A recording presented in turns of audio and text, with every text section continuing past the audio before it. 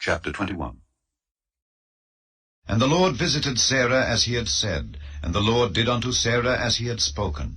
For Sarah conceived, and bare Abraham a son in his old age, at the set time of which God had spoken to him. And Abraham called the name of his son that was born unto him, whom Sarah bare to him, Isaac. And Abraham circumcised his son Isaac, being 8 days old, as God had commanded him. And Abraham was 100 years old, when his son Isaac was born unto him. And Sarah said, God hath made me to laugh, so that all that hear will laugh with me. And she said, Who would have said unto Abraham that Sarah should have given children suck? For I have borne him a son in his old age. And the child grew and was weaned, and Abraham made a great feast the same day that Isaac was weaned. And Sarah saw the son of Hagar the Egyptian, which she had borne unto Abraham, mocking. Wherefore she said unto Abraham, Cast out this bondwoman and her son, for the son of this bondwoman shall not be heir with my son, even with Isaac. And the thing was very grievous in Abraham's sight because of his son. And God said unto Abraham, Let it not be grievous in thy sight because of the lad and because of thy bondwoman. In all that Sarah hath said unto thee, hearken unto her voice. For in Isaac shall thy seed be called. And also of the son of the bondwoman will I make a nation, because he is thy seed. And Abraham rose up early in the morning, and took bread and a bottle of water, and gave it unto Hagar, putting it on her shoulder, and the child, and sent her away. And she departed, and wandered in the wilderness of Beersheba. And the water was spent in the bottle, and she cast the child under one of the shrubs. And she went and sat her down over against him a good way off, as it were a bowshot, for she said, Let me not see the death of the child. And she sat over against him, and lifted up her voice, and wept. And God heard the voice of the lad. And the angel of God called to Hagar out of heaven, and said unto her, What aileth thee, Hagar? Fear not, for God hath heard the voice of the lad where he is. Arise, lift up the lad, and hold him in thine hand, for I will make him a great nation. And God opened her eyes, and she saw a well of water, and she went and filled the bottle with water, and gave the lad drink. And God was with the lad, and he grew and dwelt in the wilderness, and became an archer. And he dwelt in the wilderness of Paran, and his mother took him a wife out of the land of Egypt. And it came to pass at that time that Abimelech and Phicol, the chief captain of his host, spake unto Abraham, saying, God is with thee in all that thou doest. Now therefore swear unto me here by God that thou wilt not deal falsely with me, nor with my son, nor with my son's son. But according to the kindness that I have done unto thee, thou shalt do unto me, and to the land wherein thou hast sojourned. And Abraham said, I will swear. And Abraham reproved Abimelech because of a well of water which Abimelech's servants had violently taken away. And Abimelech said, I wot not who hath done this thing. Neither didst thou tell me, neither yet heard I of it, but today. And Abraham took sheep and oxen, and gave them unto Abimelech, and both of them made a covenant. And Abraham set 7 ewe lambs of the flock by themselves. And Abimelech said unto Abraham, What mean these 7 ewe lambs which thou hast set by themselves? And he said, For these 7 ewe lambs shalt thou take of my hand, that they may be a witness unto me that I have digged this well. Wherefore he called that place Beersheba, because there they swear both of them. Thus they made a covenant at Beersheba. Then Abimelech rose up, and Phicol the chief captain of his host, and they returned into the land of the Philistines. And Abraham planted a grove in Beersheba, and called there on the name of the Lord, the everlasting God. And Abraham sojourned in the Philistines' land many days. Chapter 22. And it came to pass after these things that God did tempt Abraham, and said unto him, Abraham. And he said, Behold, here I am. And he said, Take now thy son, thine only son Isaac, whom thou lovest, and get thee into the land of Moriah, and offer him there for a burnt offering upon one of the mountains which I will tell thee of. And Abraham rose up early in the morning, and saddled his ass, and took 2 of his young men with him, and Isaac his son, and clave the wood for the burnt offering, and rose up, and went unto the place of which God had told him. Then on the third day Abraham lifted up his eyes, and saw the place afar off. And Abraham said unto his young men, Abide ye here with the ass, and I and the lad will go yonder and worship, and come again to you. And Abraham took the wood of the burnt offering, and laid it upon Isaac his son. And he took the fire in his hand, and a knife. And they went both of them together. And Isaac spake unto Abraham his father, and said, My father. And he said, Here am I, my son. And he said, Behold the fire and the wood, but where is the lamb for a burnt offering? And Abraham said, My son, God will provide himself a lamb for a burnt offering. So they went both of them together. And they came to the place which God had told him of. And Abraham built an altar there, and laid the wood in order, and bound Isaac his son, and laid him on the altar upon the wood. And Abraham stretched forth his hand, and took the knife to slay his son. And the angel of the Lord called unto him out of heaven, and said, Abraham, Abraham. And he said, Here am I. And he said, Lay not thine hand upon the lad, neither do thou anything unto him. For now I know that thou fearest God, seeing thou hast not withheld thy son, thine only son, from me. And Abraham lifted up his eyes, and looked, and behold, behind him a ram caught in a thicket by his horns. And Abraham went and took the ram, and offered him up for a burnt offering in the stead of his son. And Abraham called the name of that place Jehovah-Jireh, as it is said to this day, In the mount of the Lord it shall be seen. And the angel of the Lord called unto Abraham out of heaven the second time, and said, By myself have I sworn, saith the Lord, for because thou hast done this thing, and hast not withheld thy son, thine only son, that in blessing I will bless thee, and in multiplying I will multiply thy seed as the stars of the heaven, and as the sand which is upon the seashore, and thy seed shall possess the gate of his enemies. And in thy seed shall all the nations of the earth be blessed, because thou hast obeyed my voice. So Abraham returned unto his young men, and they rose up and went together to Beersheba, and Abraham dwelt at Beersheba.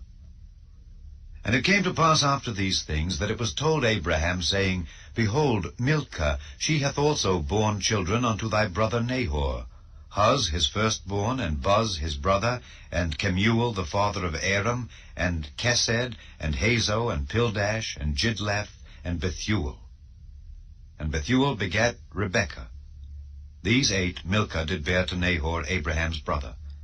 And his concubine, whose name was Reumah, she bare also Tebah, and Gaham, and Thahash, and Maacah.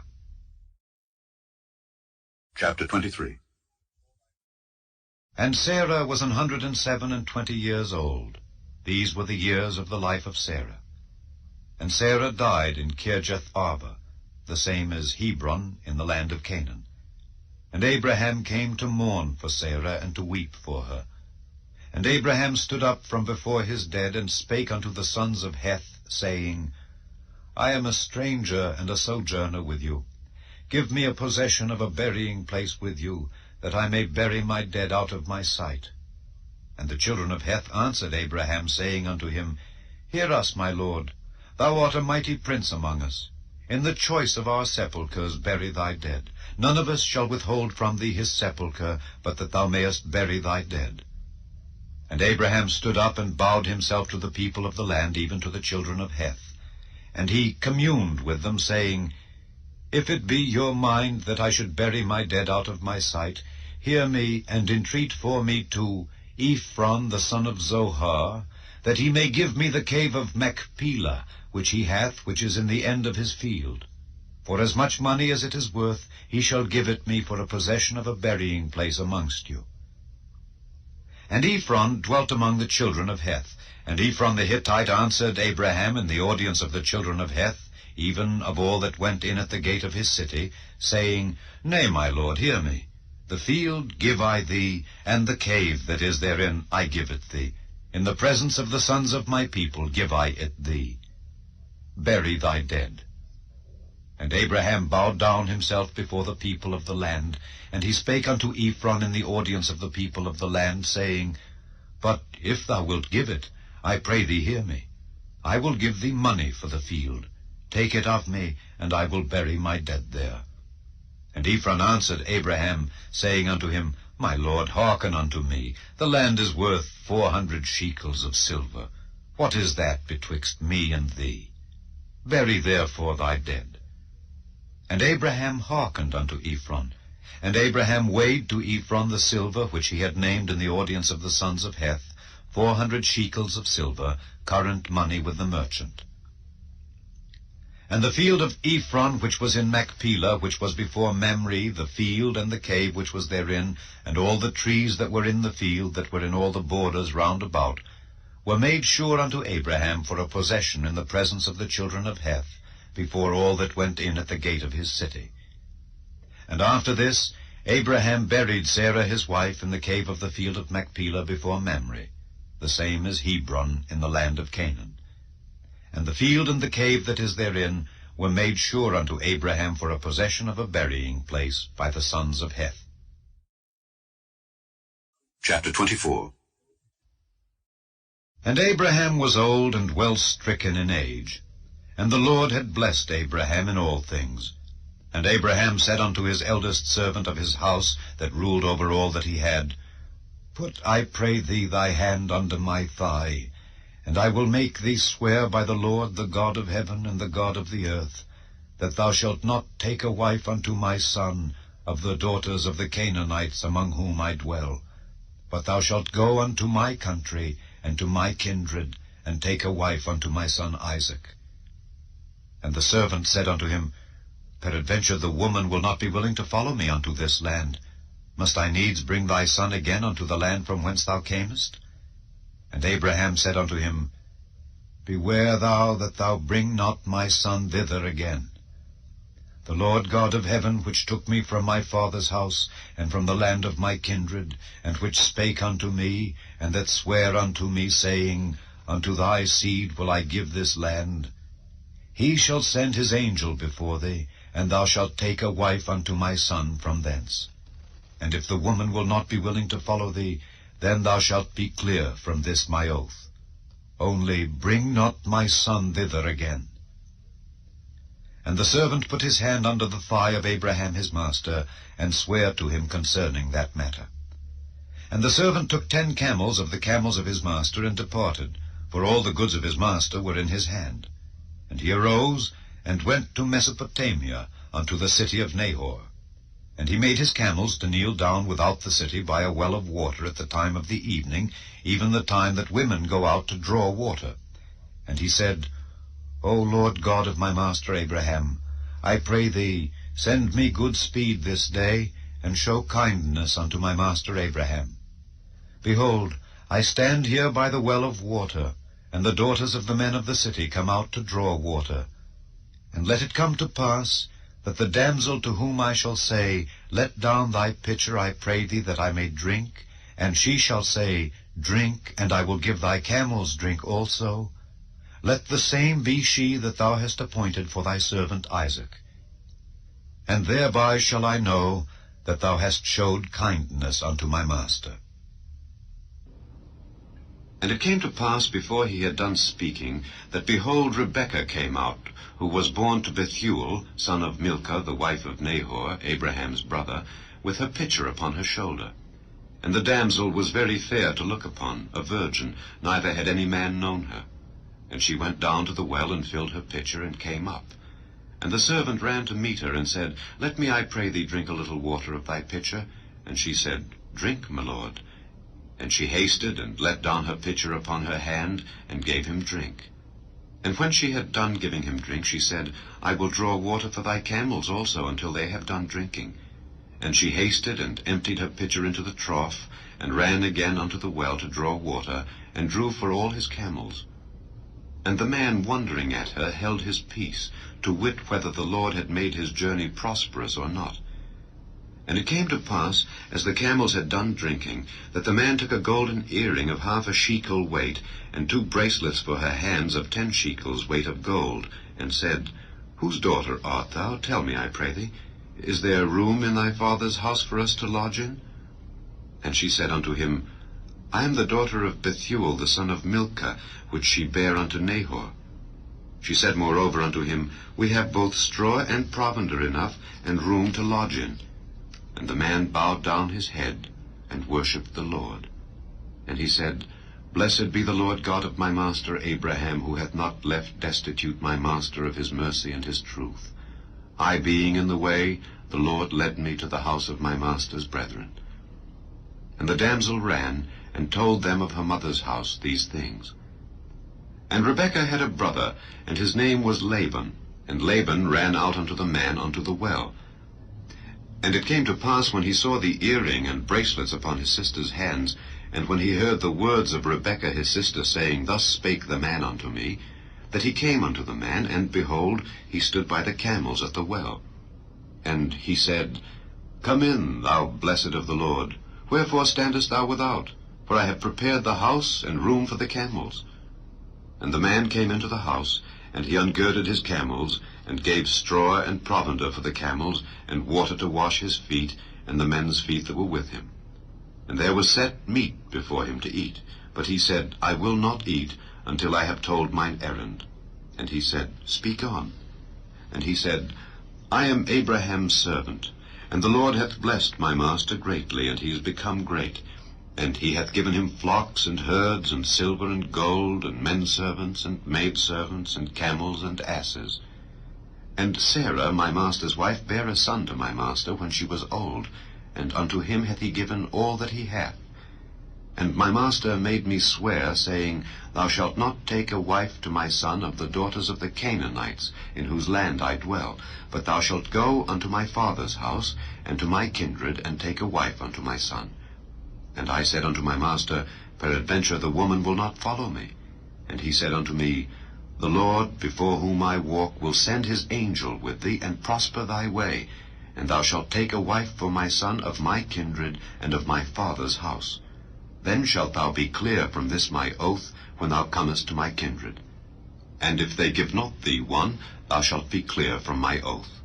And I came this day unto the well, and said, O Lord God of my master Abraham, if now thou do prosper my way which I go, behold, I stand by the well of water, and it shall come to pass, that when the virgin cometh forth to draw water, and I say to her, Give me, I pray thee, a little water of thy pitcher to drink, and she say to me, Both drink thou, and I will also draw for thy camels, let the same be the woman whom the Lord hath appointed out for my master's son. And before I had done speaking in mine heart, behold, Rebekah came forth with her pitcher on her shoulder, and she went down unto the well and drew water, and I said unto her, Let me drink, I pray thee.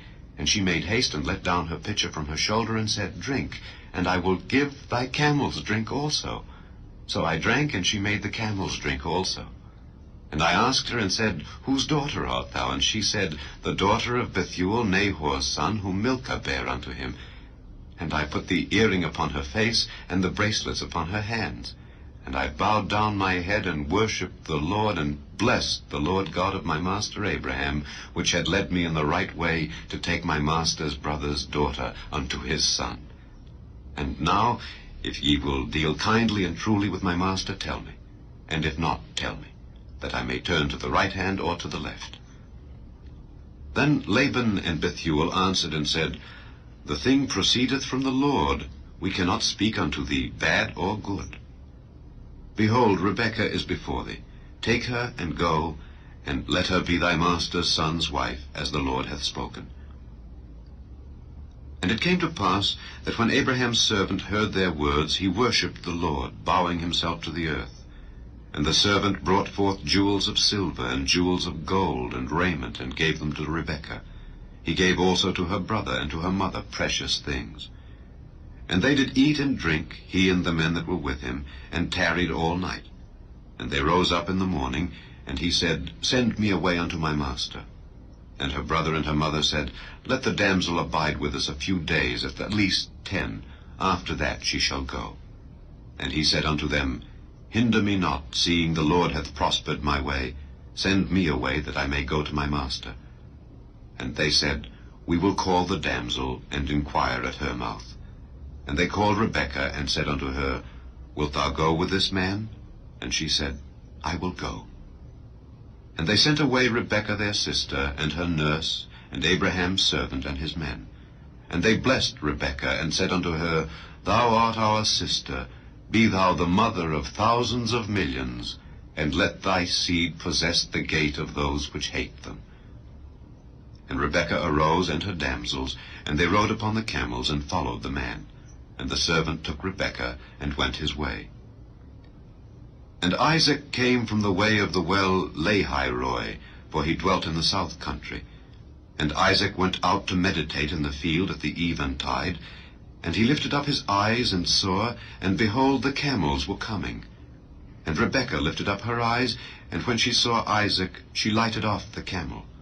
For she had said unto the servant, What man is this that walketh in the field to meet us?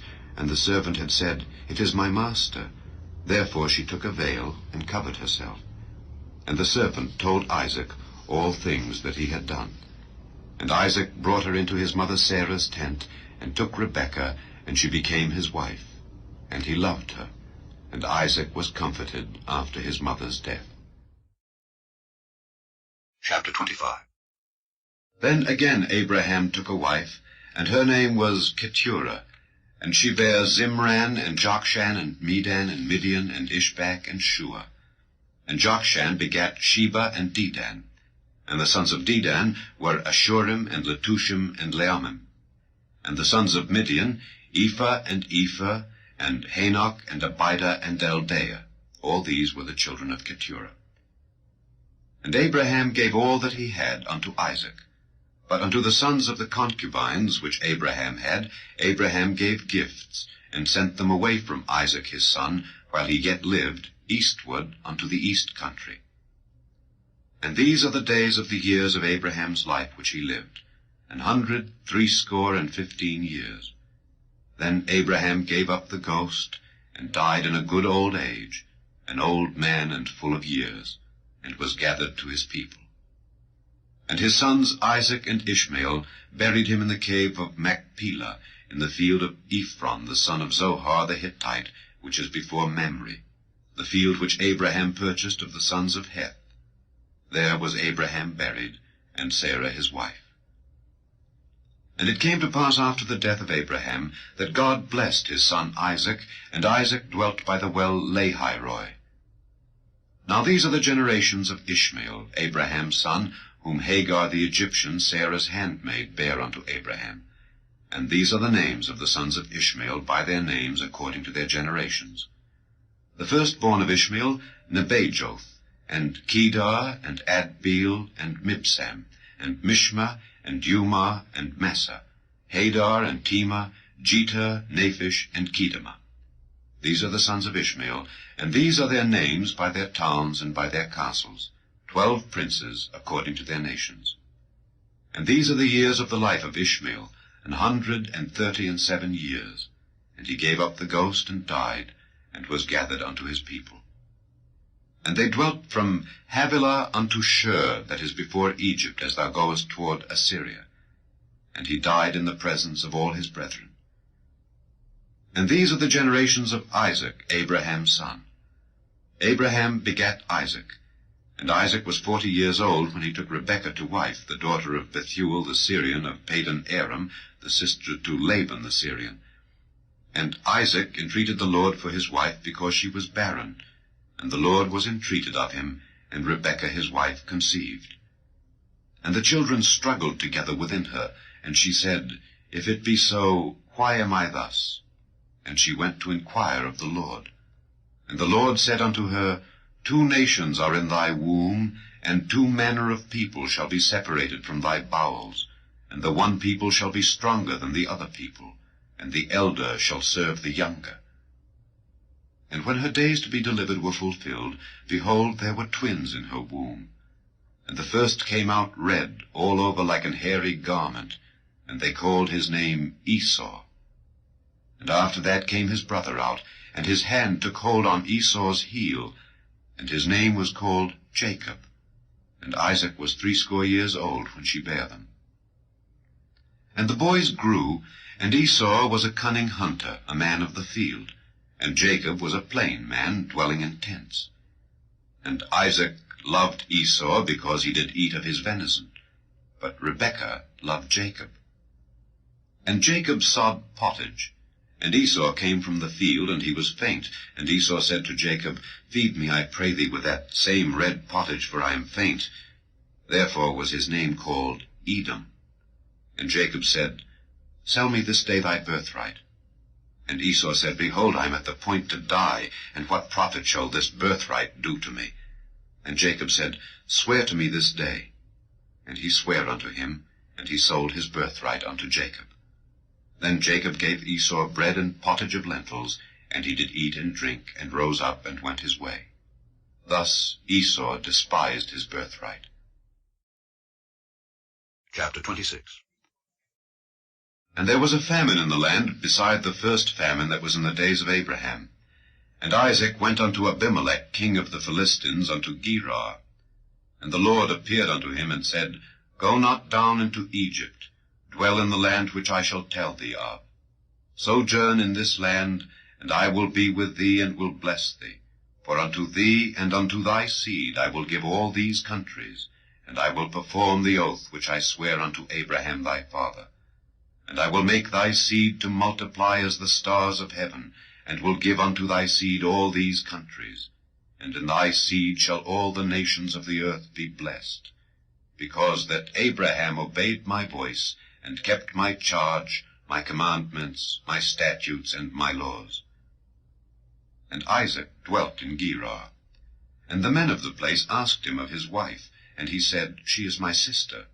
For he feared to say, She is my wife, lest, said he, the men of the place should kill me for Rebekah, because she was fair to look upon.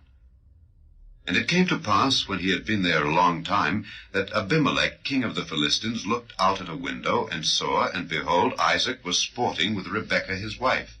And Abimelech called Isaac, and said, Behold, of a surety she is thy wife. And how saidst thou, She is my sister? And Isaac said unto him, Because I said, Lest I die for her. And Abimelech said, What is this thou hast done unto us? One of the people might likely have lain with thy wife, and thou shouldest have brought guiltiness upon us.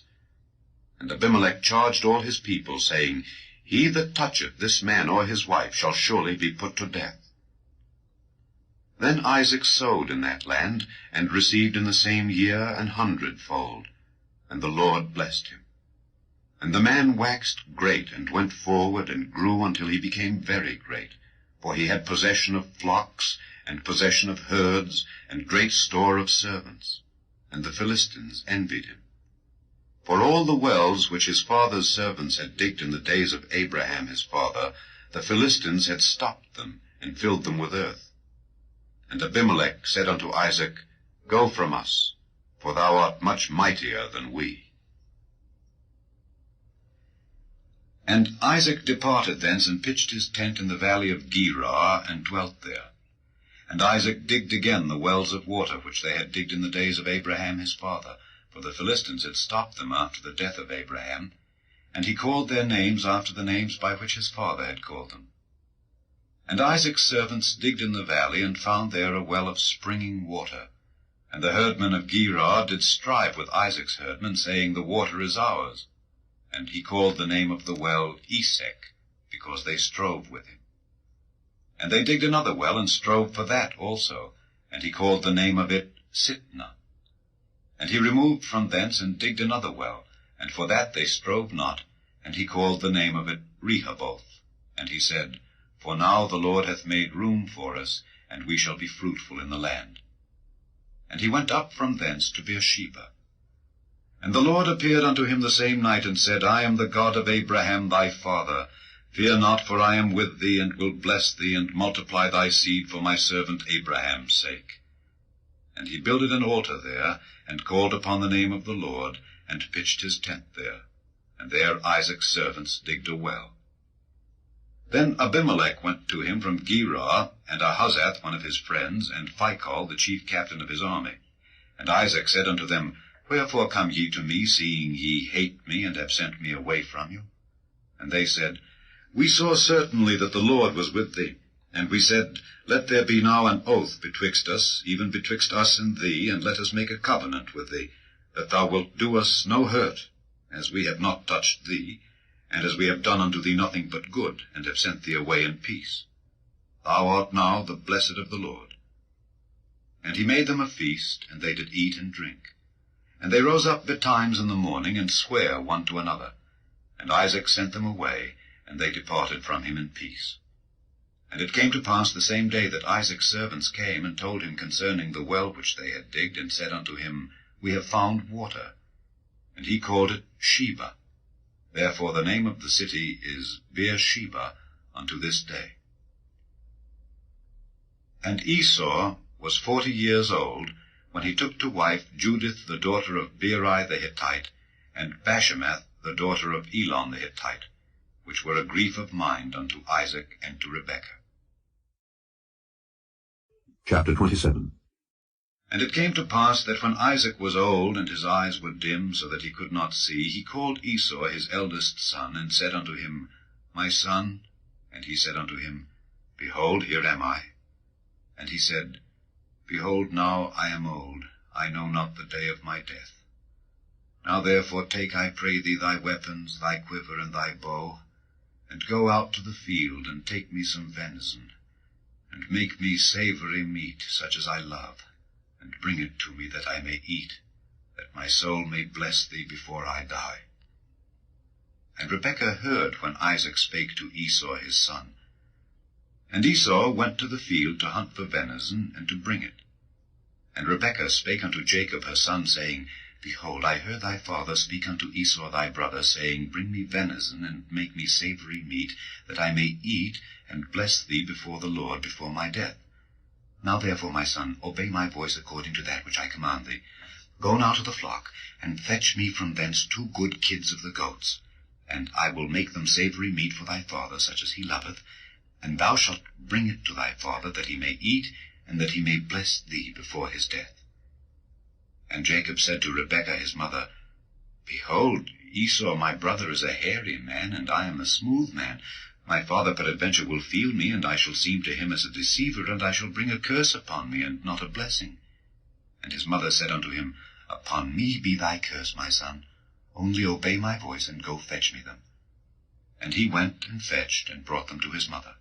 And his mother made savory meat, such as his father loved.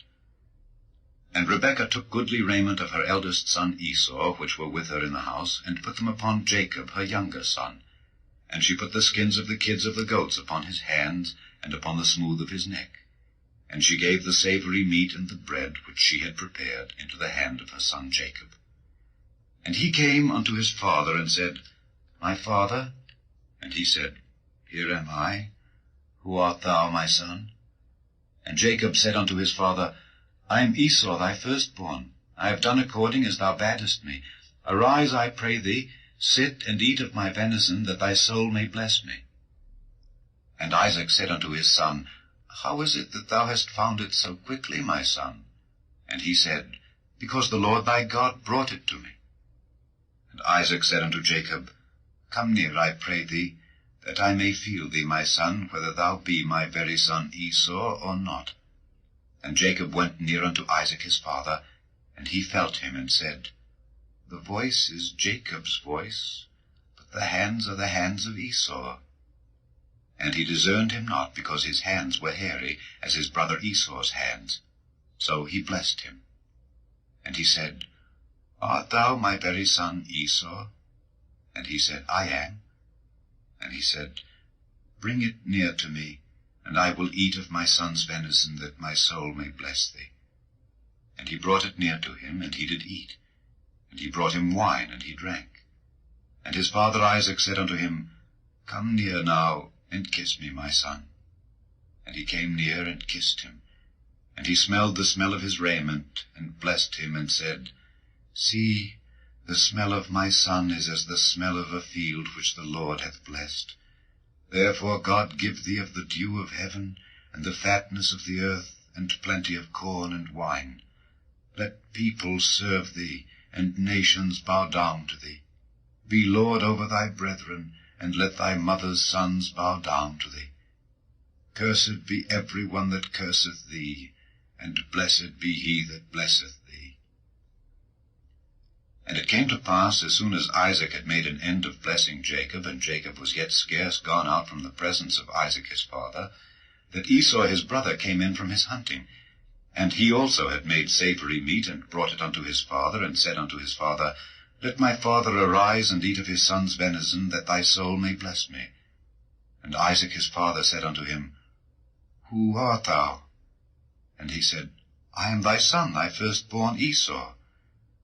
And Isaac trembled very exceedingly, and said, Who? Where is he that hath taken venison, and brought it me? And I have eaten of all before thou camest, and have blessed him. Yea, and he shall be blessed. And when Esau heard the words of his father, he cried with a great and exceeding bitter cry, and said unto his father, Bless me, even me also, O my father. And he said, Thy brother came with subtlety, and hath taken away thy blessing. And he said, Is not he rightly named Jacob? For he hath supplanted me these 2 times. He took away my birthright, and behold, now he hath taken away my blessing.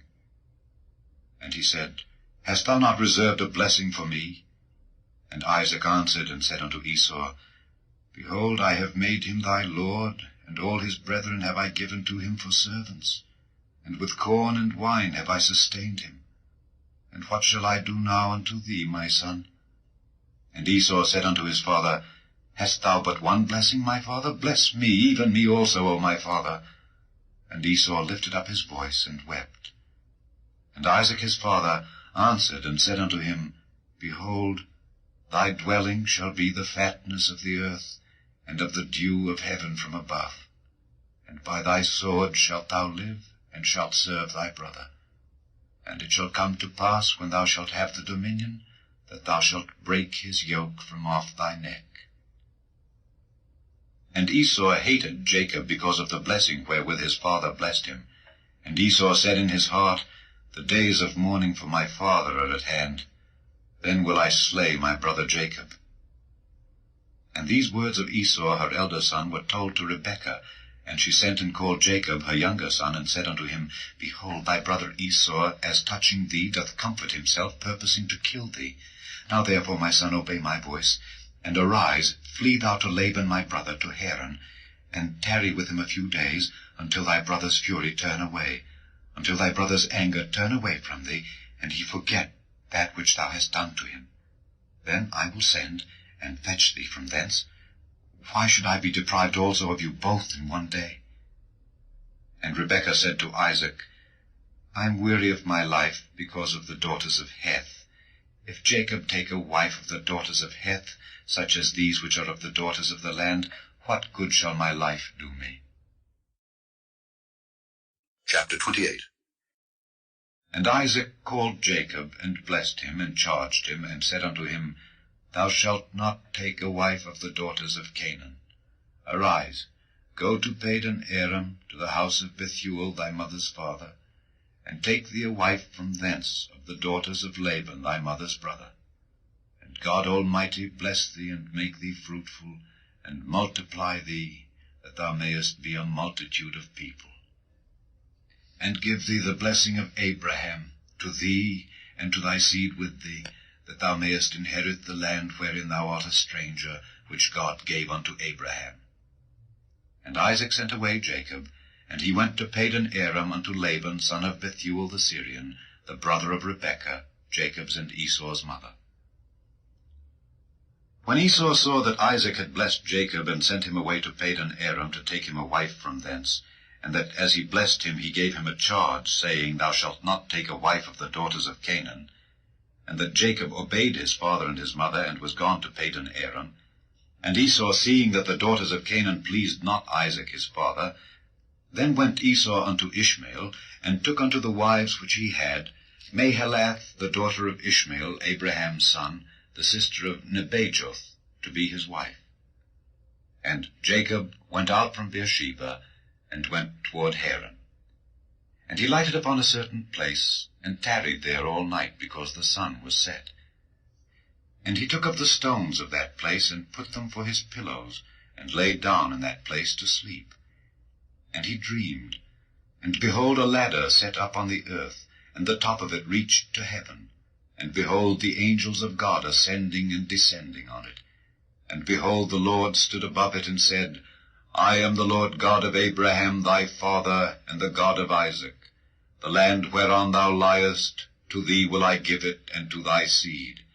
And thy seed shall be as the dust of the earth, and thou shalt spread abroad to the west, and to the east, and to the north, and to the south. And in thee and in thy seed shall all the families of the earth be blessed. And behold, I am with thee, and will keep thee in all places whither thou goest, and will bring thee again into this land. For I will not leave thee, until I have done that which I have spoken to thee of. And Jacob awaked out of his sleep, and he said, Surely the Lord is in this place, and I knew it not. And he was afraid, and said, How dreadful is this place! This is none other but the house of God, and this is the gate of heaven.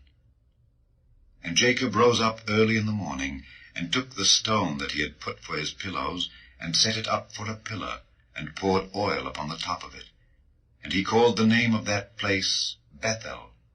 But the name of that city was called Luz at the first.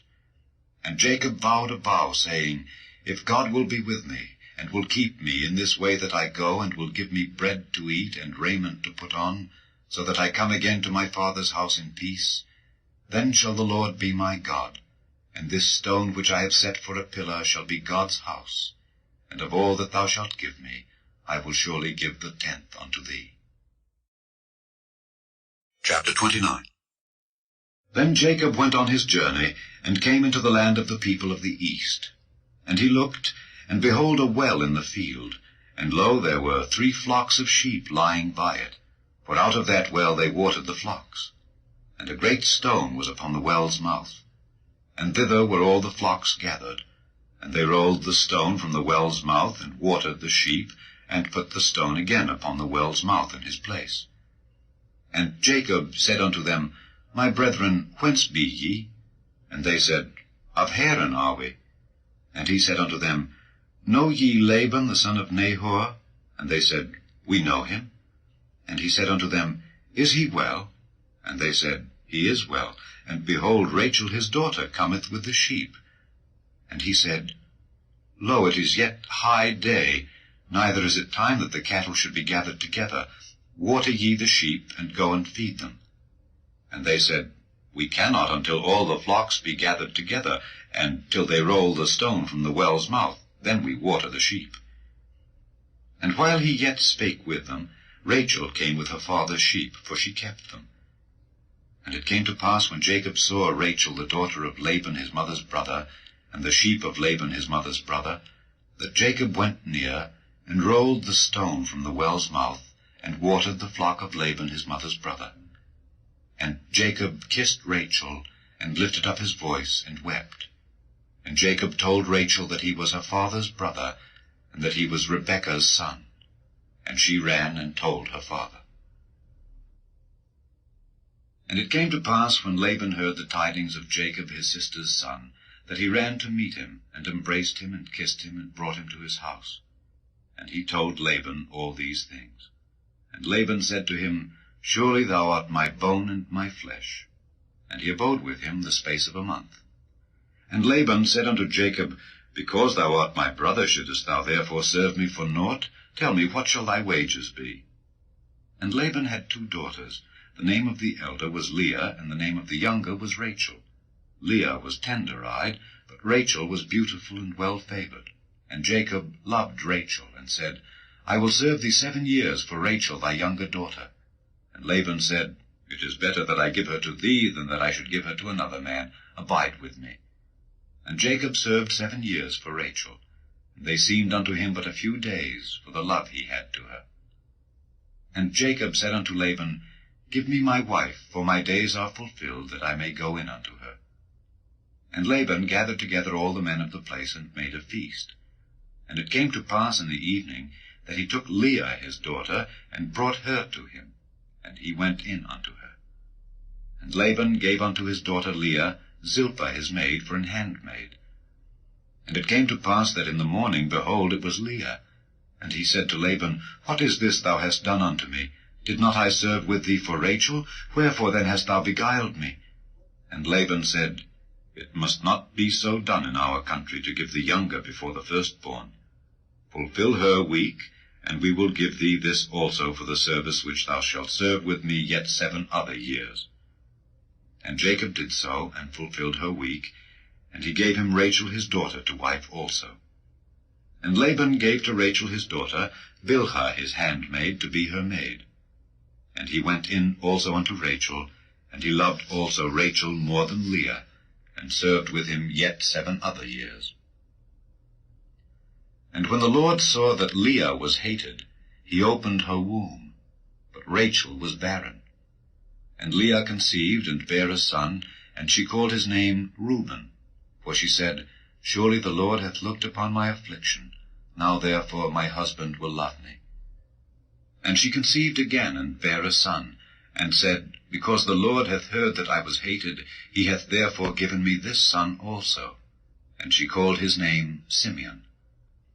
And she conceived again, and bare a son, and said, Now this time will my husband be joined unto me, because I have borne him 3 sons. Therefore was his name called Levi.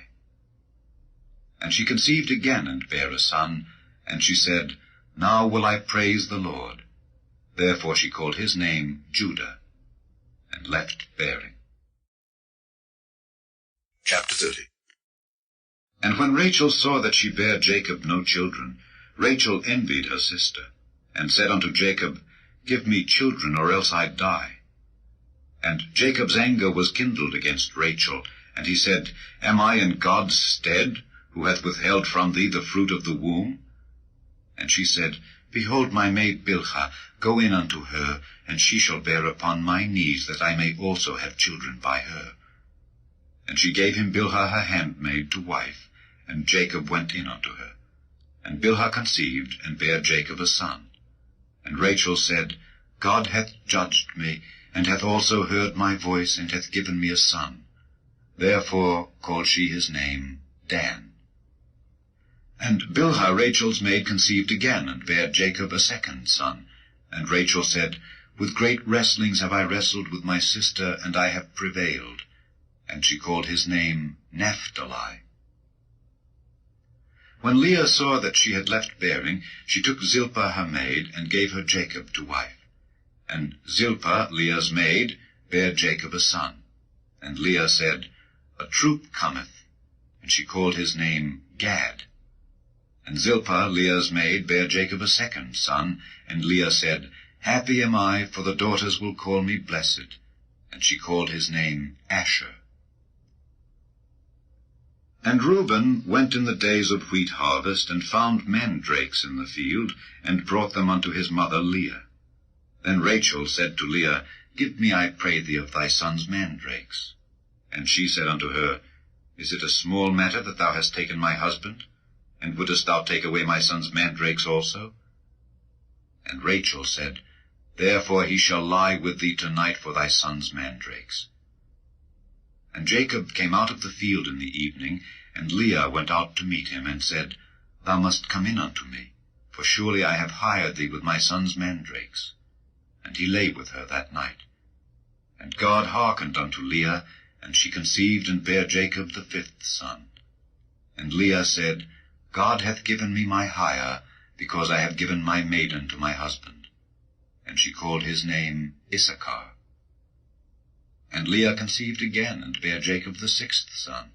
And Leah said, God hath endued me with a good dowry. Now will my husband dwell with me, because I have borne him 6 sons. And she called his name Zebulun. And afterward she bare a daughter, and called her name Dinah. And God remembered Rachel, and God hearkened to her, and opened her womb. And she conceived and bare a son, and said, God hath taken away my reproach. And she called his name Joseph, and said, The Lord shall add to me another son. And it came to pass, when Rachel had borne Joseph, that Jacob said unto Laban, Send me away, that I may go unto mine own place and to my country. Give me my wives and my children, for whom I have served thee, and let me go. For thou knowest my service which I have done thee. And Laban said unto him, I pray thee, if I have found favor in thine eyes, tarry, for I have learned by experience that the Lord hath blessed me for thy sake. And he said, Appoint me thy wages, and I will give it. And he said unto him, Thou knowest how I have served thee, and how thy cattle was with me. For it was little which thou hadst before I came, and it is now increased unto a multitude. And the Lord hath blessed thee since my coming, and now when shall I provide for mine own house also? And he said, What shall I give thee? And Jacob said, Thou shalt not give me anything. If thou wilt do this thing for me, I will again feed and keep thy flock. I will pass through all thy flock today, removing from thence all the speckled and spotted cattle, and all the brown cattle among the sheep, and the spotted and speckled among the goats, and of such shall be my hire. So shall my righteousness answer for me in time to come, when it shall come for my hire before thy face. Every one that is not speckled and spotted among the goats, and brown among the sheep, that shall be counted stolen with me. And Laban said, Behold, I would it might be according to thy word. And he removed that day the he-goats that were ring-straked and spotted, and all the she-goats that were speckled and spotted, and every one that had some white in it, and all the brown among the sheep, and gave them into the hand of his sons. And he set 3 days' journey betwixt himself and Jacob fed the rest of Laban's flocks. And Jacob took him rods of green poplar, and of the hazel and chestnut tree, and pilled white strakes in them, and made the white appear which was in the rods. And he set the rods which he had pilled before the flocks in the gutters and the watering troughs when the flocks came to drink, that they should conceive when they came to drink. And the flocks conceived before the rods, and brought forth cattle ring-straked, speckled, and spotted.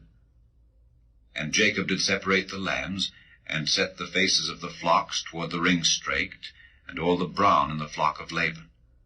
And he put his own flocks by themselves, and put them not unto Laban's cattle. And it came to pass, whensoever the stronger cattle did conceive, that Jacob laid the rods before the eyes of the cattle in the gutters, that they might conceive among the rods. But when the cattle were feeble, he put them not in. So the feebler were Laban's, and the stronger Jacob's. And the man increased exceedingly, and had much cattle, and maidservants and menservants, and camels and asses. Chapter 31. And he heard the words of Laban's sons, saying, Jacob hath taken away all that was our father's, and of that which was our father's hath he gotten all this glory. And Jacob beheld the countenance of Laban, and behold, it was not toward him as before. And the Lord said unto Jacob, Return unto the land of thy fathers, and to thy kindred, and I will be with thee.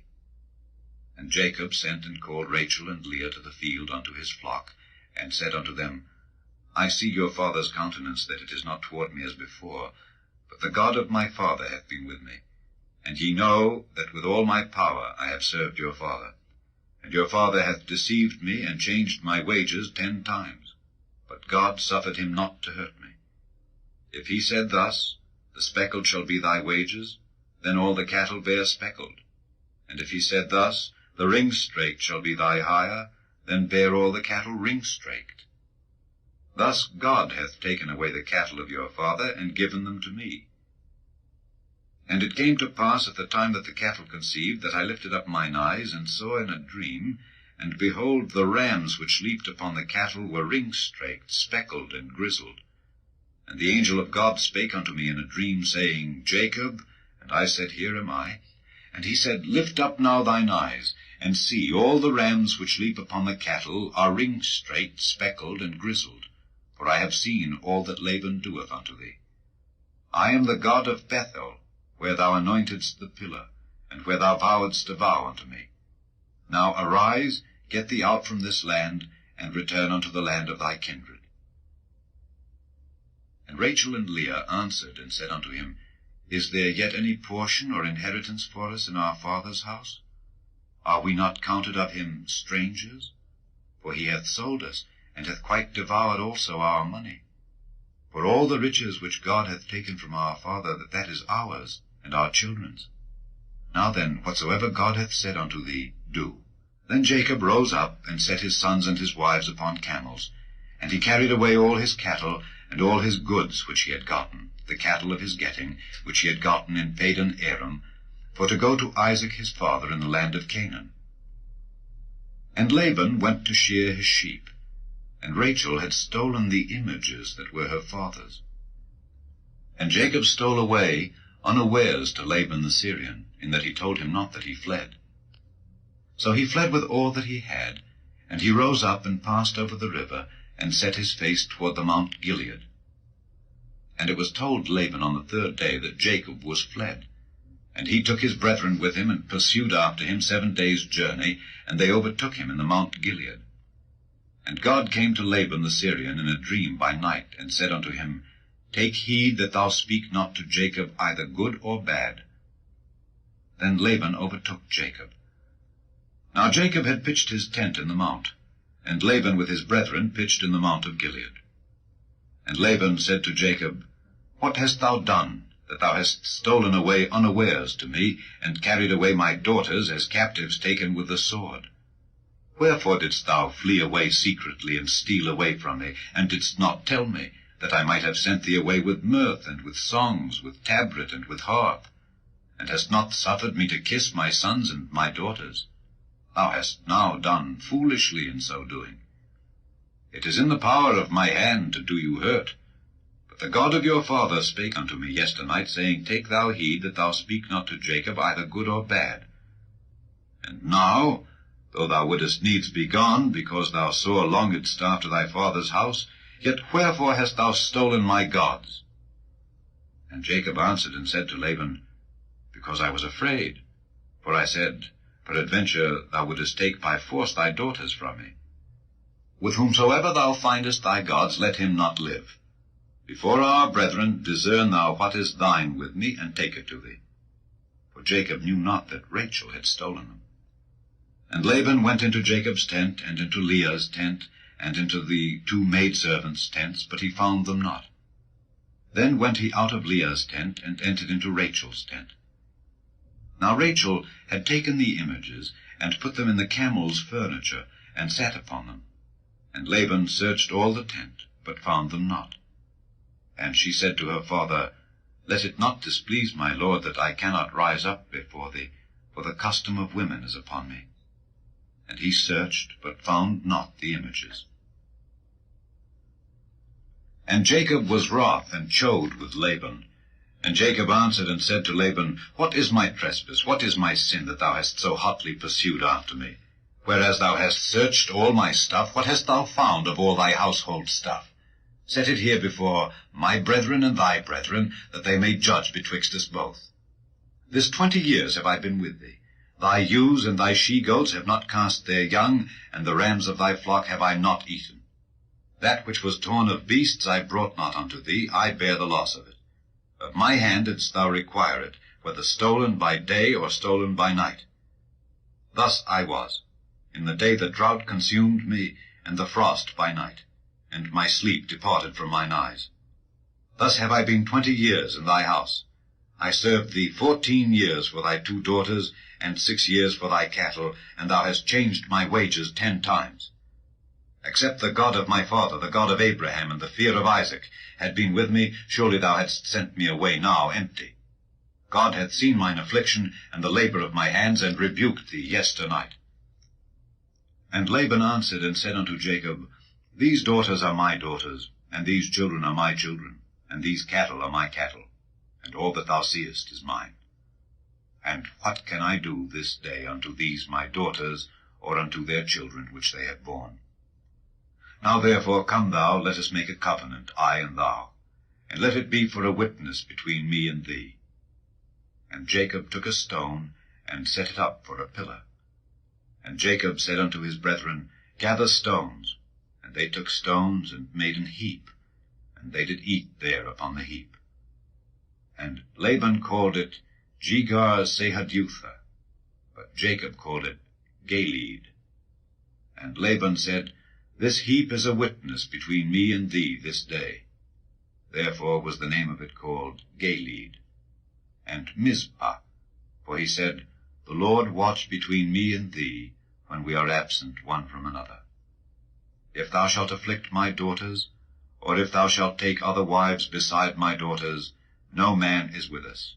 See, God is witness betwixt me and thee. And Laban said to Jacob, Behold this heap, and behold this pillar, which I have cast betwixt me and thee. This heap be witness, and this pillar be witness, that I will not pass over this heap to thee, and that thou shalt not pass over this heap and this pillar unto me for harm. The God of Abraham and the God of Nahor, the God of their father, judge betwixt us. And Jacob sware by the fear of his father Isaac. Then Jacob offered sacrifice upon the mount, and called his brethren to eat bread. And they did eat bread, and tarried all night in the mount. And early in the morning Laban rose up, and kissed his sons and his daughters, and blessed them. And Laban departed, and returned unto his place. Chapter 32. And Jacob went on his way, and the angels of God met him. And when Jacob saw them, he said, This is God's host. And he called the name of that place Mahanaim. And Jacob sent messengers before him to Esau his brother unto the land of Seir, the country of Edom. And he commanded them, saying, Thus shall ye speak unto my lord Esau. Thy servant Jacob saith thus, I have sojourned with Laban, and stayed there until now. And I have oxen and asses, flocks, and men servants and women servants. And I have sent to tell my lord, that I may find grace in thy sight. And the messengers returned to Jacob, saying, We came to thy brother Esau, and also he cometh to meet thee, and 400 men with him. Then Jacob was greatly afraid and distressed, and he divided the people that was with him, and the flocks and herds and the camels, into 2 bands, and said, If Esau come to the one company and smite it, then the other company which is left shall escape. And Jacob said, O God of my father Abraham, and God of my father Isaac, the Lord which saidst unto me, Return unto thy country and to thy kindred, and I will deal well with thee. I am not worthy of the least of all the mercies and of all the truth which thou hast showed unto thy servant. For with my staff I passed over this Jordan, and now I am become 2 bands. Deliver me, I pray thee, from the hand of my brother, from the hand of Esau, for I fear him, lest he will come and smite me and the mother with the children. And thou saidst, I will surely do thee good, and make thy seed as the sand of the sea, which cannot be numbered for multitude. And he lodged there that same night, and took of that which came to his hand a present for Esau his brother, 200 she-goats and 20 he-goats, 200 ewes and 20 rams, 30 milch camels with their colts, 40 kine, and 10 bulls, 20 she-asses, and 10 foals. And he delivered them into the hand of his servants, every drove by themselves, and said unto his servants, Pass over before me, and put a space betwixt drove and drove. And he commanded the foremost, saying, When Esau my brother meeteth thee, and asketh thee, saying, Whose art thou, and whither goest thou, and whose are these before thee? Then thou shalt say, They be thy servant Jacob's. It is a present sent unto my lord Esau. And behold, also he is behind us. And so commanded he the second and the third, and all that followed the drove, saying, On this manner shall ye speak unto Esau when ye find him. And say ye moreover, Behold, thy servant Jacob is behind us. For he said, I will appease him with the present that goeth before me, and afterward I will see his face. Peradventure he will accept of me. So went the present over before him, and himself lodged that night in the company. And he rose up that night, and took his 2 wives, and his 2 women servants, and his 11 sons, and passed over the ford Jabbok. And he took them, and sent them over the brook, and sent over that he had. And Jacob was left alone. And there wrestled a man with him until the breaking of the day. And when he saw that he prevailed not against him, he touched the hollow of his thigh, And the hollow of Jacob's thigh was out of joint as he wrestled with him. And he said, Let me go, for the day breaketh. And he said, I will not let thee go, except thou bless me. And he said unto him, What is thy name? And he said, Jacob. And he said, Thy name shall be called no more Jacob, but Israel. For as a prince hast thou power with God and with men, and hast prevailed. And Jacob asked him, and said, Tell me, I pray thee, thy name. And he said, Wherefore is it that thou dost ask after my name? And he blessed him there. And Jacob called the name of the place Peniel, for I have seen God face to face, and my life is preserved. And as he passed over Penuel, the sun rose upon him, and he halted upon his thigh. Therefore the children of Israel eat not of the sinew which shrank, which is upon the hollow of the thigh, unto this day, because he touched the hollow of Jacob's thigh in the sinew that shrank. Chapter 33. And Jacob lifted up his eyes and looked, and behold, Esau came, and with him 400 men. And he divided the children unto Leah and unto Rachel, and unto the 2 handmaids. And he put the handmaids and their children foremost, and Leah and her children after, and Rachel and Joseph hindermost. And he passed over before them, and bowed himself to the ground 7 times, until he came near to his brother. And Esau ran to meet him, and embraced him, and fell on his neck, and kissed him, and they wept. And he lifted up his eyes, and saw the women and the children, and said, Who are those with thee?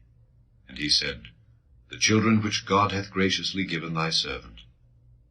Then the handmaidens came near, they and their children, and they bowed themselves. And Leah also with her children came near, and bowed themselves. And after came Joseph near, and Rachel, and they bowed themselves. And he said, What meanest thou by all this drove which I met? And he said, These are to find grace in the sight of my Lord. And Esau said, I have enough, my brother. Keep that thou hast unto thyself. And Jacob said, Nay, I pray thee, if now I have found grace in thy sight, then receive my present at my hand. For therefore I have seen thy face, as though I had seen the face of God, and thou wast pleased with me. Take, I pray thee, my blessing that is brought to thee, because God hath dealt graciously with me, and because I have enough. And he urged him, and he took it. And he said, Let us take our journey, and let us go, and I will go before thee. And he said unto him, My Lord knoweth that the children are tender, and the flocks and herds with young are with me, and if men should overdrive them one day, all the flock will die. Let my Lord, I pray thee, pass over before his servant, and I will lead on softly, according as the cattle that goeth before me, and the children be able to endure, until I come unto my Lord, unto Seir. And Esau said, Let me now leave with thee some of the folk that are with me. And he said, What needeth it? Let me find grace in the sight of my Lord. So Esau returned that day on his way unto Seir. And Jacob journeyed to Succoth, and built him an house, and made booths for his cattle. Therefore the name of the place is called Succoth. And Jacob came to Shalem, a city of Shechem, which is in the land of Canaan, when he came from Padan Aram, and pitched his tent before the city. And he bought a parcel of a field, where he had spread his tent, at the hand of the children of Hamor, Shechem's father, for 100 pieces of money. And he erected there an altar, and called it El Elohi Israel. Chapter 34. And Dinah the daughter of Leah, which she bare unto Jacob, went out to see the daughters of the land. And when Shechem the son of Hamor the Hivite, prince of the country, saw her, he took her, and lay with her, and defiled her. And his soul clave unto Dinah the daughter of Jacob, and he loved the damsel, and spake kindly unto the damsel. And Shechem spake unto his father Hamor, saying, Get me this damsel to wife. And Jacob heard that he had defiled Dinah his daughter. Now his sons were with his cattle in the field. And Jacob held his peace until they were come. And Hamor the father of Shechem went out unto Jacob to commune with him. And the sons of Jacob came out of the field when they heard it, And the men were grieved, and they were very wroth, because he had wrought folly in Israel in lying with Jacob's daughter, which thing ought not to be done. And Hamor communed with them, saying, The soul of my son Shechem longeth for your daughter. I pray you give her him to wife. And make ye marriages with us, and give your daughters unto us, and take our daughters unto you. And ye shall dwell with us, and the land shall be before you. Dwell and trade ye therein, and get you possessions therein. And Shechem said unto her father, and unto her brethren, Let me find grace in your eyes, and what ye shall say unto me I will give. Ask me never so much dowry and gift, and I will give according as ye shall say unto me. But give me the damsel to wife. The sons of Jacob answered Shechem and Hamor his father deceitfully, and said, because he had defiled Dinah their sister, and they said unto them, We cannot do this thing, to give our sister to one that is uncircumcised, for that were a reproach unto us. But in this will we consent unto you, if ye will be as we be, that every male of you be circumcised. Then will we give our daughters unto you, and we will take your daughters to us, and we will dwell with you, and we will become one people. But if ye will not hearken unto us to be circumcised, then will we take our daughter, and we will be gone. And their words pleased Hamor, and Shechem Hamor's son. And the young man deferred not to do the thing, because he had delight in Jacob's daughter, and he was more honorable than all the house of his father. And Hamor and Shechem his son came unto the gate of their city, and communed with the men of their city, saying, These men are peaceable with us, therefore let them dwell in the land, and trade therein. For the land, behold, it is large enough for them. Let us take their daughters to us for wives, and let us give them our daughters. Only herein will the men consent unto us, for to dwell with us, to be one people, if every male among us be circumcised, as they are circumcised. Shall not their cattle and their substance and every beast of theirs be ours? Only let us consent unto them, and they will dwell with us. And unto Hamor and unto Shechem his son hearkened all that went out of the gate of his city, and every male was circumcised, all that went out of the gate of his city. And it came to pass on the third day, when they were sore, that two of the sons of Jacob, Simeon and Levi, Dinah's brethren, took each man his sword, and came upon the city boldly, and slew all the males. And they slew Hamor and Shechem his son with the edge of the sword, and took Dinah out of Shechem's house, and went out. The sons of Jacob came upon the slain, and spoiled the city, because they had defiled their sister. They took their sheep, and their oxen, and their asses, and that which was in the city, and that which was in the field, and all their wealth. And all their little ones and their wives took they captive, and spoiled even all that was in the house. And Jacob said to Simeon and Levi, Ye have troubled me, to make me to stink among the inhabitants of the land, among the Canaanites and the Perizzites. And I, being few in number, they shall gather themselves together against me, and slay me, and I shall be destroyed, I and my house. And they said, Should he deal with our sister as with an harlot? Chapter 35. And God said unto Jacob, Arise, go up to Bethel, and dwell there, and make there an altar unto God that appeared unto thee when thou fleddest from the face of Esau thy brother. Then Jacob said unto his household, and to all that were with him, Put away the strange gods that are among you, and be clean, and change your garments. And let us arise and go up to Bethel, and I will make there an altar unto God, who answered me in the day of my distress, and was with me in the way which I went. And they gave unto Jacob all the strange gods which were in their hand, and all their earrings which were in their ears, and Jacob hid them under the oak which was by Shechem. And they journeyed, and the terror of God was upon the cities that were round about them, and they did not pursue after the sons of Jacob. So Jacob came to Luz, which is in the land of Canaan, that is, Bethel, he and all the people that were with him. And he built there an altar, and called the place El Bethel, because there God appeared unto him when he fled from the face of his brother. But Deborah, Rebekah's nurse, died, and she was buried beneath Bethel under an oak, and the name of it was called Alan Baketh. And God appeared unto Jacob again when he came out of Padan Aram, and blessed him. And God said unto him, Thy name is Jacob. Thy name shall not be called any more Jacob, but Israel shall be thy name. And he called his name Israel. And God said unto him, I am God Almighty. Be fruitful and multiply. A nation and a company of nations shall be of thee, and kings shall come out of thy loins. And the land which I gave Abraham and Isaac, to thee I will give it, and to thy seed after thee will I give the land. And God went up from him in the place where he talked with him. And Jacob set up a pillar in the place where he talked with him, even a pillar of stone. And he poured a drink offering thereon, and he poured oil thereon.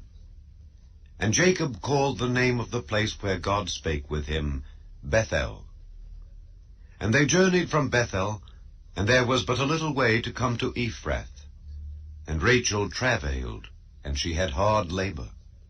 And it came to pass, when she was in hard labor, that the midwife said unto her, Fear not, thou shalt have this son also. And it came to pass, as her soul was in departing, for she died, that she called his name Benoni, but his father called him Benjamin. And Rachel died, and was buried in the way to Ephrath, which is Bethlehem. And Jacob set a pillar upon her grave, that is the pillar of Rachel's grave unto this day. And Israel journeyed, and spread his tent beyond the tower of Edar. And it came to pass, when Israel dwelt in that land, that Reuben went and lay with Bilhah his father's concubine, and Israel heard it. Now the sons of Jacob were 12. The sons of Leah, Reuben, Jacob's firstborn, and Simeon, and Levi, and Judah, and Issachar, and Zebulun. The sons of Rachel, Joseph, and Benjamin. And the sons of Bilhah, Rachel's handmaid, Dan and Naphtali.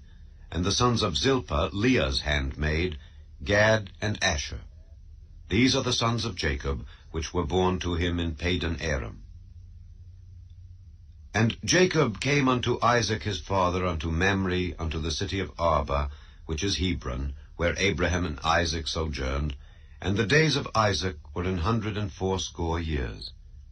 And Isaac gave up the ghost, and died, and was gathered unto his people, being old and full of days. And his sons Esau and Jacob buried him. Chapter 36. Now these are the generations of Esau, who is Edom. Esau took his wives of the daughters of Canaan, Adah the daughter of Elon the Hittite, and Aholibamah the daughter of Anah the daughter of Zibeon the Hivite, and Bashemath, Ishmael's daughter, sister of Nebajoth. And Adah bare to Esau Eliphaz, and Bashemath bare Reuel, and Aholibamah bare Jeush, and Jaalam, and Korah. These are the sons of Esau, which were born unto him in the land of Canaan.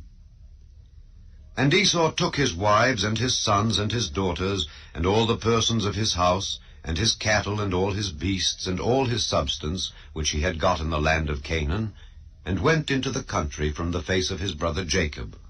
For their riches were more than that they might dwell together, and the land wherein they were strangers could not bear them because of their cattle. Thus dwelt Esau in Mount Seir. Esau is Edom. And these are the generations of Esau, the father of the Edomites in Mount Seir. These are the names of Esau's sons: Eliphaz the son of Adah, the wife of Esau; Reuel the son of Bashemath, the wife of Esau. And the sons of Eliphaz were Teman, Omar, Zepho, and Gatam, and Kenaz. And Timnah was concubine to Eliphaz Esau's son, and she bare to Eliphaz Amalek. These were the sons of Adah, Esau's wife. And these are the sons of Reuel: Nahath, and Zerah, Shammah, and Mizah. These were the sons of Bashemath, Esau's wife. And these were the sons of Aholibamah, the daughter of Anah, the daughter of Zibeon, Esau's wife. And she bare to Esau Jeush, and Jaalam, and Korah. These were dukes of the sons of Esau. The sons of Eliphaz, the firstborn son of Esau, Duke Teman, Duke Omar, Duke Zepho, Duke Kenaz, Duke Korah, Duke Gatam, and Duke Amalek. These are the dukes that came of Eliphaz in the land of Edom. These were the sons of Adah. And these are the sons of Reuel, Esau's son, Duke Nahath, Duke Zerah, Duke Shammah, Duke Mizah. These are the dukes that came of Reuel in the land of Edom. These are the sons of Bashemath, Esau's wife. And these are the sons of Aholibamah, Esau's wife, Duke Jeush, Duke Jaalam, Duke Korah. These were the dukes that came of Aholibamah, the daughter of Anah, Esau's wife. These are the sons of Esau, who is Edom, and these are their dukes. These are the sons of Seir the Horite, who inhabited the land, Lotan, and Shobal, and Zibeon, and Anah, and Dishon, and Ezer, and Dishan. These are the dukes of the Horites, the children of Seir, in the land of Edom. And the children of Lotan were Hori and Hemam, and Lotan's sister was Timnah. And the children of Shobal were these, Alvan, and Manahath, and Ebal, Shepho, and Onam. And these are the children of Zibeon, both Ajah and Anah. This was that Anah that found the mules in the wilderness as he fed the asses of Zibeon his father. And the children of Anah were these, Dishon and Aholibamah, the daughter of Anah. And these are the children of Dishon, Hemdan, and Eshban, and Ithran, and Kiran. The children of Ezer are these, Bilhan, and Zaavan, and Achan. The children of Dishan are these, Uz and Aaron. These are the dukes that came of the Horites, Duke Lotan, Duke Shobal, Duke Zibeon, Duke Anah, Duke Dishon, Duke Ezer, Duke Dishan. These are the dukes that came of Hori among their dukes in the land of Seir. And these are the kings that reigned in the land of Edom before there reigned any king over the children of Israel. And Bela the son of Beor reigned in Edom, and the name of his city was Dinhabah. And Bela died, and Jobab the son of Zerah of Bozrah reigned in his stead. And Jobab died, and Husham of the land of Temani reigned in his stead. And Husham died, and Hadad the son of Bedad, who smote Midian in the field of Moab, reigned in his stead. And the name of his city was Avith. And Hadad died, and Samlah of Masrekah reigned in his stead. And Samlah died, and Saul of Rehoboth by the river reigned in his stead. And Saul died, and Baal-Hanan the son of Achbor reigned in his stead. And Baal-Hanan the son of Achbor died, and Hadar reigned in his stead. And the name of his city was Payu. And his wife's name was Mehetabel, the daughter of Matred, the daughter of Mezahab. And these are the names of the dukes that came of Esau according to their families after their places by their names. Duke Timnah, Duke Alva, Duke Jetheth, Duke Aholibamah, Duke Elah, Duke Pinon, Duke Kenaz, Duke Teman, Duke Mibzar, Duke Magdiel, Duke Iram. These be the dukes of Edom, according to their habitations in the land of their possession. He is Esau, the father of the Edomites. Chapter 37. And Jacob dwelt in the land wherein his father was a stranger, in the land of Canaan. These are the generations of Jacob. Joseph, being 17 years old, was feeding the flock with his brethren, and the lad was with the sons of Bilhah and with the sons of Zilpah, his father's wives. And Joseph brought unto his father their evil report. Now Israel loved Joseph more than all his children, because he was the son of his old age. And he made him a coat of many colors. And when his brethren saw that their father loved him more than all his brethren, they hated him, and could not speak peaceably unto him. And Joseph dreamed a dream, and he told it his brethren, and they hated him yet the more. And he said unto them, Hear, I pray you, this dream which I have dreamed. For behold, we were binding sheaves in the field, and lo, my sheaf arose, and also stood upright, and behold, your sheaves stood round about, and made obeisance to my sheaf. And his brethren said to him, Shalt thou indeed reign over us? Or shalt thou indeed have dominion over us? And they hated him yet the more for his dreams, and for his words. And he dreamed yet another dream, and told it his brethren, and said, Behold, I have dreamed a dream more. And behold, the sun and the moon and the 11 stars made obeisance to me. And he told it to his father and to his brethren. And his father rebuked him, and said unto him, What is this dream that thou hast dreamed? Shall I and thy mother and thy brethren indeed come to bow down ourselves to thee to the earth? And his brethren envied him, but his father observed the saying. And his brethren went to feed their father's flock in Shechem. And Israel said unto Joseph, Do not thy brethren feed the flock in Shechem? Come, and I will send thee unto them. And he said to him, Here am I. And he said to him, Go, I pray thee, see whether it be well with thy brethren, and well with the flocks, and bring me word again. So he sent him out of the vale of Hebron, and he came to Shechem. And a certain man found him, and behold, he was wandering in the field. And the man asked him, saying, What seekest thou? And he said, I seek my brethren. Tell me, I pray thee, where they feed their flocks. And the man said, They are departed hence, for I heard them say, Let us go to Dothan. And Joseph went after his brethren, and found them in Dothan.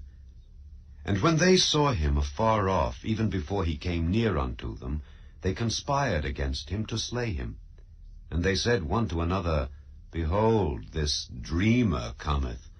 Come now, therefore, and let us slay him, and cast him into some pit, and we will say, Some evil beast hath devoured him, and we shall see what will become of his dreams. And Reuben heard it, and he delivered him out of their hands, and said, Let us not kill him.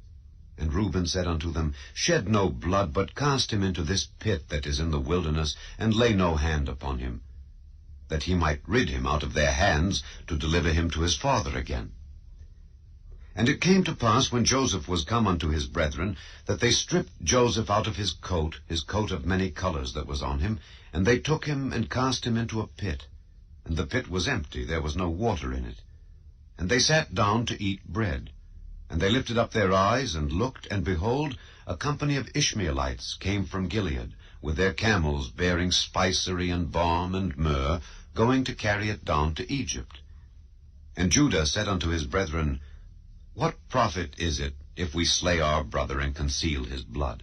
Come, and let us sell him to the Ishmaelites, and let not our hand be upon him, for he is our brethren and our flesh. And his brethren were content. Then there passed by Midianites merchantmen, and they drew and lifted up Joseph out of the pit, and sold Joseph to the Ishmaelites for 20 pieces of silver. And they brought Joseph into Egypt. And Reuben returned unto the pit, and behold, Joseph was not in the pit, and he rent his clothes. And he returned unto his brethren, and said, The child is not, and I, whither shall I go? And they took Joseph's coat, and killed a kid of the goats, and dipped the coat in the blood. And they sent the coat of many colors, and they brought it to their father, and said, This have we found. Know now whether it be thy son's coat or no. And he knew it, and said, It is my son's coat. An evil beast hath devoured him. Joseph is without doubt rent in pieces. And Jacob rent his clothes, and put sackcloth upon his loins, and mourned for his son many days. And all his sons and all his daughters rose up to comfort him, but he refused to be comforted, and he said, For I will go down into the grave unto my son mourning. Thus his father wept for him.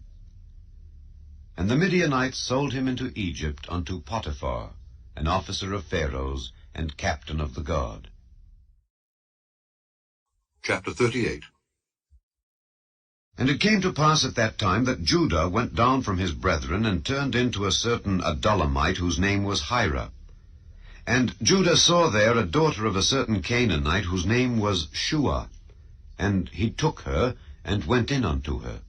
And she conceived, and bare a son, and he called his name And she conceived again, and bare a son, and she called his name Onan. And she yet again conceived, and bare a son, and called his name Shelah. And he was at Chezib when she bare him.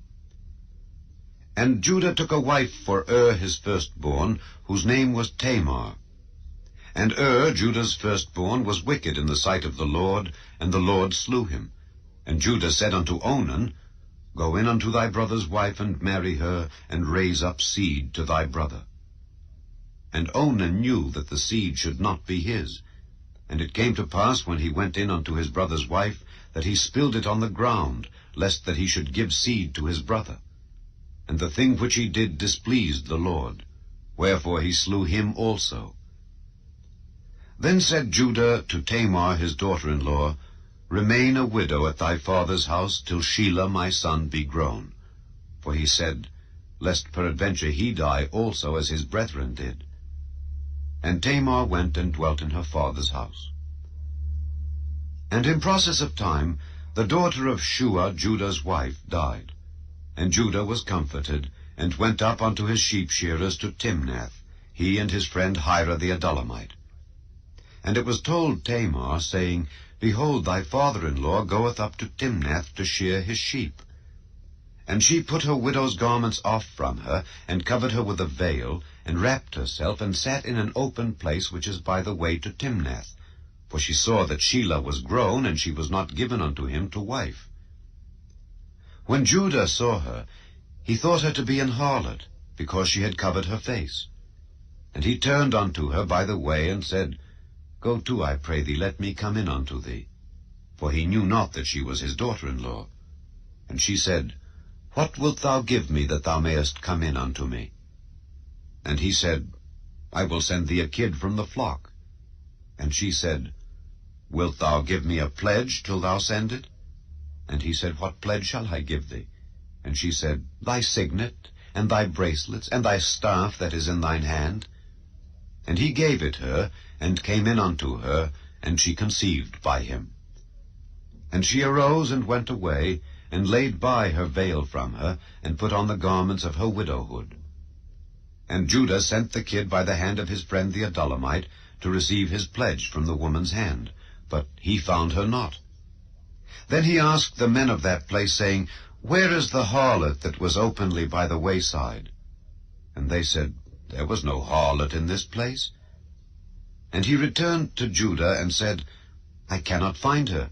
And also the men of the place said that there was no harlot in this place. And Judah said, Let her take it to her, lest we be shamed. Behold, I sent this kid, and thou hast not found her. And it came to pass about 3 months after, that it was told Judah, saying, Tamar thy daughter-in-law hath played the harlot, and also, behold, she is with child by whoredom. And Judah said, Bring her forth, and let her be burnt. When she was brought forth, she sent to her father-in-law, saying, By the man whose these are am I with child. And she said, Discern, I pray thee, whose are these, the signet, and bracelets, and staff? And Judah acknowledged them, and said, She hath been more righteous than I, because that I gave her not to Shelah my son. And he knew her again no more. And it came to pass in the time of her travail, that, behold, twins were in her womb. And it came to pass, when she travailed, that the one put out his hand, and the midwife took and bound upon his hand a scarlet thread, saying, This came out first. And it came to pass, as he drew back his hand, that, behold, his brother came out. And she said, How hast thou broken forth? This breach be upon thee. Therefore his name was called Pharez. And afterward came out his brother, that had the scarlet thread upon his hand, and his name was called Zerah. Chapter 39. And Joseph was brought down to Egypt, and Potiphar, an officer of Pharaoh, captain of the guard, an Egyptian, bought him of the hands of the Ishmaelites, which had brought him down thither. And the Lord was with Joseph, and he was a prosperous man, and he was in the house of his master the Egyptian. And his master saw that the Lord was with him, and that the Lord made all that he did to prosper in his hand. And Joseph found grace in his sight, and he served him. And he made him overseer over his house, and all that he had he put into his hand. And it came to pass from the time that he had made him overseer in his house, and over all that he had, that the Lord blessed the Egyptian's house for Joseph's sake. And the blessing of the Lord was upon all that he had in the house and in the field. And he left all that he had in Joseph's hand, and he knew not aught he had, save the bread which he did eat. And Joseph was a goodly person, and well favored. And it came to pass after these things, that his master's wife cast her eyes upon Joseph, and she said, Lie with me. But he refused, and said unto his master's wife, Behold, my master wotteth not what is with me in the house, and he hath committed all that he hath to my hand. There is none greater in this house than I. Neither hath he kept back anything from me but thee, because thou art his wife. How then can I do this great wickedness, and sin against God? And it came to pass, as she spake to Joseph day by day, that he hearkened not unto her to lie by her, or to be with her. And it came to pass about this time, that Joseph went into the house to do his business, and there was none of the men of the house there within. And she caught him by his garment, saying, Lie with me. And he left his garment in her hand, and fled, and got him out. And it came to pass, when she saw that he had left his garment in her hand, and was fled forth, that she called unto the men of her house, and spake unto them, saying, See, he hath brought in an Hebrew unto us to mock us. He came in unto me to lie with me, and I cried with a loud voice. And it came to pass, when he heard that I lifted up my voice and cried, that he left his garment with me, and fled, and got him out. And she laid up his garment by her, until his lord came home. And she spake unto him according to these words, saying, The Hebrew servant which thou hast brought unto us came in unto me to mock me. And it came to pass, as I lifted up my voice and cried, that he left his garment with me, and fled out. And it came to pass, when his master heard the words of his wife, which she spake unto him, saying, After this manner did thy servant to me, that his wrath was kindled. And Joseph's master took him, and put him into the prison, a place where the king's prisoners were bound. And he was there in the prison. But the Lord was with Joseph, and showed him mercy, and gave him favor in the sight of the keeper of the prison. And the keeper of the prison committed to Joseph's hand all the prisoners that were in the prison, and whatsoever they did there, he was the doer of it. The keeper of the prison looked not to anything that was under his hand, because the Lord was with him, and that which he did, the Lord made it to prosper. Chapter 40. And it came to pass after these things, that the butler of the king of Egypt and his baker had offended their lord the king of Egypt. And Pharaoh was wroth against two of his officers, against the chief of the butlers, and against the chief of the bakers. And he put them in ward in the house of the captain of the guard, into the prison, the place where Joseph was bound. And the captain of the guard charged Joseph with them, and he served them. And they continued a season in ward. And they dreamed a dream, both of them, each man his dream in one night, each man according to the interpretation of his dream, the butler and the baker of the king of Egypt, which were bound in the prison. And Joseph came in unto them in the morning, and looked upon them, and behold, they were sad. And he asked Pharaoh's officers that were with him in the ward of his lord's house, saying, Wherefore look ye so sadly today? And they said unto him, We have dreamed a dream, and there is no interpreter of it. And Joseph said unto them, Do not interpretations belong to God? Tell me them, I pray you. And the chief butler told his dream to Joseph, and said to him, In my dream, behold, a vine was before me, and in the vine were 3 branches, and it was as though it budded, and her blossom shot forth, and the clusters thereof brought forth ripe grapes. And Pharaoh's cup was in my hand, and I took the grapes, and pressed them into Pharaoh's cup, and I gave the cup into Pharaoh's hand. And Joseph said unto him, This is the interpretation of it. The 3 branches are 3 days. Yet within 3 days shall Pharaoh lift up thine head, and restore thee unto thy place. And thou shalt deliver Pharaoh's cup into his hand, after the former manner when thou wast his butler.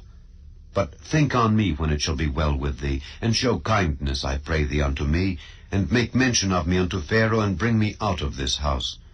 For indeed I was stolen away out of the land of the Hebrews, and here also have I done nothing that they should put me into the dungeon.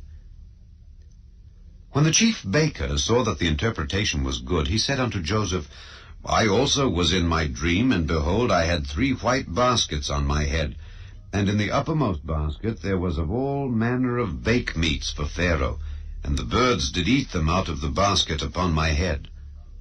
And Joseph answered and said, This is the interpretation thereof. The 3 baskets are 3 days. Yet within 3 days shall Pharaoh lift up thy head from off thee, and shall hang thee on a tree, and the birds shall eat thy flesh from off thee. And it came to pass the 3rd day, which was Pharaoh's birthday, that he made a feast unto all his servants. And he lifted up the head of the chief butler and of the chief baker among his servants. And he restored the chief butler unto his butlership again, and he gave the cup into Pharaoh's hand. But he hanged the chief baker, as Joseph had interpreted to them. Yet did not the chief butler remember Joseph, but forgat him. Chapter 41.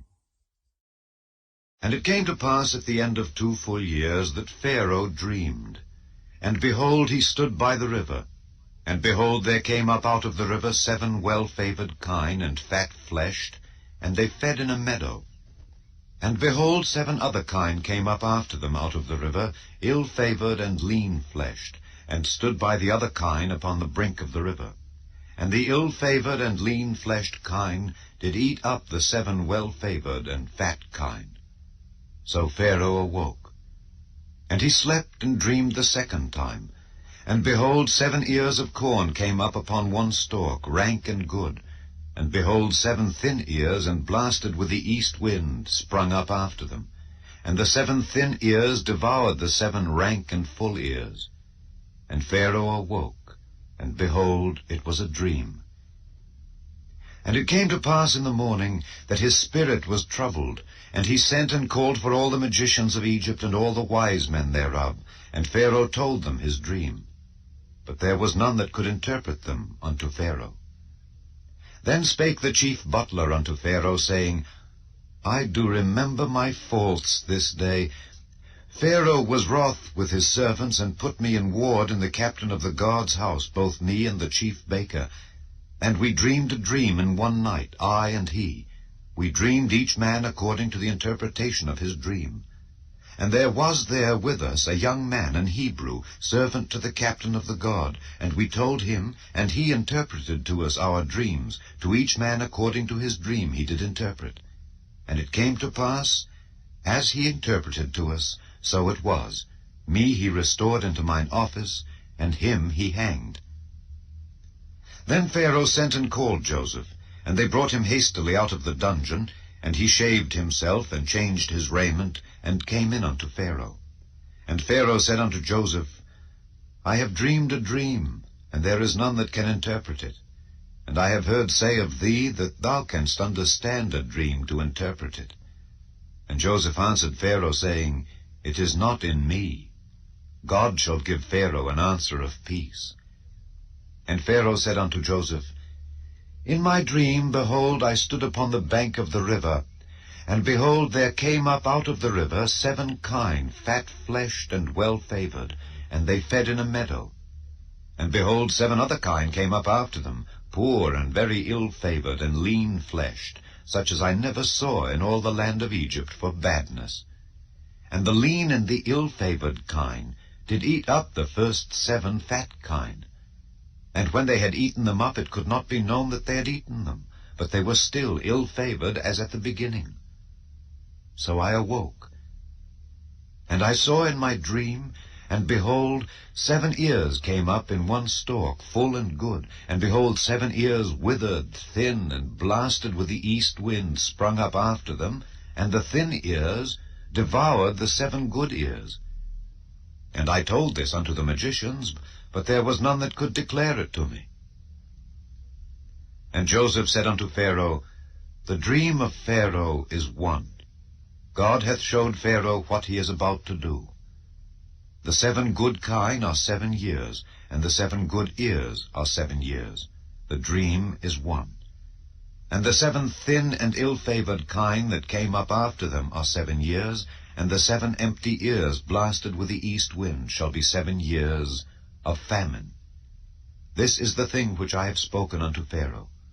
What God is about to do, he showeth unto Pharaoh. Behold, there come 7 years of great plenty throughout all the land of Egypt, and there shall arise after them 7 years of famine, and all the plenty shall be forgotten in the land of Egypt, and the famine shall consume the land. And the plenty shall not be known in the land by reason of that famine following, for it shall be very grievous. And for that the dream was doubled unto Pharaoh twice, it is because the thing is established by God, and God will shortly bring it to pass. Now therefore let Pharaoh look out a man discreet and wise, and set him over the land of Egypt. Let Pharaoh do this, and let him appoint officers over the land, and take up the 5th part of the land of Egypt in the 7 plenteous years, and let them gather all the food of those good years that come, and lay up corn under the hand of Pharaoh, and let them keep food in the cities. And that food shall be for store to the land against the 7 years of famine, which shall be in the land of Egypt, that the land perish not through the famine. And the thing was good in the eyes of Pharaoh, and in the eyes of all his servants. And Pharaoh said unto his servants, Can we find such a one as this is, a man in whom the Spirit of God is? And Pharaoh said unto Joseph, Forasmuch as God hath showed thee all this, there is none so discreet and wise as thou art. Thou shalt be over my house, and according unto thy word shall all my people be ruled. Only in the throne will I be greater than thou. And Pharaoh said unto Joseph, See, I have set thee over all the land of Egypt. And Pharaoh took off his ring from his hand, and put it upon Joseph's hand, and arrayed him in vestures of fine linen, and put a gold chain about his neck. And he made him to ride in the 2nd chariot which he had. And they cried before him, Bow the knee. And he made him ruler over all the land of Egypt.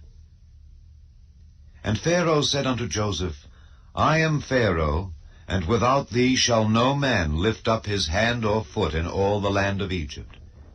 And Pharaoh called Joseph's name Zaphnath-Paneah, and he gave him to wife Asenath, the daughter of Potiphera, priest of On. And Joseph went out over all the land of Egypt. And Joseph was 30 years old when he stood before Pharaoh king of Egypt. And Joseph went out from the presence of Pharaoh, and went throughout all the land of Egypt. And in the 7 plenteous years the earth brought forth by handfuls. And he gathered up all the food of the 7 years which were in the land of Egypt, and laid up the food in the cities. The food of the field which was round about every city laid he up in the same. And Joseph gathered corn as the sand of the sea, very much, until he left numbering, for it was without number. And unto Joseph were born 2 sons before the years of famine came, which Asenath, the daughter of Potiphera, priest of On, bare unto him. And Joseph called the name of the firstborn Manasseh. For God, said he, hath made me forget all my toil and all my father's house. And the name of the second called he Ephraim, for God hath caused me to be fruitful in the land of my affliction. And the 7 years of plenteousness that was in the land of Egypt were ended. And the 7 years of dearth began to come, according as Joseph had said. And the dearth was in all lands, but in all the land of Egypt there was bread. And when all the land of Egypt was famished, the people cried to Pharaoh for bread. And Pharaoh said unto all the Egyptians, Go unto Joseph, what he saith to you do. And the famine was over all the face of the earth. And Joseph opened all the storehouses, and sold unto the Egyptians. And the famine waxed sore in the land of Egypt. And all countries came into Egypt to Joseph for to buy corn, because that the famine was so sore in all lands. Chapter 42. Now when Jacob saw that there was corn in Egypt, Jacob said unto his sons, Why do ye look one upon another? And he said, Behold, I have heard that there is corn in Egypt. get you down thither, and buy for us from thence, that we may live, and not die. And Joseph's 10 brethren went down to buy corn in Egypt. But Benjamin, Joseph's brother, Jacob sent not with his brethren, for he said, lest peradventure mischief befall him. And the sons of Israel came to buy corn among those that came, for the famine was in the land of Canaan. And Joseph was the governor over the land, and he it was that sold to all the people of the land. And Joseph's brethren came and bowed down themselves before him with their faces to the earth. And Joseph saw his brethren, and he knew them, but made himself strange unto them, and spake roughly unto them. And he said unto them, Whence come ye? And they said, From the land of Canaan, to buy food. And Joseph knew his brethren, but they knew not him. And Joseph remembered the dreams which he dreamed of them, and said unto them, Ye are spies, to see the nakedness of the land ye are come. And they said unto him, Nay, my lord, but to buy food are thy servants come. We are all one man's sons. We are true men. Thy servants are no spies. And he said unto them, Nay, but to see the nakedness of the land ye are come. And they said, Thy servants are 12 brethren, the sons of one man in the land of Canaan. And behold, the youngest is this day with our father, and one is not. And Joseph said unto them, That is it that I spake unto you, saying, Ye are spies. Hereby ye shall be proved. By the life of Pharaoh ye shall not go forth hence, except your youngest brother come hither. Send one of you, and let him fetch your brother, and ye shall be kept in prison, that your words may be proved, whether there be any truth in you. Or else by the life of Pharaoh surely ye are spies. And he put them all together into ward 3 days. And Joseph said unto them the 3rd day, This do and live, for I fear God. If ye be true men, let one of your brethren be bound in the house of your prison. Go ye, carry corn for the famine of your houses, but bring your youngest brother unto me. So shall your words be verified, and ye shall not die. And they did so. And they said one to another, We are verily guilty concerning our brother, in that we saw the anguish of his soul when he besought us, and we would not hear. Therefore is this distress come upon us. And Reuben answered them, saying, Spake I not unto you, saying, Do not sin against the child, and ye would not hear? Therefore, behold, also his blood is required. And they knew not that Joseph understood them, for he spake unto them by an interpreter. And he turned himself about from them, and wept, and returned to them again, and communed with them, and took from them Simeon, and bound him before their eyes. Then Joseph commanded to fill their sacks with corn, and to restore every man's money into his sack, and to give them provision for the way. And thus did he unto them. And they laded their asses with the corn, and departed thence. And as one of them opened his sack to give his ass provender in the inn, he espied his money, for behold, it was in his sack's mouth. And he said unto his brethren, My money is restored, and lo, it is even in my sack. And their heart failed them, and they were afraid, saying one to another, What is this that God hath done unto us? And they came unto Jacob their father unto the land of Canaan, and told him all that befell unto them, saying, The man who is the lord of the land spake roughly to us, and took us for spies of the country. And we said unto him, We are true men, we are no spies. We be 12 brethren, sons of our father. One is not, and the youngest is this day with our father in the land of Canaan. And the man, the lord of the country, said unto us, Hereby shall I know that ye are true men. Leave one of your brethren here with me, and take food for the famine of your households, and be gone. And bring your youngest brother unto me. Then shall I know that ye are no spies, but that ye are true men. So will I deliver you your brother, and ye shall traffic in the land. And it came to pass, as they emptied their sacks, that, behold, every man's bundle of money was in his sack. And when both they and their father saw the bundles of money, they were afraid. And Jacob their father said unto them, Me have ye bereaved of my children. Joseph is not, and Simeon is not, and ye will take Benjamin away. All these things are against me. And Reuben spake unto his father, saying, Slay my 2 sons, if I bring him not to thee. Deliver him into my hand, and I will bring him to thee again. And he said, My son shall not go down with you, for his brother is dead, and he is left alone. If mischief befall him by the way in the which ye go, then shall ye bring down my gray hairs with sorrow to the grave.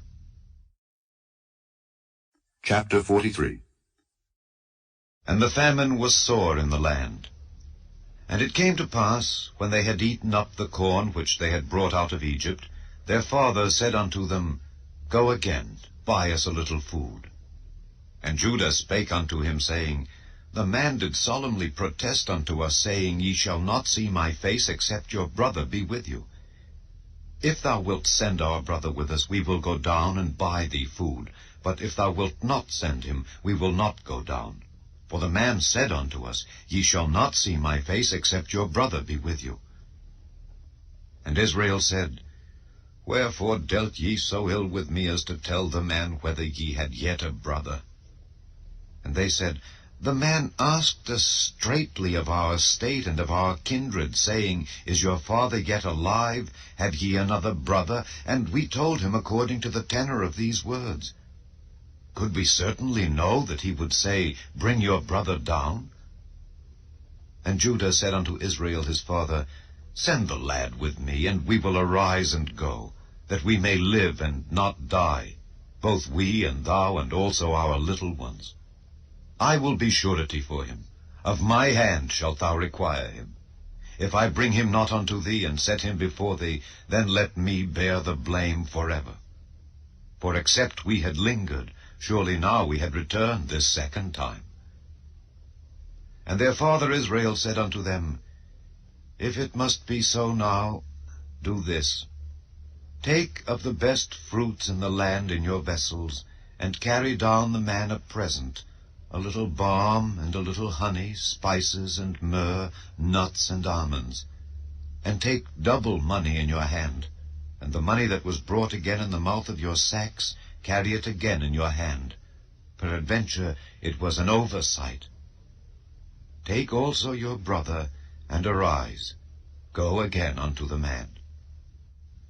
And God Almighty give you mercy before the man, that he may send away your other brother and Benjamin. If I be bereaved of my children, I am bereaved. And the men took that present, and they took double money in their hand, and Benjamin, and rose up and went down to Egypt, and stood before Joseph.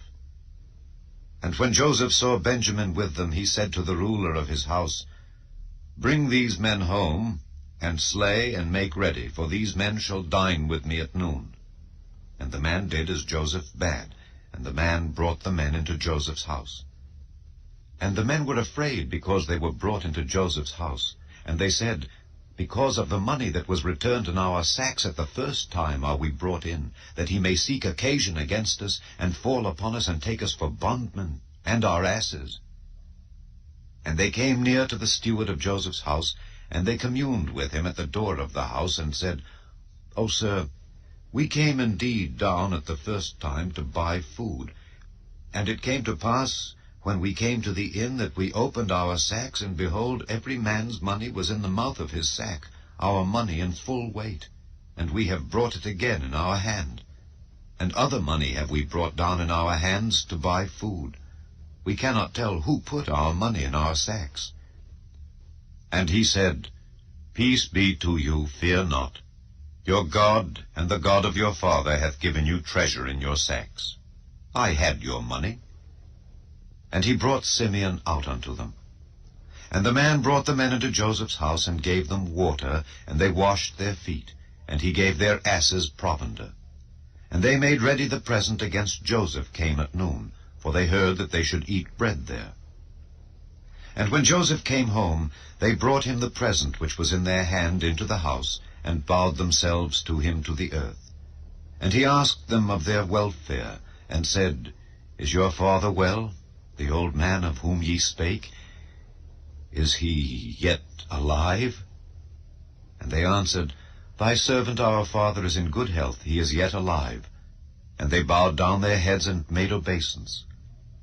And he lifted up his eyes, and saw his brother Benjamin, his mother's son, and said, Is this your younger brother, of whom ye spake unto me? And he said, God be gracious unto thee, my son.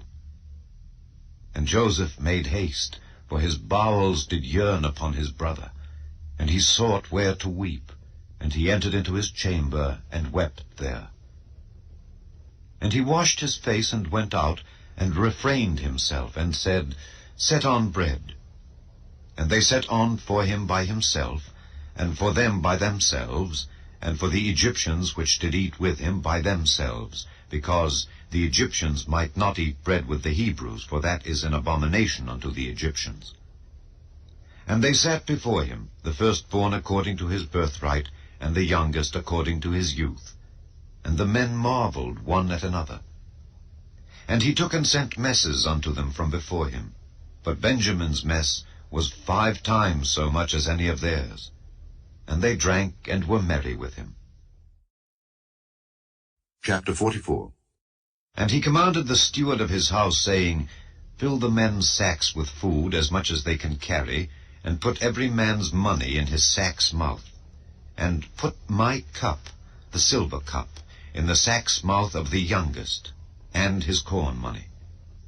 And he did according to the word that Joseph had spoken. As soon as the morning was light, the men were sent away, they and their asses. And when they were gone out of the city, and not yet far off, Joseph said unto his steward, Up, follow after the men. And when thou dost overtake them, say unto them, Wherefore have ye rewarded evil for good? Is not this it in which my Lord drinketh, and whereby indeed he divineth? Ye have done evil in so doing. And he overtook them, and he spake unto them these same words. And they said unto him, Wherefore saith my Lord these words? God forbid that thy servants should do according to this thing.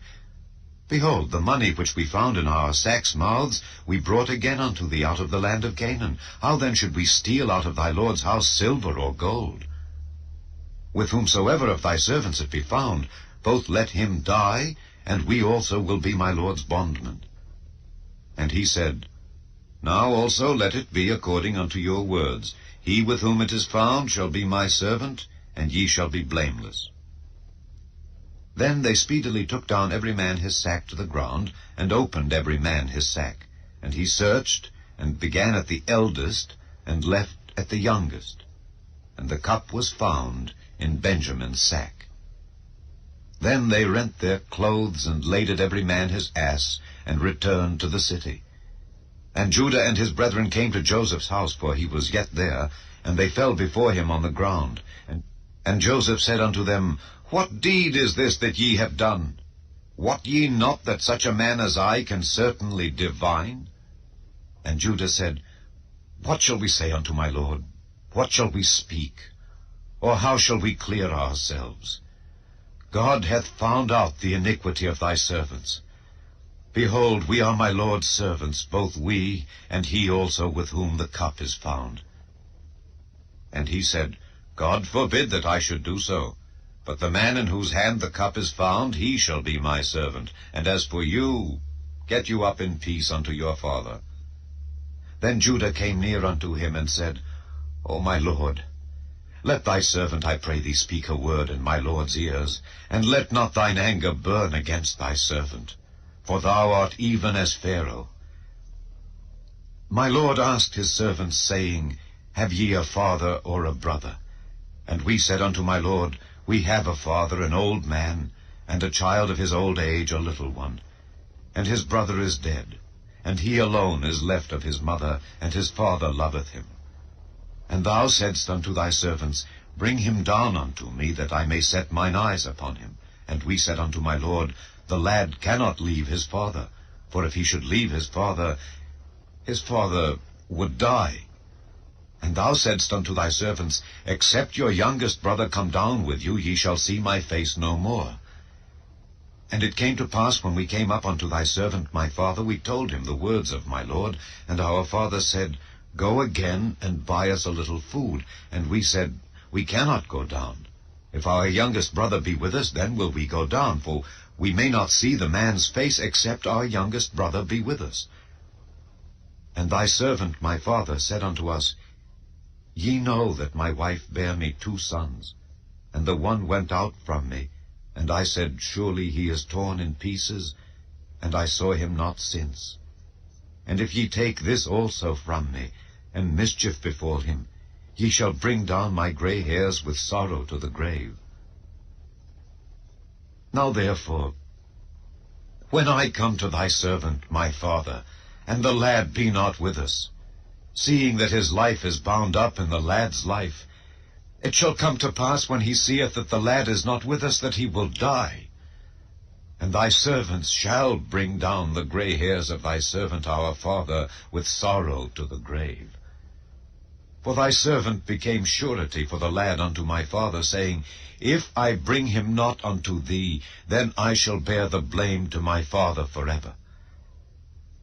Now therefore I pray thee, let thy servant abide instead of the lad, a bondman to my lord, and let the lad go up with his brethren.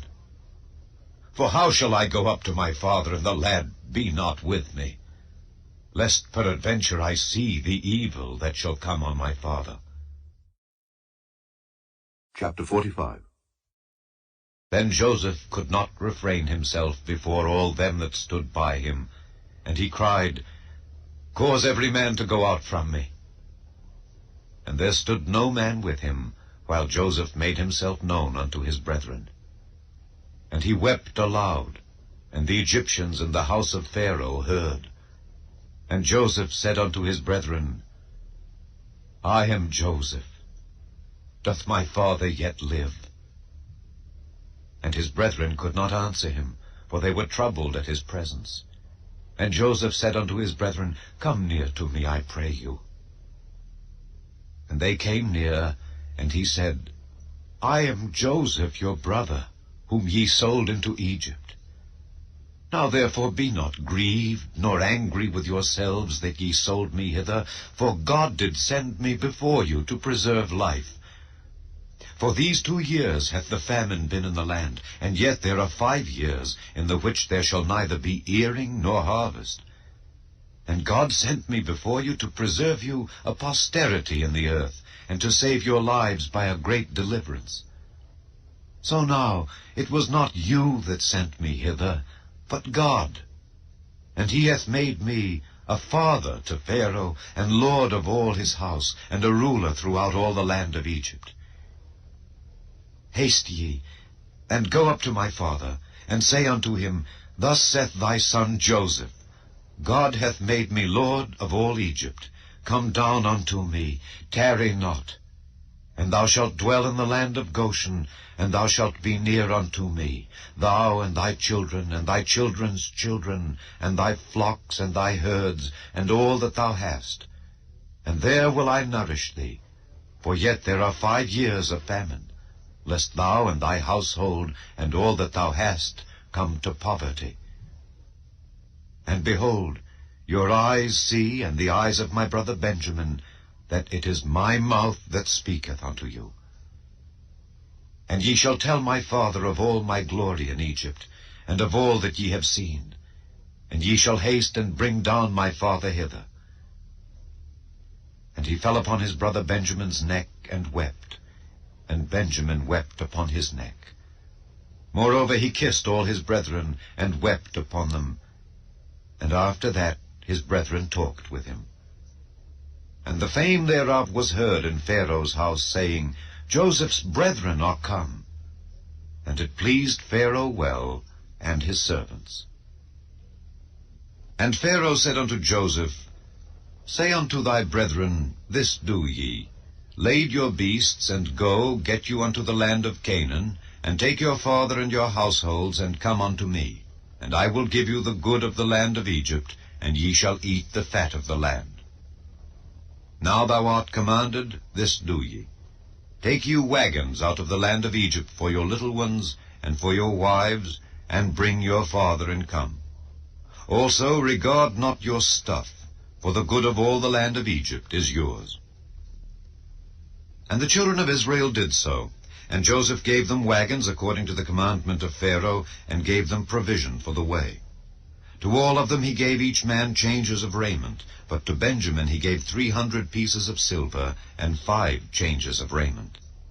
And to his father he sent after this manner, 10 asses laden with the good things of Egypt, and 10 she-asses laden with corn and bread and meat for his father by the way. So he sent his brethren away, and they departed.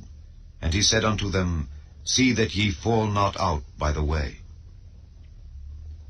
And they went up out of Egypt, and came into the land of Canaan unto Jacob their father, and told him, saying, Joseph is yet alive, and he is governor over all the land of Egypt. And Jacob's heart fainted, for he believed them not. And they told him all the words of Joseph, which he had said unto them. And when he saw the wagons which Joseph had sent to carry him, the spirit of Jacob their father revived. And Israel said, It is enough. Joseph my son is yet alive. I will go and see him before I die. Chapter 46. And Israel took his journey with all that he had, and came to Beersheba, and offered sacrifices unto the God of his father Isaac. And God spake unto Israel in the visions of the night, and said, Jacob, Jacob. And he said, Here am I. And he said, I am God, the God of thy father. Fear not to go down into Egypt, for I will there make of thee a great nation. I will go down with thee into Egypt, and I will also surely bring thee up again, and Joseph shall put his hand upon thine eyes.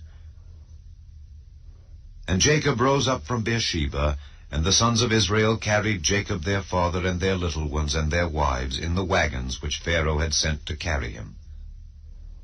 And they took their cattle and their goods which they had gotten in the land of Canaan, and came into Egypt, Jacob and all his seed with him. His sons and his sons' sons with him, his daughters and his sons' daughters, and all his seed brought he with him into Egypt. And these are the names of the children of Israel which came into Egypt: Jacob and his sons, Reuben Jacob's firstborn, and the sons of Reuben, Hanok and Phallu and Hezron and Carmi. And the sons of Simeon, Jemuel and Jamin and Ohad and Jachin and Zohar, and Shael the son of a Canaanitish woman. And the sons of Levi, Gershon, Kohath, and Merari. And the sons of Judah, and Onan and Shelah and Pharez and Zerah. But and Onan died in the land of Canaan. And the sons of Pharez were Hezron and Hamul. And the sons of Issachar, Tola and Phuvah and Job and Shimron. And the sons of Zebulun, Sered and Elon and Jaleel. These be the sons of Leah, which she bare unto Jacob in Padan Aram with his daughter Dinah. All the souls of his sons and his daughters were 33. And the sons of Gad, Ziphion and Haggai, Shunai and Esbon, Eri and Arodi and Areli. And the sons of Asher, Jimnah and Ishua and Isui and Beriah and Serah their sister. And the sons of Beriah, Heber and Malchiel. These are the sons of Zilpah, whom Laban gave to Leah his daughter, and these she bare unto Jacob, even 16 souls. The sons of Rachel, Jacob's wife, Joseph and Benjamin. And unto Joseph in the land of Egypt were born Manasseh and Ephraim, which Asenath the daughter of Potipherah priest of On bare unto him. And the sons of Benjamin were Bela and Becher and Ashbel, Gera and Naaman, Ehi and Rosh, Muppim and Huppim and Ard. These are the sons of Rachel, which were born to Jacob. All the souls were 14. And the sons of Dan, Hushim. And the sons of Naphtali, Jahzeel and Guni and Jezer and Shillem. These are the sons of Bilhah, which Laban gave unto Rachel his daughter, and she bare these unto Jacob. All the souls were 7. All the souls that came with Jacob into Egypt, which came out of his loins, besides Jacob's sons' wives, all the souls were 66. And the sons of Joseph, which were born him in Egypt, were 2 souls. All the souls of the house of Jacob, which came into Egypt, were 70. And he sent Judah before him unto Joseph, to direct his face unto Goshen. And they came into the land of Goshen. And Joseph made ready his chariot, and went up to meet Israel his father to Goshen, and presented himself unto him. And he fell on his neck, and wept on his neck a good while. And Israel said unto Joseph, Now let me die, since I have seen thy face, because thou art yet alive. And Joseph said unto his brethren, and unto his father's house, I will go up and show Pharaoh, and say unto him, My brethren and my father's house, which were in the land of Canaan, are come unto me. And the men are shepherds, for their trade hath been to feed cattle. And they have brought their flocks and their herds, and all that they have. And it shall come to pass, when Pharaoh shall call you, and shall say, What is your occupation? That ye shall say, Thy servant's trade hath been about cattle from our youth even until now, both we and also our fathers, that ye may dwell in the land of Goshen, for every shepherd is an abomination unto the Egyptians. Chapter 47.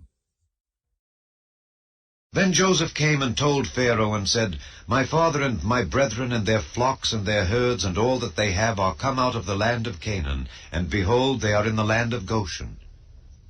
And he took some of his brethren, even 5 men, and presented them unto Pharaoh. And Pharaoh said unto his brethren, What is your occupation? And they said unto Pharaoh, Thy servants are shepherds, both we and also our fathers. They said moreover unto Pharaoh, For to sojourn in the land are we come. For thy servants have no pasture for their flocks, for the famine is sore in the land of Canaan. Now therefore, we pray thee, let thy servants dwell in the land of Goshen. And Pharaoh spake unto Joseph, saying, Thy father and thy brethren are come unto thee. The land of Egypt is before thee. In the best of the land make thy father and brethren to dwell. In the land of Goshen let them dwell. And if thou knowest any men of activity among them, then make them rulers over my cattle. And Joseph brought in Jacob his father, and set him before Pharaoh. And Jacob blessed Pharaoh. And Pharaoh said unto Jacob, How old art thou? And Jacob said unto Pharaoh, The days of the years of my pilgrimage are 130 years. Few and evil have the days of the years of my life been, and have not attained unto the days of the years of the life of my fathers in the days of their pilgrimage. And Jacob blessed Pharaoh, and went out from before Pharaoh. And Joseph placed his father and his brethren, and gave them a possession in the land of Egypt, in the best of the land, in the land of Ramesses, as Pharaoh had commanded. And Joseph nourished his father and his brethren, and all his father's household, with bread, according to their families. And there was no bread in all the land, for the famine was very sore, so that the land of Egypt and all the land of Canaan fainted by reason of the famine. And Joseph gathered up all the money that was found in the land of Egypt and in the land of Canaan, for the corn which they bought. And Joseph brought the money into Pharaoh's house. And when money failed in the land of Egypt and in the land of Canaan, all the Egyptians came unto Joseph, and said, Give us bread, for why should we die in thy presence? For the money faileth. And Joseph said, Give your cattle, and I will give you for your cattle, if money fail. And they brought their cattle unto Joseph, and Joseph gave them bread in exchange for horses, and for the flocks, and for the cattle of the herds, and for the asses. And he fed them with bread for all their cattle for that year. When that year was ended, they came unto him the 2nd year, and said unto him, We will not hide it from my lord, how that our money is spent. My lord also hath our herds of cattle. There is not aught left in the sight of my lord, but our bodies and our lands. Wherefore shall we die before thine eyes, both we and our land? Buy us and our land for bread, and we and our land will be servants unto Pharaoh. And give us seed, that we may live and not die, that the land be not desolate. And Joseph bought all the land of Egypt for Pharaoh, for the Egyptians sold every man his field, because the famine prevailed over them. So the land became Pharaoh's.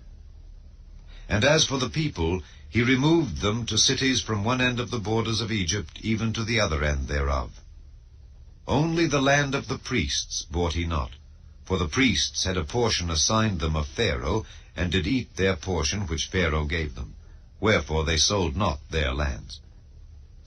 Then Joseph said unto the people, Behold, I have bought you this day and your land for Pharaoh.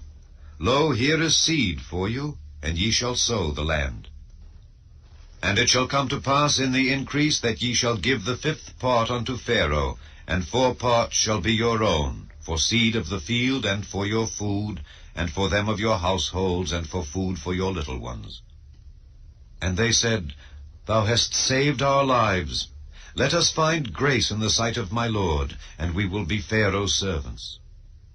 And Joseph made it a law over the land of Egypt unto this day, that Pharaoh should have the 5th part, except the land of the priests only, which became not Pharaoh's.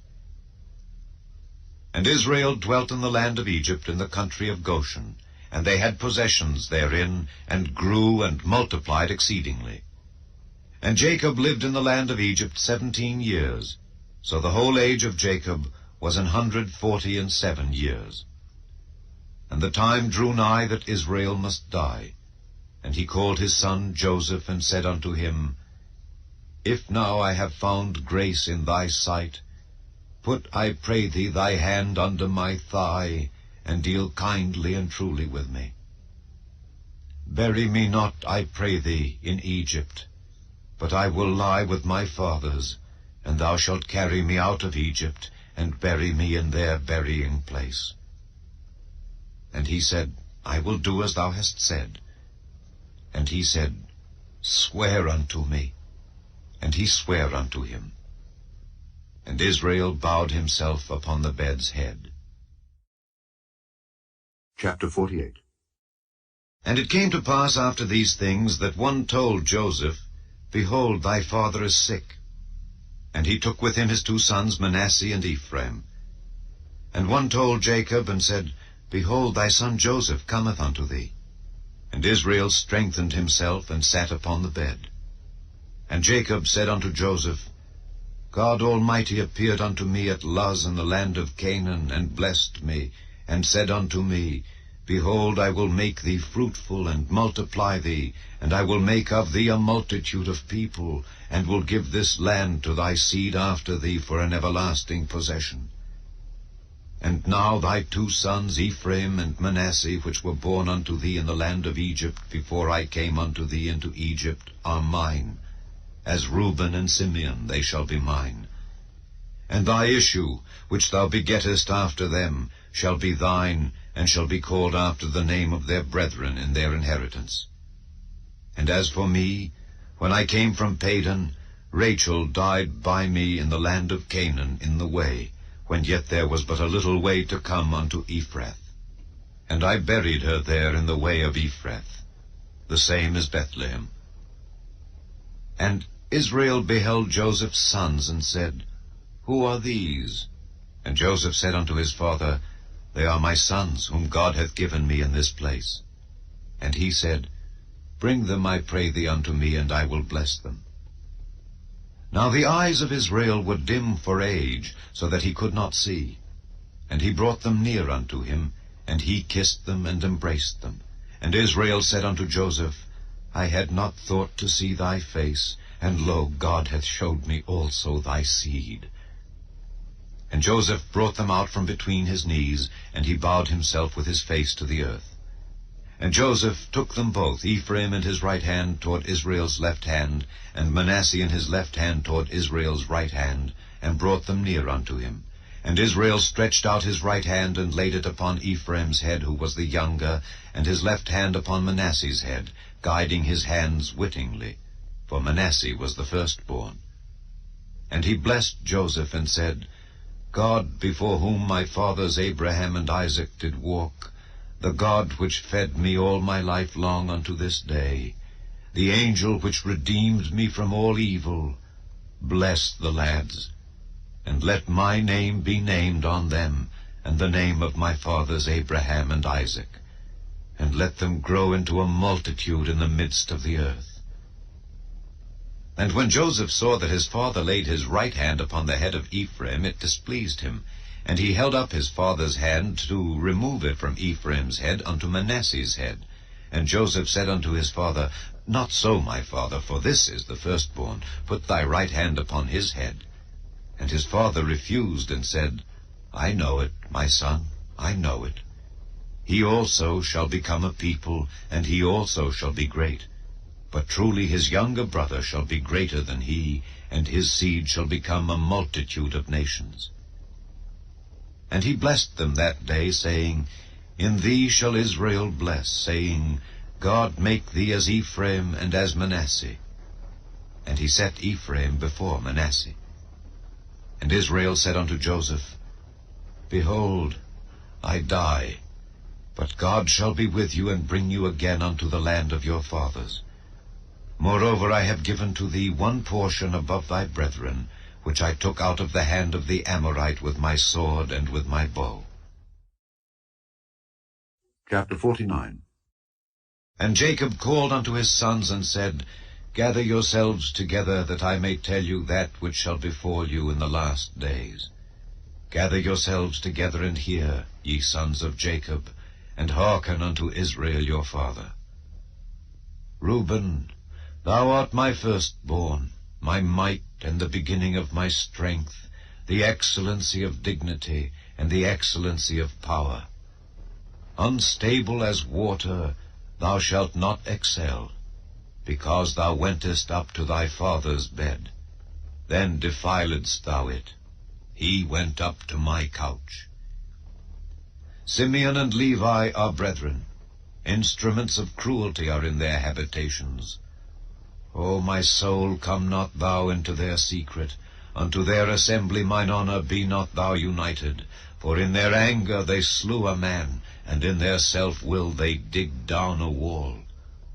Cursed be their anger, for it was fierce, and their wrath, for it was cruel. I will divide them in Jacob, and scatter them in Israel. Judah, thou art he whom thy brethren shall praise. Thy hand shall be in the neck of thine enemies. Thy father's children shall bow down before thee. Judah is a lion's whelp. From the prey, my son, thou art gone up. He stooped down, he couched as a lion, and as an old lion. Who shall rouse him up? The scepter shall not depart from Judah, nor a lawgiver from between his feet, until Shiloh come. And unto him shall the gathering of the people be. Binding his foal unto the vine, and his ass's colt unto the choice vine, he washed his garments in wine, and his clothes in the blood of grapes. His eyes shall be red with wine, and his teeth white with milk. Zebulun shall dwell at the haven of the sea, and he shall be for an haven of ships, and his border shall be unto Zidon. Issachar is a strong ass couching down between two burdens. And he saw that rest was good, and the land that it was pleasant, and bowed his shoulder to bear, and became a servant unto tribute. Dan shall judge his people, as one of the tribes of Israel. Dan shall be a serpent by the way, an adder in the path, that biteth the horse heels, so that his rider shall fall backward. I have waited for thy salvation, O Lord. Gad, a troop shall overcome him, but he shall overcome at the last. Out of Asher his bread shall be fat, and he shall yield royal dainties. Naphtali is a hind let loose, he giveth goodly words. Joseph is a fruitful bough, even a fruitful bough by a well, whose branches run over the wall. The archers have sorely grieved him, and shot at him, and hated him. But his bow abode in strength, and the arms of his hands were made strong by the hands of the mighty God of Jacob. From thence is the shepherd, the stone of Israel. Even by the God of thy father who shall help thee, and by the Almighty who shall bless thee with blessings of heaven above, blessings of the deep that lieth under, blessings of the breasts and of the womb. The blessings of thy father have prevailed above the blessings of my progenitors unto the utmost bound of the everlasting hills. They shall be on the head of Joseph, and on the crown of the head of him that was separate from his brethren. Benjamin shall ravin as a wolf. In the morning he shall devour the prey, and at night he shall divide the spoil. All these are the 12 tribes of Israel, and this is it that their father spake unto them, and blessed them. Every one according to his blessing he blessed them. And he charged them, and said unto them, I am to be gathered unto my people. Bury me with my fathers in the cave that is in the field of Ephron the Hittite, in the cave that is in the field of Machpelah, which is before Mamre in the land of Canaan, which Abraham bought with the field of Ephron the Hittite, for a possession of a burying place. There they buried Abraham and Sarah his wife. There they buried Isaac and Rebekah his wife. And there I buried Leah. The purchase of the field and of the cave that is therein was from the children of Heth. And when Jacob had made an end of commanding his sons, he gathered up his feet into the bed, and yielded up the ghost, and was gathered unto his people. Chapter 50. And Joseph fell upon his father's face, and wept upon him, and kissed him. And Joseph commanded his servants the physicians to embalm his father, and the physicians embalmed Israel. And 40 days were fulfilled for him, for so are fulfilled the days of those which are embalmed. And the Egyptians mourned for him 70 days. And when the days of his mourning were past, Joseph spake unto the house of Pharaoh, saying, If now I have found grace in your eyes, speak, I pray you, in the ears of Pharaoh, saying, My father made me swear, saying, Lo, I die. In my grave which I have digged for me in the land of Canaan, there shalt thou bury me. Now therefore let me go up, I pray thee, and bury my father, and I will come again. And Pharaoh said, Go up and bury thy father according as he made thee swear. And Joseph went up to bury his father, and with him went up all the servants of Pharaoh, the elders of his house, and all the elders of the land of Egypt, and all the house of Joseph, and his brethren, and his father's house. Only their little ones, and their flocks, and their herds, they left in the land of Goshen. And there went up with him both chariots and horsemen, and it was a very great company. And they came to the threshing floor of Atad, which is beyond Jordan, and there they mourned with a great and very sore lamentation. And he made a mourning for his father 7 days. And when the inhabitants of the land, the Canaanites, saw the mourning in the floor of Atad, they said, This is a grievous mourning to the Egyptians. Wherefore the name of it was called Abel Mizraim, which is beyond Jordan. And his sons did unto him according as he commanded them. For his sons carried him into the land of Canaan, and buried him in the cave of the field of Machpelah, which Abraham bought with the field for a possession of a burying place of Ephron the Hittite, before Mamre. And Joseph returned into Egypt, he and his brethren, and all that went up with him to bury his father, after he had buried his father. And when Joseph's brethren saw that their father was dead, they said, Joseph will peradventure hate us, and will certainly requite us all the evil which we did unto him.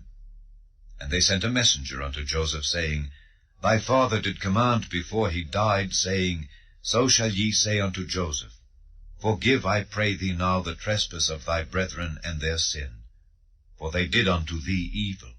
And now we pray thee, forgive the trespass of the servants of the God of thy father. And Joseph wept when they spake unto him. And his brethren also went and fell down before his face, and they said, Behold, we be thy servants. And Joseph said unto them, Fear not, for am I in the place of God? But as for you, ye thought evil against me.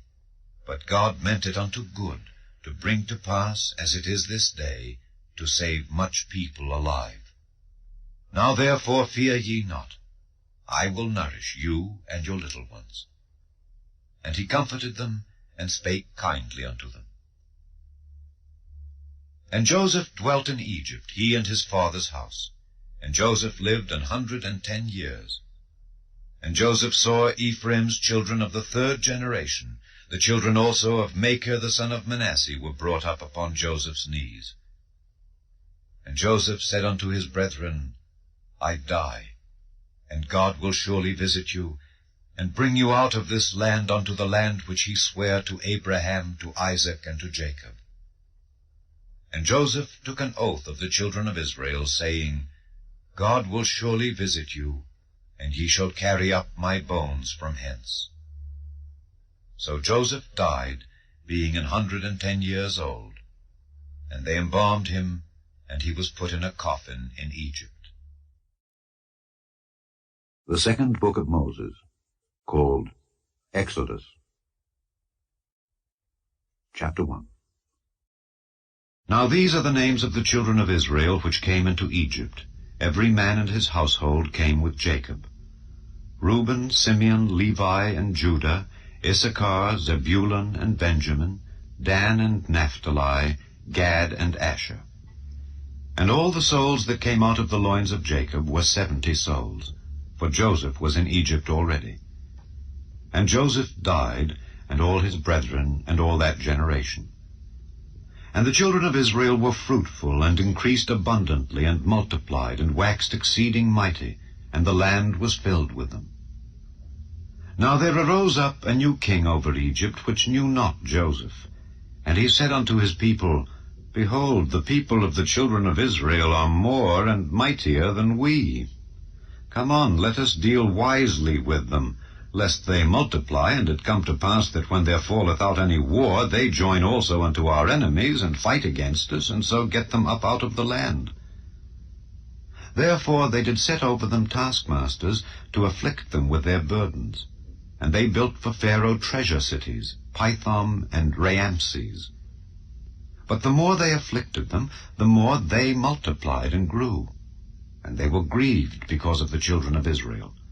And the Egyptians made the children of Israel to serve with rigor, and they made their lives bitter with hard bondage, in mortar and in brick, and in all manner of service in the field. All their service wherein they made them serve was with rigor. And the king of Egypt spake to the Hebrew midwives, of which the name of the one was Shiphrah, and the name of the other Pua. And he said, When ye do the office of a midwife to the Hebrew women, and see them upon the stools, if it be a son, then ye shall kill him. But if it be a daughter, then she shall live. But the midwives feared God, and did not as the king of Egypt commanded them, but saved the men-children alive. And the king of Egypt called for the midwives, and said unto them, Why have ye done this thing, and have saved the men-children alive?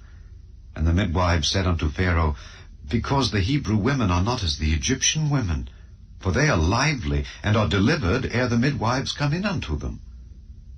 Therefore God dealt well with the midwives, and the people multiplied and waxed very mighty. And it came to pass, because the midwives feared God, that he made them houses. And Pharaoh charged all his people, saying, Every son that is born ye shall cast into the river, and every daughter ye shall save alive. Chapter 2. And there went a man of the house of Levi, and took to wife a daughter of Levi. And the woman conceived, and bare a son. And when she saw him that he was a goodly child, she hid him 3 months.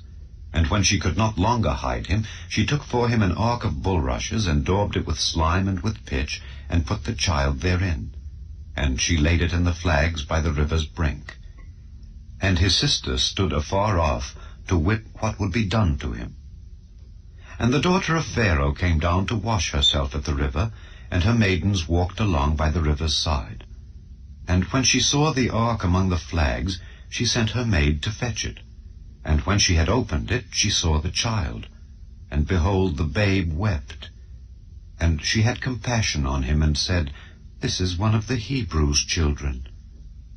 Then said his sister to Pharaoh's daughter, Shall I go and call to thee a nurse of the Hebrew women, that she may nurse the child for thee? And Pharaoh's daughter said to her, Go. And the maid went and called the child's mother. And Pharaoh's daughter said unto her, Take this child away and nurse it for me, and I will give thee thy wages. And the woman took the child and nursed it. And the child grew, and she brought him unto Pharaoh's daughter, and he became her son. And she called his name Moses. And she said, Because I drew him out of the water. And it came to pass in those days, when Moses was grown, that he went out unto his brethren, and looked on their burdens. And he spied an Egyptian smiting an Hebrew, one of his brethren. And he looked this way and that way, and when he saw that there was no man, he slew the Egyptian, and hid him in the sand. And when he went out the second day, behold, 2 men of the Hebrews strove together. And he said to him that did the wrong, Wherefore smitest thou thy fellow? And he said, Who made thee a prince and a judge over us? Intendest thou to kill me as thou killedst the Egyptian? And Moses feared, and said, Surely this thing is known. Now when Pharaoh heard this thing, he sought to slay Moses. But Moses fled from the face of Pharaoh, and dwelt in the land of Midian. And he sat down by a well. Now the priest of Midian had 7 daughters, and they came and drew water, and filled the troughs to water their father's flock. And the shepherds came and drove them away. But Moses stood up and helped them, and watered their flock. And when they came to Reuel their father, he said, How is it that ye are come so soon today? And they said, An Egyptian delivered us out of the hand of the shepherds, and also drew water enough for us, and watered the flock. And he said unto his daughters, And where is he? Why is it that ye have left the man? Call him that he may eat bread. And Moses was content to dwell with the man. And he gave Moses Zipporah his daughter. And she bare him a son, and he called his name Gershom. For he said, I have been a stranger in a strange land. And it came to pass, in process of time, that the king of Egypt died.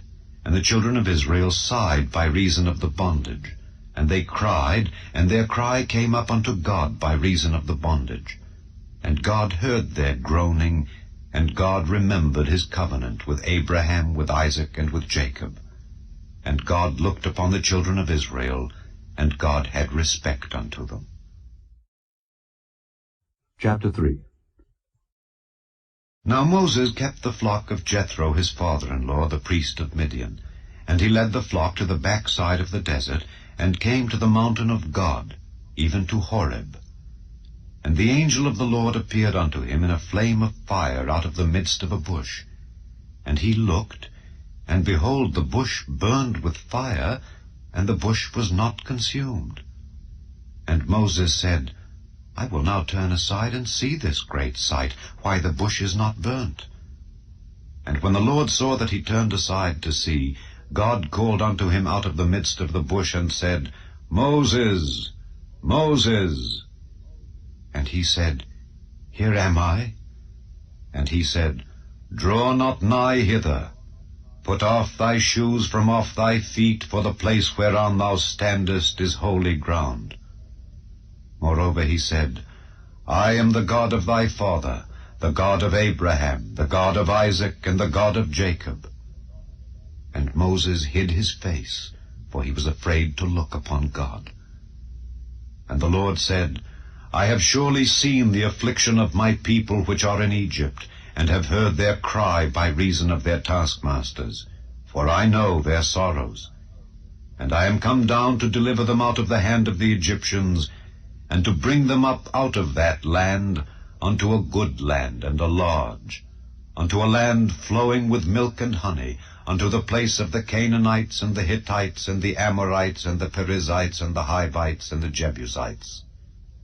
Now therefore, behold, the cry of the children of Israel is come unto me, and I have also seen the oppression wherewith the Egyptians oppress them.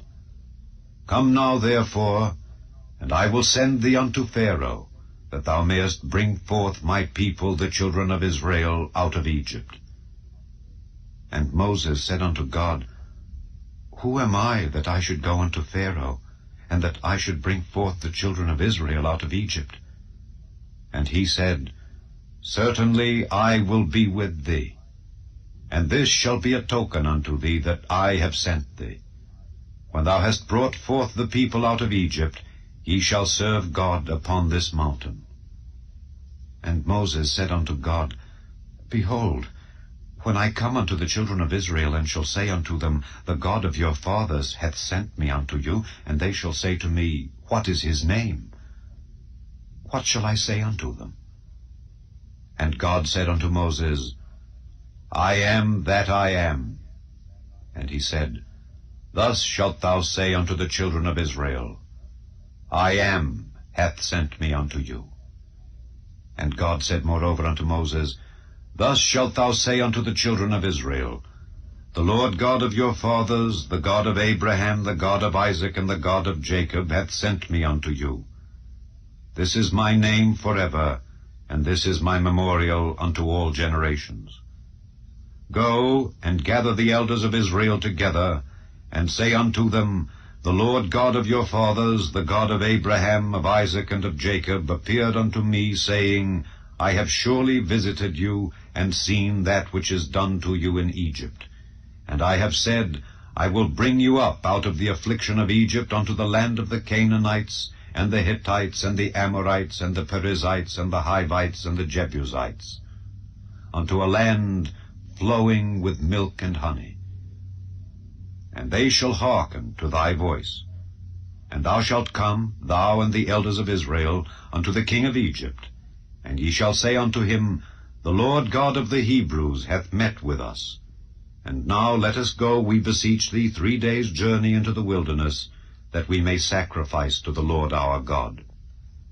And I am sure that the king of Egypt will not let you go, no, not by a mighty hand.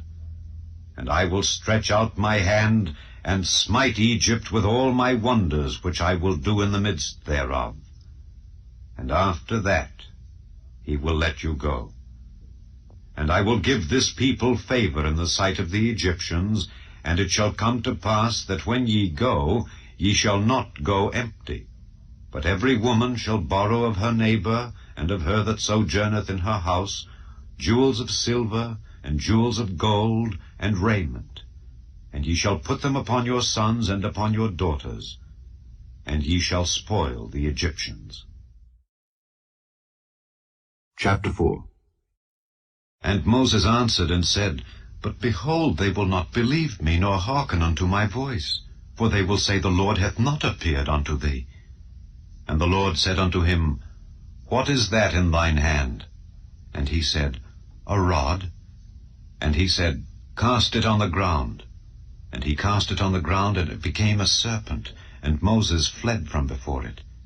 And the Lord said unto Moses, Put forth thine hand, and take it by the tail. And he put forth his hand, and caught it, and it became a rod in his hand.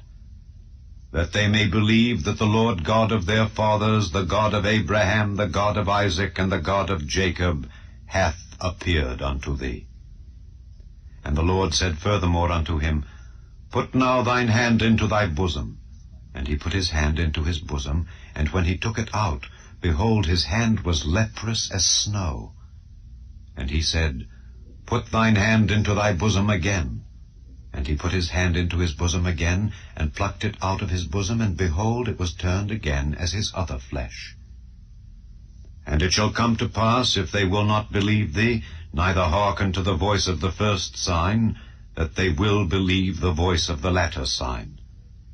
And it shall come to pass, if they will not believe also these 2 signs, neither hearken unto thy voice, that thou shalt take of the water of the river, and pour it upon the dry land, and the water which thou takest out of the river shall become blood upon the dry land.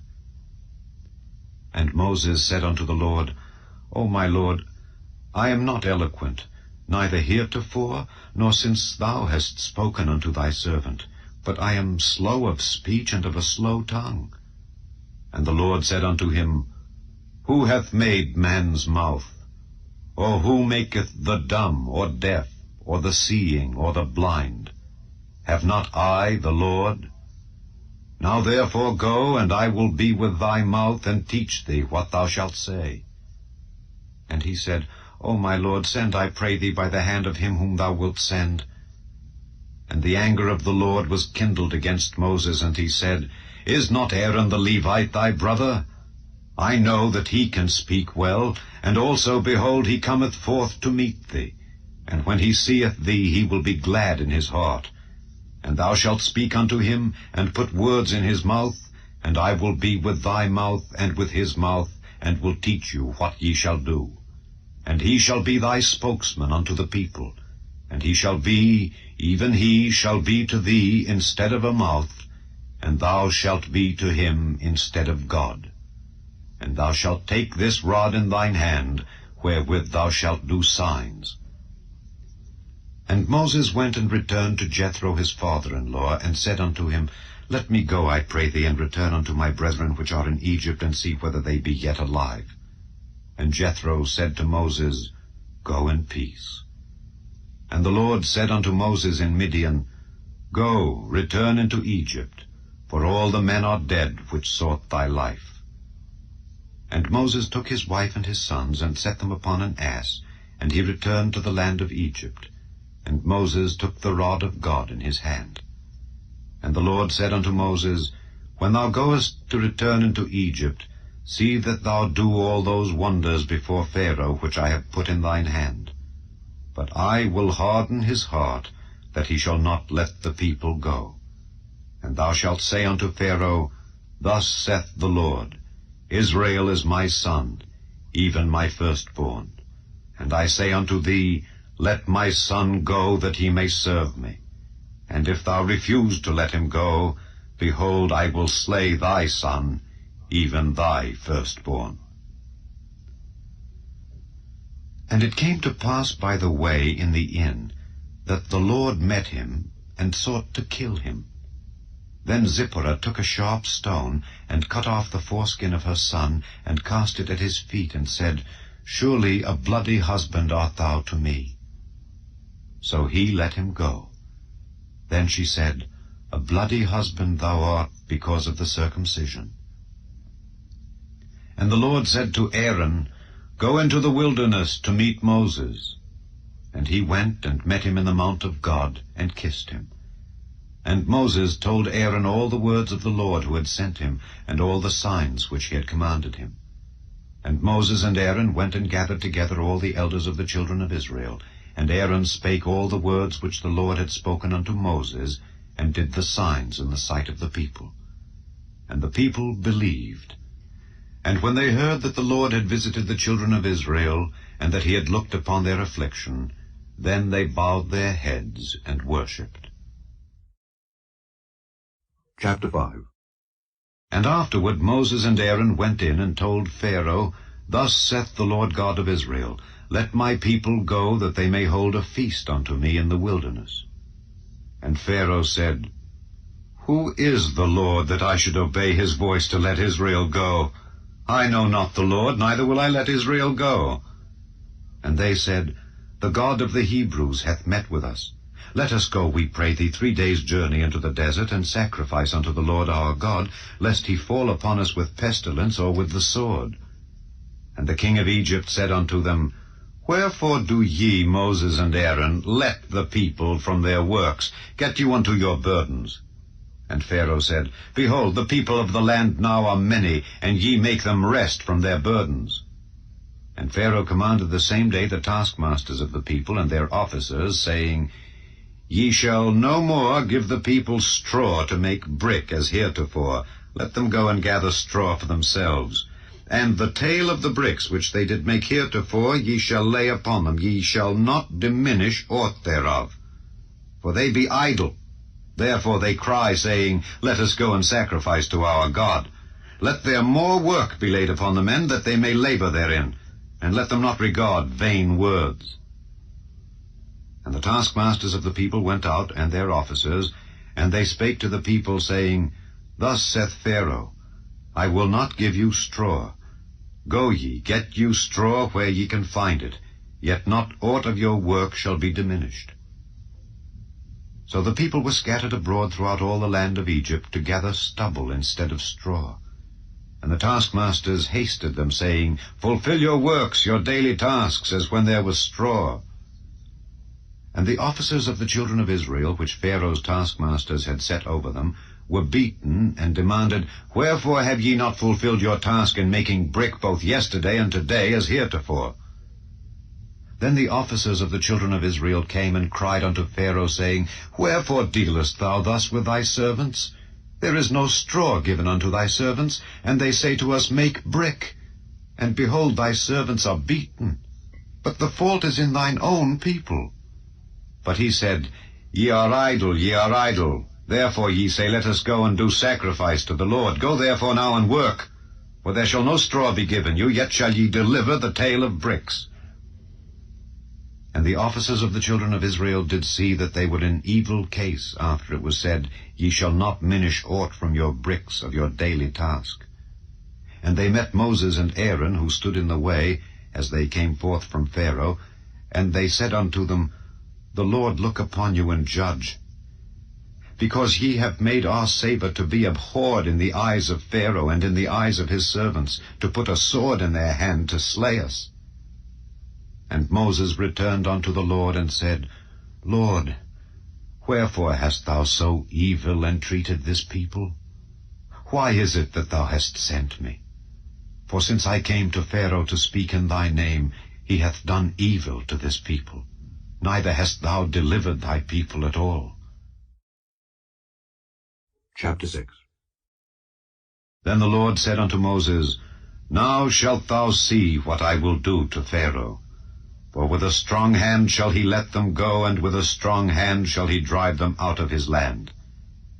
And God spake unto Moses, and said unto him, I am the Lord, and I appeared unto Abraham, unto Isaac, and unto Jacob by the name of God Almighty.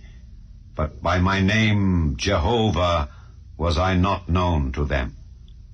And I have also established my covenant with them, to give them the land of Canaan, the land of their pilgrimage, wherein they were strangers.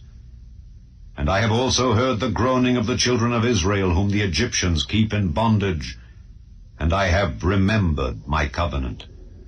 Wherefore say unto the children of Israel, I am the Lord, and I will bring you out from under the burdens of the Egyptians, and I will rid you out of their bondage, and I will redeem you with a stretched out arm, and with great judgments. And I will take you to me for a people, and I will be to you a God.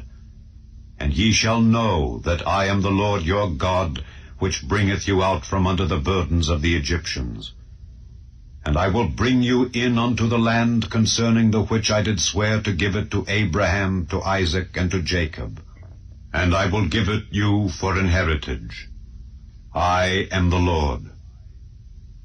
And Moses spake so unto the children of Israel, but they hearkened not unto Moses for anguish of spirit and for cruel bondage. And the Lord spake unto Moses, saying, Go in, speak unto Pharaoh king of Egypt, that he let the children of Israel go out of his land. And Moses spake before the Lord, saying, Behold, the children of Israel have not hearkened unto me. How then shall Pharaoh hear me, who am of uncircumcised lips? And the Lord spake unto Moses and unto Aaron, and gave them a charge unto the children of Israel and unto Pharaoh king of Egypt, to bring the children of Israel out of the land of Egypt. These be the heads of their fathers' houses.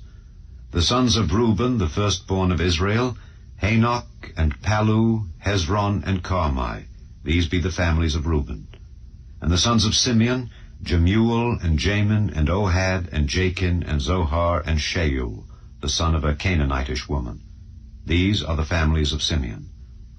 And these are the names of the sons of Levi according to their generations, Gershon, and Kohath, and Merari.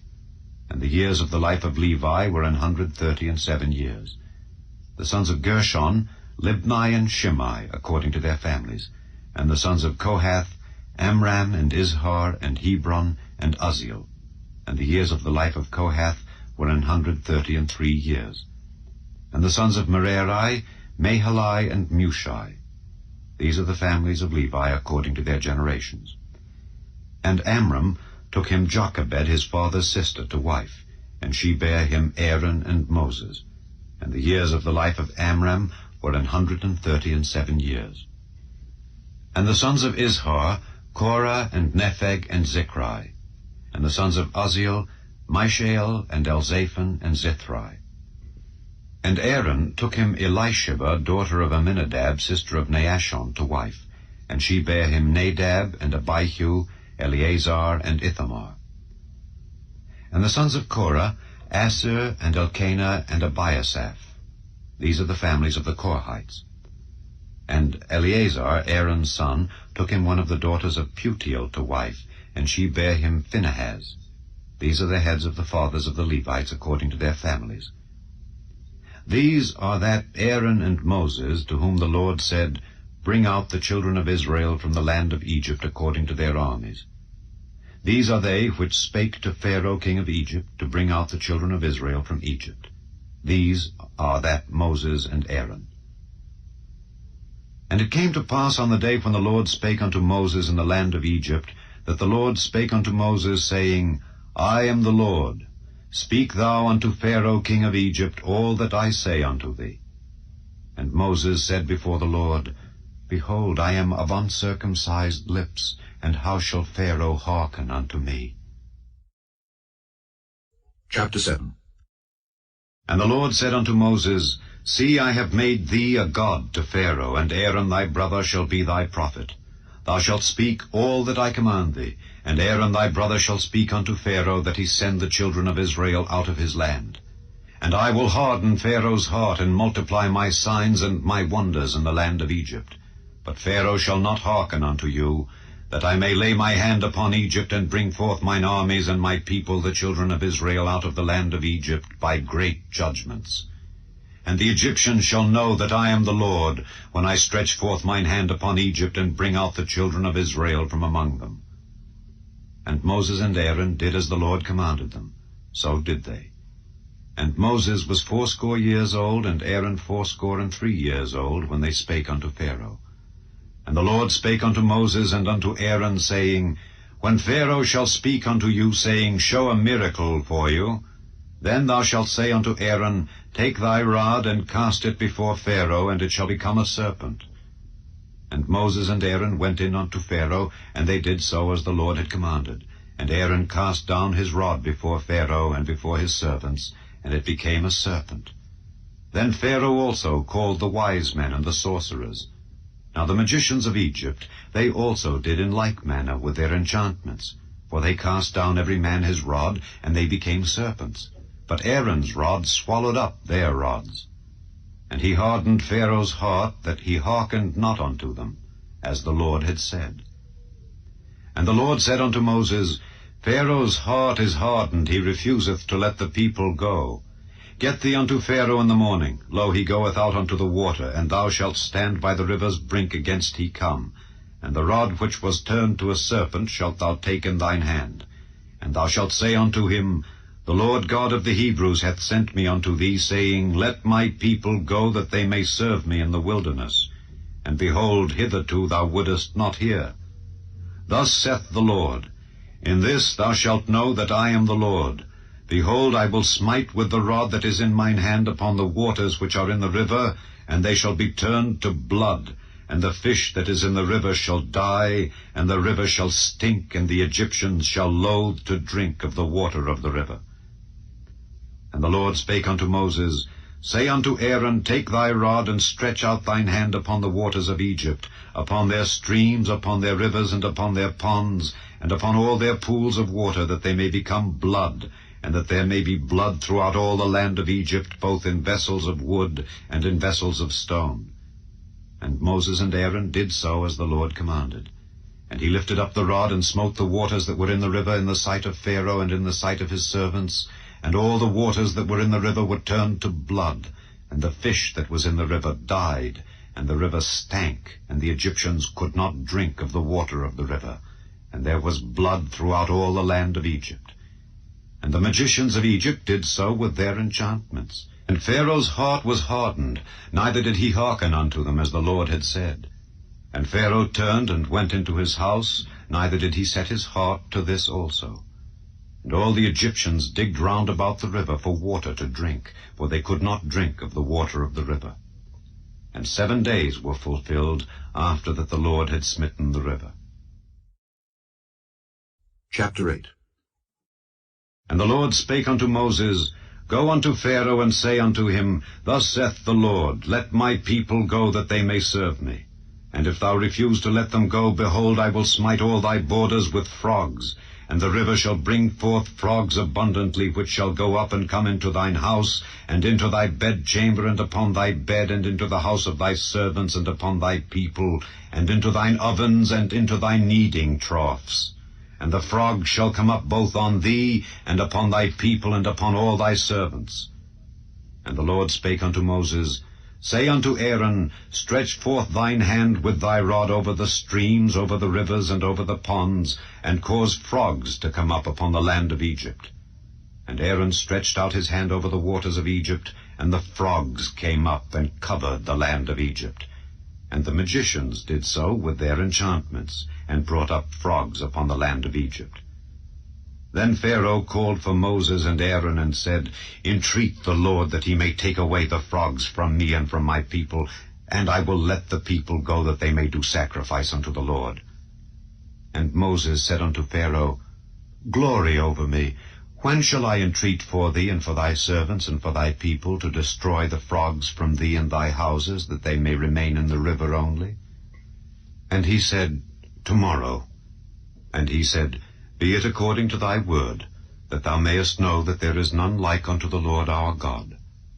And the frogs shall depart from thee, and from thy houses, and from thy servants, and from thy people. They shall remain in the river only.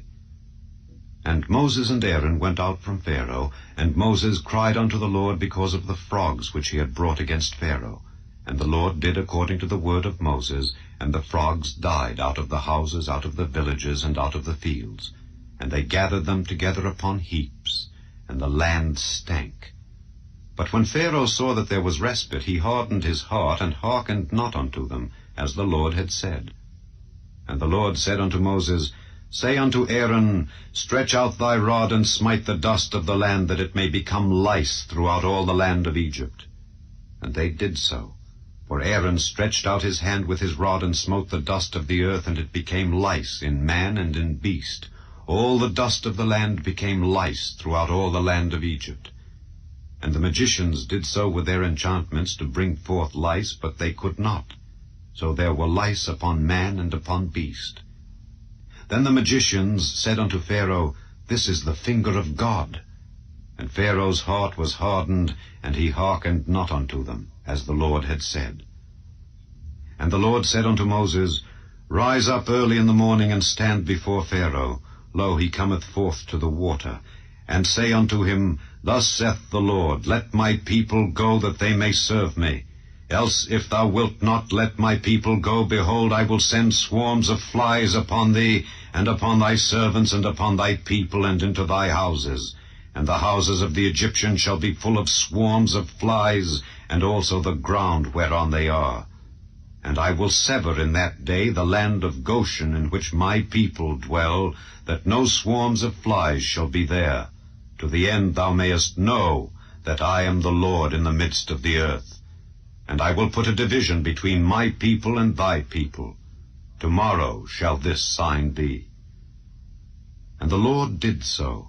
And there came a grievous swarm of flies into the house of Pharaoh, and into his servants' houses, and into all the land of Egypt. The land was corrupted by reason of the swarm of flies.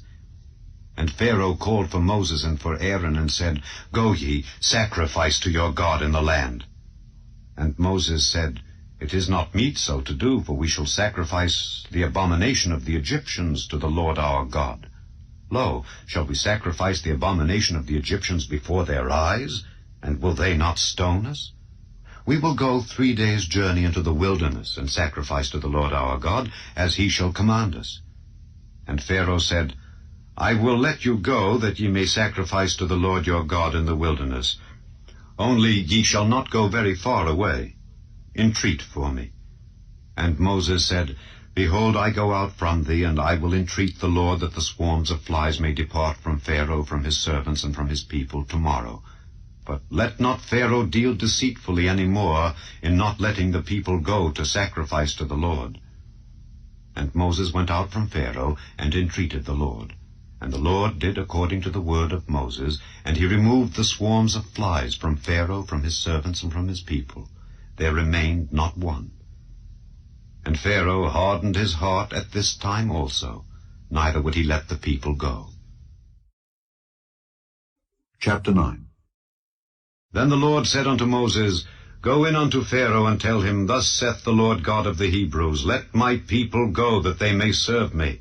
For if thou refuse to let them go, and wilt hold them still, behold, the hand of the Lord is upon thy cattle which is in the field, upon the horses, upon the asses, upon the camels, upon the oxen, and upon the sheep. There shall be a very grievous murrain. And the Lord shall sever between the cattle of Israel and the cattle of Egypt, and there shall nothing die of all that is the children's of Israel. And the Lord appointed a set time, saying, Tomorrow the Lord shall do this thing in the land.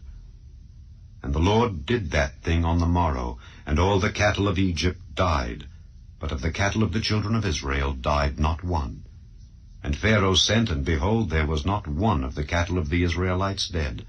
And the heart of Pharaoh was hardened, and he did not let the people go. And the Lord said unto Moses and unto Aaron, Take to you handfuls of ashes of the furnace, and let Moses sprinkle it toward the heaven in the sight of Pharaoh. And it shall become small dust in all the land of Egypt, and shall be a boil breaking forth with blains upon man and upon beast throughout all the land of Egypt. And they took ashes of the furnace, and stood before Pharaoh, and Moses sprinkled it up toward heaven, and it became a boil breaking forth with blains upon man and upon beast. And the magicians could not stand before Moses because of the boils, for the boil was upon the magicians and upon all the Egyptians. And the Lord hardened the heart of Pharaoh, and he hearkened not unto them, as the Lord had spoken unto Moses. And the Lord said unto Moses, Rise up early in the morning, and stand before Pharaoh, and say unto him, Thus saith the Lord God of the Hebrews, Let my people go, that they may serve me.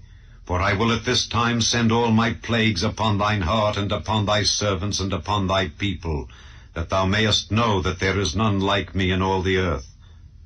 For now I will stretch out my hand, that I may smite thee and thy people with pestilence, and thou shalt be cut off from the earth. And in very deed, for this cause have I raised thee up, for to show in thee my power, and that my name may be declared throughout all the earth. As yet exaltest thou thyself against my people, that thou wilt not let them go?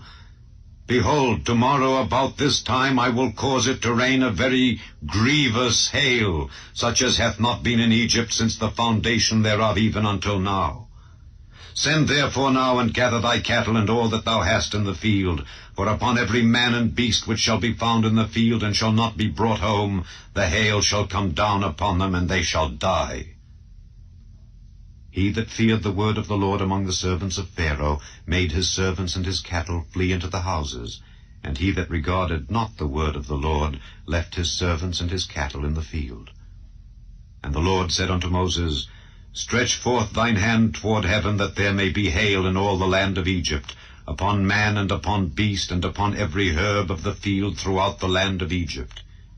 And Moses stretched forth his rod toward heaven, and the Lord sent thunder and hail, and the fire ran along upon the ground, and the Lord rained hail upon the land of Egypt. So there was hail and fire mingled with the hail, very grievous, such as there was none like it in all the land of Egypt since it became a nation. And the hail smote throughout all the land of Egypt all that was in the field, both man and beast.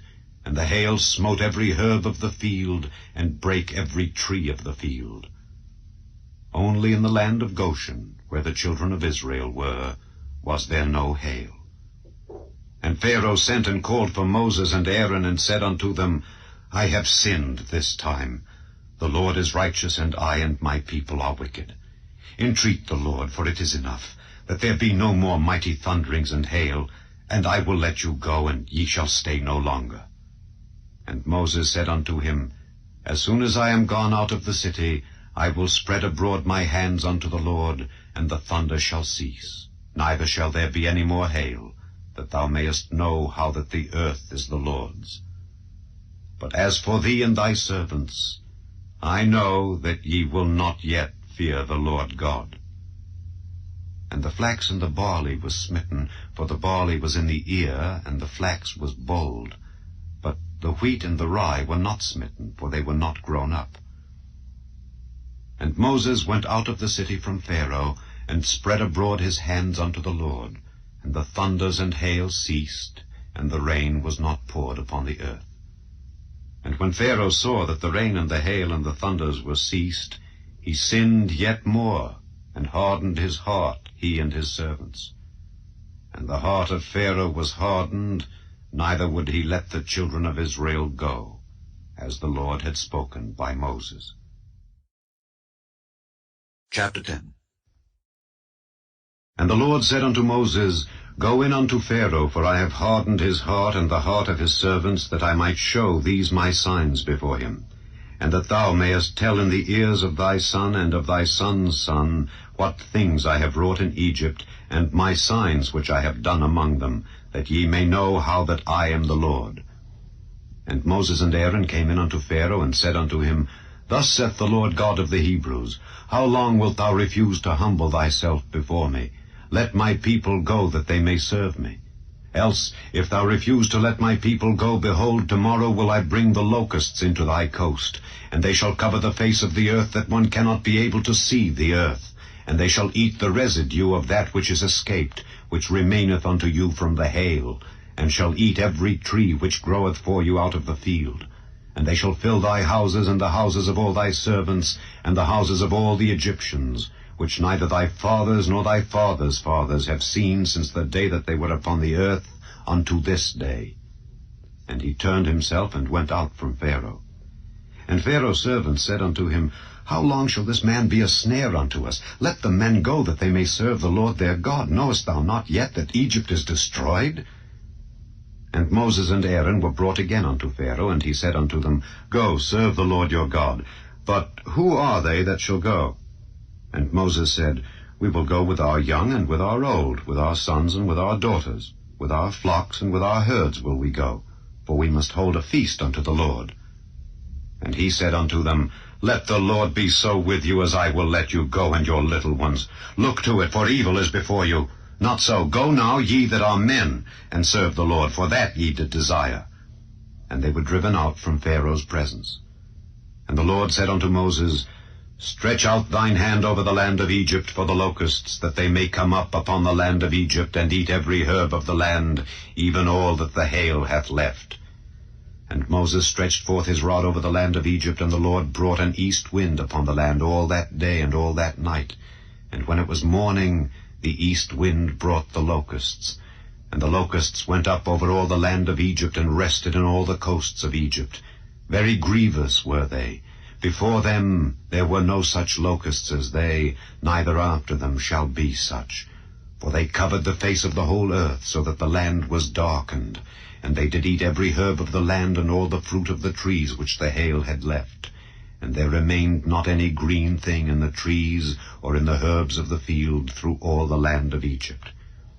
Then Pharaoh called for Moses and Aaron in haste, and he said, I have sinned against the Lord your God and against you.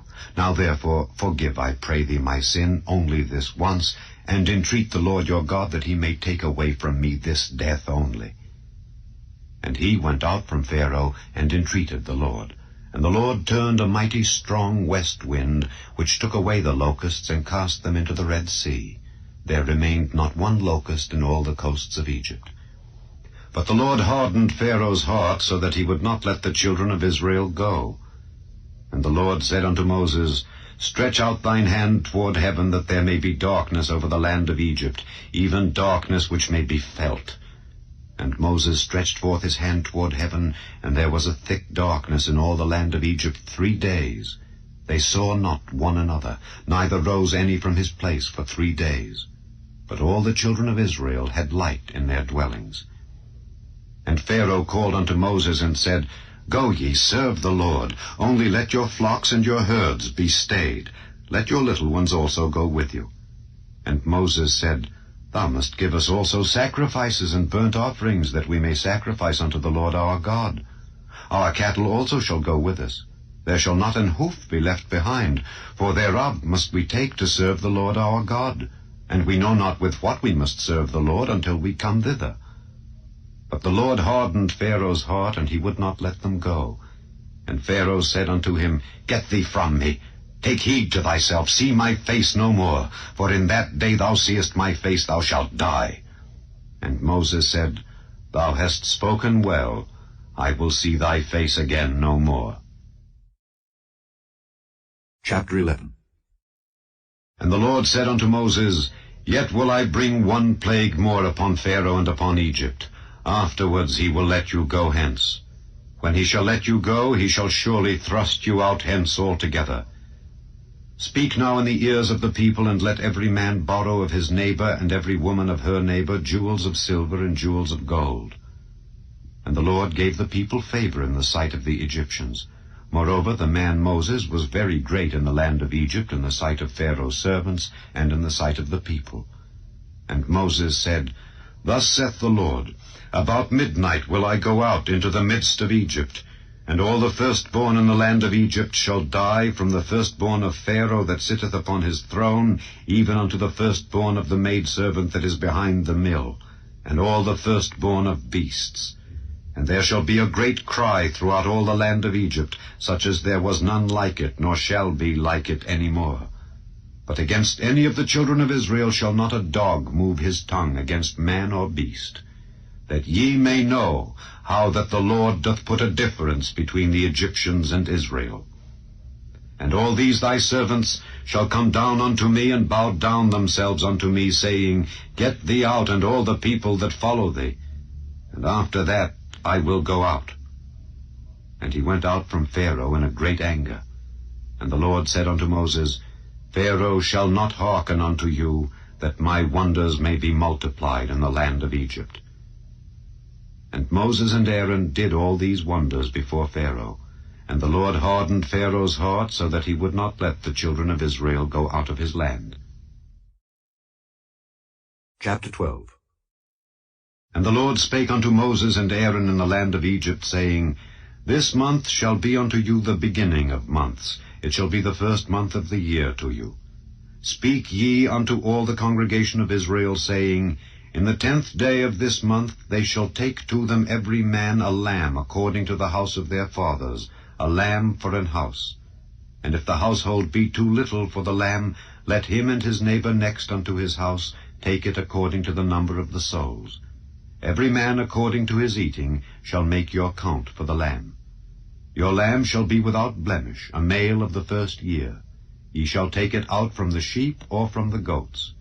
And ye shall keep it up until the 14th day of the same month. And the whole assembly of the congregation of Israel shall kill it in the evening. And they shall take of the blood, and strike it on the 2 side posts, and on the upper doorpost of the houses wherein they shall eat it. And they shall eat the flesh in that night, roast with fire, and unleavened bread, and with bitter herbs they shall eat it. Eat not of it raw, nor sodden at all with water, but roast with fire, his head with his legs, and with the purtenance thereof.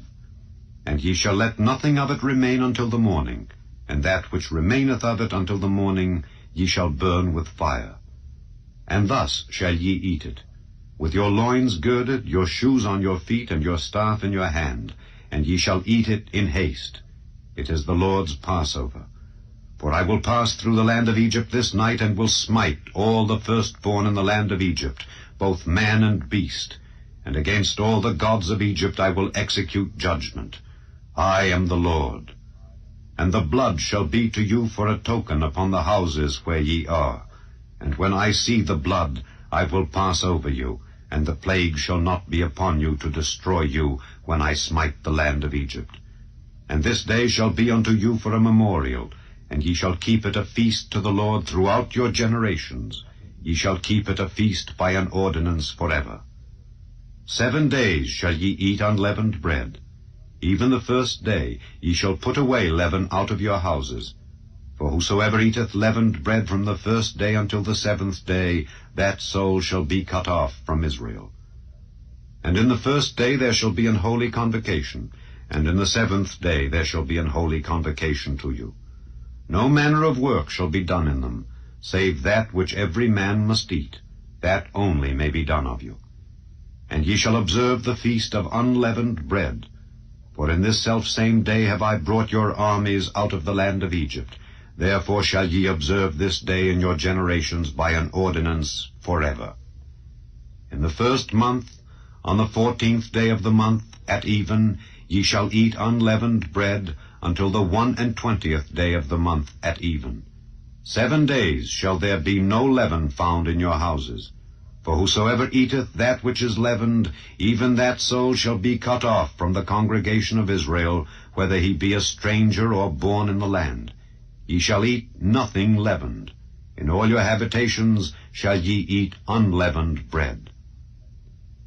Then Moses called for all the elders of Israel, and said unto them, Draw out and take you a lamb according to your families, and kill the Passover. And ye shall take a bunch of hyssop, and dip it in the blood that is in the basin, and strike the lintel and the 2 side posts with the blood that is in the basin. And none of you shall go out at the door of his house until the morning. For the Lord will pass through to smite the Egyptians. And when he seeth the blood upon the lintel and on the 2 side posts, the Lord will pass over the door, and will not suffer the destroyer to come in unto your houses to smite you. And ye shall observe this thing for an ordinance to thee and to thy sons forever. And it shall come to pass, when ye be come to the land which the Lord will give you, according as he hath promised, that ye shall keep this service. And it shall come to pass, when your children shall say unto you, What mean ye by this service? That ye shall say, It is the sacrifice of the Lord's Passover, who passed over the houses of the children of Israel in Egypt, when he smote the Egyptians and delivered our houses. And the people bowed the head and worshipped. And the children of Israel went away, and did as the Lord had commanded Moses and Aaron. So did they. And it came to pass that at midnight the Lord smote all the firstborn in the land of Egypt, from the firstborn of Pharaoh that sat on his throne unto the firstborn of the captive that was in the dungeon, and all the firstborn of cattle. And Pharaoh rose up in the night, he and all his servants and all the Egyptians, and there was a great cry in Egypt, for there was not a house where there was not one dead. And he called for Moses and Aaron by night, and said, Rise up and get you forth from among my people, both ye and the children of Israel, and go, serve the Lord as ye have said. Also take your flocks and your herds as ye have said, and be gone, and bless me also. And the Egyptians were urgent upon the people that they might send them out of the land in haste, for they said, We be all dead men. And the people took their dough before it was leavened, their kneading troughs being bound up in their clothes upon their shoulders. And the children of Israel did according to the word of Moses. And they borrowed of the Egyptians jewels of silver and jewels of gold and raiment. And the Lord gave the people favor in the sight of the Egyptians, so that they lent unto them such things as they required. And they spoiled the Egyptians. And the children of Israel journeyed from Ramesses to Succoth, about 600,000 on foot that were men, beside children. And a mixed multitude went up also with them, and flocks and herds, even very much cattle. And they baked unleavened cakes of the dough which they brought forth out of Egypt, for it was not leavened, because they were thrust out of Egypt and could not tarry, neither had they prepared for themselves any victual. Now the sojourning of the children of Israel who dwelt in Egypt was 430 years. And it came to pass at the end of the 430 years, even the selfsame day it came to pass, that all the hosts of the Lord went out from the land of Egypt. It is a night to be much observed unto the Lord, for bringing them out from the land of Egypt. This is that night of the Lord to be observed of all the children of Israel in their generations. And the Lord said unto Moses and Aaron, This is the ordinance of the Passover. There shall no stranger eat thereof. But every man's servant that is bought for money, when thou hast circumcised him, then shall he eat thereof. A foreigner and an hired servant shall not eat thereof. In one house shall it be eaten. Thou shalt not carry forth aught of the flesh abroad out of the house, neither shall ye break a bone thereof. All the congregation of Israel shall keep it. And when a stranger shall sojourn with thee, and will keep the Passover to the Lord, let all his males be circumcised, and then let him come near and keep it. And he shall be as one that is born in the land. For no uncircumcised person shall eat thereof. One law shall be to him that is home-born, and unto the stranger that sojourneth among you. Thus did all the children of Israel, as the Lord commanded Moses and Aaron. So did they. And it came to pass the selfsame day that the Lord did bring the children of Israel out of the land of Egypt by their armies. Chapter 13. And the Lord spake unto Moses, saying, Sanctify unto me all the firstborn, whatsoever openeth the womb among the children of Israel, both of man and of beast. It is mine. And Moses said unto the people, Remember this day in which ye came out from Egypt, out of the house of bondage, for by strength of hand the Lord brought you out from this place. There shall no leavened bread be eaten. This day came ye out in the month Abib. And it shall be, when the Lord shall bring thee into the land of the Canaanites, and the Hittites, and the Amorites, and the Hivites, and the Jebusites, which he sware unto thy fathers to give thee, a land flowing with milk and honey, that thou shalt keep this service in this month. 7 days thou shalt eat unleavened bread, and in the 7th day shall be a feast to the Lord. Unleavened bread shall be eaten 7 days, and there shall no leavened bread be seen with thee, neither shall there be leaven seen with thee in all thy quarters.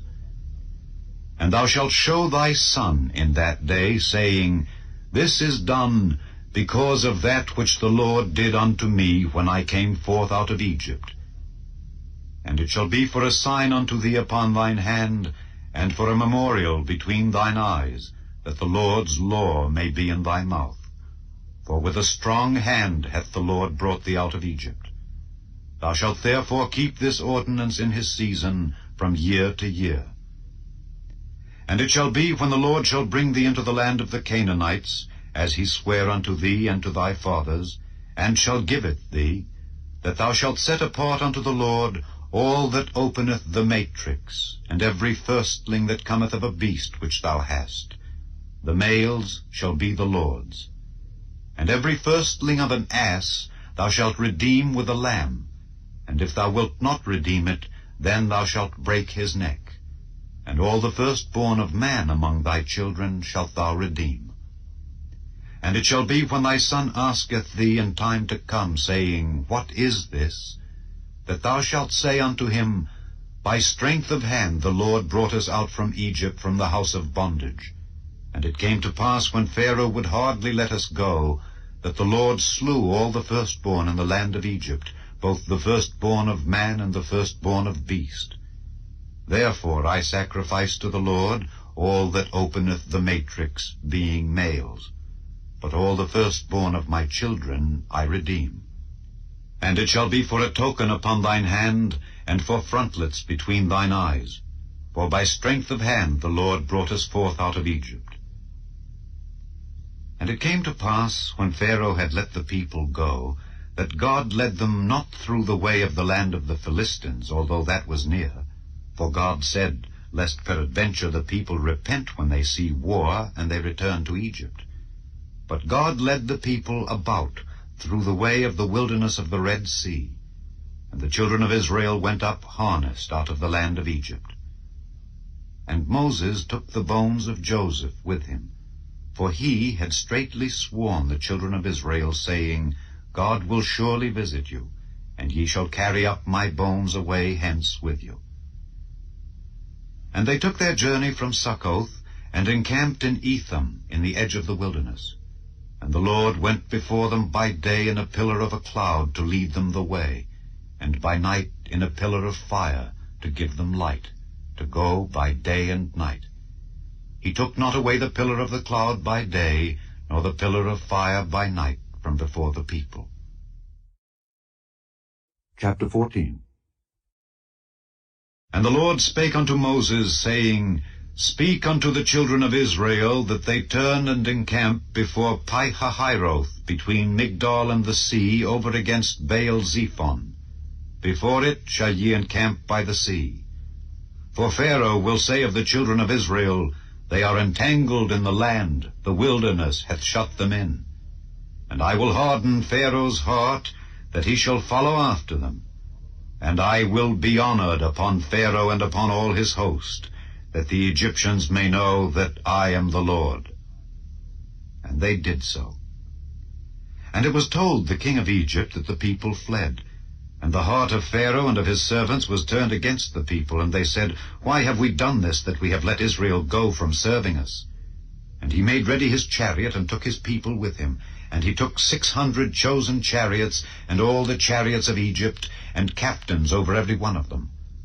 And the Lord hardened the heart of Pharaoh king of Egypt, and he pursued after the children of Israel. And the children of Israel went out with an high hand. But the Egyptians pursued after them, all the horses and chariots of Pharaoh, and his horsemen and his army, and overtook them encamping by the sea, beside Pi-hahiroth, before Baal-zephon. And when Pharaoh drew nigh, the children of Israel lifted up their eyes, and behold, the Egyptians marched after them, and they were sore afraid. And the children of Israel cried out unto the Lord. And they said unto Moses, Because there were no graves in Egypt, hast thou taken us away to die in the wilderness?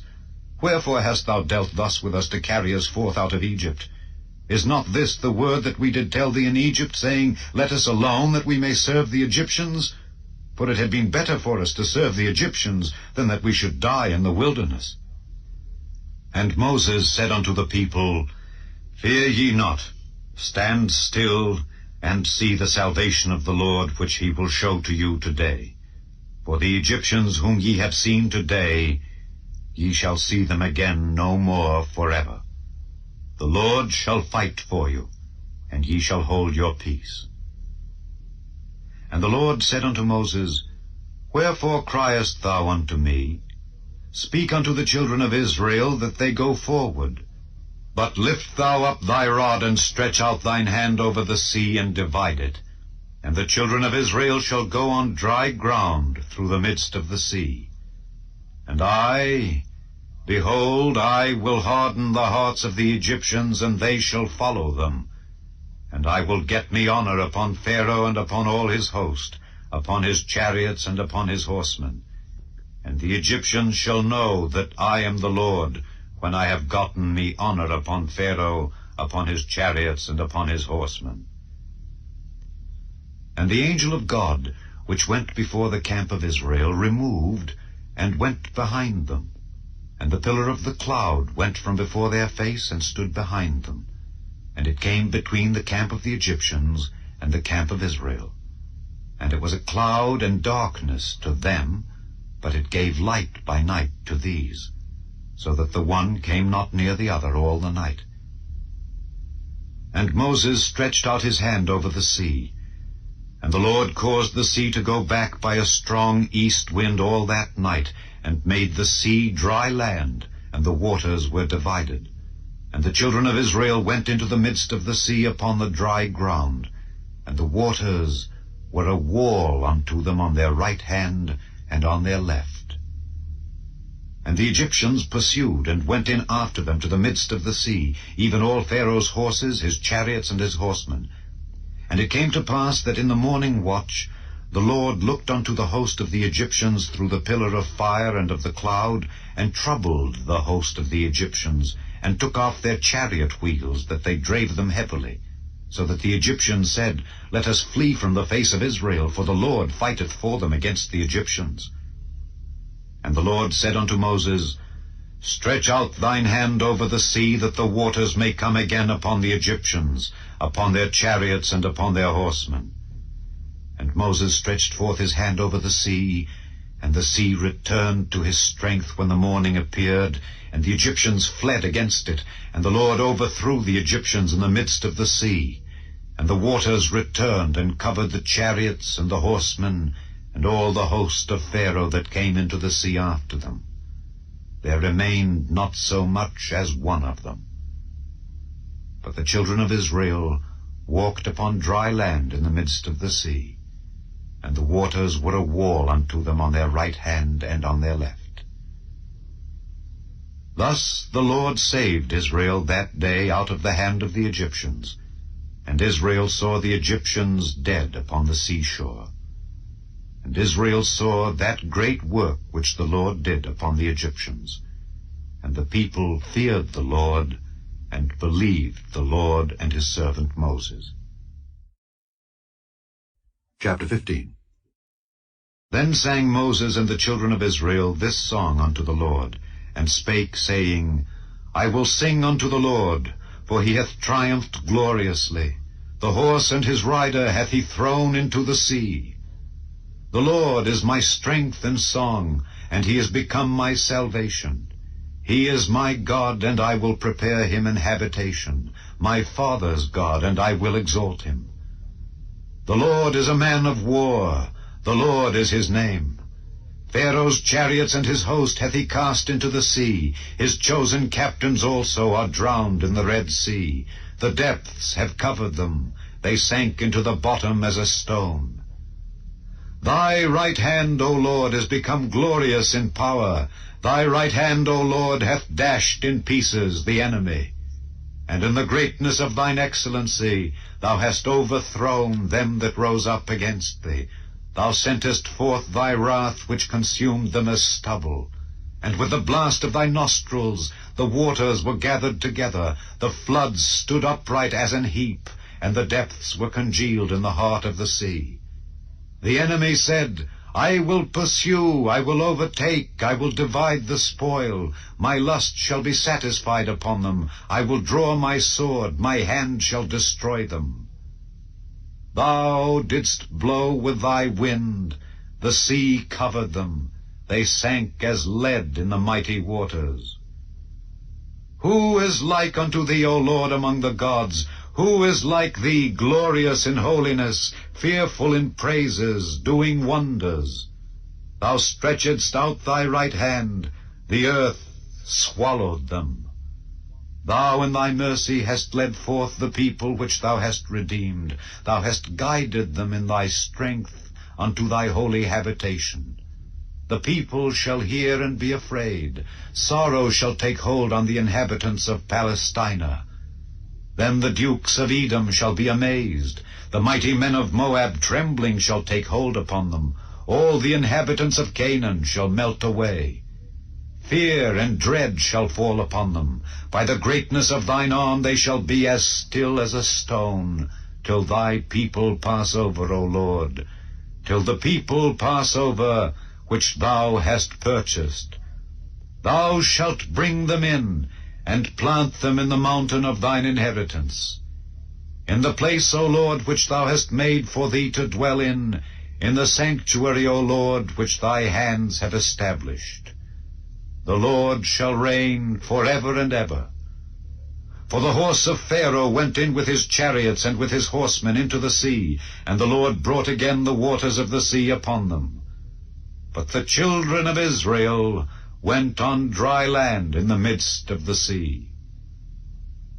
And Miriam, the prophetess, the sister of Aaron, took a timbrel in her hand, and all the women went out after her with timbrels and with dances. And Miriam answered them, Sing ye to the Lord, for he hath triumphed gloriously. The horse and his rider hath he thrown into the sea. So Moses brought Israel from the Red Sea, and they went out into the wilderness of Shur. And they went 3 days in the wilderness, and found no water. And when they came to Marah, they could not drink of the waters of Marah, for they were bitter. Therefore the name of it was called Marah. And the people murmured against Moses, saying, What shall we drink? And he cried unto the Lord, and the Lord showed him a tree, which when he had cast into the waters were made sweet. There he made for them a statute and an ordinance, and there he proved them, and said, If thou wilt diligently hearken to the voice of the Lord thy God, and wilt do that which is right in his sight, and wilt give ear to his commandments, and keep all his statutes, I will put none of these diseases upon thee, which I have brought upon the Egyptians. for I am the Lord that healeth thee. And they came to Elim, where were 12 wells of water, and 70 palm trees, and they encamped there by the waters. Chapter 16. And they took their journey from Elim, and all the congregation of the children of Israel came unto the wilderness of Sin, which is between Elim and Sinai, on the 15th day of the 2nd month after their departing out of the land of Egypt. And the whole congregation of the children of Israel murmured against Moses and Aaron in the wilderness. And the children of Israel said unto them, Would to God we had died by the hand of the Lord in the land of Egypt, when we sat by the flesh pots, and when we did eat bread to the full. For ye have brought us forth into this wilderness to kill this whole assembly with hunger. Then said the Lord unto Moses, Behold, I will rain bread from heaven for you, and the people shall go out and gather a certain rate every day, that I may prove them whether they will walk in my law or no. And it shall come to pass that on the 6th day they shall prepare that which they bring in, and it shall be twice as much as they gather daily. And Moses and Aaron said unto all the children of Israel, At even then ye shall know that the Lord hath brought you out from the land of Egypt. And in the morning then ye shall see the glory of the Lord, for that he heareth your murmurings against the Lord. And what are we that ye murmur against us? And Moses said, This shall be, when the Lord shall give you in the evening flesh to eat, and in the morning bread to the full, for that the Lord heareth your murmurings which ye murmur against him. And what are we? Your murmurings are not against us, but against the Lord. And Moses spake unto Aaron, Say unto all the congregation of the children of Israel, Come near before the Lord, for he hath heard your murmurings.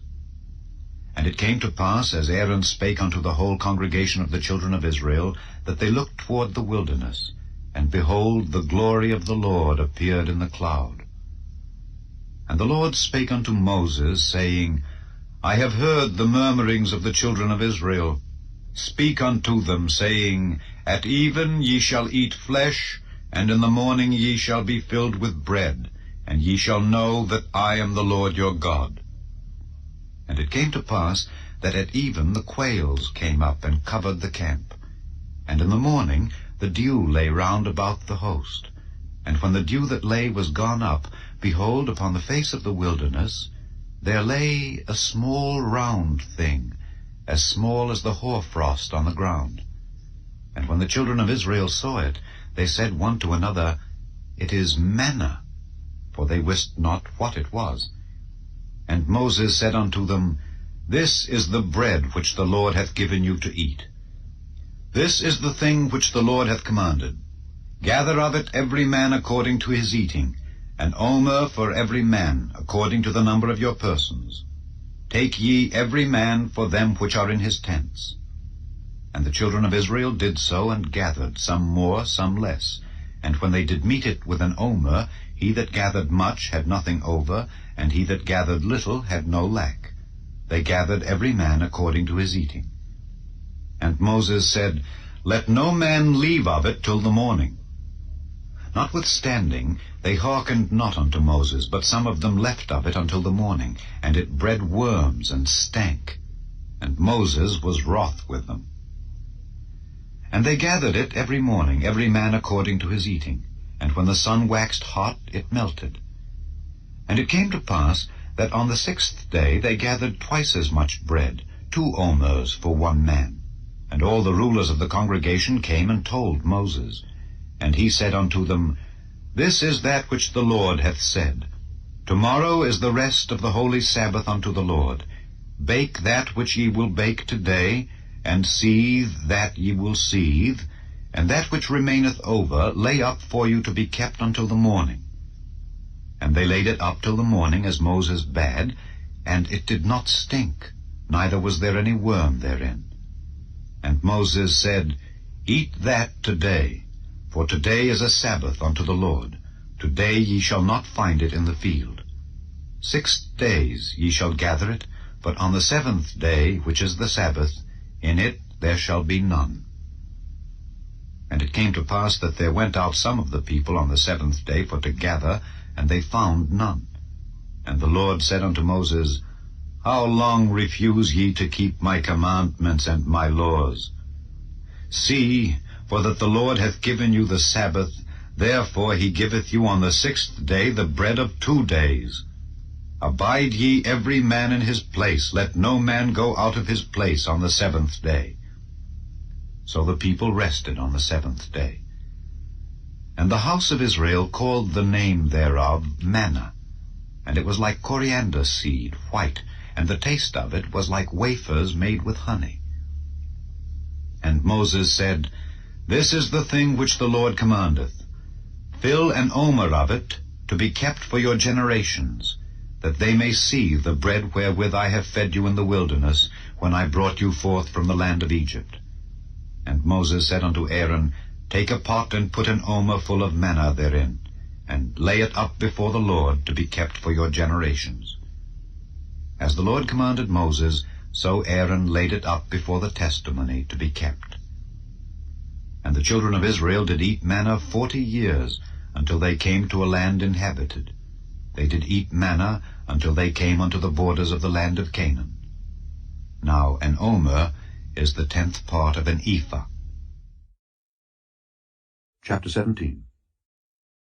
And all the congregation of the children of Israel journeyed from the wilderness of Sin after their journeys according to the commandment of the Lord, and pitched in Rephidim. And there was no water for the people to drink. Wherefore the people did chide with Moses, and said, Give us water, that we may drink. And Moses said unto them, Why chide ye with me? Wherefore do ye tempt the Lord? And the people thirsted there for water, and the people murmured against Moses, and said, Wherefore is this that thou hast brought us up out of Egypt, to kill us and our children and our cattle with thirst? And Moses cried unto the Lord, saying, What shall I do unto this people? They be almost ready to stone me. And the Lord said unto Moses, Go on before the people, and take with thee of the elders of Israel. And thy rod, wherewith thou smotest the river, take in thine hand, and go. Behold, I will stand before thee there upon the rock in Horeb, and thou shalt smite the rock, and there shall come water out of it, that the people may drink. And Moses did so in the sight of the elders of Israel. And he called the name of the place Massah, and Meribah, because of the chiding of the children of Israel, and because they tempted the Lord, saying, Is the Lord among us or not? Then came Amalek, and fought with Israel in Rephidim. And Moses said unto Joshua, Choose us out men, and go out, fight with Amalek. Tomorrow I will stand on the top of the hill with the rod of God in mine hand. So Joshua did as Moses had said to him, and fought with Amalek. And Moses, Aaron, and Hur went up to the top of the hill. And it came to pass, when Moses held up his hand, that Israel prevailed. And when he let down his hand, Amalek prevailed. But Moses' hands were heavy. And they took a stone, and put it under him, and he sat thereon. And Aaron and Hur stayed up his hands, the one on the one side, and the other on the other side. And his hands were steady until the going down of the sun. And Joshua discomfited Amalek and his people with the edge of the sword. And the Lord said unto Moses, Write this for a memorial in a book, and rehearse it in the ears of Joshua. For I will utterly put out the remembrance of Amalek from under heaven. And Moses built an altar, and called the name of it Jehovah Nissi. For he said, Because the Lord hath sworn that the Lord will have war with Amalek from generation to generation. Chapter 18. When Jethro, the priest of Midian, Moses' father-in-law, heard of all that God had done for Moses and for Israel his people, and that the Lord had brought Israel out of Egypt, then Jethro, Moses' father-in-law, took Zipporah, Moses' wife, after he had sent her back, and her 2 sons, of which the name of the one was Gershom, for he said, I have been an alien in a strange land, and the name of the other was Eliezer, for the God of my father, said he, was mine help, and delivered me from the sword of Pharaoh. And Jethro, Moses' father-in-law, came with his sons and his wife unto Moses into the wilderness, where he encamped at the mount of God. And he said unto Moses, I, thy father-in-law Jethro, am come unto thee, and thy wife and her 2 sons with her. And Moses went out to meet his father-in-law, and did obeisance, and kissed him. And they asked each other of their welfare, and they came into the tent. And Moses told his father-in-law all that the Lord had done unto Pharaoh and to the Egyptians for Israel's sake, and all the travail that had come upon them by the way, and how the Lord delivered them. And Jethro rejoiced for all the goodness which the Lord had done to Israel, whom he had delivered out of the hand of the Egyptians. And Jethro said, Blessed be the Lord, who hath delivered you out of the hand of the Egyptians, and out of the hand of Pharaoh, who hath delivered the people from under the hand of the Egyptians.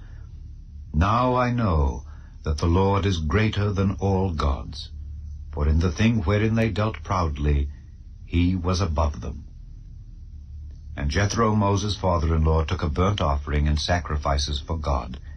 And Aaron came, and all the elders of Israel, to eat bread with Moses' father-in-law before God.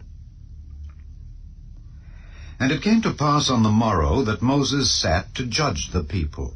And the people stood by Moses from the morning unto the evening. And when Moses' father-in-law saw all that he did to the people, he said, What is this thing that thou doest to the people?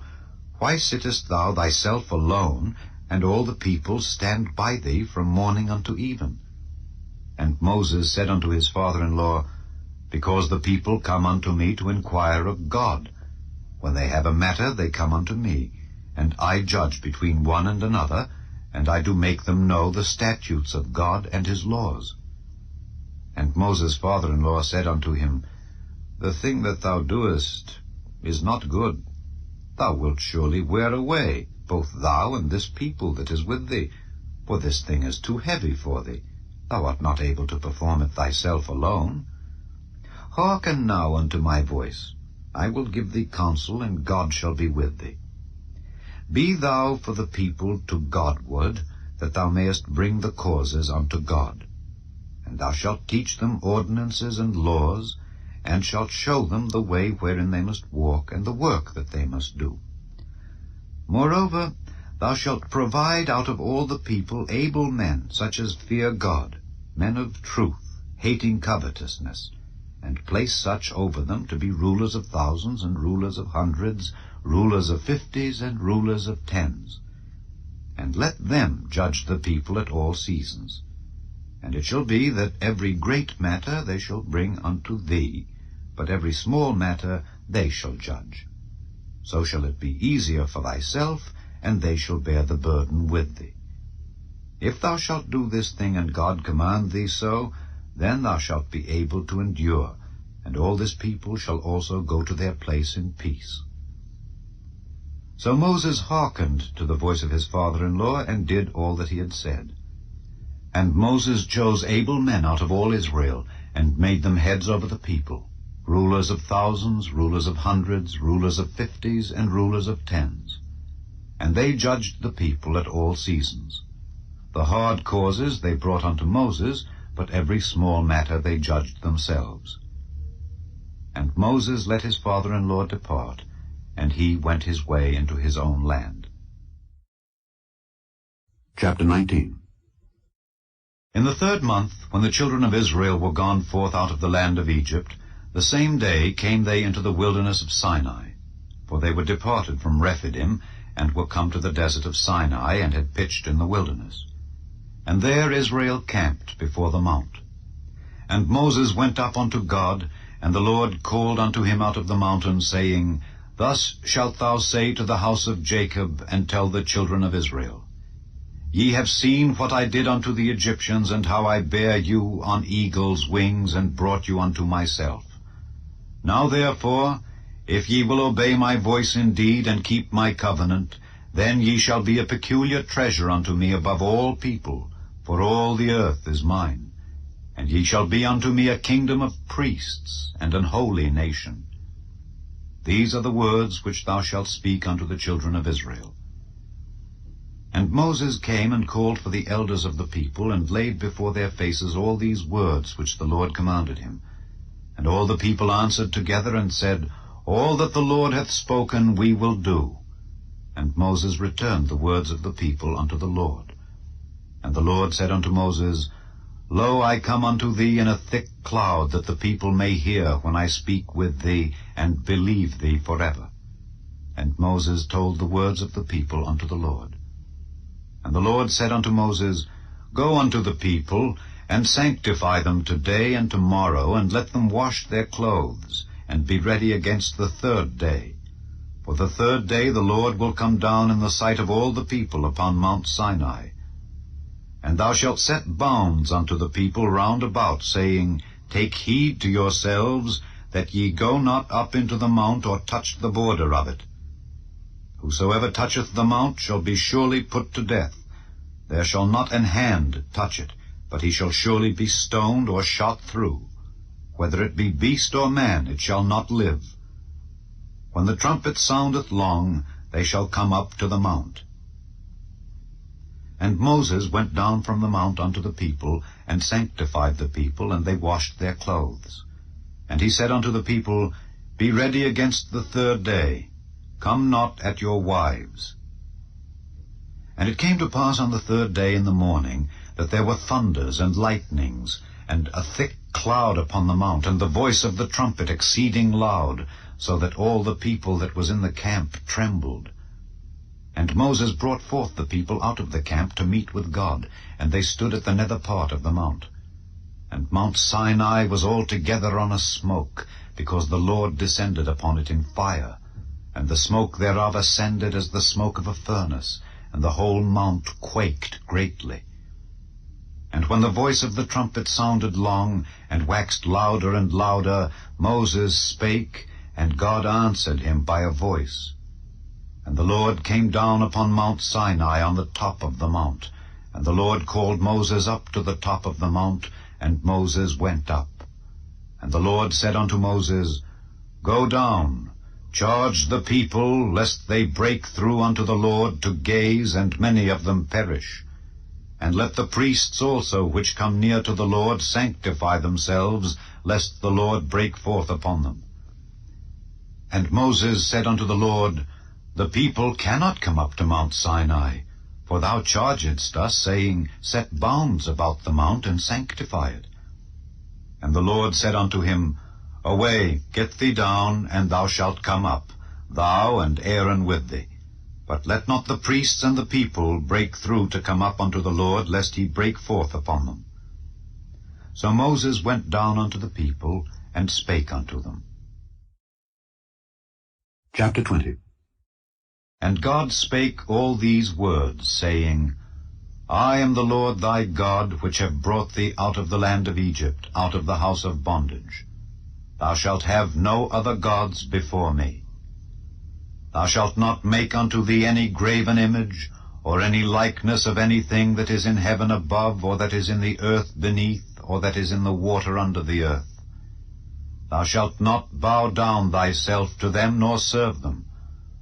For I, the Lord thy God, am a jealous God, visiting the iniquity of the fathers upon the children unto the 3rd and 4th generation of them that hate me, and showing mercy unto thousands of them that love me and keep my commandments.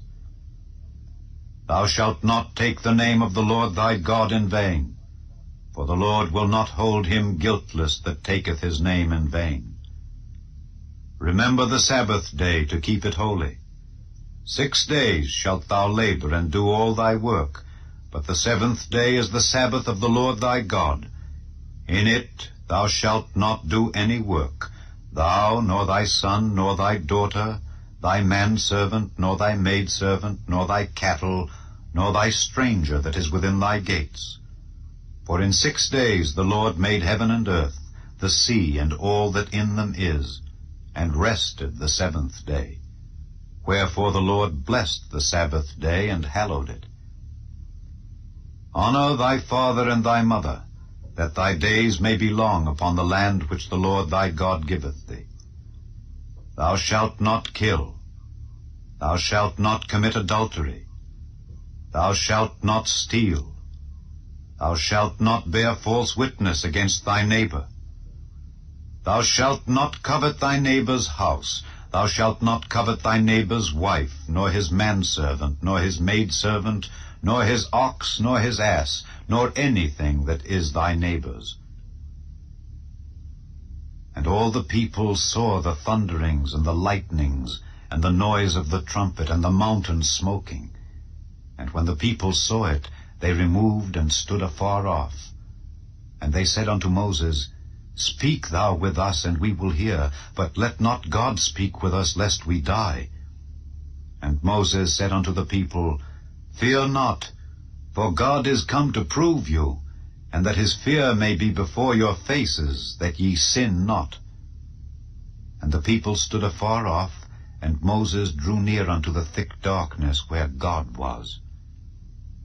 And the Lord said unto Moses, Thus thou shalt say unto the children of Israel, Ye have seen that I have talked with you from heaven. Ye shall not make with me gods of silver, neither shall ye make unto you gods of gold. An altar of earth thou shalt make unto me, and shalt sacrifice thereon thy burnt offerings and thy peace offerings, thy sheep and thine oxen. In all places where I record my name, I will come unto thee, and I will bless thee. And if thou wilt make me an altar of stone, thou shalt not build it of hewn stone. For if thou lift up thy tool upon it, thou hast polluted it. Neither shalt thou go up by steps unto mine altar, that thy nakedness be not discovered thereon. Chapter 21. Now these are the judgments which thou shalt set before them. If thou buy an Hebrew servant, 6 years he shall serve, and in the 7th he shall go out free for nothing. If he came in by himself, he shall go out by himself. If he were married, then his wife shall go out with him. If his master have given him a wife, and she have borne him sons or daughters, the wife and her children shall be her master's, and he shall go out by himself. And if the servant shall plainly say, I love my master, my wife, and my children, I will not go out free, then his master shall bring him unto the judges. He shall also bring him to the door, or unto the doorpost, and his master shall bore his ear through with an awl, and he shall serve him forever. And if a man sell his daughter to be a maidservant, she shall not go out as the menservants do. If she please not her master, who hath betrothed her to himself, then shall he let her be redeemed. To sell her unto a strange nation he shall have no power, seeing he hath dealt deceitfully with her. And if he have betrothed her unto his son, he shall deal with her after the manner of daughters. If he take him another wife, her food, her raiment, and her duty of marriage shall he not diminish. And if he do not these 3 unto her, then shall she go out free without money. He that smiteth a man so that he die shall be surely put to death. And if a man lie not in wait, but God deliver him into his hand, then I will appoint thee a place whither he shall flee. But if a man come presumptuously upon his neighbor to slay him with guile, thou shalt take him from mine altar, that he may die. And he that smiteth his father or his mother shall be surely put to death. And he that stealeth a man and selleth him, or if he be found in his hand, he shall surely be put to death. And he that curseth his father or his mother shall surely be put to death. And if men strive together, and one smite another with a stone or with his fist, and he die not, but keepeth his bed, if he rise again, and walk abroad upon his staff, then shall he that smote him be quit. Only he shall pay for the loss of his time, and shall cause him to be thoroughly healed. And if a man smite his servant or his maid with a rod, and he die under his hand, he shall be surely punished. Notwithstanding, if he continue a day or 2, he shall not be punished, for he is his money. If men strive and hurt a woman with child, so that her fruit depart from her, and yet no mischief follow, he shall be surely punished according as the woman's husband will lay upon him, and he shall pay as the judges determine. And if any mischief follow, then thou shalt give life for life, eye for eye, tooth for tooth, hand for hand, foot for foot, burning for burning, wound for wound, stripe for stripe. And if a man smite the eye of his servant, or the eye of his maid, that it perish, he shall let him go free for his eye's sake. And if he smite out his manservant's tooth, or his maidservant's tooth, he shall let him go free for his tooth's sake. If an ox gore a man or a woman, that they die, then the ox shall be surely stoned, and his flesh shall not be eaten, but the owner of the ox shall be quit. But if the ox were wont to push with his horn in time past, and it hath been testified to his owner, and he hath not kept him in, but that he hath killed a man or a woman, the ox shall be stoned, and his owner also shall be put to death. If there be laid on him a sum of money, then he shall give for the ransom of his life whatsoever is laid upon him. Whether he have gored a son or have gored a daughter, according to this judgment shall it be done unto him. If the ox shall push a manservant or a maidservant, he shall give unto their master 30 shekels of silver, and the ox shall be stoned. And if a man shall open a pit, or if a man shall dig a pit, and not cover it, and an ox or an ass fall therein, the owner of the pit shall make it good, and give money unto the owner of them, and the dead beast shall be his. And if one man's ox hurt another's that he die, then they shall sell the live ox, and divide the money of it, and the dead ox also they shall divide. Or if it be known that the ox hath used to push in time past, and his owner hath not kept him in, he shall surely pay ox for ox, and the dead shall be his own. Chapter 22. If a man shall steal an ox or a sheep, and kill it or sell it, he shall restore 5 oxen for an ox, and 4 sheep for a sheep. If a thief be found breaking up, and be smitten that he die, there shall no blood be shed for him. If the sun be risen upon him, there shall be blood shed for him, for he should make full restitution. If he have nothing, then he shall be sold for his theft. If the theft be certainly found in his hand alive, whether it be ox or ass or sheep, he shall restore double. If a man shall cause a field or vineyard to be eaten, and shall put in his beast, and shall feed in another man's field, of the best of his own field and of the best of his own vineyard shall he make restitution. If fire break out and catch in thorns, so that the stacks of corn or the standing corn or the field be consumed therewith, he that kindled the fire shall surely make restitution. If a man shall deliver unto his neighbor money or stuff to keep, and it be stolen out of the man's house, if the thief be found, let him pay double.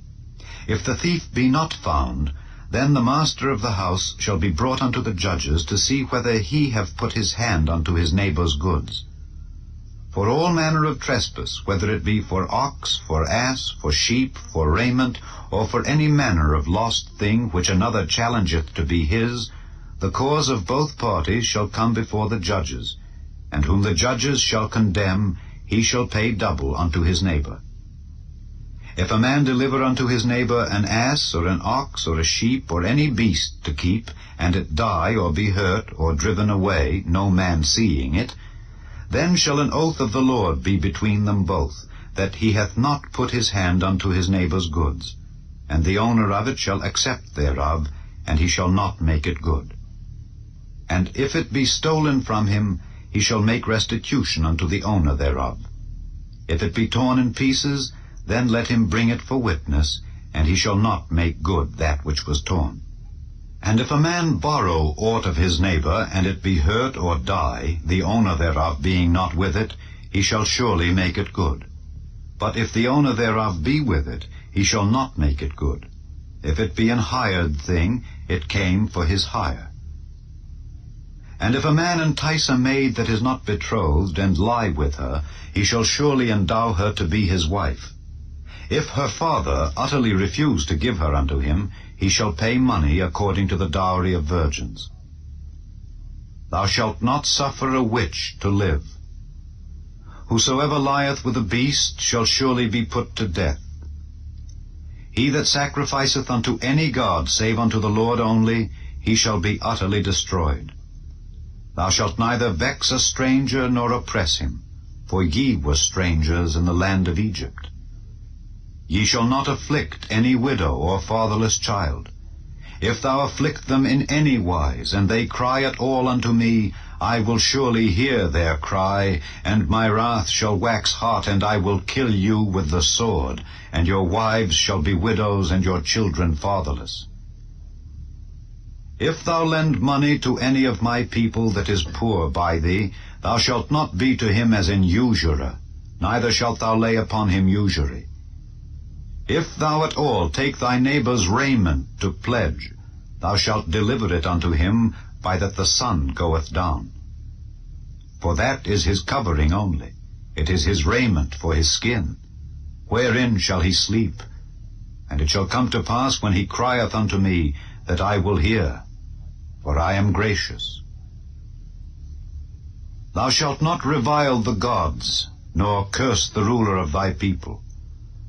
Thou shalt not delay to offer the first of thy ripe fruits and of thy liquors. The firstborn of thy sons shalt thou give unto me. Likewise shalt thou do with thine oxen and with thy sheep. 7 days it shall be with his dam. On the 8th day thou shalt give it me. And ye shall be holy men unto me. Neither shall ye eat any flesh that is torn of beasts in the field. Ye shall cast it to the dogs. Chapter 23. Thou shalt not raise a false report. Put not thine hand with the wicked to be an unrighteous witness. Thou shalt not follow a multitude to do evil, neither shalt thou speak in a cause to decline after many to wrest judgment. Neither shalt thou countenance a poor man in his cause. If thou meet thine enemy's ox or his ass going astray, thou shalt surely bring it back to him again. If thou see the ass of him that hateth thee lying under his burden, and wouldest forbear to help him, thou shalt surely help with him. Thou shalt not wrest the judgment of thy poor in his cause. Keep thee far from a false matter, and the innocent and righteous slay thou not, for I will not justify the wicked. And thou shalt take no gift, for the gift blindeth the wise, and perverteth the words of the righteous. Also thou shalt not oppress a stranger, for ye know the heart of a stranger, seeing ye were strangers in the land of Egypt. And 6 years thou shalt sow thy land, and shalt gather in the fruits thereof. But the 7th year thou shalt let it rest and lie still, that the poor of thy people may eat, and what they leave the beasts of the field shall eat. In like manner thou shalt deal with thy vineyard and with thy olive yard. 6 days thou shalt do thy work, and on the 7th day thou shalt rest, that thine ox and thine ass may rest, and the son of thy handmaid and the stranger may be refreshed. And in all things that I have said unto you, be circumspect, and make no mention of the name of other gods, neither let it be heard out of thy mouth. 3 times thou shalt keep a feast unto me in the year. Thou shalt keep the feast of unleavened bread. Thou shalt eat unleavened bread 7 days, as I commanded thee, in the time appointed of the month Abib, for in it thou camest out from Egypt, and none shall appear before me empty. And the feast of harvest, the first fruits of thy labors which thou hast sown in the field, and the feast of ingathering, which is in the end of the year, when thou hast gathered in thy labors out of the field. 3 times in the year all thy males shall appear before the Lord God. Thou shalt not offer the blood of my sacrifice with leavened bread, neither shall the fat of my sacrifice remain until the morning. The first of the firstfruits of thy land thou shalt bring into the house of the Lord thy God. Thou shalt not see the kid in his mother's milk. Behold, I send an angel before thee to keep thee in the way, and to bring thee into the place which I have prepared. Beware of him, and obey his voice. Provoke him not, for he will not pardon your transgressions, for my name is in him. But if thou shalt indeed obey his voice, and do all that I speak, then I will be an enemy unto thine enemies, and an adversary unto thine adversaries. For mine angel shall go before thee, and bring thee in unto the Amorites, and the Hittites, and the Perizzites, and the Canaanites, and the Hivites, and the Jebusites, and I will cut them off. Thou shalt not bow down to their gods, nor serve them, nor do after their works, but thou shalt utterly overthrow them, and quite break down their images. And ye shall serve the Lord your God, and he shall bless thy bread and thy water, and I will take sickness away from the midst of thee. There shall nothing cast their young, nor be barren in thy land. The number of thy days I will fulfill. I will send my fear before thee, and will destroy all the people to whom thou shalt come, and I will make all thine enemies turn their backs unto thee. And I will send hornets before thee, which shall drive out the Hivite, the Canaanite, and the Hittite from before thee. I will not drive them out from before thee in 1 year, lest the land become desolate, and the beast of the field multiply against thee. By little and little I will drive them out from before thee, until thou be increased, and inherit the land. And I will set thy bounds from the Red Sea even unto the sea of the Philistines, and from the desert unto the river.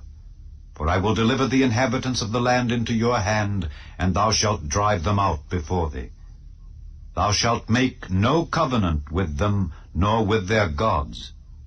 They shall not dwell in thy land, lest they make thee sin against me. For if thou serve their gods, it will surely be a snare unto thee.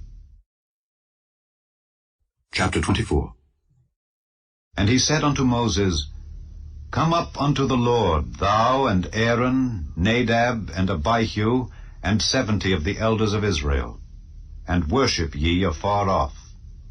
And Moses alone shall near the Lord, but they shall not come nigh, neither shall the people go up with him. And Moses came and told the people all the words of the Lord, and all the judgments. And all the people answered with one voice, and said, All the words which the Lord hath said will we do. And Moses wrote all the words of the Lord, and rose up early in the morning, and builded an altar under the hill, and 12 pillars, according to the 12 tribes of Israel. And he sent young men of the children of Israel, which offered burnt offerings, and sacrificed peace offerings of oxen unto the Lord. And Moses took half of the blood, and put it in basins, and half of the blood he sprinkled on the altar. And he took the book of the covenant, and read in the audience of the people. And they said, All that the Lord hath said will we do, and be obedient. And Moses took the blood, and sprinkled it on the people, and said, Behold the blood of the covenant which the Lord hath made with you concerning all these words. Then went up Moses and Aaron, Nadab and Abihu, and 70 of the elders of Israel, and they saw the God of Israel. And there was under his feet as it were a paved work of a sapphire stone, and as it were the body of heaven in his clearness. And upon the nobles of the children of Israel he laid not his hand. Also they saw God, and did eat and drink. And the Lord said unto Moses, Come up to me into the mount, and be there. And I will give thee tables of stone, and a law and commandments which I have written, that thou mayest teach them. And Moses rose up, and his minister Joshua, and Moses went up into the mount of God. And he said unto the elders, Tarry ye here for us until we come again unto you. And behold, Aaron and Hur are with you. If any man have any matters to do, let him come unto them. And Moses went up into the mount, and a cloud covered the mount. And the glory of the Lord abode upon Mount Sinai, and the cloud covered it 6 days. And the 7th day he called unto Moses out of the midst of the cloud. And the sight of the glory of the Lord was like devouring fire on the top of the mount in the eyes of the children of Israel. And Moses went into the midst of the cloud, and gat him up into the mount. And Moses was in the mount 40 days and 40 nights. Chapter 25. And the Lord spake unto Moses, saying, Speak unto the children of Israel, that they bring me an offering. Of every man that giveth it willingly with his heart ye shall take my offering. And this is the offering which ye shall take of them: gold, and silver, and brass, and blue, and purple, and scarlet, and fine linen, and goat's hair, and rams' skins dyed red, and badgers' skins, and shittim wood, oil for the light, spices for anointing oil, and for sweet incense, onyx stones, and stones to be set in the ephod and in the breastplate. And let them make me a sanctuary, that I may dwell among them. According to all that I show thee, after the pattern of the tabernacle and the pattern of all the instruments thereof, even so shall ye make it. And they shall make an ark of shittim wood. 2 cubits and a half shall be the length thereof, and 1 cubit and a half the breadth thereof, and 1 cubit and a half the height thereof. And thou shalt overlay it with pure gold, within and without shalt thou overlay it, and shalt make upon it a crown of gold round about. And thou shalt cast 4 rings of gold for it, and put them in the 4 corners thereof. And 2 rings shall be in the one side of it, and 2 rings in the other side of it. And thou shalt make staves of shittim wood, and overlay them with gold. And thou shalt put the staves into the rings by the sides of the ark, that the ark may be borne with them. The staves shall be in the rings of the ark, they shall not be taken from it. And thou shalt put into the ark the testimony which I shall give thee. And thou shalt make a mercy seat of pure gold. 2 cubits and a half shall be the length thereof, and 1 cubit and a half the breadth thereof. And thou shalt make 2 cherubims of gold, of beaten work shalt thou make them, in the 2 ends of the mercy seat. And make 1 cherub on the one end, and the other cherub on the other end. Even of the mercy seat shall ye make the cherubims on the 2 ends thereof. And the cherubims shall stretch forth their wings on high, covering the mercy seat with their wings, and their faces shall look one to another. Toward the mercy seat shall the faces of the cherubims be. And thou shalt put the mercy seat above upon the ark, and in the ark thou shalt put the testimony that I shall give thee. And there I will meet with thee, and I will commune with thee from above the mercy seat, from between the 2 cherubims which are upon the ark of the testimony, of all things which I will give thee in commandment unto the children of Israel. Thou shalt also make a table of shittim wood. 2 cubits shall be the length thereof, and 1 cubit the breadth thereof, and 1 cubit and a half the height thereof. And thou shalt overlay it with pure gold, and make thereto a crown of gold round about. And thou shalt make unto it a border of an handbreadth round about, and thou shalt make a golden crown to the border thereof round about. And thou shalt make for it 4 rings of gold, and put the rings in the 4 corners that are on the 4 feet thereof. Over against the border shall the rings be, for places of the staves to bear the table. And thou shalt make the staves of shittim wood, and overlay them with gold, that the table may be borne with them. And thou shalt make the dishes thereof, and spoons thereof, and covers thereof, and bowls thereof, to cover withal. Of pure gold shalt thou make them. And thou shalt set upon the table showbread before me alway. And thou shalt make a candlestick of pure gold. Of beaten work shall the candlestick be made. His shaft and his branches, his bowls, his knops, and his flowers shall be of the same. And 6 branches shall come out of the sides of it, 3 branches of the candlestick out of the one side, and 3 branches of the candlestick out of the other side. 3 bowls made like unto almonds, with a knop and a flower in one branch, and 3 bowls made like almonds in the other branch, with a knop and a flower. so in the 6 branches that come out of the candlestick. And in the candlestick shall be 4 bowls made like unto almonds, with their knops and their flowers. And there shall be a knop under 2 branches of the same, and a knop under 2 branches of the same, and a knop under 2 branches of the same, according to the 6 branches that proceed out of the candlestick. Their knops and their branches shall be of the same. All it shall be one beaten work of pure gold. And thou shalt make the 7 lamps thereof, and they shall light the lamps thereof, that they may give light over against it. And the tongs thereof and the snuff dishes thereof shall be of pure gold. Of a talent of pure gold shall he make it with all these vessels. And look that thou make them after their pattern, which was showed thee in the mount. Chapter 26. Moreover, thou shalt make the tabernacle with 10 curtains of fine twined linen, and blue, and purple, and scarlet. With cherubims of cunning work shalt thou make them. The length of 1 curtain shall be 28 cubits, and the breadth of 1 curtain 4 cubits, and every one of the curtains shall have 1 measure. The 5 curtains shall be coupled together one to another, and other 5 curtains shall be coupled one to another. And thou shalt make loops of blue upon the edge of the 1 curtain from the selvage in the coupling, and likewise shalt thou make in the uttermost edge of another curtain in the coupling of the 2nd. 50 loops shalt thou make in the 1 curtain, and 50 loops shalt thou make in the edge of the curtain that is in the coupling of the 2nd, that the loops may take hold one of another. And thou shalt make 50 taches of gold, and couple the curtains together with the taches, and it shall be 1 tabernacle. And thou shalt make curtains of goat's hair to be a covering upon the tabernacle. 11 curtains shalt thou make.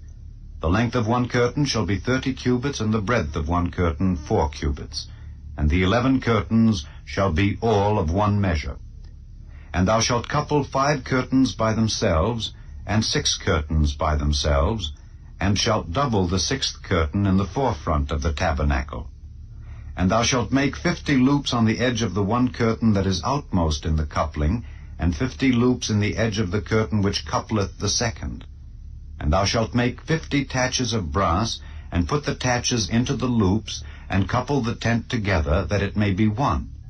And the remnant that remaineth of the curtains of the tent, the 1/2 curtain that remaineth, shall hang over the back side of the tabernacle. And a cubit on the one side, and a cubit on the other side of that which remaineth in the length of the curtains of the tent, it shall hang over the sides of the tabernacle on this side and on that side, to cover it. And thou shalt make a covering for the tent of rams' skins dyed red, and a covering above of badgers' skins. And thou shalt make boards for the tabernacle of shittim wood standing up. 10 cubits shall be the length of a board, and a cubit and a half shall be the breadth of 1 board. 2 tenons shall there be in 1 board, set in order one against another. Thus shalt thou make for all the boards of the tabernacle. And thou shalt make the boards for the tabernacle 20 boards on the south side southward. And thou shalt make 40 sockets of silver under the 20 boards, 2 sockets under 1 board for his 2 tenons, and 2 sockets under another board for his 2 tenons. And for the 2nd side of the tabernacle on the north side there shall be 20 boards. And there 40 sockets of silver, 2 sockets under 1 board, and 2 sockets under another board. And for the sides of the tabernacle westward thou shalt make 6 boards, and 2 boards shalt thou make for the corners of the tabernacle in the 2 sides. And they shall be coupled together beneath, and they shall be coupled together above the head of it unto 1 ring. Thus shall it be for them both. They shall be for the 2 corners. And they shall be 8 boards, and their sockets of silver, 16 sockets, 2 sockets under 1 board, and 2 sockets under another board. And thou shalt make bars of shittim wood, 5 for the boards of the one side of the tabernacle, and 5 bars for the boards of the other side of the tabernacle, and 5 bars for the boards of the side of the tabernacle, for the 2 sides westward. And the middle bar in the midst of the boards shall reach from end to end. And thou shalt overlay the boards with gold, and make their rings of gold for places for the bars, and thou shalt overlay the bars with gold. And thou shalt rear up the tabernacle according to the fashion thereof which was showed thee in the mount. And thou shalt make a veil of blue and purple and scarlet and fine twined linen of cunning work. With cherubims shall it be made. And thou shalt hang it upon 4 pillars of shittim wood overlaid with gold. Their hooks shall be of gold upon the 4 sockets of silver. And thou shalt hang up the veil under the taches, that thou mayest bring in thither within the veil the ark of the testimony. And the veil shall divide unto you between the holy place and the most holy. And thou shalt put the mercy seat upon the ark of the testimony in the most holy place. And thou shalt set the table without the veil, and the candlestick over against the table on the side of the tabernacle toward the south. And thou shalt put the table on the north side. And thou shalt make an hanging for the door of the tent of blue and purple and scarlet and fine twined linen wrought with needlework. And thou shalt make for the hanging 5 pillars of shittim wood, and overlay them with gold, and their hooks shall be of gold. And thou shalt cast 5 sockets of brass for them. Chapter 27. And thou shalt make an altar of shittim wood, 5 cubits long and 5 cubits broad. The altar shall be 4 square, and the height thereof shall be 3 cubits. And thou shalt make the horns of it upon the 4 corners thereof. His horns shall be of the same, and thou shalt overlay it with brass. And thou shalt make his pans to receive his ashes, and his shovels, and his basins, and his flesh hooks, and his fire pans. All the vessels thereof thou shalt make of brass. And thou shalt make for it a grate of network of brass. And upon the net shalt thou make 4 brazen rings in the 4 corners thereof. And thou shalt put it under the compass of the altar beneath, that the net may be even to the midst of the altar. And thou shalt make staves for the altar, staves of shittim wood, and overlay them with brass. And the staves shall be put into the rings, and the staves shall be upon the 2 sides of the altar to bear it. Hollow with boards shalt thou make it, as it was showed thee in the mount, so shall they make it. And thou shalt make the court of the tabernacle. For the south side southward there shall be hangings for the court of fine twined linen of 100 cubits long for 1 side.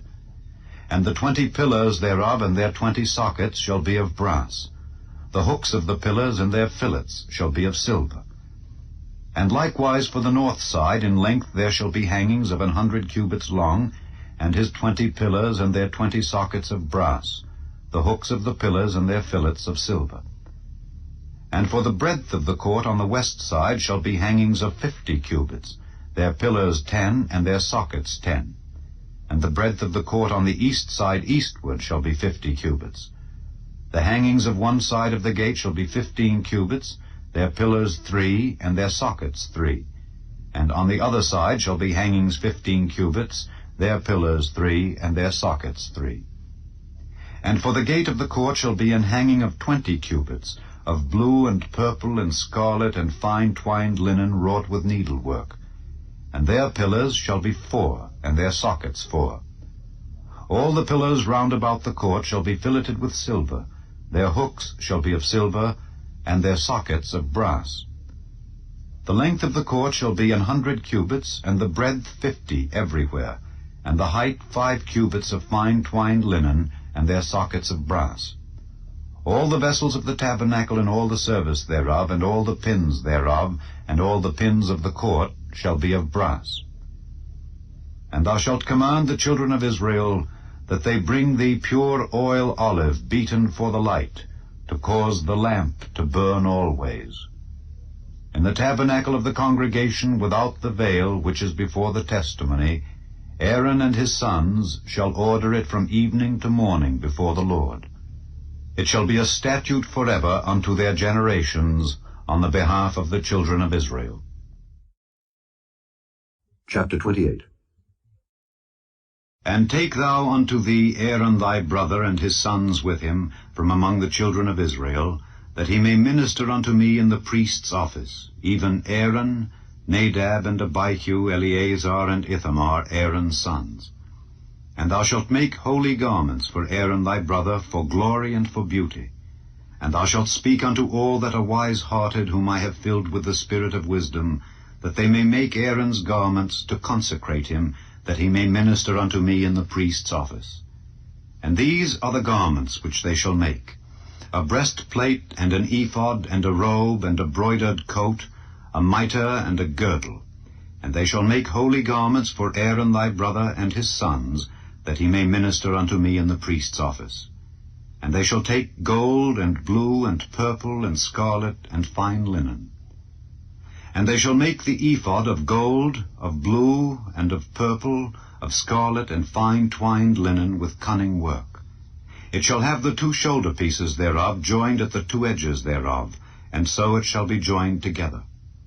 And the curious girdle of the ephod which is upon it shall be of the same, according to the work thereof, even of gold, of blue, and purple, and scarlet, and fine twined linen. And thou shalt take 2 onyx stones, and grave on them the names of the children of Israel, 6 of their names on one stone, and the other 6 names of the rest on the other stone, according to their birth. With the work of an engraver in stone, like the engravings of a signet, shalt thou engrave the 2 stones with the names of the children of Israel. Thou shalt make them to be set in ouches of gold. And thou shalt put the 2 stones upon the shoulders of the ephod for stones of memorial unto the children of Israel. And Aaron shall bear their names before the Lord upon his 2 shoulders for a memorial. And thou shalt make ouches of gold, and 2 chains of pure gold at the ends. Of wreathen work shalt thou make them, and fasten the wreathen chains to the ouches. And thou shalt make the breastplate of judgment with cunning work. After the work of the ephod thou shalt make it, of gold, of blue, and of purple, and of scarlet, and of fine twined linen shalt thou make it. 4 square it shall be, being doubled. A span shall be the length thereof, and a span shall be the breadth thereof. And thou shalt set in it settings of stones, even 4 rows of stones. The first row shall be a sardius, a topaz, and a carbuncle. This shall be the first row. And the second row shall be an emerald, a sapphire, and a diamond. And the third row a ligure, an agate, and an amethyst. And the 4th row a beryl, and an onyx, and a jasper. They shall be set in gold in their enclosings. And the stones shall be with the names of the children of Israel, 12 according to their names, like the engravings of a signet. Every one with his name shall they be, according to the 12 tribes. And thou shalt make upon the breastplate chains at the ends of wreathen work of pure gold. And thou shalt make upon the breastplate 2 rings of gold, and shalt put the 2 rings on the 2 ends of the breastplate. And thou shalt put the 2 wreathen chains of gold in the 2 rings which are on the ends of the breastplate. And the other 2 ends of the 2 wreathen chains thou shalt fasten in the 2 ouches, and put them on the shoulder pieces of the ephod before it. And thou shalt make 2 rings of gold, and thou shalt put them upon the 2 ends of the breastplate in the border thereof, which is in the side of the ephod inward. And 2 other rings of gold thou shalt make, and shalt put them on the 2 sides of the ephod underneath, toward the forepart thereof, over against the other coupling thereof, above the curious girdle of the ephod. And they shall bind the breastplate by the rings thereof unto the rings of the ephod with a lace of blue, that it may be above the curious girdle of the ephod, and that the breastplate be not loosed from the ephod. And Aaron shall bear the names of the children of Israel in the breastplate of judgment upon his heart, when he goeth in unto the holy place, for a memorial before the Lord continually. And thou shalt put in the breastplate of judgment the Urim and the Thummim, and they shall be upon Aaron's heart when he goeth in before the Lord. And Aaron shall bear the judgment of the children of Israel upon his heart before the Lord continually. And thou shalt make the robe of the ephod all of blue, and there shall be an hole in the top of it in the midst thereof. It shall have a binding of woven work round about the hole of it, as it were the hole of an habergeon, that it be not rent. And beneath upon the hem of it thou shalt make pomegranates of blue, and of purple, and of scarlet round about the hem thereof, and bells of gold between them round about, a golden bell and a pomegranate, a golden bell and a pomegranate upon the hem of the robe round about. And it shall be upon Aaron to minister, and his sound shall be heard when he goeth in unto the holy place before the Lord, and when he cometh out, that he die not. And thou shalt make a plate of pure gold, and grave upon it, like the engravings of a signet, Holiness to the Lord. And thou shalt put it on a blue lace, that it may be upon the mitre, upon the forefront of the mitre it shall be. And it shall be upon Aaron's forehead, that Aaron may bear the iniquity of the holy things which the children of Israel shall hallow in all their holy gifts. And it shall be always upon his forehead, that they may be accepted before the Lord. And thou shalt embroider the coat of fine linen, and thou shalt make the mitre of fine linen, and thou shalt make the girdle of needlework. And for Aaron's sons thou shalt make coats, and thou shalt make for them girdles, and bonnets shalt thou make for them, for glory and for beauty. And thou shalt put them upon Aaron thy brother and his sons with him, and shalt anoint them, and consecrate them, and sanctify them, that they may minister unto me in the priest's office. And thou shalt make them linen breeches to cover their nakedness. From the loins even unto the thighs they shall reach. And they shall be upon Aaron and upon his sons, when they come in unto the tabernacle of the congregation, or when they come near unto the altar to minister in the holy place, that they bear not iniquity and die. It shall be a statute forever unto him and his seed after him. Chapter 29. And this is the thing that thou shalt do unto them, to hallow them, to minister unto me in the priest's office. Take 1 young bullock, and 2 rams without blemish, and unleavened bread, and cakes unleavened tempered with oil, and wafers unleavened anointed with oil. Of wheaten flour shalt thou make them. And thou shalt put them into 1 basket, and bring them in the basket with the bullock and the 2 rams. And Aaron and his sons thou shalt bring unto the door of the tabernacle of the congregation, and shalt wash them with water. And thou shalt take the garments, and put upon Aaron the coat, and the robe of the ephod, and the breastplate, and gird him with the curious girdle of the ephod. And thou shalt put the mitre upon his head, and put the holy crown upon the mitre. Then shalt thou take the anointing oil, and pour it upon his head, and anoint him. And thou shalt bring his sons, and put coats upon them. And thou shalt gird them with girdles, Aaron and his sons, and put the bonnets on them. And the priest's office shall be theirs for a perpetual statute, and thou shalt consecrate Aaron and his sons. And thou shalt cause a bullock to be brought before the tabernacle of the congregation, and Aaron and his sons shall put their hands upon the head of the bullock. And thou shalt kill the bullock before the Lord by the door of the tabernacle of the congregation. And thou shalt take of the blood of the bullock, and put it upon the horns of the altar with thy finger, and pour all the blood beside the bottom of the altar. And thou shalt take all the fat that covereth the inwards, and the caul that is above the liver, and the 2 kidneys, and the fat that is upon them, and burn them upon the altar.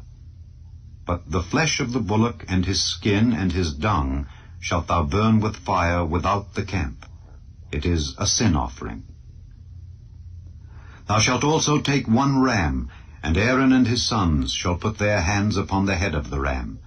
And thou shalt slay the ram, and thou shalt take his blood, and sprinkle it round about upon the altar. And thou shalt cut the ram in pieces, and wash the inwards of him and his legs, and put them unto his pieces, and unto his head. And thou shalt burn the whole ram upon the altar. It is a burnt offering unto the Lord. It is a sweet savour, an offering made by fire unto the Lord. And thou shalt take the other ram, and Aaron and his sons shall put their hands upon the head of the ram. Then shalt thou kill the ram, and take of his blood, and put it upon the tip of the right ear of Aaron, and upon the tip of the right ear of his sons, and upon the thumb of their right hand, and upon the great toe of their right foot, and sprinkle the blood upon the altar round about. And thou shalt take of the blood that is upon the altar, and of the anointing oil, and sprinkle it upon Aaron, and upon his garments, and upon his sons, and upon the garments of his sons with him. And he shall be hallowed, and his garments, and his sons' garments with him. Also thou shalt take of the ram the fat and the rump, and the fat that covereth the inwards, and the caul above the liver, and the 2 kidneys, and the fat that is upon them, and the right shoulder, for it is a ram of consecration. And 1 loaf of bread, and 1 cake of oiled bread, and 1 wafer out of the basket of the unleavened bread that is before the Lord. And thou shalt put all in the hands of Aaron, and in the hands of his sons, and shalt wave them for a wave offering before the Lord. And thou shalt receive them of their hands, and burn them upon the altar for a burnt offering, for a sweet savour before the Lord. It is an offering made by fire unto the Lord. And thou shalt take the breast of the ram of Aaron's consecration, and wave it for a wave offering before the Lord, and it shall be thy part.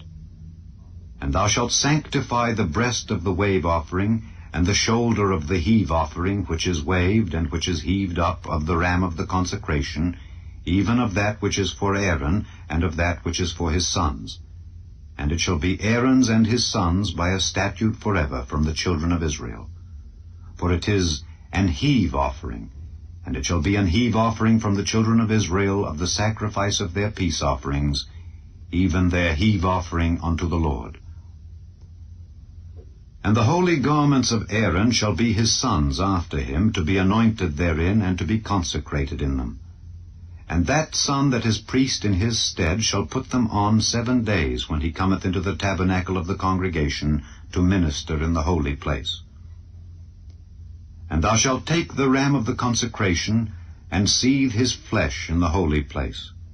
And Aaron and his sons shall eat the flesh of the ram, and the bread that is in the basket by the door of the tabernacle of the congregation. And they shall eat those things wherewith the atonement was made, to consecrate and to sanctify them. But a stranger shall not eat thereof, because they are holy. And if aught of the flesh of the consecrations or of the bread remain unto the morning, then thou shalt burn the remainder with fire. It shall not be eaten, because it is holy. And thus shalt thou do unto Aaron and to his sons, according to all things which I have commanded thee. 7 days shalt thou consecrate them. And thou shalt offer every day a bullock for a sin offering for atonement. And thou shalt cleanse the altar when thou hast made an atonement for it, and thou shalt anoint it to sanctify it. 7 days thou shalt make an atonement for the altar and sanctify it, and it shall be an altar most holy. Whatsoever toucheth the altar shall be holy. Now this is that which thou shalt offer upon the altar: 2 lambs of the first year, day by day, continually. The 1 lamb thou shalt offer in the morning, and the other lamb thou shalt offer at even. And with the 1 lamb 1/10 deal of flour mingled with the 4th part of an hin of beaten oil, and the 4th part of an hin of wine for a drink offering. And the other lamb thou shalt offer at even, and shalt do thereto according to the meat offering of the morning, and according to the drink offering thereof, for a sweet savour, an offering made by fire unto the Lord. This shall be a continual burnt offering throughout your generations at the door of the tabernacle of the congregation before the Lord, where I will meet you to speak there unto thee. And there I will meet with the children of Israel, and the tabernacle shall be sanctified by my glory. And I will sanctify the tabernacle of the congregation and the altar. I will sanctify also both Aaron and his sons to minister to me in the priest's office. And I will dwell among the children of Israel, and will be their God. And they shall know that I am the Lord their God, that brought them forth out of the land of Egypt, that I may dwell among them. I am the Lord their God. Chapter 30. And thou shalt make an altar to burn incense upon. Of shittim wood shalt thou make it. 1 cubit shall be the length thereof, and 1 cubit the breadth thereof. 4 shall it be, and 2 cubits shall be the height thereof. The horns thereof shall be of the same. And thou shalt overlay it with pure gold, the top thereof and the sides thereof round about, and the horns thereof. And thou shalt make unto it a crown of gold round about. And 2 golden rings shalt thou make to it under the crown of it, by the 2 corners thereof. Upon the 2 sides of it shalt thou make it, and they shall be for places for the staves to bear it withal. And thou shalt make the staves of shittim wood, and overlay them with gold. And thou shalt put it before the veil that is by the ark of the testimony, before the mercy seat that is over the testimony, where I will meet with thee. And Aaron shall burn thereon sweet incense every morning. When he dresseth the lamps, he shall burn incense upon it. And when Aaron lighteth the lamps at even, he shall burn incense upon it, a perpetual incense before the Lord throughout your generations. Ye shall offer no strange incense thereon, nor burnt sacrifice, nor meat offering, neither shall ye pour drink offering thereon. And Aaron shall make an atonement upon the horns of it once in a year with the blood of the sin offering of atonements. Once in the year shall he make atonement upon it throughout your generations. It is most holy unto the Lord. And the Lord spake unto Moses, saying, When thou takest the sum of the children of Israel after their number, then shall they give every man a ransom for his soul unto the Lord, when thou numberest them, that there be no plague among them when thou numberest them. This they shall give every one that passeth among them that are numbered, 1/2 shekel after the shekel of the sanctuary. A shekel is 20 gerahs. And 1/2 shekel shall be the offering of the Lord. Every one that passeth among them that are numbered from 20 years old and above shall give an offering unto the Lord. The rich shall not give more, and the poor shall not give less than 1/2 shekel, when they give an offering unto the Lord to make an atonement for your souls. And thou shalt take the atonement money of the children of Israel, and shalt appoint it for the service of the tabernacle of the congregation, that it may be a memorial unto the children of Israel before the Lord, to make an atonement for your souls. And the Lord spake unto Moses, saying, Thou shalt also make a laver of brass, and his foot also of brass, to wash withal. And thou shalt put it between the tabernacle of the congregation and the altar, and thou shalt put water therein. For Aaron and his sons shall wash their hands and their feet thereat. When they go into the tabernacle of the congregation, they shall wash with water, that they die not. Or when they come near to the altar to minister, to burn offering made by fire unto the Lord, so they shall wash their hands and their feet, that they die not. And it shall be a statute forever to them, even to him and to his seed throughout their generations.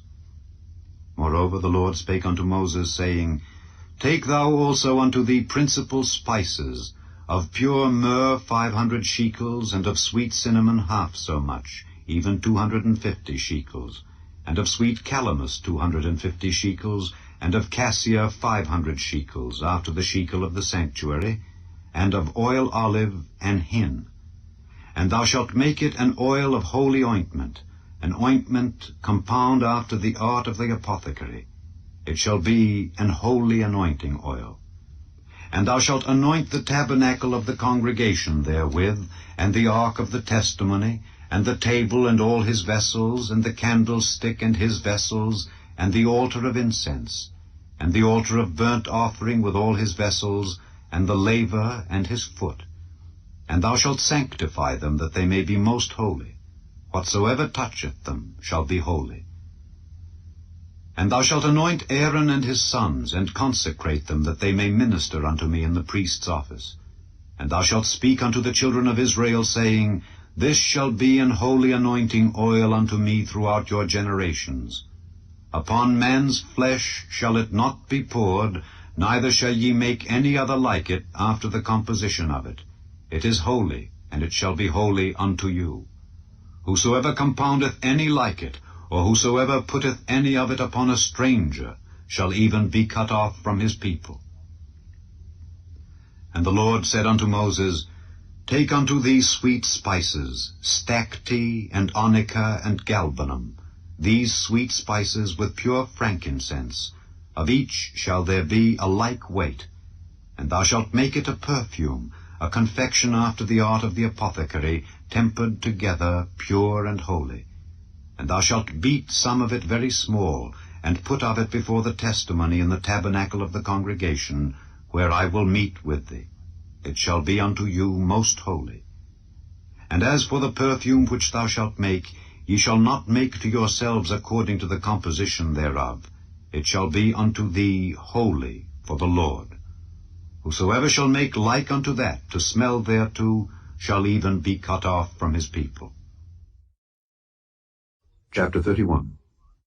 And the Lord spake unto Moses, saying, See, I have called by name Bezaleel the son of Uri, the son of Hur, of the tribe of Judah. And I have filled him with the Spirit of God, in wisdom and in understanding and in knowledge and in all manner of workmanship, to devise cunning works, to work in gold and in silver and in brass, and in cutting of stones, to set them, and in carving of timber, to work in all manner of workmanship.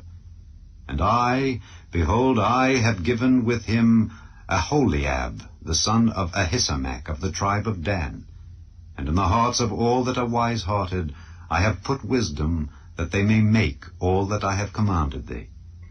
The tabernacle of the congregation, and the ark of the testimony, and the mercy seat that is thereupon, and all the furniture of the tabernacle, and the table and his furniture, and the pure candlestick with all his furniture, and the altar of incense, and the altar of burnt offering with all his furniture, and the laver and his foot, and the cloths of service, and the holy garments for Aaron the priest, and the garments of his sons, to minister in the priest's office, and the anointing oil and sweet incense for the holy place. According to all that I have commanded thee shall they do. And the Lord spake unto Moses, saying, Speak thou also unto the children of Israel, saying, Verily my Sabbaths ye shall keep, for it is a sign between me and you throughout your generations, that ye may know that I am the Lord that doth sanctify you. Ye shall keep the Sabbath, therefore, for it is holy unto you. Every one that defileth it shall surely be put to death, for whosoever doeth any work therein, that soul shall be cut off from among his people. 6 days may work be done, but in the 7th is the Sabbath of rest, holy to the Lord. Whosoever doeth any work in the Sabbath day, he shall surely be put to death. Wherefore the children of Israel shall keep the Sabbath, to observe the Sabbath throughout their generations, for a perpetual covenant. It is a sign between me and the children of Israel forever. For in 6 days the Lord made heaven and earth, and on the 7th day he rested and was refreshed.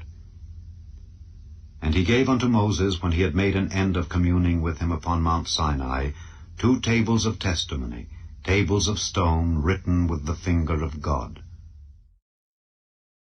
Chapter 32. And when the people saw that Moses delayed to come down out of the mount, the people gathered themselves together unto Aaron, and said unto him, Up, make us gods, which shall go before us. For as for this Moses, the man that brought us up out of the land of Egypt, we wot not what is become of him. And Aaron said unto them, Break off the golden earrings which are in the ears of your wives, of your sons, and of your daughters, and bring them unto me. And all the people brake off the golden earrings which were in their ears, and brought them unto Aaron. And he received them at their hand, and fashioned it with a graving tool, after he had made it a molten calf. And they said, These be thy gods, O Israel, which brought thee up out of the land of Egypt. And when Aaron saw it, he built an altar before it. And Aaron made proclamation, and said, Tomorrow is a feast to the Lord. And they rose up early on the morrow, and offered burnt offerings, and brought peace offerings. And the people sat down to eat and to drink, and rose up to play. And the Lord said unto Moses, Go, get thee down, for thy people which thou broughtest out of the land of Egypt have corrupted themselves. They have turned aside quickly out of the way which I commanded them. They have made them a molten calf, and have worshipped it, and have sacrificed thereunto, and said, These be thy gods, O Israel, which have brought thee up out of the land of Egypt. And the Lord said unto Moses, I have seen this people, and behold, it is a stiff-necked people. Now therefore let me alone, that my wrath may wax hot against them, and that I may consume them, and I will make of thee a great nation. And Moses besought the Lord his God, and said, Lord, why doth thy wrath wax hot against thy people, which thou hast brought forth out of the land of Egypt with great power and with a mighty hand? Wherefore should the Egyptians speak and say, For mischief did he bring them out, to slay them in the mountains, and to consume them from the face of the earth? Turn from thy fierce wrath, and repent of this evil against thy people. Remember Abraham, Isaac, and Israel, thy servants, to whom thou swarest by thine own self, and saidst unto them, I will multiply your seed as the stars of heaven, and all this land that I have spoken of will I give unto your seed, and they shall inherit it forever. And the Lord repented of the evil which he thought to do unto his people. And Moses turned, and went down from the mount, and the 2 tables of the testimony were in his hand. The tables were written on both their sides, on the one side and on the other were they written. And the tables were the work of God, and the writing was the writing of God, graven upon the tables. And when Joshua heard the noise of the people as they shouted, he said unto Moses, There is a noise of war in the camp. And he said, It is not the voice of them that shout for mastery, neither is it the voice of them that cry for being overcome, but the noise of them that sing do I hear. And it came to pass, as soon as he came nigh unto the camp, that he saw the calf and the dancing. And Moses' anger waxed hot, and he cast the tables out of his hands, and brake them beneath the mount.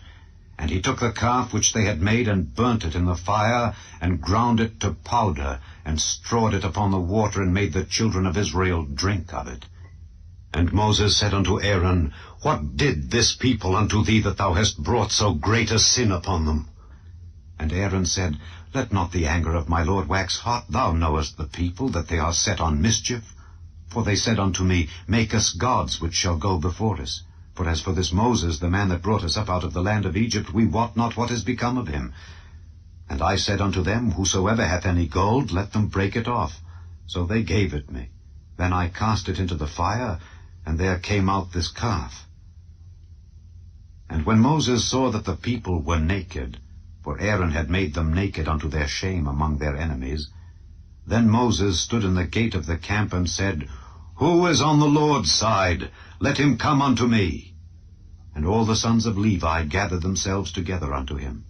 And he said unto them, Thus saith the Lord God of Israel, Put every man his sword by his side, and go in and out from gate to gate throughout the camp, and slay every man his brother, and every man his companion, and every man his neighbor. And the children of Levi did according to the word of Moses, and there fell of the people that day about 3,000 men. For Moses had said, Consecrate yourselves today to the Lord, even every man upon his son and upon his brother, that he may bestow upon you a blessing this day. And it came to pass on the morrow, that Moses said unto the people, Ye have sinned a great sin. And now I will go up unto the Lord. Peradventure I shall make an atonement for your sin.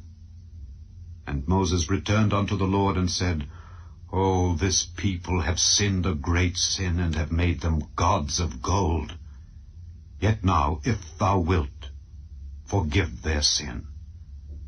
And if not, blot me, I pray thee, out of thy book which thou hast written. And the Lord said unto Moses, Whosoever hath sinned against me, him will I blot out of my book. Therefore now go, lead the people unto the place of which I have spoken unto thee. Behold, mine angel shall go before thee. Nevertheless, in the day when I visit, I will visit their sin upon them.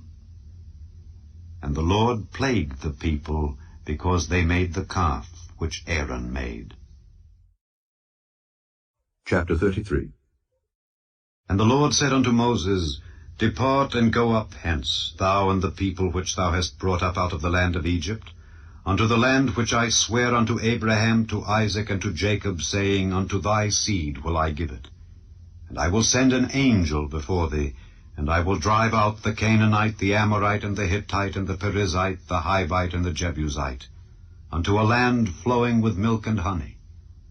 For I will not go up in the midst of thee, for thou art a stiff-necked people, lest I consume thee in the way. And when the people heard these evil tidings, they mourned, and no man did put on him his ornaments. For the Lord had said unto Moses, Say unto the children of Israel, Ye are a stiff-necked people. I will come up into the midst of thee in a moment, and consume thee. Therefore now put off thy ornaments from thee, that I may know what to do unto thee. And the children of Israel stripped themselves of their ornaments by the Mount Horeb. And Moses took the tabernacle, and pitched it without the camp, afar off from the camp, and called it the tabernacle of the congregation. And it came to pass that every one which sought the Lord went out unto the tabernacle of the congregation, which was without the camp. And it came to pass, when Moses went out unto the tabernacle, that all the people rose up, and stood every man at his tent door, and looked after Moses until he was gone into the tabernacle. And it came to pass, as Moses entered into the tabernacle, the cloudy pillar descended, and stood at the door of the tabernacle, and the Lord talked with Moses. And all the people saw the cloudy pillar stand at the tabernacle door, and all the people rose up and worshipped, every man in his tent door.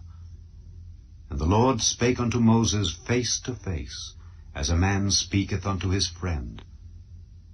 And he turned again into the camp, but his servant Joshua the son of Nun, a young man, departed not out of the tabernacle.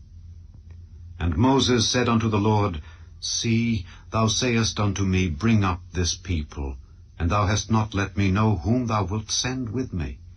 Yet thou hast said, I know thee by name, and thou hast also found grace in my sight. Now therefore I pray thee, if I have found grace in thy sight, show me now thy way, that I may know thee, that I may find grace in thy sight, and consider that this nation is thy people. And he said, My presence shall go with thee, and I will give thee rest. And he said unto him, If thy presence go not with me, carry us not up hence. For wherein shall it be known here that I and thy people have found grace in thy sight? Is it not in that thou goest with us? So shall we be separated, I and thy people, from all the people that are upon the face of the earth. And the Lord said unto Moses, I will do this thing also that thou hast spoken, for thou hast found grace in my sight, and I know thee by name. And he said, I beseech thee, show me thy glory. And he said, I will make all my goodness pass before thee, and I will proclaim the name of the Lord before thee, and will be gracious to whom I will be gracious, and will show mercy on whom I will show mercy. And he said, Thou canst not see my face, for there shall no man see me and live. And the Lord said, Behold, there is a place by me, and thou shalt stand upon a rock. And it shall come to pass, while my glory passeth by, that I will put thee in a clift of the rock, and will cover thee with my hand while I pass by. And I will take away mine hand, and thou shalt see my back parts, but my face shall not be seen. Chapter 34. And the Lord said unto Moses, Hew thee 2 tables of stone like unto the first, and I will write upon these tables the words that were in the first tables which thou breakest. And be ready in the morning, and come up in the morning unto Mount Sinai, and present thyself there to me in the top of the mount. And no man shall come up with thee, neither let any man be seen throughout all the mount, neither let the flocks nor herds feed before that mount. And he hewed 2 tables of stone like unto the first. And Moses rose up early in the morning, and went up unto Mount Sinai, as the Lord had commanded him, and took in his hand the 2 tables of stone. And the Lord descended in the cloud, and stood with him there, and proclaimed the name of the Lord. And the Lord passed by before him, and proclaimed, the Lord God, merciful and gracious, long-suffering and abundant in goodness and truth, keeping mercy for thousands, forgiving iniquity and transgression and sin, and that will by no means clear the guilty, visiting the iniquity of the fathers upon the children and upon the children's children, unto the 3rd and to the 4th generation. And Moses made haste, and bowed his head toward the earth, and worshipped. And he said, If now I have found grace in thy sight, O Lord, let my Lord, I pray thee, go among us, for it is a stiff-necked people, and pardon our iniquity and our sin, and take us for thine inheritance. And he said, Behold, I make a covenant. Before all thy people I will do marvels such as have not been done in all the earth, nor in any nation. And all the people among which thou art shall see the work of the Lord. For it is a terrible thing that I will do with thee. Observe thou that which I command thee this day. Behold, I drive out before thee the Amorite, and the Canaanite, and the Hittite, and the Perizzite, and the Hivite, and the Jebusite. Take heed to thyself, lest thou make a covenant with the inhabitants of the land whither thou goest, lest it be for a snare in the midst of thee. But ye shall destroy their altars, break their images, and cut down their groves. For thou shalt worship no other God. For the Lord, whose name is jealous, is a jealous God. Lest thou make a covenant with the inhabitants of the land, and they go a-whoring after their gods, and do sacrifice unto their gods, and one call thee, and thou eat of his sacrifice, and thou take of their daughters unto thy sons, and their daughters go a-whoring after their gods, and make thy sons go a-whoring after their gods. Thou shalt make thee no molten gods. The feast of unleavened bread shalt thou keep. 7 days thou shalt eat unleavened bread, as I commanded thee, in the time of the month Abib. For in the month Abib thou camest out from Egypt. All that openeth the matrix is mine, and every firstling among thy cattle, whether ox or sheep, that is male. But the firstling of an ass thou shalt redeem with a lamb, and if thou redeem him not, then shalt thou break his neck. All the firstborn of thy sons thou shalt redeem, and none shall appear before me empty. 6 days thou shalt work, but on the 7th day thou shalt rest. In earing time and in harvest thou shalt rest. And thou shalt observe the feast of weeks, of the first fruits of wheat harvest, and the feast of ingathering at the year's end. Thrice in the year shall all your men-children appear before the Lord God, the God of Israel. For I will cast out the nations before thee, and enlarge thy borders. Neither shall any man desire thy land, when thou shalt go up to appear before the Lord thy God thrice in the year. Thou shalt not offer the blood of my sacrifice with leaven, neither shall the sacrifice of the feast of the Passover be left unto the morning. The first of the firstfruits of thy land thou shalt bring unto the house of the Lord thy God. Thou shalt not see the kid in his mother's milk. And the Lord said unto Moses, Write thou these words, for after the tenor of these words I have made a covenant with thee and with Israel. And he was there with the Lord 40 days and 40 nights. He did neither eat bread nor drink water, and he wrote upon the tables the words of the covenant, the 10 commandments. And it came to pass, when Moses came down from Mount Sinai with the 2 tables of testimony in Moses' hand, when he came down from the mount, that Moses wist not that the skin of his face shone while he talked with him. And when Aaron and all the children of Israel saw Moses, behold, the skin of his face shone, and they were afraid to come nigh him. And Moses called unto them, and Aaron and all the rulers of the congregation returned unto him, and Moses talked with them. And afterward all the children of Israel came nigh, and he gave them in commandment all that the Lord had spoken with him in Mount Sinai. And till Moses had done speaking with them, he put a veil on his face. But when Moses went in before the Lord to speak with him, he took the veil off until he came out. And he came out and spake unto the children of Israel that which he was commanded. And the children of Israel saw the face of Moses, that the skin of Moses' face shone. And Moses put the veil upon his face again, until he went in to speak with him. Chapter 35. And Moses gathered all the congregation of the children of Israel together, and said unto them, These are the words which the Lord hath commanded, that ye should do them. 6 days shall work be done, but on the 7th day there shall be to you an holy day, a Sabbath of rest to the Lord. Whosoever doeth work therein shall be put to death. Ye shall kindle no fire throughout your habitations upon the Sabbath day. And Moses spake unto all the congregation of the children of Israel, saying, This is the thing which the Lord commanded, saying, Take ye from among you an offering unto the Lord.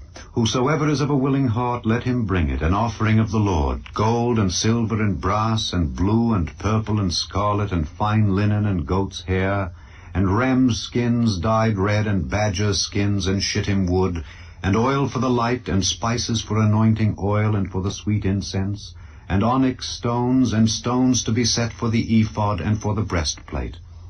And every wise-hearted among you shall come and make all that the Lord hath commanded, the tabernacle, his tent and his covering, his taches and his boards, his bars, his pillars and his sockets, the ark and the staves thereof, with the mercy seat and the veil of the covering, the table and his staves, and all his vessels, and the showbread, the candlestick also for the light, and his furniture and his lamps, with the oil for the light, and the incense altar and his staves, and the anointing oil, and the sweet incense, and the hanging for the door at the entering in of the tabernacle, the altar of burnt offering with his brazen grate, his staves, and all his vessels, the laver and his foot, the hangings of the court, his pillars and their sockets, and the hanging for the door of the court, the pins of the tabernacle and the pins of the court, and their cords, the cloths of service to do service in the holy place, the holy garments for Aaron the priest, and the garments of his sons to minister in the priest's office.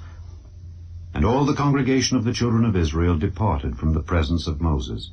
And they came every one whose heart stirred him up, and every one whom his spirit made willing, and they brought the Lord's offering to the work of the tabernacle of the congregation, and for all his service, and for the holy garments.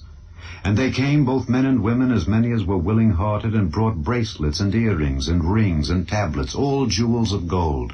And every man that offered an offering of gold unto the Lord. And every man with whom was found blue, and purple, and scarlet, and fine linen, and goat's hair, and red skins of rams, and badgers' skins, brought them. Every one that did offer an offering of silver and brass brought the Lord's offering. And every man with whom was found shittim wood for any work of the service brought it. And all the women that were wise-hearted did spin with their hands, and brought that which they had spun, both of blue, and of purple, and of scarlet, and of fine linen. And all the women whose hearts stirred them up in wisdom spun goat's hair. And the rulers brought onyx stones, and stones to be set for the ephod and for the breastplate, and spice and oil for the light, and for the anointing oil, and for the sweet incense. The children of Israel brought a willing offering unto the Lord, every man and woman, whose heart made them willing to bring for all manner of work, which the Lord had commanded to be made by the hand of Moses.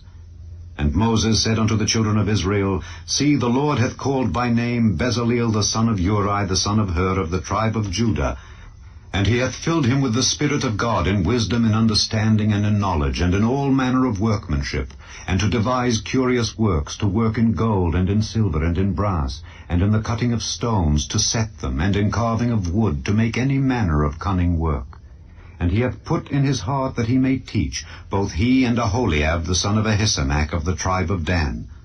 Them hath he filled with wisdom of heart, to work all manner of work, of the engraver, and of the cunning workman, and of the embroiderer in blue, and in purple, in scarlet, and in fine linen, and of the weaver, even of them that do any work, and of those that devise cunning work. Chapter 36. Then wrought Bezaleel and Aholiab, and every wise-hearted man in whom the Lord put wisdom and understanding, to know how to work all manner of work for the service of the sanctuary, according to all that the Lord had commanded. And Moses called Bezaleel and Aholiab, and every wise-hearted man in whose heart the Lord had put wisdom, even every one whose heart stirred him up to come unto the work to do it. And they received of Moses all the offering which the children of Israel had brought for the work of the service of the sanctuary, to make it withal. And they brought yet unto him free offerings every morning. And all the wise men that wrought all the work of the sanctuary came every man from his work which they made, and they spake unto Moses, saying, The people bring much more than enough for the service of the work which the Lord commanded to make. And Moses gave commandment, and they caused it to be proclaimed throughout the camp, saying, Let neither man nor woman make any more work for the offering of the sanctuary. So the people were restrained from bringing. For the stuff they had was sufficient for all the work to make it, and too much. And every wise-hearted man among them that wrought the work of the tabernacle made 10 curtains of fine twined linen, and blue, and purple, and scarlet. With cherubims of cunning work made he them. The length of one curtain was 28 cubits, and the breadth of one curtain 4 cubits. The curtains were all of one size. And he coupled the 5 curtains one unto another, and the other 5 curtains he coupled one unto another. And he made loops of blue on the edge of one curtain from the selvage in the coupling. Likewise he made in the uttermost side of another curtain in the couplings of the second. 50 loops made he in one curtain, and 50 loops made he in the edge of the curtain which was in the coupling of the second. The loops held one curtain to another. And he made 50 taches of gold, and coupled the curtains one unto another with the taches. So it became one tabernacle. And he made curtains of goat's hair for the tent over the tabernacle. 11 curtains he made them. The length of one curtain was 30 cubits, and 4 cubits was the breadth of one curtain. The 11 curtains were of one size. And he coupled 5 curtains by themselves, and 6 curtains by themselves. And he made 50 loops upon the uttermost edge of the curtain in the coupling, and 50 loops made he upon the edge of the curtain which coupleth the second. And he made 50 taches of brass to couple the tent together, that it might be one. And he made a covering for the tent of rams' skins dyed red, and a covering of badgers' skins above that. And he made boards for the tabernacle of shittim wood standing up. The length of a board was 10 cubits, and the breadth of a board 1 cubit and a half. One board had 2 tenons, equally distant one from another. Thus did he make for all the boards of the tabernacle. And he made boards for the tabernacle, 20 boards for the south side southward, and 40 sockets of silver he made under the 20 boards, 2 sockets under one board for his 2 tenons, and 2 sockets under another board for his 2 tenons. And for the other side of the tabernacle, which is toward the north corner, he made 20 boards, and there 40 sockets of silver, 2 sockets under one board, and 2 sockets under another board. And for the sides of the tabernacle westward he made 6 boards, and 2 boards made he for the corners of the tabernacle in the 2 sides. And they were coupled beneath, and coupled together at the head thereof to one ring. Thus he did to both of them in both the corners. And there were 8 boards, and their sockets were 16 sockets of silver, under every board 2 sockets. And he made bars of shittim wood, 5 for the boards of the one side of the tabernacle, and 5 bars for the boards of the other side of the tabernacle, and 5 bars for the boards of the tabernacle for the sides westward. And he made the middle bar to shoot through the boards from the one end to the other. And he overlaid the boards with gold, and made their rings of gold to be places for the bars, and overlaid the bars with gold. And he made a veil of blue and purple and scarlet and fine twined linen. With cherubims made he it of cunning work. And he made thereunto 4 pillars of shittim wood, and overlaid them with gold. Their hooks were of gold, and he cast for them 4 sockets of silver. And he made an hanging for the tabernacle door of blue and purple and scarlet and fine twined linen, of needlework, and the 5 pillars of it with their hooks. And he overlaid their chapiters and their fillets with gold, but their 5 sockets were of brass. Chapter 37. And Bezaleel made the ark of shittim wood. 2 cubits and a half was the length of it, and 1 cubit and a half the breadth of it, and 1 cubit and a half the height of it. And he overlaid it with pure gold within and without, and made a crown of gold to it round about. And he cast for it 4 rings of gold to be set by the 4 corners of it, even 2 rings upon the one side of it, and 2 rings upon the other side of it. And he made staves of shittim wood, and overlaid them with gold. And he put the staves into the rings by the sides of the ark, to bear the ark.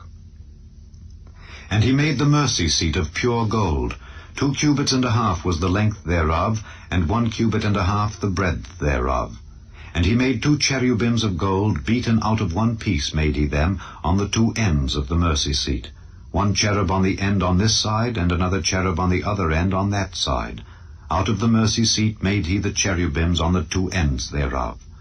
And the cherubims spread out their wings on high, and covered with their wings over the mercy seat, with their faces one to another.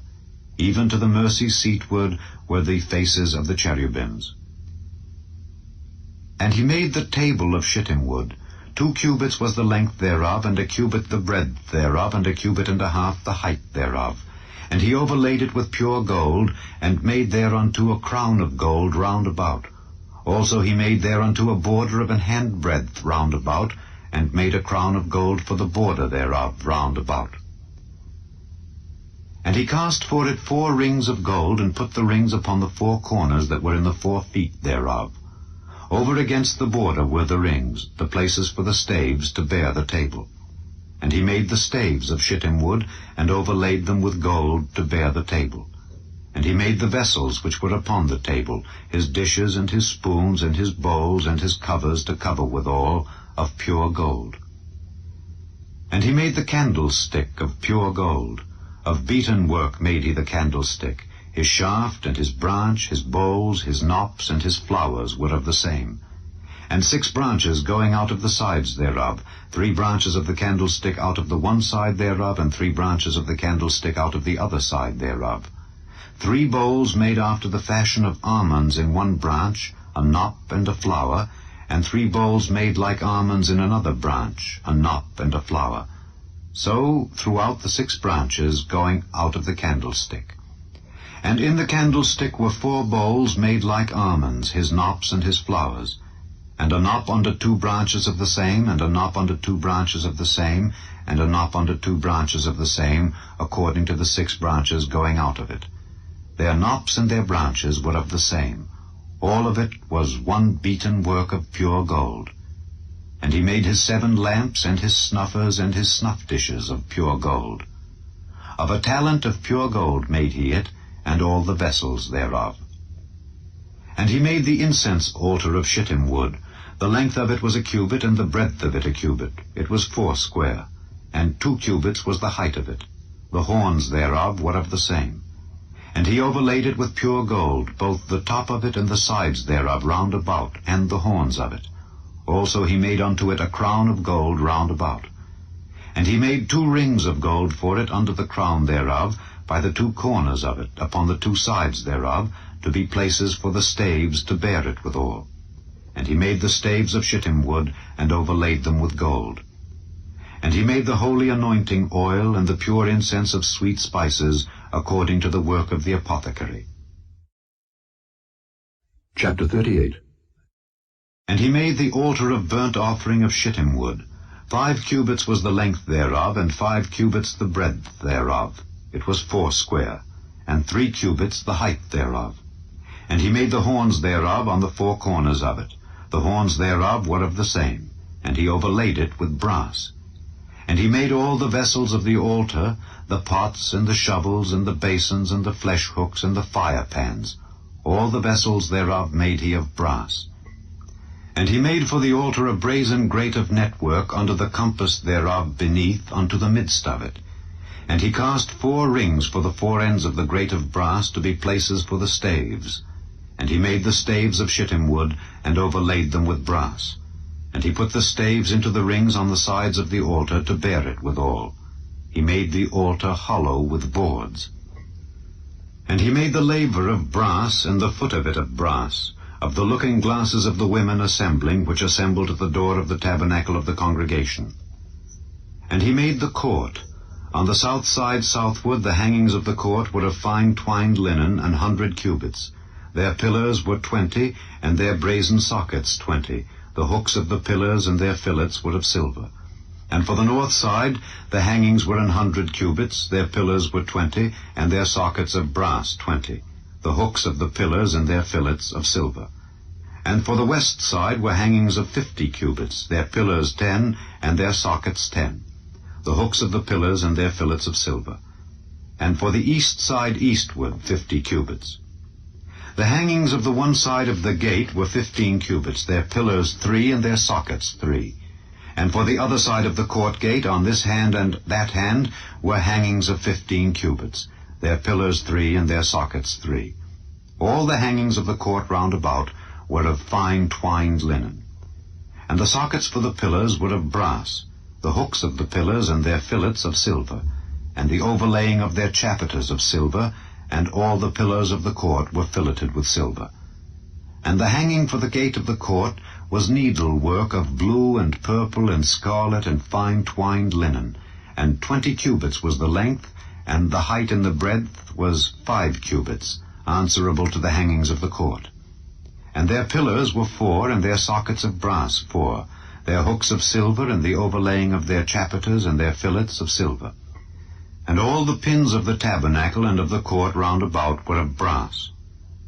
This is the sum of the tabernacle, even of the tabernacle of testimony, as it was counted according to the commandment of Moses for the service of the Levites, by the hand of Ithamar, son to Aaron the priest.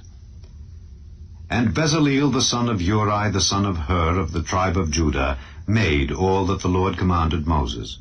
And with him was Aholiab, son of Ahisamach, of the tribe of Dan, an engraver and a cunning workman, and an embroiderer in blue and in purple and in scarlet and fine linen.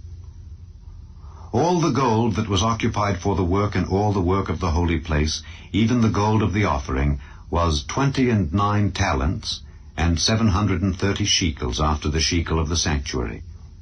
And the silver of them that were numbered of the congregation was 100 talents, and 1,760 shekels after the shekel of the sanctuary. A beka for every man, that is, half a shekel after the shekel of the sanctuary, for every one that went to be numbered from 20 years old and upward, for 600,000 and 3,550 men. And of the 100 talents of silver were cast the sockets of the sanctuary and the sockets of the veil, 100 sockets of the 100 talents, a talent for a socket. And of the 1,775 shekels he made hooks for the pillars, and overlaid their chapiters, and filleted them. And the brass of the offering was 70 talents, and 2,400 shekels. And therewith he made the sockets to the door of the tabernacle of the congregation, and the brazen altar, and the brazen grate for it, and all the vessels of the altar, and the sockets of the court round about, and the sockets of the court gate, and all the pins of the tabernacle, and all the pins of the court round about. Chapter 39. And of the blue and purple and scarlet they made cloths of service to do service in the holy place, and made the holy garments for Aaron, as the Lord commanded Moses. And he made the ephod of gold, blue and purple and scarlet, and fine twined linen. And they did beat the gold into thin plates, and cut it into wires, to work it in the blue and in the purple and in the scarlet and in the fine linen with cunning work. They made shoulder pieces for it to couple it together. By the 2 edges was it coupled together. And the curious girdle of his ephod that was upon it was of the same, according to the work thereof, of gold, blue, and purple, and scarlet, and fine twined linen, as the Lord commanded Moses. And they wrought onyx stones enclosed in ouches of gold, graven as signets are graven, with the names of the children of Israel. And he put them on the shoulders of the ephod, that they should be stones for a memorial to the children of Israel, as the Lord commanded Moses. And he made the breastplate of cunning work, like the work of the ephod, of gold, blue, and purple, and scarlet, and fine twined linen. It was 4 They made the breastplate double. A span was the length thereof, and a span the breadth thereof, being doubled. And they set in it 4 rows of stones. The first row was a sardius, a topaz, and a carbuncle. This was the first row. And the second row an emerald, a sapphire, and a diamond. And the third row a ligure, an agate, and an amethyst. And the fourth row a beryl, an onyx, and a jasper. They were enclosed in ouches of gold in their enclosings. And the stones were according to the names of the children of Israel, 12, according to their names, like the engravings of a signet, every one with his name according to the 12 tribes. And they made upon the breastplate chains at the ends of wreathen work of pure gold. And they made 2 ouches of gold and 2 gold rings, and put the 2 rings in the 2 ends of the breastplate. And they put the 2 wreathen chains of gold and the 2 rings on the ends of the breastplate. And the 2 ends of the 2 wreathen chains they fastened in the 2 ouches, and put them on the shoulder pieces of the ephod before it. And they made 2 rings of gold, and put them on the 2 ends of the breastplate upon the border of it, which was on the side of the ephod inward. And they made 2 other golden rings, and put them on the 2 sides of the ephod underneath toward the forepart of it, over against the other coupling thereof, above the curious girdle of the ephod.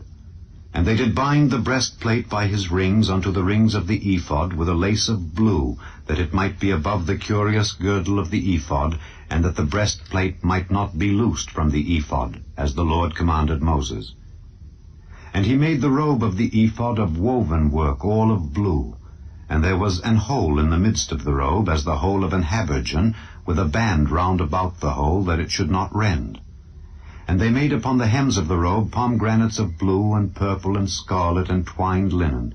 And they made bells of pure gold, and put the bells between the pomegranates upon the hem of the robe, round about between the pomegranates, a bell and a pomegranate, a bell and a pomegranate, round about the hem of the robe, to minister in, as the Lord commanded Moses.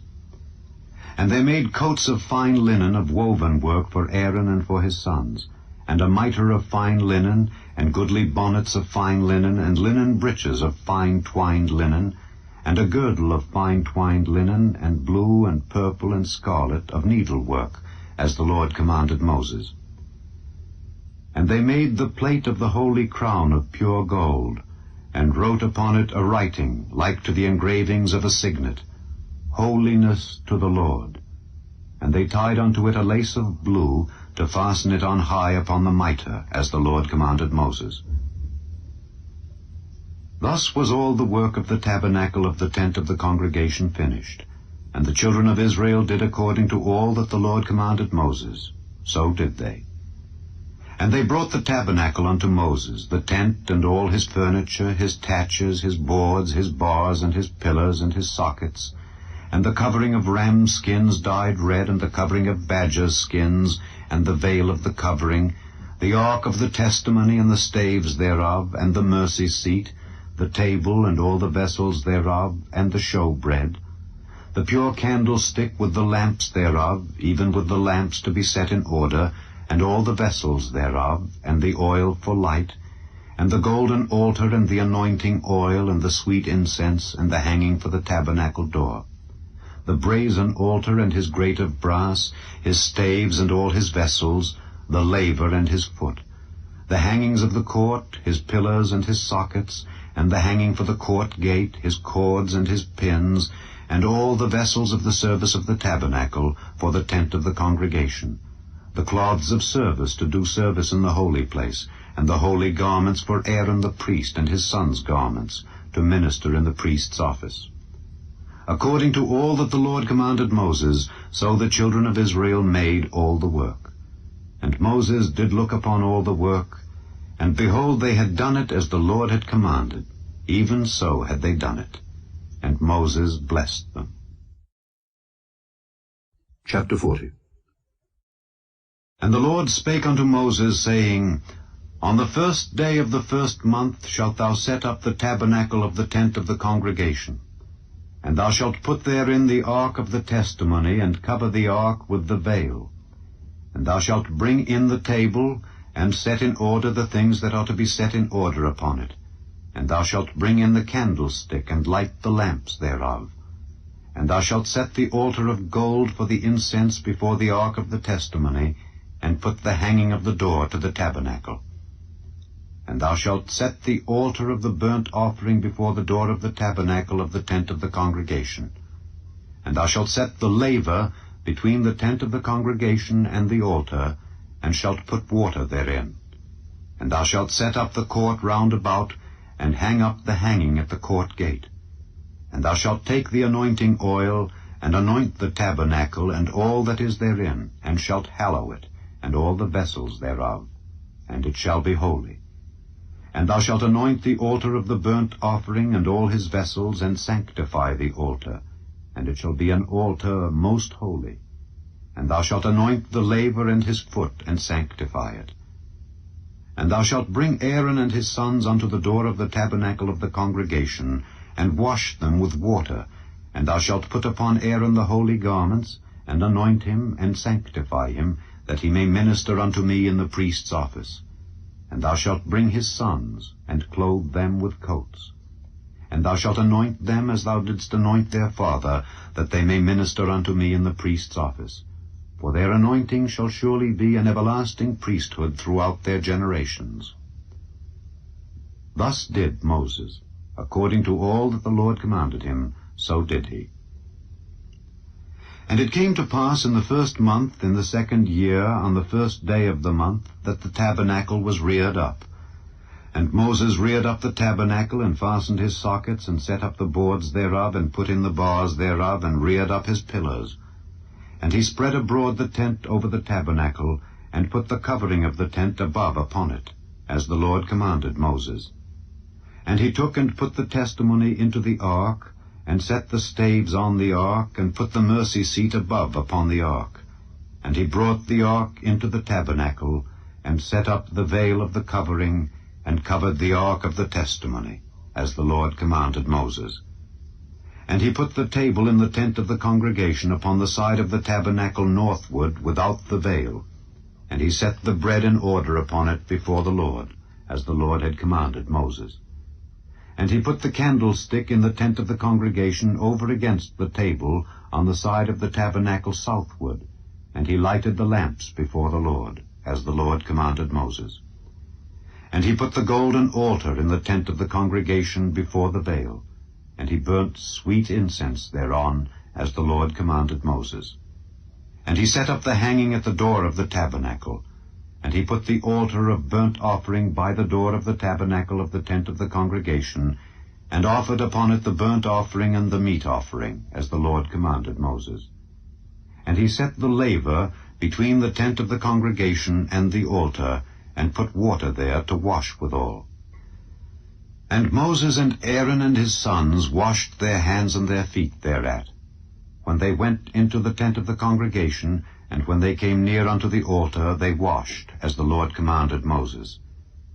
And he reared up the court round about the tabernacle and the altar, and set up the hanging of the court gate.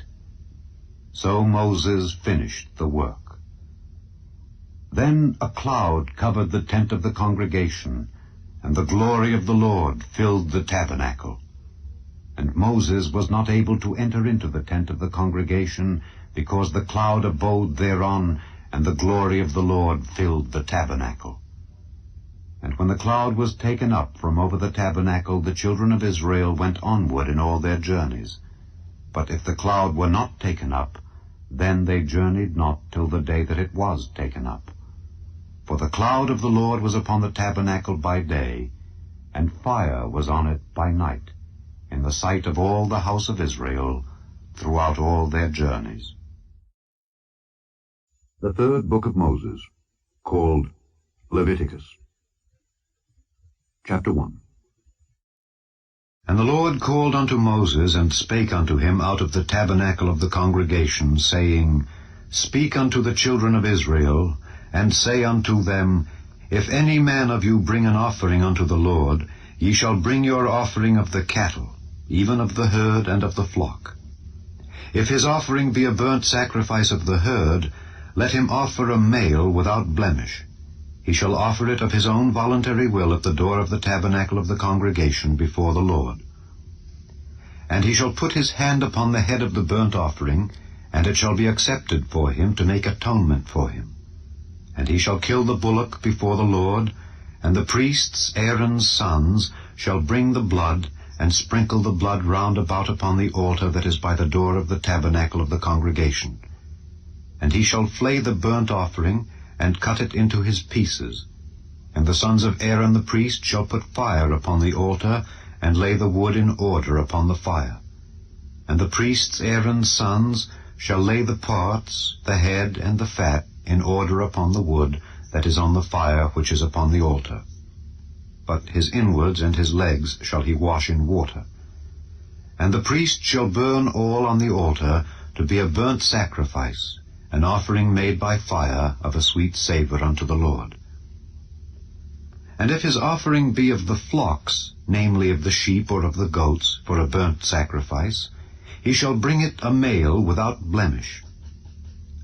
And he shall kill it on the side of the altar northward before the Lord, and the priests, Aaron's sons, shall sprinkle his blood round about upon the altar. And he shall cut it into his pieces with his head and his fat, and the priest shall lay them in order on the wood that is on the fire which is upon the altar. But he shall wash the inwards and the legs with water. And the priest shall bring it all and burn it upon the altar. It is a burnt sacrifice, an offering made by fire of a sweet savour unto the Lord. And if the burnt sacrifice for his offering to the Lord be of fowls, then he shall bring his offering of turtle doves or of young pigeons, and the priest shall bring it unto the altar, and wring off his head, and burn it on the altar. And the blood thereof shall be wrung out at the side of the altar. And he shall pluck away his crop with his feathers, and cast it beside the altar on the east part, by the place of the ashes. And he shall cleave it with the wings thereof, but shall not divide it asunder. And the priest shall burn it upon the altar, upon the wood that is upon the fire. It is a burnt sacrifice, an offering made by fire of a sweet savour unto the Lord. Chapter 2. And when any will offer a meat offering unto the Lord, his offering shall be of fine flour, and he shall pour oil upon it, and put frankincense thereon.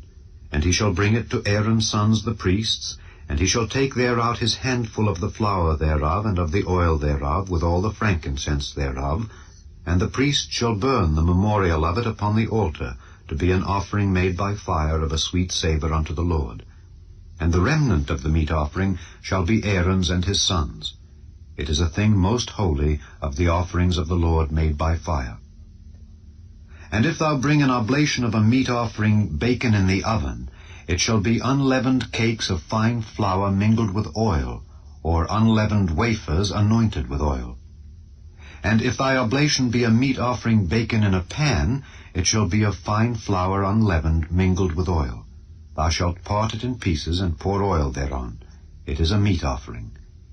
And if thy oblation be a meat offering baken in the frying pan, it shall be made of fine flour with oil. And thou shalt bring the meat offering that is made of these things unto the Lord. And when it is presented unto the priest, he shall bring it unto the altar.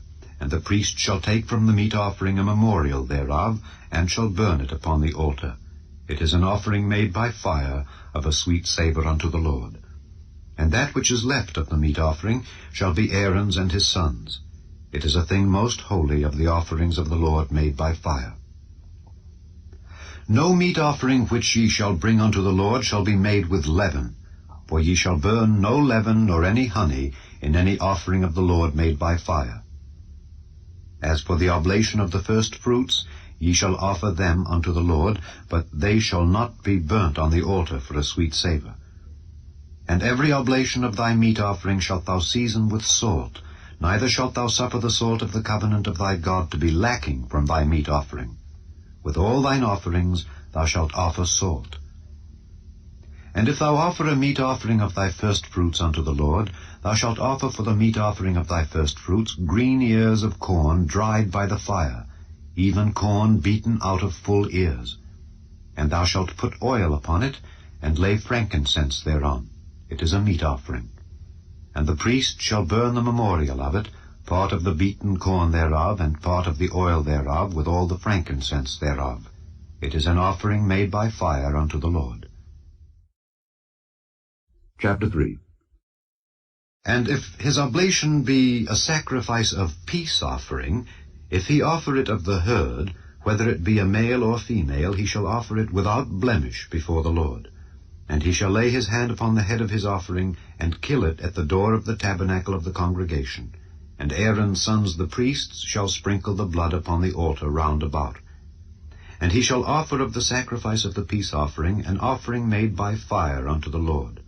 The fat that covereth the inwards, and all the fat that is upon the inwards, and the 2 kidneys, and the fat that is on them, which is by the flanks, and the caul above the liver with the kidneys, it shall he take away. And Aaron's sons shall burn it on the altar upon the burnt sacrifice, which is upon the wood that is on the fire. It is an offering made by fire of a sweet savour unto the Lord.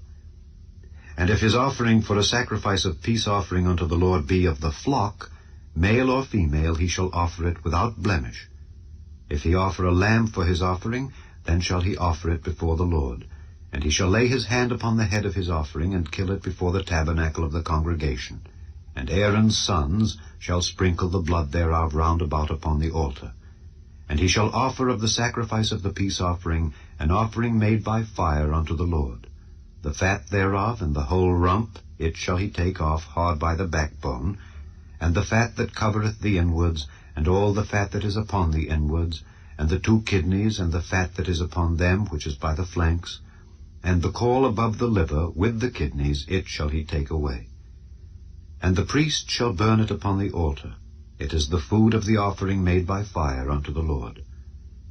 And if his offering be a goat, then he shall offer it before the Lord, and he shall lay his hand upon the head of it, and kill it before the tabernacle of the congregation. And the sons of Aaron shall sprinkle the blood thereof upon the altar round about. And he shall offer thereof his offering, even an offering made by fire unto the Lord. The fat that covereth the inwards, and all the fat that is upon the inwards, and the 2 kidneys, and the fat that is upon them, which is by the flanks, and the caul above the liver with the kidneys, it shall he take away. And the priest shall burn them upon the altar. It is the food of the offering made by fire for a sweet savour. All the fat is the Lord's. It shall be a perpetual statute for your generations throughout all your dwellings, that ye eat neither fat nor blood. Chapter 4. And the Lord spake unto Moses, saying, Speak unto the children of Israel, saying, If a soul shall sin through ignorance against any of the commandments of the Lord concerning things which ought not to be done, and shall do against any of them, if the priest that is anointed do sin according to the sin of the people, then let him bring for his sin which he hath sinned a young bullock without blemish unto the Lord for a sin offering. And he shall bring the bullock unto the door of the tabernacle of the congregation before the Lord, and shall lay his hand upon the bullock's head, and kill the bullock before the Lord. And the priest that is anointed shall take of the bullock's blood, and bring it to the tabernacle of the congregation. And the priest shall dip his finger in the blood, and sprinkle of the blood 7 times before the Lord, before the veil of the sanctuary. And the priest shall put some of the blood upon the horns of the altar of sweet incense before the Lord, which is in the tabernacle of the congregation, and shall pour all the blood of the bullock at the bottom of the altar of the burnt offering, which is at the door of the tabernacle of the congregation. And he shall take off from it all the fat of the bullock for the sin offering, the fat that covereth the inwards, and all the fat that is upon the inwards, and the 2 kidneys, and the fat that is upon them, which is by the flanks, and the caul above the liver with the kidneys, it shall he take away, as it was taken off from the bullock of the sacrifice of peace offerings. And the priest shall burn them upon the altar of the burnt offering.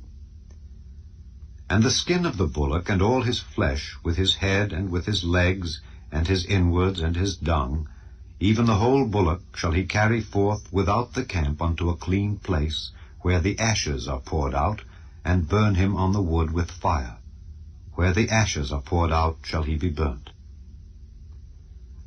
And if the whole congregation of Israel sin through ignorance, and the thing be hid from the eyes of the assembly, and they have done somewhat against any of the commandments of the Lord concerning things which should not be done, and are guilty, when the sin which they have sinned against it is known, then the congregation shall offer a young bullock for the sin, and bring him before the tabernacle of the congregation. And the elders of the congregation shall lay their hands upon the head of the bullock before the Lord, and the bullock shall be killed before the Lord.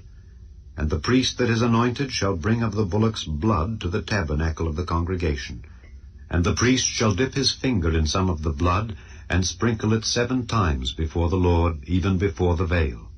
And he shall put some of the blood upon the horns of the altar which is before the Lord, that is in the tabernacle of the congregation, and shall pour out all the blood at the bottom of the altar of the burnt offering, which is at the door of the tabernacle of the congregation. And he shall take all his fat from him, and burn it upon the altar. And he shall do with the bullock, as he did with the bullock for a sin offering, so shall he do with this. And the priest shall make an atonement for them, and it shall be forgiven them. And he shall carry forth the bullock without the camp, and burn him as he burned the first bullock. It is a sin offering for the congregation.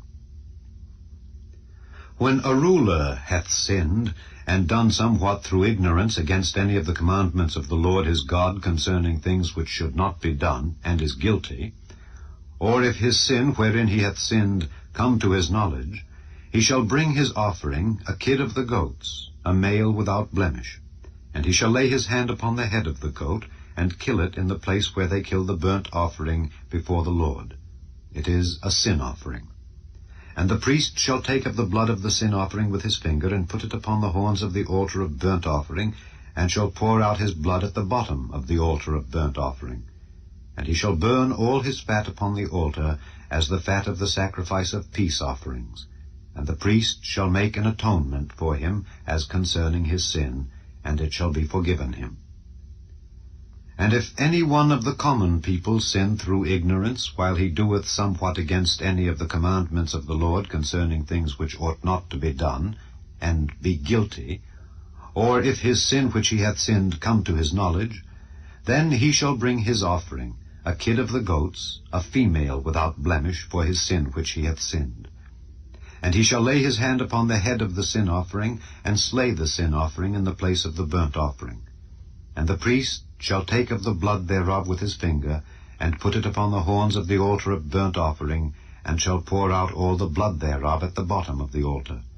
And he shall take away all the fat thereof, as the fat is taken away from off the sacrifice of peace offerings, and the priest shall burn it upon the altar for a sweet savour unto the Lord. And the priest shall make an atonement for him, and it shall be forgiven him. And if he bring a lamb for a sin offering, he shall bring it a female without blemish.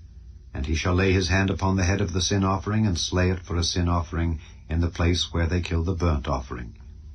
And the priest shall take of the blood of the sin offering with his finger, and put it upon the horns of the altar of burnt offering, and shall pour out all the blood thereof at the bottom of the altar. And he shall take away all the fat thereof, as the fat of the lamb is taken away from the sacrifice of the peace offerings, and the priest shall burn them upon the altar, according to the offerings made by fire unto the Lord. And the priest shall make an atonement for his sin that he hath committed, and it shall be forgiven him. Chapter 5. And if a soul sin, and hear the voice of swearing, and is a witness, whether he hath seen or known of it, if he do not utter it, then he shall bear his iniquity. Or if a soul touch any unclean thing, whether it be a carcass of an unclean beast, or a carcass of unclean cattle, or the carcass of unclean creeping things, and if it be hidden from him, he also shall be unclean and guilty. Or if he touch the uncleanness of man, whatsoever uncleanness it be, that a man shall be defiled withal, and it be hid from him, when he knoweth of it, then he shall be guilty. Or if a soul swear, pronouncing with his lips to do evil or to do good, whatsoever it be that a man shall pronounce with an oath, and it be hid from him, when he knoweth of it, then he shall be guilty in one of these. And it shall be, when he shall be guilty in one of these things, that he shall confess that he hath sinned in that thing. And he shall bring his trespass offering unto the Lord for his sin which he hath sinned, a female from the flock, a lamb or a kid of the goats, for a sin offering. And the priest shall make an atonement for him concerning his sin. And if he be not able to bring a lamb, then he shall bring for his trespass which he hath committed 2 turtle doves or 2 young pigeons unto the Lord, one for a sin offering, and the other for a burnt offering. And he shall bring them unto the priest, who shall offer that which is for the sin offering first, and wring off his head from his neck, but shall not divide it asunder. And he shall sprinkle of the blood of the sin offering upon the side of the altar, and the rest of the blood shall be wrung out at the bottom of the altar. It is a sin offering. And he shall offer the second for a burnt offering according to the manner. And the priest shall make an atonement for him for his sin which he hath sinned, and it shall be forgiven him. But if he be not able to bring 2 turtle doves or 2 young pigeons, then he that sinned shall bring for his offering the 10th part of an ephah of fine flour for a sin offering. He shall put no oil upon it, neither shall he put any frankincense thereon, for it is a sin offering. Then shall he bring it to the priest, and the priest shall take his handful of it, even a memorial thereof, and burn it on the altar, according to the offerings made by fire unto the Lord. It is a sin offering. And the priest shall make an atonement for him as touching his sin that he hath sinned in one of these, and it shall be forgiven him. And the remnant shall be the priest's as a meat offering. And the Lord spake unto Moses, saying, If a soul commit a trespass, and sin through ignorance in the holy things of the Lord, then he shall bring for his trespass unto the Lord a ram without blemish out of the flocks, with thy estimation by shekels of silver after the shekel of the sanctuary, for a trespass offering. And he shall make amends for the harm that he hath done in the holy thing, and shall add the 5th part thereto, and give it unto the priest. And the priest shall make an atonement for him with the ram of the trespass offering, and it shall be forgiven him. And if a soul sin and commit any of these things which are forbidden to be done by the commandments of the Lord, though he wist it not, yet is he guilty, and shall bear his iniquity. And he shall bring a ram without blemish out of the flock with thy estimation, for a trespass offering unto the priest. And the priest shall make an atonement for him concerning his ignorance wherein he erred and wist it not, and it shall be forgiven him. It is a trespass offering. He hath certainly trespassed against the Lord. Chapter 6. And the Lord spake unto Moses, saying, If a soul sin and commit a trespass against the Lord, and lie unto his neighbor in that which was delivered him to keep, or in fellowship, or in a thing taken away by violence, or hath deceived his neighbor, or have found that which was lost, and lieth concerning it, and sweareth falsely, in any of all these that a man doeth, sinning therein, then it shall be, because he hath sinned and is guilty, that he shall restore that which he took violently away, or the thing which he hath deceitfully gotten, or that which was delivered him to keep, or the lost thing which he found, or all that about which he hath sworn falsely. He shall even restore it in the principal, and shall add the 5th part more thereto, and give it unto him to whom it appertaineth, in the day of his trespass offering. And he shall bring his trespass offering unto the Lord, a ram without blemish out of the flock with thy estimation, for a trespass offering unto the priest. And the priest shall make an atonement for him before the Lord, and it shall be forgiven him for anything of all that he hath done in trespassing therein. And the Lord spake unto Moses, saying, Command Aaron and his sons, saying, This is the law of the burnt offering. It is the burnt offering because of the burning upon the altar all night unto the morning, and the fire of the altar shall be burning in it. And the priest shall put on his linen garment, and his linen breeches shall he put upon his flesh, and take up the ashes which the fire hath consumed with the burnt offering on the altar, and he shall put them beside the altar. And he shall put off his garments, and put on other garments, and carry forth the ashes without the camp unto a clean place. And the fire upon the altar shall be burning in it, it shall not be put out. And the priest shall burn wood on it every morning, and lay the burnt offering in order upon it, and he shall burn thereon the fat of the peace offerings. The fire shall ever be burning upon the altar, it shall never go out. And this is the law of the meat offering. The sons of Aaron shall offer it before the Lord, before the altar. And he shall take of it his handful of the flour of the meat offering, and of the oil thereof, and all the frankincense which is upon the meat offering, and shall burn it upon the altar for a sweet savour, even the memorial of it, unto the Lord. And the remainder thereof shall Aaron and his sons eat, with unleavened bread shall it be eaten in the holy place. In the court of the tabernacle of the congregation they shall eat it. It shall not be baken with leaven. I have given it unto them for their portion of my offerings made by fire. It is most holy, as is the sin offering, and as the trespass offering. All the males among the children of Aaron shall eat of it. It shall be a statute forever in your generations concerning the offerings of the Lord made by fire. Every one that toucheth them shall be holy. And the Lord spake unto Moses, saying, This is the offering of Aaron and of his sons, which they shall offer unto the Lord in the day when he is anointed, the 10th part of an ephah of fine flour for a meat offering perpetual, half of it in the morning, and half thereof at night. In a pan it shall be made with oil, And when it is baken, thou shalt bring it in, and the baken pieces of the meat offering shalt thou offer for a sweet savour unto the Lord. And the priest of his sons that is anointed in his stead shall offer it. It is a statute forever unto the Lord. It shall be wholly burnt. For every meat offering for the priest shall be wholly burnt. It shall not be eaten. And the Lord spake unto Moses, saying, Speak unto Aaron and to his sons, saying, This is the law of the sin offering. In the place where the burnt offering is killed shall the sin offering be killed before the Lord. It is most holy. The priest that offereth it for sin shall eat it. In the holy place shall it be eaten, in the court of the tabernacle of the congregation. Whatsoever shall touch the flesh thereof shall be holy. And when there is sprinkled of the blood thereof upon any garment, thou shalt wash that whereon it was sprinkled in the holy place. But the earthen vessel wherein it is sodden shall be broken, and if it be sodden in a brazen pot, it shall be both scoured and rinsed in water. All the males among the priests shall eat thereof. It is most holy. And no sin offering, whereof any of the blood is brought into the tabernacle of the congregation to reconcile with all in the holy place, shall be eaten. It shall be burnt in the fire. Chapter 7. Likewise, this is the law of the trespass offering. It is most holy. In the place where they kill the burnt offering shall they kill the trespass offering, and the blood thereof shall he sprinkle round about upon the altar.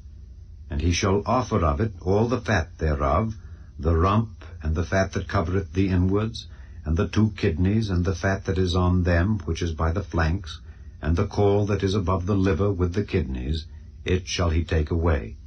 And the priest shall burn them upon the altar for an offering made by fire unto the Lord. It is a trespass offering. Every male among the priests shall eat thereof. It shall be eaten in the holy place. It is most holy. As the sin offering is, so is the trespass offering. There is one law for them. The priest that maketh atonement therewith shall have it. And the priest that offereth any man's burnt offering, even the priest shall have to himself the skin of the burnt offering which he hath offered. And all the meat offering that is baken in the oven, and all that is dressed in the frying pan and in the pan, shall be the priest's that offereth it. And every meat offering, mingled with oil and dry, shall all the sons of Aaron have, one as much as another. And this is the law of the sacrifice of peace offerings, which he shall offer unto the Lord. If he offer it for a thanksgiving, then he shall offer with the sacrifice of thanksgiving unleavened cakes mingled with oil, and unleavened wafers anointed with oil, and cakes mingled with oil of fine flour fried. Besides the cakes, he shall offer for his offering leavened bread with the sacrifice of thanksgiving of his peace offerings. And of it he shall offer one out of the whole oblation for an heave offering unto the Lord, and it shall be the priest's that sprinkleth the blood of the peace offerings. And the flesh of the sacrifice of his peace offerings for thanksgiving shall be eaten the same day that it is offered. He shall not leave any of it until the morning. But if the sacrifice of his offering be a vow or a voluntary offering, it shall be eaten the same day that he offereth his sacrifice, and on the morrow also the remainder of it shall be eaten. But the remainder of the flesh of the sacrifice on the 3rd day shall be burnt with fire. And if any of the flesh of the sacrifice of his peace offerings be eaten at all on the 3rd day, it shall not be accepted, neither shall it be imputed unto him that offereth it. It shall be an abomination, and the soul that eateth of it shall bear his iniquity. And the flesh that toucheth any unclean thing shall not be eaten. It shall be burnt with fire. And as for the flesh, all that be clean shall eat thereof. But the soul that eateth of the flesh of the sacrifice of peace offerings that pertain unto the Lord, having his uncleanness upon him, even that soul shall be cut off from his people. Moreover, the soul that shall touch any unclean thing, as the uncleanness of man, or any unclean beast, or any abominable unclean thing, and eat of the flesh of the sacrifice of peace offerings which pertain unto the Lord, even that soul shall be cut off from his people. And the Lord spake unto Moses, saying, Speak unto the children of Israel, saying, Ye shall eat no manner of fat, of ox, or of sheep, or of goat, and the fat of the beast that dieth of itself, and the fat of that which is torn with beasts may be used in any other use, but ye shall in no wise eat of it. For whosoever eateth the fat of the beast, of which men offer an offering made by fire unto the Lord, even the soul that eateth it shall be cut off from his people. Moreover, ye shall eat no manner of blood, whether it be of fowl or of beast, in any of your dwellings. Whatsoever soul it be that eateth any manner of blood, even that soul shall be cut off from his people. And the Lord spake unto Moses, saying, Speak unto the children of Israel, saying, He that offereth the sacrifice of his peace offerings unto the Lord shall bring his oblation unto the Lord of the sacrifice of his peace offerings. His own hand shall bring the offerings of the Lord made by fire, the fat with the breast, it shall he bring, that the breast may be waved for a wave offering before the Lord. And the priest shall burn the fat upon the altar, but the breast shall be Aaron's and his sons'. And the right shoulder shall ye give unto the priest for an heave offering of the sacrifices of your peace offerings. He among the sons of Aaron that offereth the blood of the peace offerings and the fat shall have the right shoulder for his part. For the wave breast and the heave shoulder have I taken of the children of Israel from off the sacrifices of their peace offerings, and have given them unto Aaron the priest, and unto his sons, by a statute forever from among the children of Israel. This is the portion of the anointing of Aaron, and of the anointing of his sons, out of the offerings of the Lord made by fire, in the day when he presented them to minister unto the Lord in the priest's office, which the Lord commanded to be given them of the children of Israel, in the day that he anointed them, by a statute forever throughout their generations. This is the law of the burnt offering, of the meat offering, and of the sin offering, and of the trespass offering, and of the consecrations, and of the sacrifice of the peace offerings, which the Lord commanded Moses in Mount Sinai, in the day that he commanded the children of Israel to offer their oblations unto the Lord in the wilderness of Sinai. Chapter 8. And the Lord spake unto Moses, saying, Take Aaron and his sons with him, and the garments, and the anointing oil, and a bullock for the sin offering, and 2 rams, and a basket of unleavened bread, and gather thou all the congregation together unto the door of the tabernacle of the congregation. And Moses did as the Lord commanded him, and the assembly was gathered together unto the door of the tabernacle of the congregation. And Moses said unto the congregation, This is the thing which the Lord commanded to be done. And Moses brought Aaron and his sons, and washed them with water. And he put upon him the coat, and girded him with the girdle, and clothed him with the robe, and put the ephod upon him, and he girded him with the curious girdle of the ephod, and bound it unto him therewith. And he put the breastplate upon him. Also he put in the breastplate the Urim and the Thummim. And he put the mitre upon his head. Also upon the mitre, even upon his forefront, did he put the golden plate, the holy crown, as the Lord commanded Moses. And Moses took the anointing oil, and anointed the tabernacle, and all that was therein, and sanctified them. And he sprinkled thereof upon the altar 7 times, and anointed the altar and all his vessels, both the laver and his foot, to sanctify them. And he poured of the anointing oil upon Aaron's head, and anointed him to sanctify him. And Moses brought Aaron's sons, and put coats upon them, and girded them with girdles, and put bonnets upon them, as the Lord commanded Moses. And he brought the bullock for the sin offering, and Aaron and his sons laid their hands upon the head of the bullock for the sin offering. And he slew it, and Moses took the blood, and put it upon the horns of the altar round about with his finger, and purified the altar, and poured the blood at the bottom of the altar, and sanctified it to make reconciliation upon it. And he took all the fat that was upon the inwards, and the caul above the liver, and the 2 kidneys and their fat, and Moses burned it upon the altar. But the bullock and his hide, his flesh, and his dung, he burnt with fire without the camp, as the Lord commanded Moses. And he brought the ram for the burnt offering, and Aaron and his sons laid their hands upon the head of the ram. And he killed it, and Moses sprinkled the blood upon the altar round about. And he cut the ram into pieces, and Moses burnt the head and the pieces and the fat. And he washed the inwards and the legs in water. And Moses burnt the whole ram upon the altar. It was a burnt sacrifice for a sweet savour, and an offering made by fire unto the Lord, as the Lord commanded Moses. And he brought the other ram, the ram of consecration, and Aaron and his sons laid their hands upon the head of the ram. And he slew it, and Moses took of the blood of it, and put it upon the tip of Aaron's right ear, and upon the thumb of his right hand, and upon the great toe of his right foot. And he brought Aaron's sons, and Moses put of the blood upon the tip of their right ear, and upon the thumbs of their right hands, and upon the great toes of their right feet. And Moses sprinkled the blood upon the altar round about. And he took the fat and the rump, and all the fat that was upon the inwards, and the caul above the liver, and the 2 kidneys and their fat, and the right shoulder. And out of the basket of unleavened bread that was before the Lord, he took 1 unleavened cake, and a cake of oiled bread, and 1 wafer, and put them on the fat and upon the right shoulder. And he put all upon Aaron's hands, and upon his sons' hands, and waved them for a wave offering before the Lord. And Moses took them from off their hands, and burnt them on the altar upon the burnt offering. They were consecrations for a sweet savour. It is an offering made by fire unto the Lord. And Moses took the breast, and waved it for a wave offering before the Lord.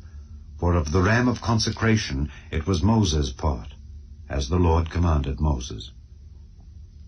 And Moses took of the anointing oil, and of the blood which was upon the altar, and sprinkled it upon Aaron, and upon his garments, and upon his sons, and upon his sons' garments with him, and sanctified Aaron and his garments, and his sons' garments with him. And Moses said unto Aaron and to his sons, Boil the flesh at the door of the tabernacle of the congregation, and there eat it with the bread that is in the basket of consecrations, as I commanded, saying, Aaron and his sons shall eat it. And that which remaineth of the flesh and of the bread shall ye burn with fire. And ye shall not go out of the door of the tabernacle of the congregation in 7 days, until the days of your consecration be at an end. For 7 days shall he consecrate you.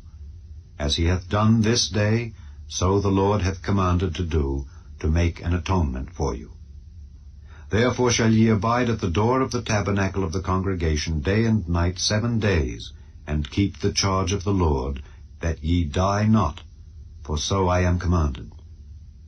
So Aaron and his sons did all things which the Lord commanded by the hand of Moses. Chapter 9. And it came to pass on the 8th day that Moses called Aaron and his sons and the elders of Israel, and he said unto Aaron, Take thee a young calf for a sin offering, and a ram for a burnt offering without blemish, and offer them before the Lord. And unto the children of Israel thou shalt speak, saying, Take ye a kid of the goats for a sin offering, and a calf and a lamb, both of the first year, without blemish, for a burnt offering. Also a bullock and a ram for peace offerings to sacrifice before the Lord, and a meat offering mingled with oil.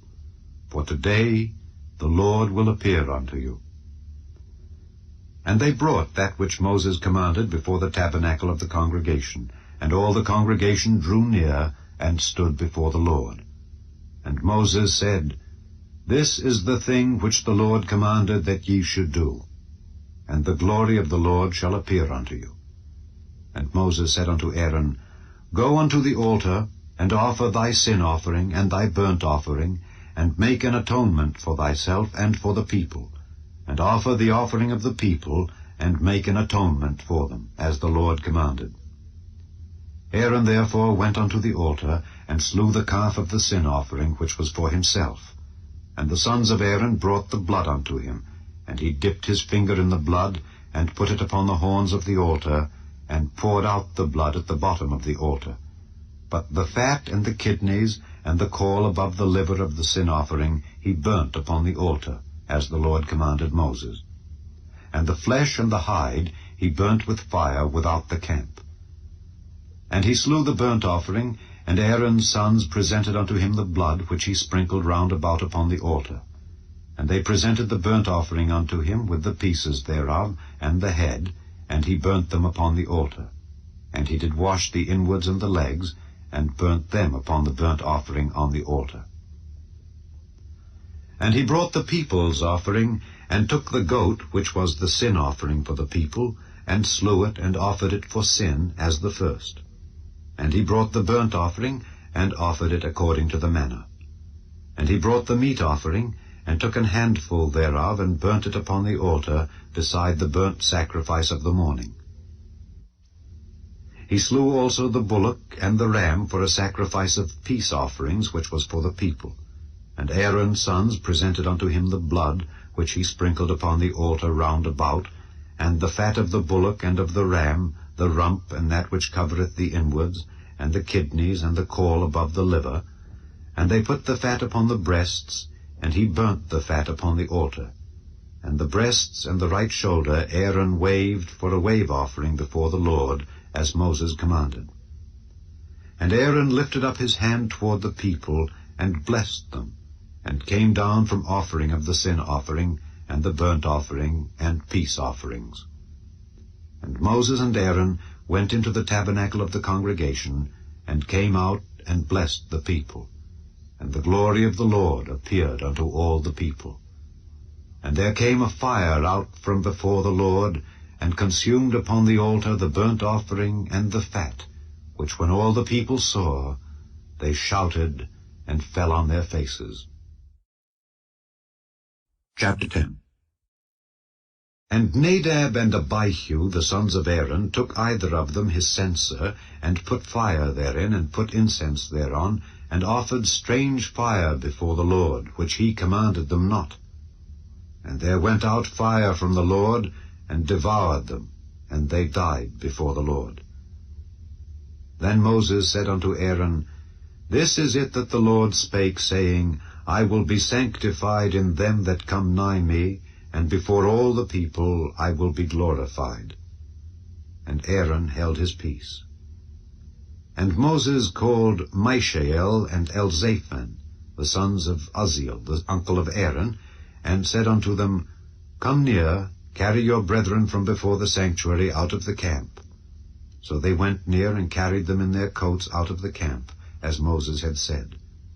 And Moses said unto Aaron, and unto Eleazar, and unto Ithamar his sons, Uncover not your heads, neither rend your clothes, lest ye die, and lest wrath come upon all the people. But let your brethren, the whole house of Israel, bewail the burning which the Lord hath kindled. And ye shall not go out from the door of the tabernacle of the congregation, lest ye die, for the anointing oil of the Lord is upon you. And they did according to the word of Moses. And the Lord spake unto Aaron, saying, Do not drink wine nor strong drink, thou nor thy sons with thee, when ye go into the tabernacle of the congregation, lest ye die. It shall be a statute forever throughout your generations, and that ye may put difference between holy and unholy, and between unclean and clean, and that ye may teach the children of Israel all the statutes which the Lord hath spoken unto them by the hand of Moses. And Moses spake unto Aaron, and unto Eleazar, and unto Ithamar, his sons that were left, Take the meat offering that remaineth of the offerings of the Lord made by fire, and eat it without leaven beside the altar, for it is most holy. And ye shall eat it in the holy place, because it is thy due, and thy son's due, of the sacrifices of the Lord made by fire, for so I am commanded. And the wave breast and heave shoulder shall ye eat in a clean place, thou and thy sons and thy daughters with thee, for they be thy due and thy son's due, which are given out of the sacrifices of peace offerings of the children of Israel. The heave shoulder and the wave breast shall they bring with the offerings made by fire of the fat, to wave it for a wave offering before the Lord. And it shall be thine and thy sons with thee by a statute forever, as the Lord hath commanded. And Moses diligently sought the goat of the sin offering, and behold, it was burnt. And he was angry with Eleazar and Ithamar, the sons of Aaron, which were left alive, saying, Wherefore have ye not eaten the sin offering in the holy place, seeing it is most holy?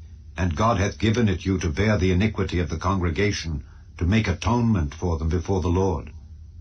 Behold, the blood of it was not brought in within the holy place. Ye should indeed have eaten it in the holy place, as I commanded.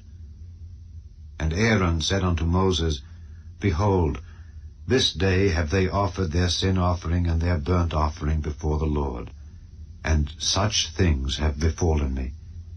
And if I had eaten the sin offering today, should it have been accepted in the sight of the Lord? And when Moses heard that, he was content. Chapter 11. And the Lord spake unto Moses and to Aaron, saying unto them, Speak unto the children of Israel, saying, These are the beasts which ye shall eat among all the beasts that are on the earth. Whatsoever parteth the hoof, and is cloven-footed, and cheweth the cud among the beasts, that shall ye eat. Nevertheless these shall ye not eat of them that chew the cud, or of them that divide the hoof. As the camel, because he cheweth the cud, but divideth not the hoof, he is unclean unto you. And the coney, because he cheweth the cud, but divideth not the hoof, he is unclean unto you. And the hare, because he cheweth the cud, but divideth not the hoof, he is unclean unto you. And the swine, though he divide the hoof and be cloven-footed, yet he cheweth not the cud, he is unclean to you. Of their flesh shall ye not eat, and their carcass shall ye not touch. They are unclean to you. These shall ye eat of all that are in the waters, whatsoever hath fins and scales in the waters, in the seas, and in the rivers, them shall ye eat. And all that have not fins and scales in the seas and in the rivers, of all that move in the waters, and of any living thing which is in the waters, they shall be an abomination unto you. They shall be even an abomination unto you. Ye shall not eat of their flesh, but ye shall have their carcasses in abomination. Whatsoever hath no fins nor scales in the waters, that shall be an abomination unto you. And these are they which ye shall have in abomination among the fowls. They shall not be eaten, they are an abomination. The eagle, and the ossifrage, and the osprey, and the vulture, and the kite after his kind, every raven after his kind, and the owl, and the night hawk, and the cuckoo, and the hawk after his kind, and the little owl, and the cormorant, and the great owl, and the swan, and the pelican, and the jeer-eagle, and the stork, the heron after her kind, and the lapwing, and the bat. All fowls that creep, going upon all four, shall be an abomination unto you. Yet these may ye eat of every flying, creeping thing that goeth upon all four, which have legs above their feet, to leap withal upon the earth. Even these of them ye may eat. The locust after his kind, and the bald locust after his kind, and the beetle after his kind, and the grasshopper after his kind. But all other flying, creeping things which have 4 feet shall be an abomination unto you. And for these ye shall be unclean. Whosoever toucheth the carcass of them shall be unclean until the even.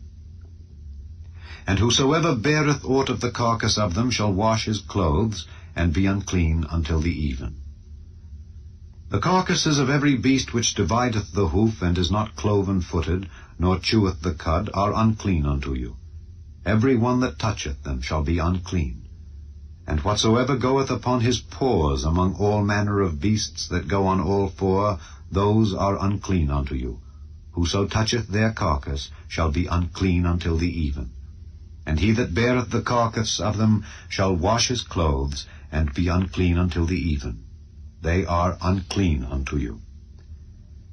These also shall be unclean unto you among the creeping things that creep upon the earth, the weasel, and the mouse, and the tortoise after his kind, and the ferret, and the chameleon, and the lizard, and the snail, and the mole. These are unclean to you among all that creep. Whosoever doth touch them when they be dead shall be unclean until the even. And upon whatsoever any of them when they are dead doth fall, it shall be unclean, whether it be any vessel of wood, or raiment, or skin, or sack, Whatsoever vessel it be wherein any work is done, it must be put into water, and it shall be unclean until the even. So it shall be cleansed. And every earthen vessel whereinto any of them falleth, whatsoever is in it shall be unclean, and ye shall break it. Of all meat which may be eaten, that on which such water cometh shall be unclean, and all drink that may be drunk in every such vessel shall be unclean. And everything whereupon any part of their carcass falleth shall be unclean, whether it be oven or ranges for pots, they shall be broken down, for they are unclean, and shall be unclean unto you. Nevertheless, a fountain or pit, wherein there is plenty of water, shall be clean, but that which toucheth their carcass shall be unclean. And if any part of their carcass fall upon any sowing seed which is to be sown, it shall be clean. But if any water be put upon the seed, and any part of their carcass fall thereon, it shall be unclean unto you.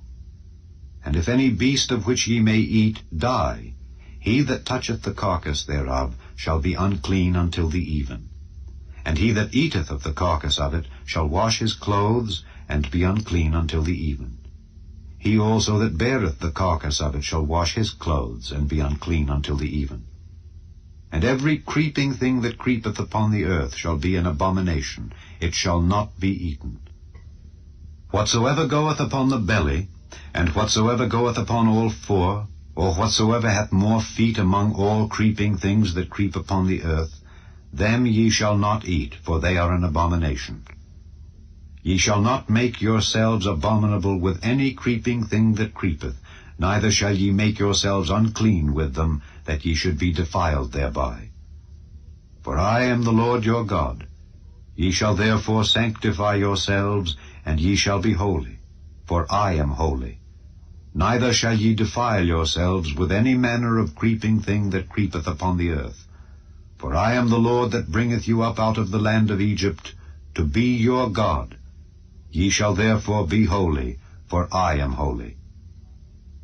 This is the law of the beasts, and of the fowl, and of every living creature that moveth in the waters, and of every creature that creepeth upon the earth, to make a difference between the unclean and the clean, and between the beast that may be eaten, and the beast that may not be eaten. Chapter 12. And the Lord spake unto Moses, saying, Speak unto the children of Israel, saying, If a woman have conceived seed, and born a man-child, then she shall be unclean 7 days, according to the days of the separation for her infirmity shall she be unclean. And in the 8th day the flesh of his foreskin shall be circumcised, and she shall then continue in the blood of her purifying 33 days. She shall touch no hallowed thing, nor come into the sanctuary, until the days of her purifying be fulfilled. But if she bear a maid child, then she shall be unclean 2 weeks, as in her separation, and she shall continue in the blood of her purifying 66 days. And when the days of her purifying are fulfilled, for a son or for a daughter, she shall bring a lamb of the 1st year for a burnt offering, and a young pigeon or a turtle dove for a sin offering, unto the door of the tabernacle of the congregation, unto the priest, who shall offer it before the Lord, and make an atonement for her, and she shall be cleansed from the issue of her blood. This is the law for her that hath borne a male or a female. And if she be not able to bring a lamb, then she shall bring 2 turtles or 2 young pigeons, the one for the burnt offering, and the other for a sin offering. And the priest shall make an atonement for her, and she shall be clean. Chapter 13. And the Lord spake unto Moses and Aaron, saying, When a man shall have in the skin of his flesh a rising, a scab, or bright spot, and it be in the skin of his flesh like the plague of leprosy, then he shall be brought unto Aaron the priest, or unto one of his sons the priests, and the priest shall look on the plague in the skin of the flesh. And when the hair in the plague is turned white, and the plague in sight be deeper than the skin of his flesh, it is a plague of leprosy, and the priest shall look on him, and pronounce him unclean. If the bright spot be white in the skin of his flesh, and in sight be not deeper than the skin, and the hair thereof be not turned white, then the priest shall shut up him that hath the plague 7 days. And the priest shall look on him the 7th day, and behold, if the plague in his sight be at a stay, and the plague spread not in the skin, then the priest shall shut him up 7 days more. And the priest shall look on him again the 7th day. And behold, if the plague be somewhat dark, and the plague spread not in the skin, the priest shall pronounce him clean. It is but a scab, and he shall wash his clothes and be clean. But if the scab spread much abroad in the skin, after that he hath been seen of the priest for his cleansing, he shall be seen of the priest again. And if the priest see that, behold, the scab spreadeth in the skin, then the priest shall pronounce him unclean. It is a leprosy. When the plague of leprosy is in a man, then he shall be brought unto the priest, and the priest shall see him, and behold, if the rising be white in the skin, and it have turned the hair white, and there be quick raw flesh in the rising, it is an old leprosy in the skin of his flesh, and the priest shall pronounce him unclean, and shall not shut him up, for he is unclean. And if a leprosy break out abroad in the skin, and the leprosy cover all the skin of him that hath the plague, from his head even to his foot, wheresoever the priest looketh, then the priest shall consider. And behold, if the leprosy have covered all his flesh, he shall pronounce him clean that hath the plague. It is all turned white. He is clean. But when raw flesh appeareth in him, he shall be unclean. And the priest shall see the raw flesh, and pronounce him to be unclean. For the raw flesh is unclean. It is a leprosy. Or if the raw flesh turn again, and be changed unto white, he shall come unto the priest, and the priest shall see him. And behold, if the plague be turned into white, then the priest shall pronounce him clean that hath the plague. He is clean. The flesh also, in which, even in the skin thereof, was a boil, and is healed, and in the place of the boil there be a white rising, or a bright spot, white and somewhat reddish, and it be showed to the priest. And if, when the priest seeth it, behold, it be in sight lower than the skin, and the hair thereof be turned white, the priest shall pronounce him unclean. It is a plague of leprosy broken out of the boil. But if the priest look on it, and behold, there be no white hairs therein, and if it be not lower than the skin, but be somewhat dark, then the priest shall shut him up 7 days. And if it spread much abroad in the skin, then the priest shall pronounce him unclean. It is a plague. But if the bright spot stay in his place, and spread not, it is a burning boil, and the priest shall pronounce him clean. Or if there be any flesh in the skin whereof there is a hot burning, and the quick flesh that burneth have a white bright spot, somewhat reddish or white, then the priest shall look upon it, and behold, if the hair in the bright spot be turned white, and it be in sight deeper than the skin, it is a leprosy broken out of the burning. Wherefore the priest shall pronounce him unclean. It is the plague of leprosy. But if the priest look on it, and behold, there be no white hair in the bright spot, and it be no lower than the other skin, but be somewhat dark, then the priest shall shut him up 7 days. And the priest shall look upon him the 7th day, and if it be spread much abroad in the skin, then the priest shall pronounce him unclean. It is the plague of leprosy. And if the bright spot stay in his place, and spread not in the skin, but it be somewhat dark, it is a rising of the burning, and the priest shall pronounce him clean, for it is an inflammation of the burning. If a man or woman have a plague upon the head or the beard, then the priest shall see the plague. And behold, if it be in sight deeper than the skin, and there be in it a yellow thin hair, then the priest shall pronounce him unclean. It is a dry scald, even a leprosy upon the head or beard.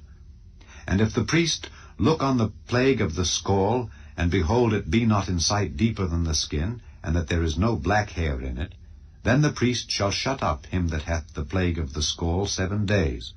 And in the 7th day the priest shall look on the plague, and behold, if the scald spread not, and there be in it no yellow hair, and the scald be not in sight deeper than the skin, he shall be shaven, but the scald shall he not shave. And the priest shall shut up him that hath the scald 7 days more. And in the 7th day the priest shall look on the scald, and behold, if the scald be not spread in the skin, nor be in sight deeper than the skin, then the priest shall pronounce him clean, and he shall wash his clothes and be clean. But if the scall spread much in the skin after his cleansing, then the priest shall look on him, and behold, if the scall be spread in the skin, the priest shall not seek for yellow hair. He is unclean. But if the scall be in his sight at a stay, and that there is black hair grown up therein, the scall is healed. He is clean, and the priest shall pronounce him clean. If a man also or a woman have in the skin of their flesh bright spots, even white bright spots, then the priest shall look, and behold, if the bright spots in the skin of their flesh be darkish white, it is a freckled spot that groweth in the skin. He is clean. And the man whose hair is fallen off his head, he is bald, yet is he clean. And he that hath his hair fallen off from the part of his head toward his face, he is forehead bald, yet is he clean. And if there be in the bald head or bald forehead a white reddish sore, it is a leprosy sprung up in his bald head or his bald forehead. Then the priest shall look upon it, and behold, if the rising of the sore be white reddish in his bald head or in his bald forehead, as the leprosy appeareth in the skin of the flesh, he is a leprous man, he is unclean. The priest shall pronounce him utterly unclean. His plague is in his head. And the leper in whom the plague is, his clothes shall be rent, and his head bare, and he shall put a covering upon his upper lip, and shall cry, Unclean, unclean. All the days wherein the plague shall be in him, he shall be defiled. He is unclean, he shall dwell alone. Without the camp shall his habitation be. The garment also that the plague of leprosy is in, whether it be a woolen garment or a linen garment, whether it be in the warp or woof, of linen or of woolen, whether in a skin or in anything made of skin, and if the plague be greenish or reddish in the garment or in the skin, either in the warp or in the woof or in anything of skin, it is a plague of leprosy, and shall be showed unto the priest. And the priest shall look upon the plague, and shut up it that hath the plague 7 days. And he shall look on the plague on the 7th day. If the plague be spread in the garment, either in the warp or in the woof, or in a skin, or in any work that is made of skin, the plague is a fretting leprosy. It is unclean. He shall therefore burn that garment, whether warp or woof, in woolen or in linen, or anything of skin wherein the plague is. For it is a fretting leprosy. It shall be burnt in the fire. And if the priest shall look, and behold, the plague be not spread in the garment, either in the warp or in the woof or in anything of skin, then the priest shall command that they wash the thing wherein the plague is, and he shall shut it up 7 days more. And the priest shall look on the plague after that it is washed, and behold, if the plague have not changed his color, and the plague be not spread, it is unclean. Thou shalt burn it in the fire. It is fret inward, whether it be bare within or without.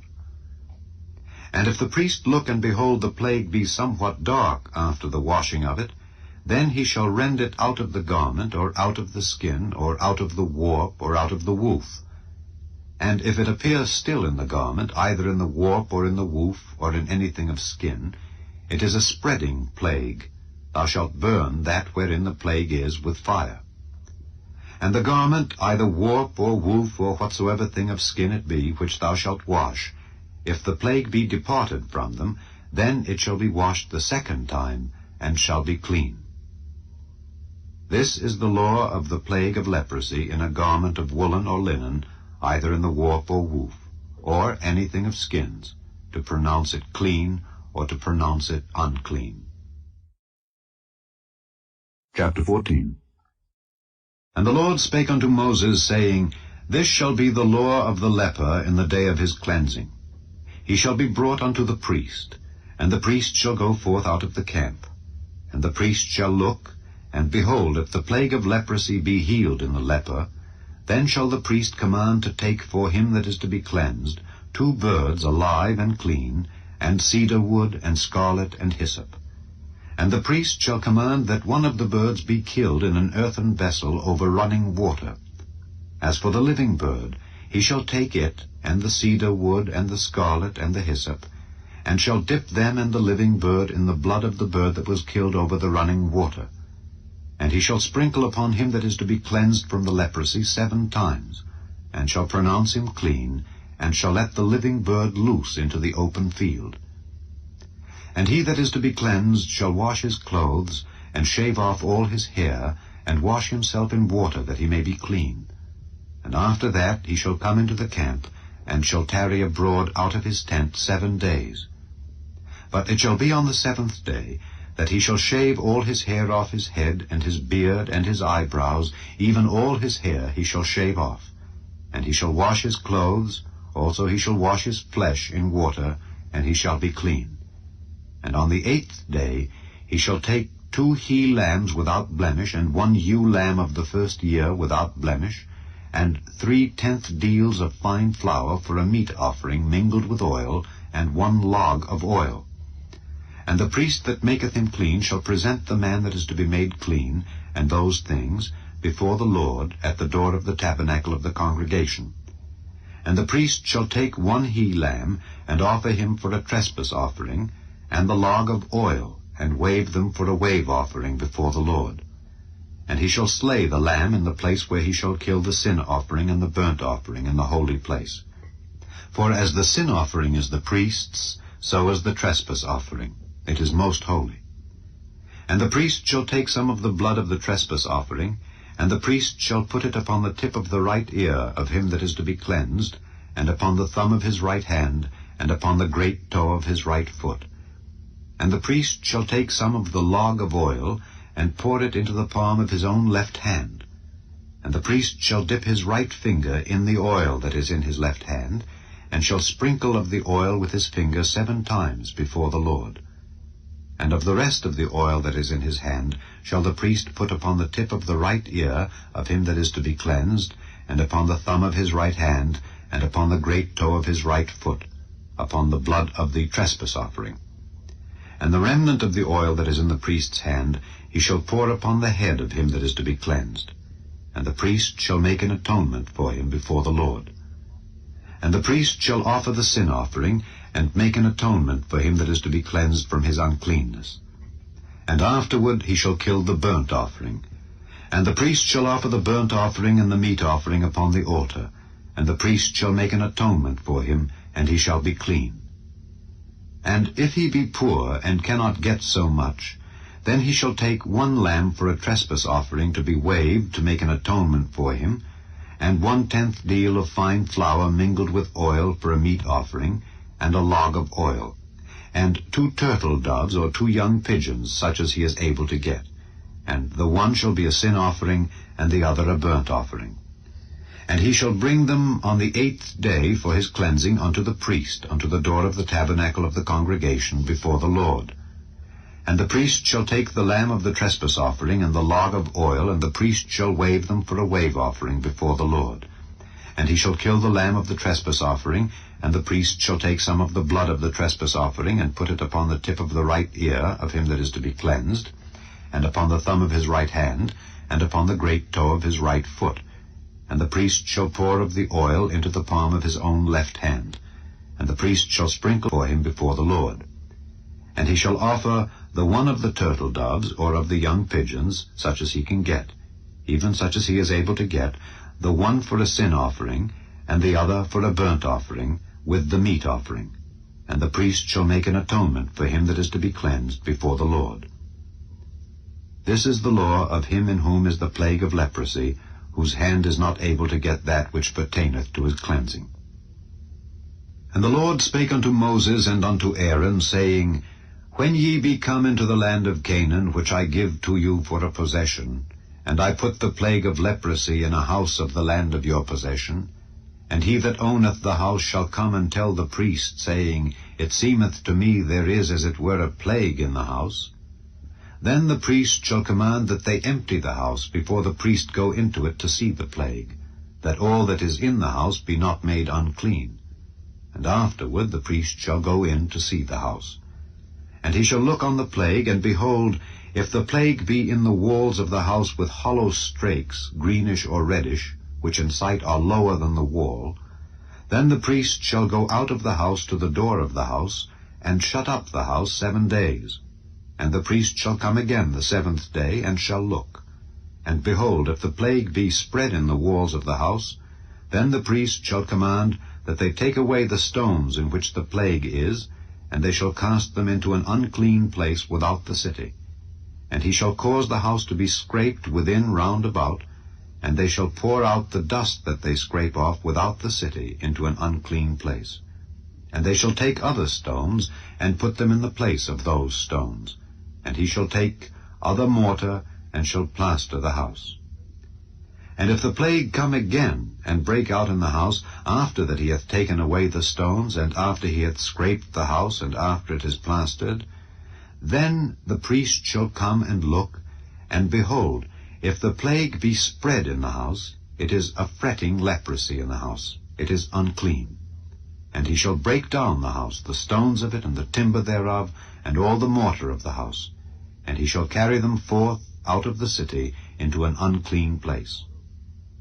Moreover, he that goeth into the house all the while that it is shut up shall be unclean until the even.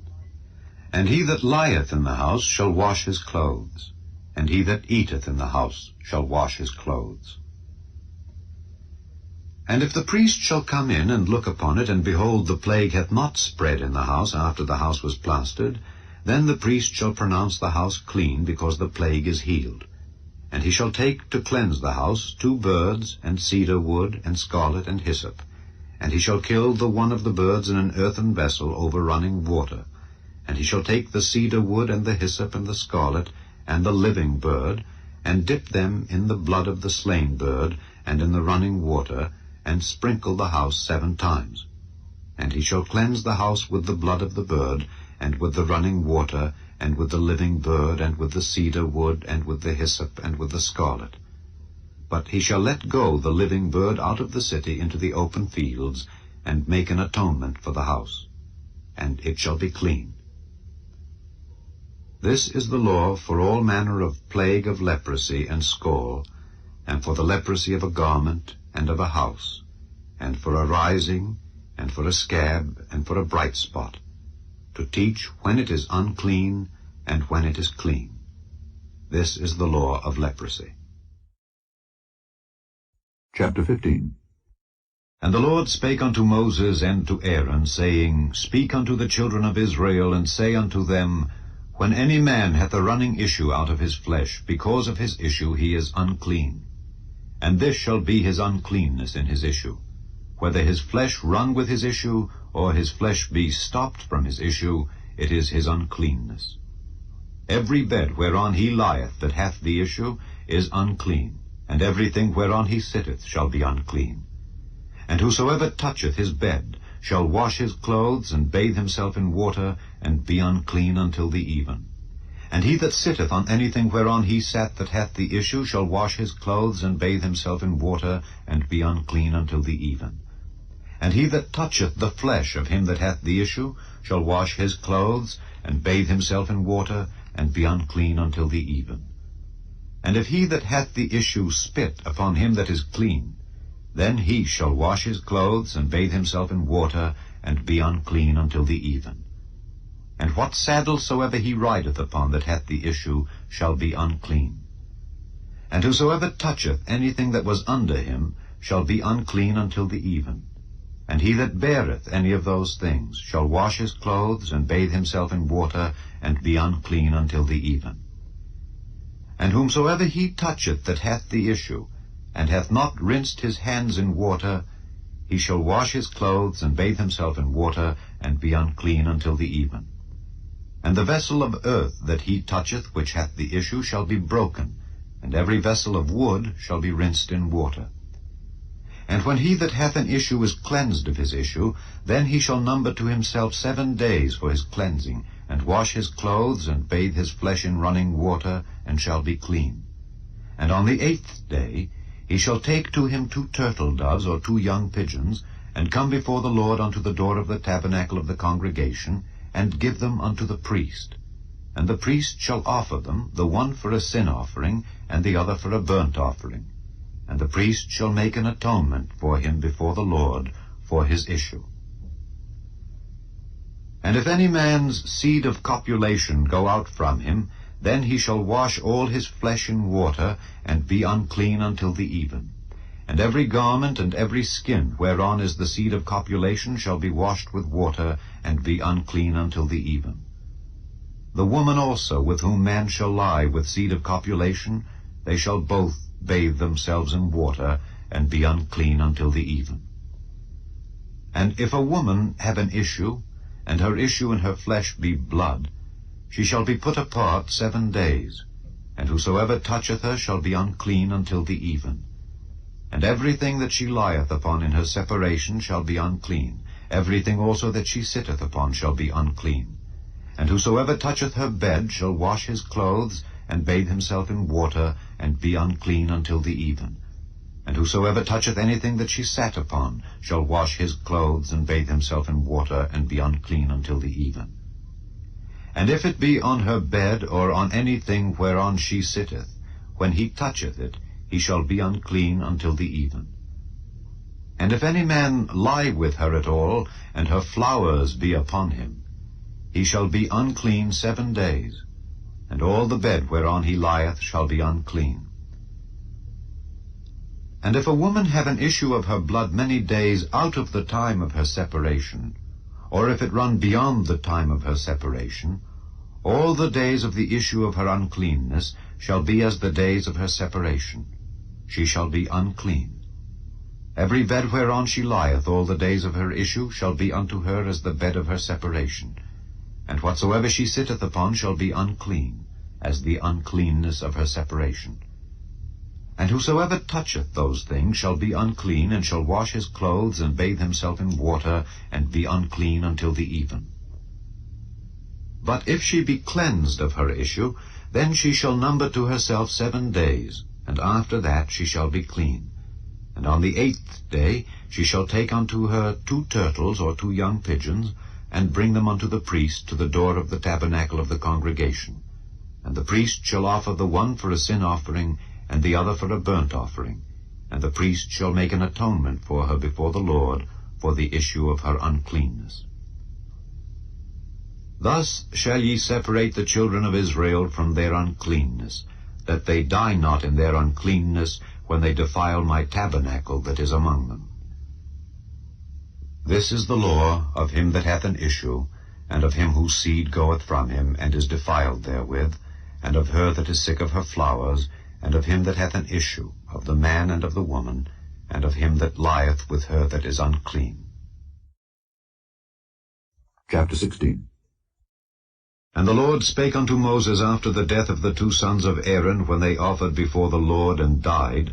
And the Lord said unto Moses, Speak unto Aaron thy brother, that he come not at all times into the holy place within the veil before the mercy seat which is upon the ark, that he die not, for I will appear in the cloud upon the mercy seat.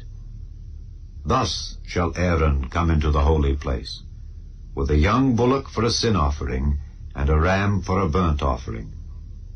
He shall put on the holy linen coat, and he shall have the linen breeches upon his flesh, and shall be girded with a linen girdle, and with the linen mitre shall he be attired. These are holy garments.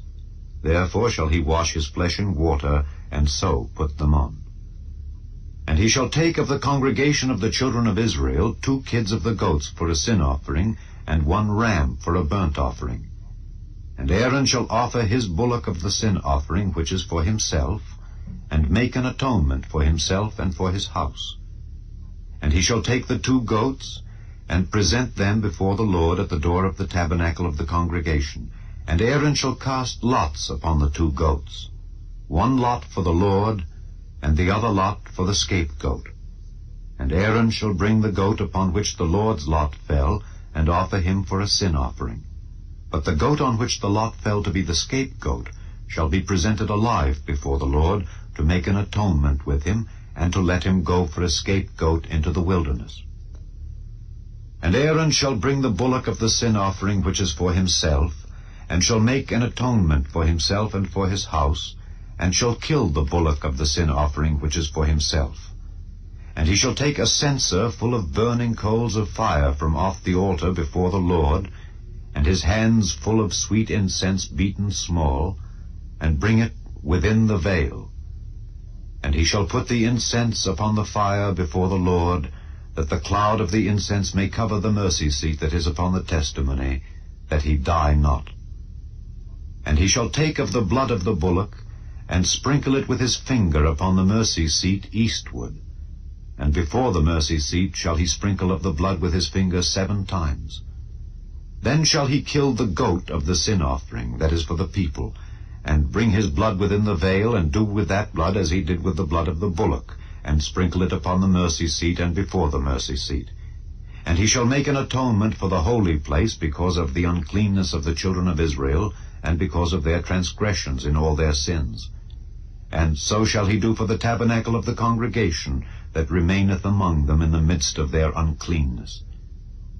And there shall be no man in the tabernacle of the congregation, when he goeth in to make an atonement in the holy place, until he come out, and have made an atonement for himself, and for his household, and for all the congregation of Israel.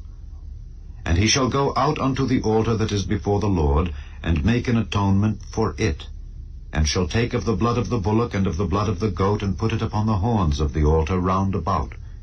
And he shall sprinkle of the blood upon it with his finger 7 times, and cleanse it, and hallow it from the uncleanness of the children of Israel. And when he hath made an end of reconciling the holy place, and the tabernacle of the congregation, and the altar, he shall bring the live goat.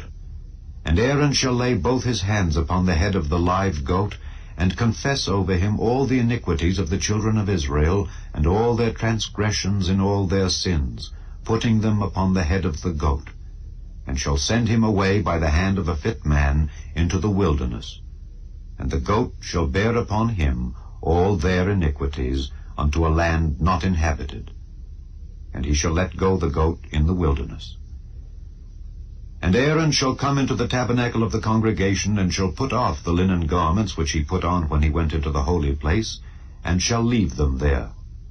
And he shall wash his flesh with water in the holy place, and put on his garments, and come forth, and offer his burnt offering and the burnt offering of the people, and make an atonement for himself and for the people. And the fat of the sin offering shall he burn upon the altar. And he that let go the goat for the scapegoat shall wash his clothes, and bathe his flesh in water, and afterward come into the camp. And the bullock for the sin offering, and the goat for the sin offering, whose blood was brought in to make atonement in the holy place, shall one carry forth without the camp, and they shall burn in the fire their skins, and their flesh, and their dung. And he that burneth them shall wash his clothes, and bathe his flesh in water, and afterward he shall come into the camp. And this shall be a statute forever unto you, that in the 7th month, on the 10th day of the month, ye shall afflict your souls, and do no work at all, whether it be one of your own country, or a stranger that sojourneth among you. For on that day shall the priest make an atonement for you, to cleanse you, that ye may be clean from all your sins before the Lord. It shall be a Sabbath of rest unto you, and ye shall afflict your souls by a statute forever. And the priest, whom he shall anoint, and whom he shall consecrate to minister in the priest's office in his father's stead, shall make the atonement, and shall put on the linen clothes, even the holy garments. And he shall make an atonement for the holy sanctuary, and he shall make an atonement for the tabernacle of the congregation, and for the altar, and he shall make an atonement for the priests, and for all the people of the congregation. And this shall be an everlasting statute unto you, to make an atonement for the children of Israel for all their sins once a year. And he did as the Lord commanded Moses. Chapter 17. And the Lord spake unto Moses, saying, Speak unto Aaron, and unto his sons, and unto all the children of Israel, and say unto them, This is the thing which the Lord hath commanded, saying, What man soever there be of the house of Israel that killeth an ox, or lamb, or goat in the camp, or that killeth it out of the camp, and bringeth it not unto the door of the tabernacle of the congregation to offer an offering unto the Lord before the tabernacle of the Lord, blood shall be imputed unto that man. He hath shed blood, and that man shall be cut off from among his people. to the end that the children of Israel may bring their sacrifices which they offer in the open field, even that they may bring them unto the Lord, unto the door of the tabernacle of the congregation, unto the priest, and offer them for peace offerings unto the Lord. And the priest shall sprinkle the blood upon the altar of the Lord at the door of the tabernacle of the congregation, and burn the fat for a sweet savor unto the Lord. And they shall no more offer their sacrifices unto devils, after whom they have gone a-whoring. This shall be a statute forever unto them throughout their generations. And thou shalt say unto them, Whatsoever man there be of the house of Israel, or of the strangers which sojourn among you, that offereth a burnt offering or sacrifice, and bringeth it not unto the door of the tabernacle of the congregation, to offer it unto the Lord, even that man shall be cut off from among his people. And whatsoever man there be of the house of Israel, or of the strangers that sojourn among you, that eateth any manner of blood, I will even set my face against that soul that eateth blood, and will cut him off from among his people. For the life of the flesh is in the blood, and I have given it to you upon the altar to make an atonement for your souls. For it is the blood that maketh an atonement for the soul. Therefore I said unto the children of Israel, No soul of you shall eat blood, neither shall any stranger that sojourneth among you eat blood. And whatsoever man there be of the children of Israel, or of the strangers that sojourn among you, which hunteth and catcheth any beast or fowl that may be eaten, he shall even pour out the blood thereof, and cover it with dust. For it is the life of all flesh. The blood of it is for the life thereof. Therefore I said unto the children of Israel, Ye shall eat the blood of no manner of flesh, for the life of all flesh is the blood thereof. Whosoever eateth it shall be cut off. And every soul that eateth that which died of itself, or that which was torn with beasts, whether it be one of your own country or a stranger, he shall both wash his clothes and bathe himself in water, and be unclean until the even. Then shall he be clean. But if he wash them not, nor bathe his flesh, then he shall bear his iniquity. Chapter 18. And the Lord spake unto Moses, saying, Speak unto the children of Israel, and say unto them, I am the Lord your God. After the doings of the land of Egypt, wherein ye dwelt, shall ye not do, and after the doings of the land of Canaan, whither I bring you, shall ye not do, neither shall ye walk in their ordinances. Ye shall do my judgments, and keep mine ordinances, to walk therein. I am the Lord your God. Ye shall therefore keep my statutes and my judgments, which if a man do, he shall live in them. I am the Lord. None of you shall approach to any that is near of kin to him, to uncover their nakedness. I am the Lord. The nakedness of thy father or the nakedness of thy mother shalt thou not uncover. She is thy mother, thou shalt not uncover her nakedness. The nakedness of thy father's wife shalt thou not uncover. It is thy father's nakedness. The nakedness of thy sister, the daughter of thy father, or daughter of thy mother, whether she be born at home or born abroad, even their nakedness thou shalt not uncover. The nakedness of thy son's daughter, or of thy daughter's daughter, even their nakedness thou shalt not uncover, for theirs is thine own nakedness. The nakedness of thy father's wife's daughter, begotten of thy father, she is thy sister, thou shalt not uncover her nakedness. Thou shalt not uncover the nakedness of thy father's sister, she is thy father's near kinswoman. Thou shalt not uncover the nakedness of thy mother's sister, for she is thy mother's near kinswoman. Thou shalt not uncover the nakedness of thy father's brother, thou shalt not approach to his wife, she is thine aunt. Thou shalt not uncover the nakedness of thy daughter-in-law, she is thy son's wife, thou shalt not uncover her nakedness. Thou shalt not uncover the nakedness of thy brother's wife, it is thy brother's nakedness. Thou shalt not uncover the nakedness of a woman and her daughter, neither shalt thou take her son's daughter or her daughter's daughter to uncover her nakedness, for they are her near kinswomen. It is wickedness. Neither shalt thou take a wife to her sister, to vex her, to uncover her nakedness beside the other in her lifetime. Also thou shalt not approach unto a woman to uncover her nakedness, as long as she is put apart for her uncleanness. Moreover, thou shalt not lie carnally with thy neighbor's wife, to defile thyself with her. And thou shalt not let any of thy seed pass through the fire to Molech, neither shalt thou profane the name of thy God. I am the Lord. Thou shalt not lie with mankind as with womankind. It is abomination. Neither shalt thou lie with any beast to defile thyself therewith. Neither shall any woman stand before a beast to lie down thereto. It is confusion. Defile not ye yourselves in any of these things, for in all these the nations are defiled, which I cast out before you, and the land is defiled. Therefore I do visit the iniquity thereof upon it, and the land itself vomiteth out her inhabitants. Ye shall therefore keep my statutes and my judgments, and shall not commit any of these abominations, neither any of your own nation, nor any stranger that sojourneth among you. For all these abominations have the men of the land done, which were before you, and the land is defiled. That the land spew not you out also, when ye defile it, as it spewed out the nations that were before you. For whosoever shall commit any of these abominations, even the souls that commit them, shall be cut off from among their people.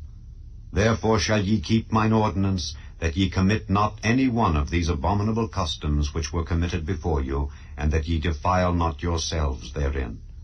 I am the Lord your God. Chapter 19.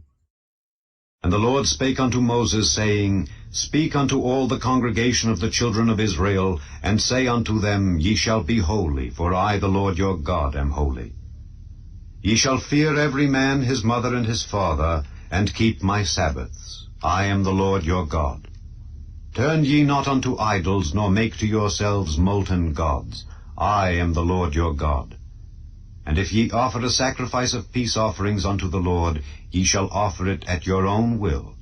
It shall be eaten the same day ye offer it, and on the morrow, and if aught remain until the third day, it shall be burnt in the fire. And if it be eaten at all on the third day, it is abominable, it shall not be accepted. Therefore every one that eateth it shall bear his iniquity, because he hath profaned the hallowed thing of the Lord, and that soul shall be cut off from among his people. And when ye reap the harvest of your land, thou shalt not wholly reap the corners of thy field, neither shalt thou gather the gleanings of thy harvest. And thou shalt not glean thy vineyard, neither shalt thou gather every grape of thy vineyard. Thou shalt leave them for the poor and stranger. I am the Lord your God. Ye shall not steal, neither deal falsely, neither lie one to another. And ye shall not swear by my name falsely, neither shalt thou profane the name of thy God. I am the Lord. Thou shalt not defraud thy neighbor, neither rob him. The wages of him that is hired shall not abide with thee all night until the morning. Thou shalt not curse the deaf, nor put a stumbling block before the blind, but shalt fear thy God. I am the Lord. Ye shall do no unrighteousness in judgment. Thou shalt not respect the person of the poor, nor honor the person of the mighty, but in righteousness shalt thou judge thy neighbor. Thou shalt not go up and down as a talebearer among thy people, neither shalt thou stand against the blood of thy neighbor. I am the Lord. Thou shalt not hate thy brother in thine heart. Thou shalt in any wise rebuke thy neighbor, and not suffer sin upon him. Thou shalt not avenge, nor bear any grudge against the children of thy people, but thou shalt love thy neighbor as thyself. I am the Lord. Ye shall keep my statutes. Thou shalt not let thy cattle gender with a diverse kind. Thou shalt not sow thy field with mingled seed, neither shall a garment mingled of linen and woolen come upon thee. And whosoever lieth carnally with a woman that is a bondmaid, betrothed to an husband, and not at all redeemed, nor freedom given her, she shall be scourged. They shall not be put to death, because she was not free. And he shall bring his trespass offering unto the Lord unto the door of the tabernacle of the congregation, even a ram for a trespass offering. And the priest shall make an atonement for him with the ram of the trespass offering before the Lord, for his sin which he hath done. And the sin which he hath done shall be forgiven him.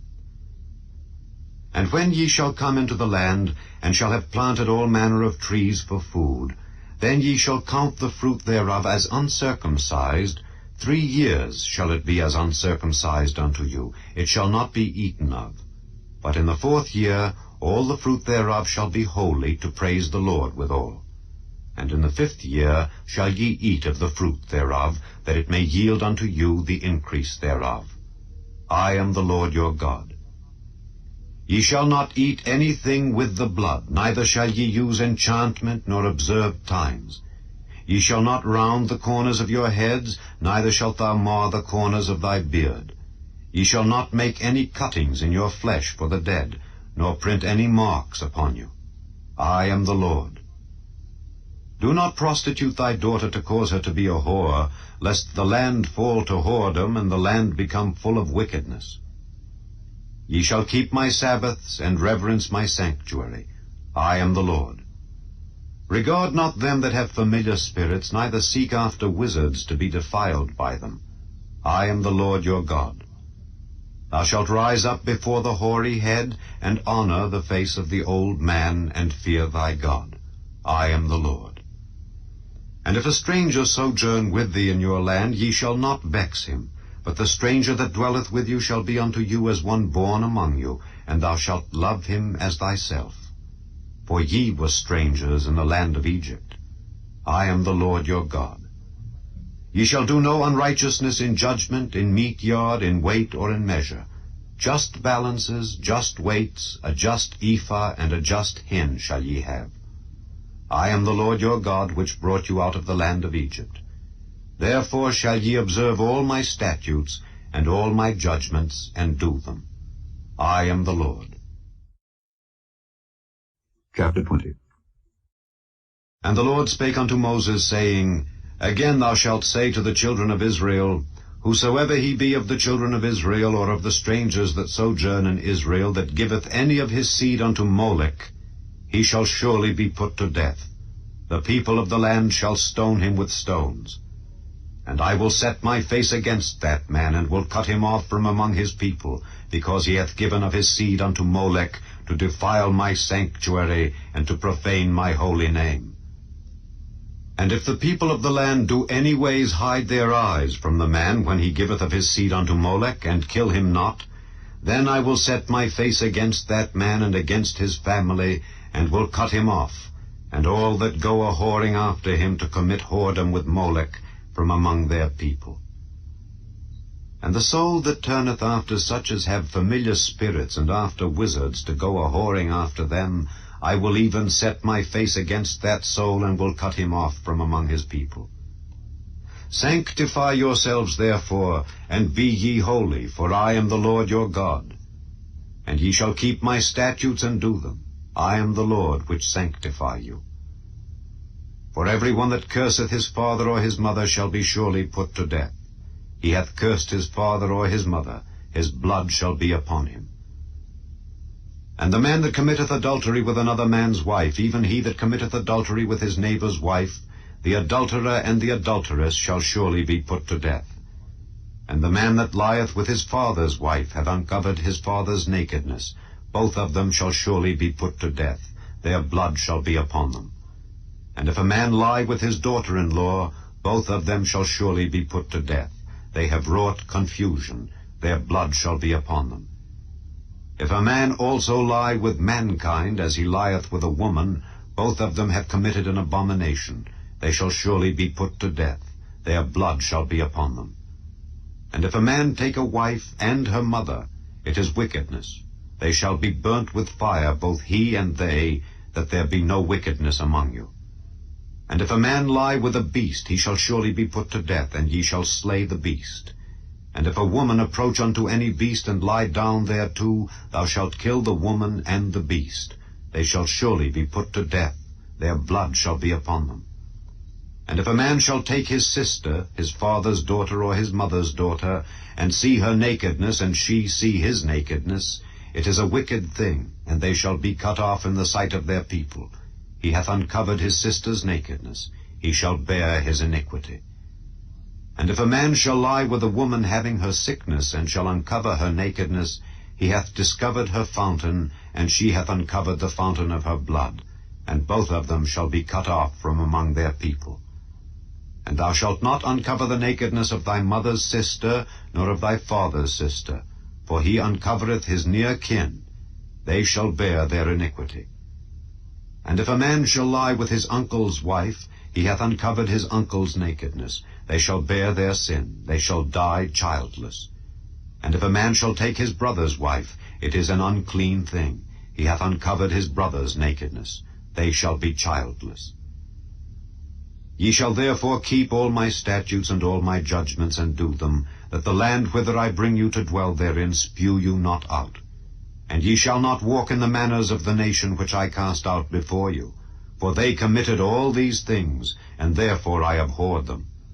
But I have said unto you, Ye shall inherit their land, and I will give it unto you to possess it, a land that floweth with milk and honey. I am the Lord your God, which have separated you from other people.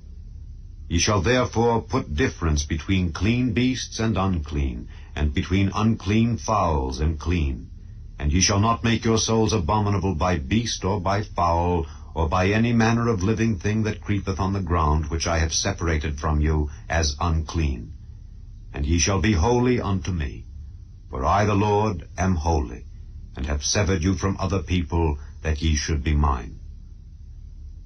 A man also or woman that hath a familiar spirit, or that is a wizard, shall surely be put to death. They shall stone them with stones. Their blood shall be upon them. Chapter 21.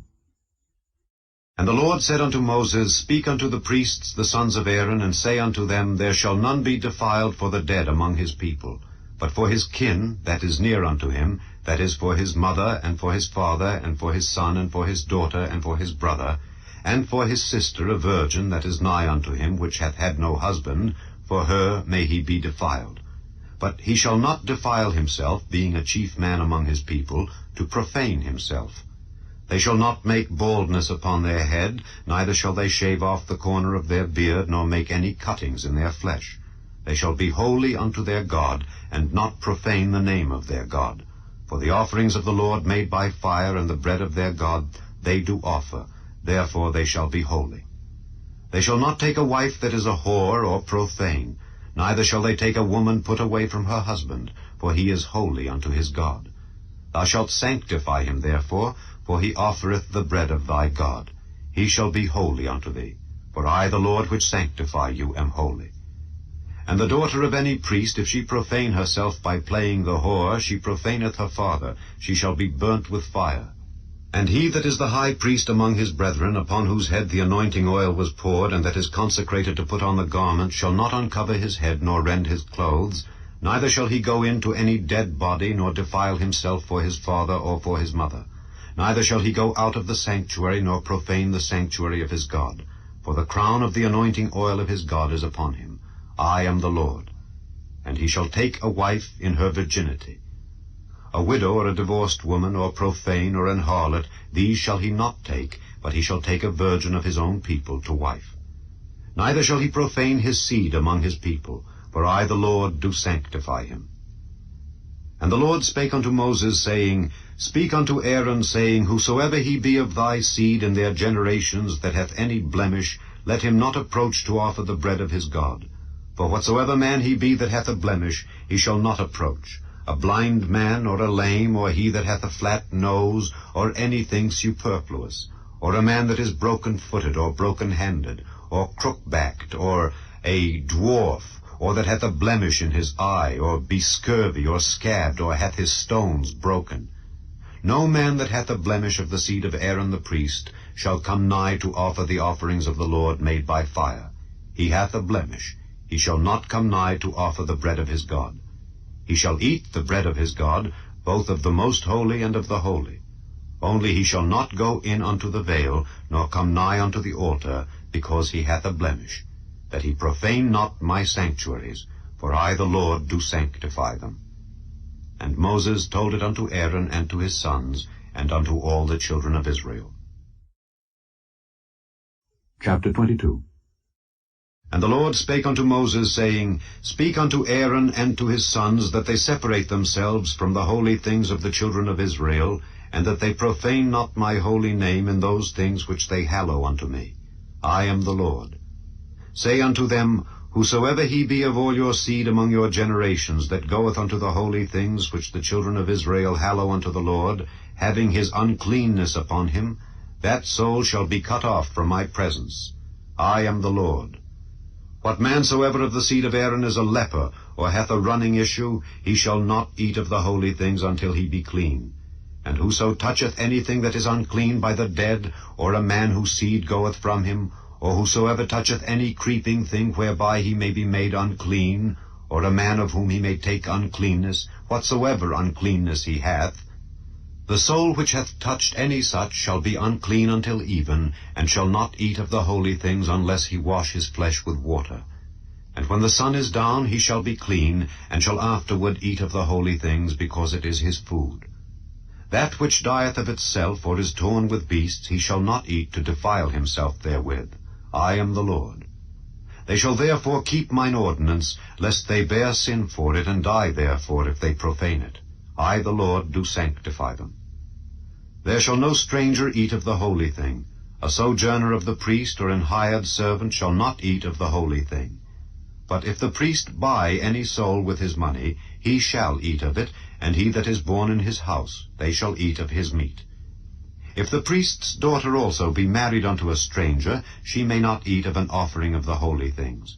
But if the priest's daughter be a widow, or divorced, and have no child, and is returned unto her father's house as in her youth, she shall eat of her father's meat, but there shall no stranger eat thereof.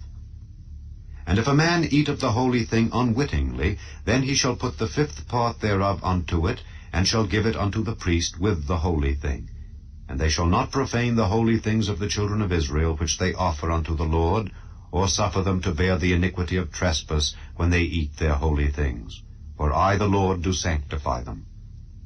And the Lord spake unto Moses, saying, Speak unto Aaron, and to his sons, and unto all the children of Israel, and say unto them, Whatsoever he be of the house of Israel, or of the strangers in Israel, that will offer his oblation for all his vows, and for all his free will offerings, which they will offer unto the Lord for a burnt offering, ye shall offer at your own will a male without blemish of the beeves, of the sheep, or of the goats.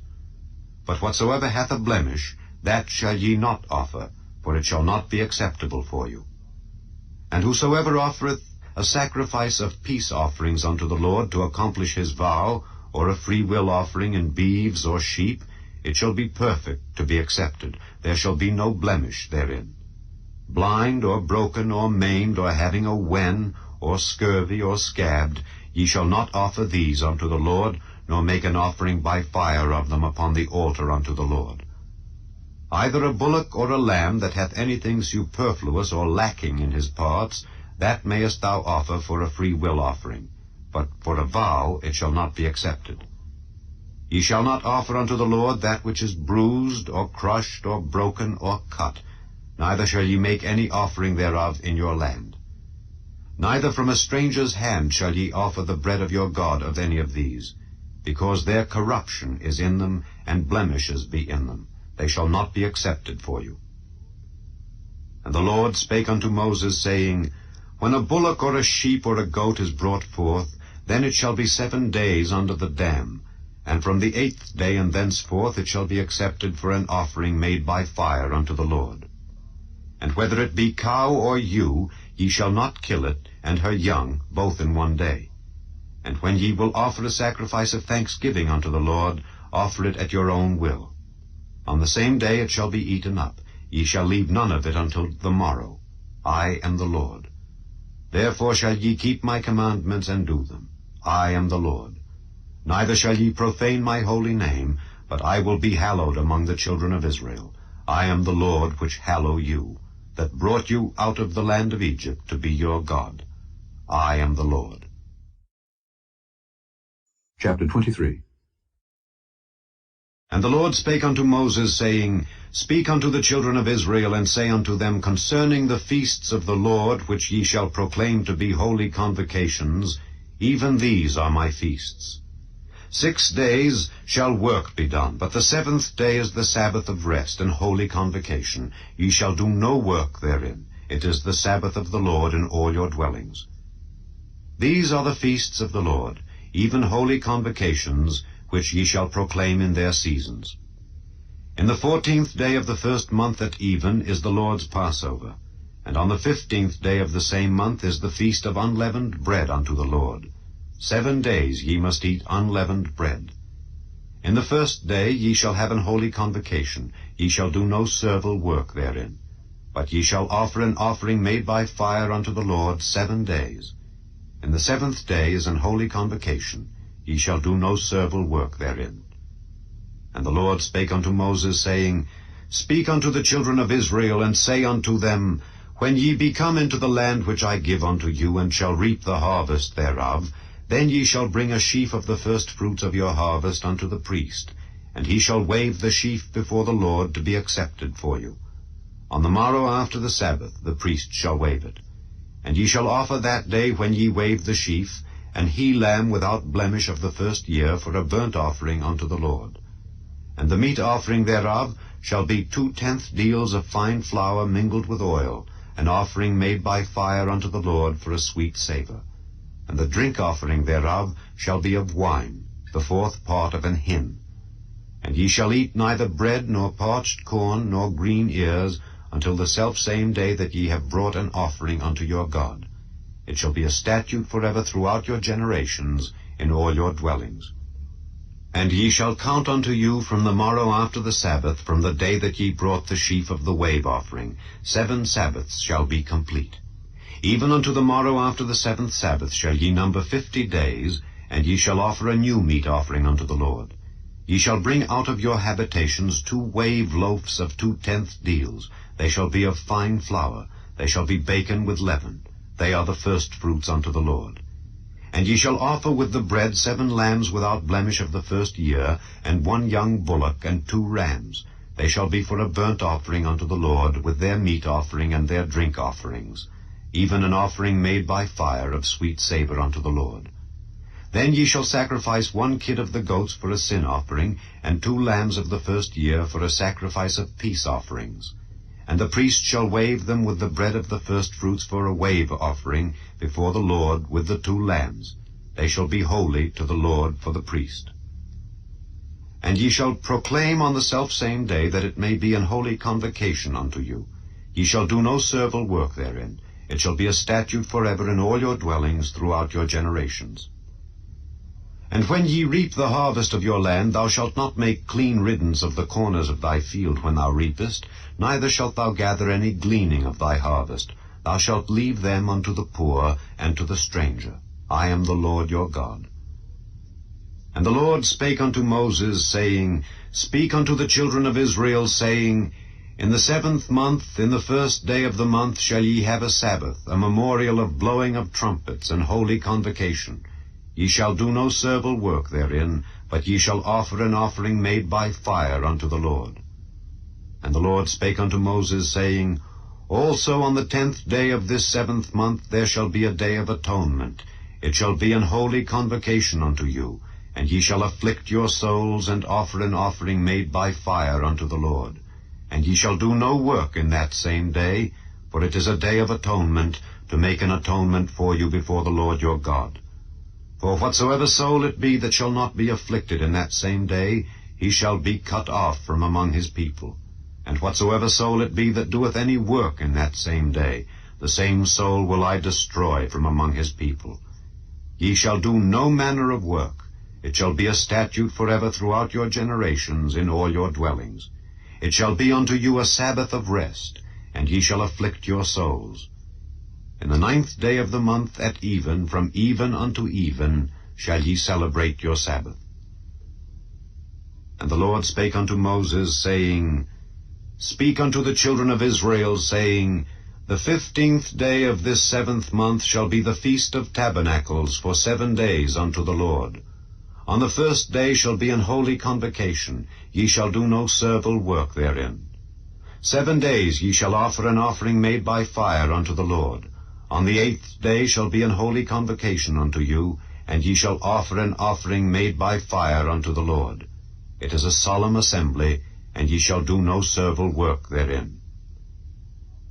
These are the feasts of the Lord, which ye shall proclaim to be holy convocations, to offer an offering made by fire unto the Lord, a burnt offering, and a meat offering, a sacrifice and drink offerings, everything upon his day. beside the Sabbaths of the Lord, and beside your gifts, and beside all your vows, and beside all your free will offerings which ye give unto the Lord. Also in the 15th day of the 7th month, when ye have gathered in the fruit of the land, ye shall keep a feast unto the Lord 7 days. On the 1st day shall be a Sabbath, and on the 8th day shall be a Sabbath. And ye shall take you on the 1st day the boughs of goodly trees, branches of palm trees, and the boughs of thick trees, and willows of the brook, and ye shall rejoice before the Lord your God 7 days. And ye shall keep it a feast unto the Lord 7 days in the year. It shall be a statute forever in your generations. Ye shall celebrate it in the 7th month. Ye shall dwell in booths 7 days. All that are Israelites born shall dwell in booths, that your generations may know that I made the children of Israel to dwell in booths when I brought them out of the land of Egypt. I am the Lord your God. And Moses declared unto the children of Israel the feasts of the Lord. Chapter 24. And the Lord spake unto Moses, saying, Command the children of Israel that they bring unto thee pure oil olive, beaten for the light, to cause the lamps to burn continually. Without the veil of the testimony in the tabernacle of the congregation shall Aaron order it from the evening unto the morning before the Lord continually. It shall be a statute forever in your generations. He shall order the lamps upon the pure candlestick before the Lord continually. And thou shalt take fine flour, and bake 12 cakes thereof. 2/10 deals shall be in 1 cake. And thou shalt set them in 2 rows, 6 on a row, upon the pure table before the Lord. And thou shalt put pure frankincense upon each row, that it may be on the bread for a memorial, even an offering made by fire unto the Lord. Every Sabbath he shall set it in order before the Lord continually, being taken from the children of Israel by an everlasting covenant. And it shall be Aaron's and his sons, and they shall eat it in the holy place, for it is most holy unto him of the offerings of the Lord made by fire, by a perpetual statute. And the son of an Israelitish woman, whose father was an Egyptian, went out among the children of Israel, and this son of the Israelitish woman and a man of Israel strove together in the camp. And the Israelitish woman's son blasphemed the name of the Lord, and cursed. And they brought him unto Moses. And his mother's name was Shelomith, the daughter of Dibri of the tribe of Dan. And they put him in ward, that the mind of the Lord might be showed them. And the Lord spake unto Moses, saying, Bring forth him that hath cursed without the camp, and let all that heard him lay their hands upon his head, and let all the congregation stone him. And thou shalt speak unto the children of Israel, saying, Whosoever curseth his God shall bear his sin. And he that blasphemeth the name of the Lord, he shall surely be put to death, and all the congregation shall certainly stone him, as well the stranger as he that is born in the land, when he blasphemeth the name of the Lord, shall be put to death. And he that killeth any man shall surely be put to death. And he that killeth a beast shall make it good, beast for beast. And if a man cause a blemish in his neighbor, as he hath done, so shall it be done to him. Breach for breach, eye for eye, tooth for tooth. As he hath caused a blemish in a man, so shall it be done to him again. And he that killeth a beast, he shall restore it, and he that killeth a man, he shall be put to death. Ye shall have one manner of law, as well for the stranger as for one of your own country, for I am the Lord your God. And Moses spake to the children of Israel, that they should bring forth him that had cursed out of the camp, and stone him with stones. And the children of Israel did as the Lord commanded Moses. Chapter 25. And the Lord spake unto Moses in Mount Sinai, saying, Speak unto the children of Israel, and say unto them, When ye come into the land which I give you, then shall the land keep a Sabbath unto the Lord. 6 years thou shalt sow thy field, and 6 years thou shalt prune thy vineyard, and gather in the fruit thereof. But in the 7th year shall be a Sabbath of rest unto the land, a Sabbath for the Lord. Thou shalt neither sow thy field, nor prune thy vineyard. That which groweth of its own accord of thy harvest thou shalt not reap, neither gather the grapes of thy vine undressed, for it is a year of rest unto the land. And the Sabbath of the land shall be meat for you, for thee, and for thy servant, and for thy maid, and for thy hired servant, and for thy stranger that sojourneth with thee, and for thy cattle, and for the beasts that are in thy land, shall all the increase thereof be meat. And thou shalt number 7 Sabbaths of years unto thee, 7 times 7 years. And the space of the 7 Sabbaths of years shall be unto thee 49 years. Then shalt thou cause the trumpet of the Jubilee to sound on the 10th day of the 7th month. In the day of atonement shall ye make the trumpet sound throughout all your land. And ye shall hallow the 50th year, and proclaim liberty throughout all the land unto all the inhabitants thereof. It shall be a jubilee unto you. And ye shall return every man unto his possession, and ye shall return every man unto his family. A jubilee shall that 50th year be unto you. Ye shall not sow, neither reap that which groweth of itself in it, nor gather the grapes in it of thy vine undressed. For it is the jubilee. It shall be holy unto you. Ye shall eat the increase thereof out of the field. In the year of this jubilee ye shall return every man unto his possession. And if thou sell aught unto thy neighbor, or buyest aught of thy neighbor's hand, ye shall not oppress one another. According to the number of years after the jubilee thou shalt buy of thy neighbor, and according unto the number of years of the fruits he shall sell unto thee. According to the multitude of years thou shalt increase the price thereof, and according to the fewness of years thou shalt diminish the price of it. For according to the number of the years of the fruits doth he sell unto thee. Ye shall not therefore oppress one another, but thou shalt fear thy God, for I am the Lord your God. Wherefore ye shall do my statutes, and keep my judgments, and do them, and ye shall dwell in the land in safety. And the land shall yield her fruit, and ye shall eat your fill, and dwell therein in safety. And if ye shall say, What shall we eat the 7th year? Behold, we shall not sow, nor gather in our increase. Then I will command my blessing upon you in the 6th year, and it shall bring forth fruit for 3 years. And ye shall sow the 8th year, and eat yet of old fruit until the 9th year, until her fruits come in, ye shall eat of the old store. The land shall not be sold forever, for the land is mine, for ye are strangers and sojourners with me. And in all the land of your possession ye shall grant a redemption for the land. If thy brother be waxen poor, and hath sold away some of his possession, and if any of his kin come to redeem it, then shall he redeem that which his brother sold. And if the man have none to redeem it, and himself be able to redeem it, then let him count the years of the sale thereof, and restore the overplus unto the man to whom he sold it, that he may return unto his possession. But if he be not able to restore it to him, then that which is sold shall remain in the hand of him that hath bought it until the year of Jubilee. And in the Jubilee it shall go out, and he shall return unto his possession. And if a man sell a dwelling house in a walled city, then he may redeem it within a whole year after it is sold. Within a full year may he redeem it. And if it be not redeemed within the space of a full year, then the house that is in the walled city shall be established forever to him that bought it throughout his generations. It shall not go out in the Jubilee. But the houses of the villages which have no wall round about them shall be counted as the fields of the country. They may be redeemed, and they shall go out in the Jubilee.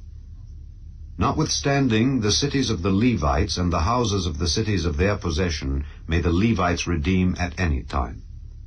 And if a man purchase of the Levites, then the house that was sold and the city of his possession shall go out in the year of Jubilee.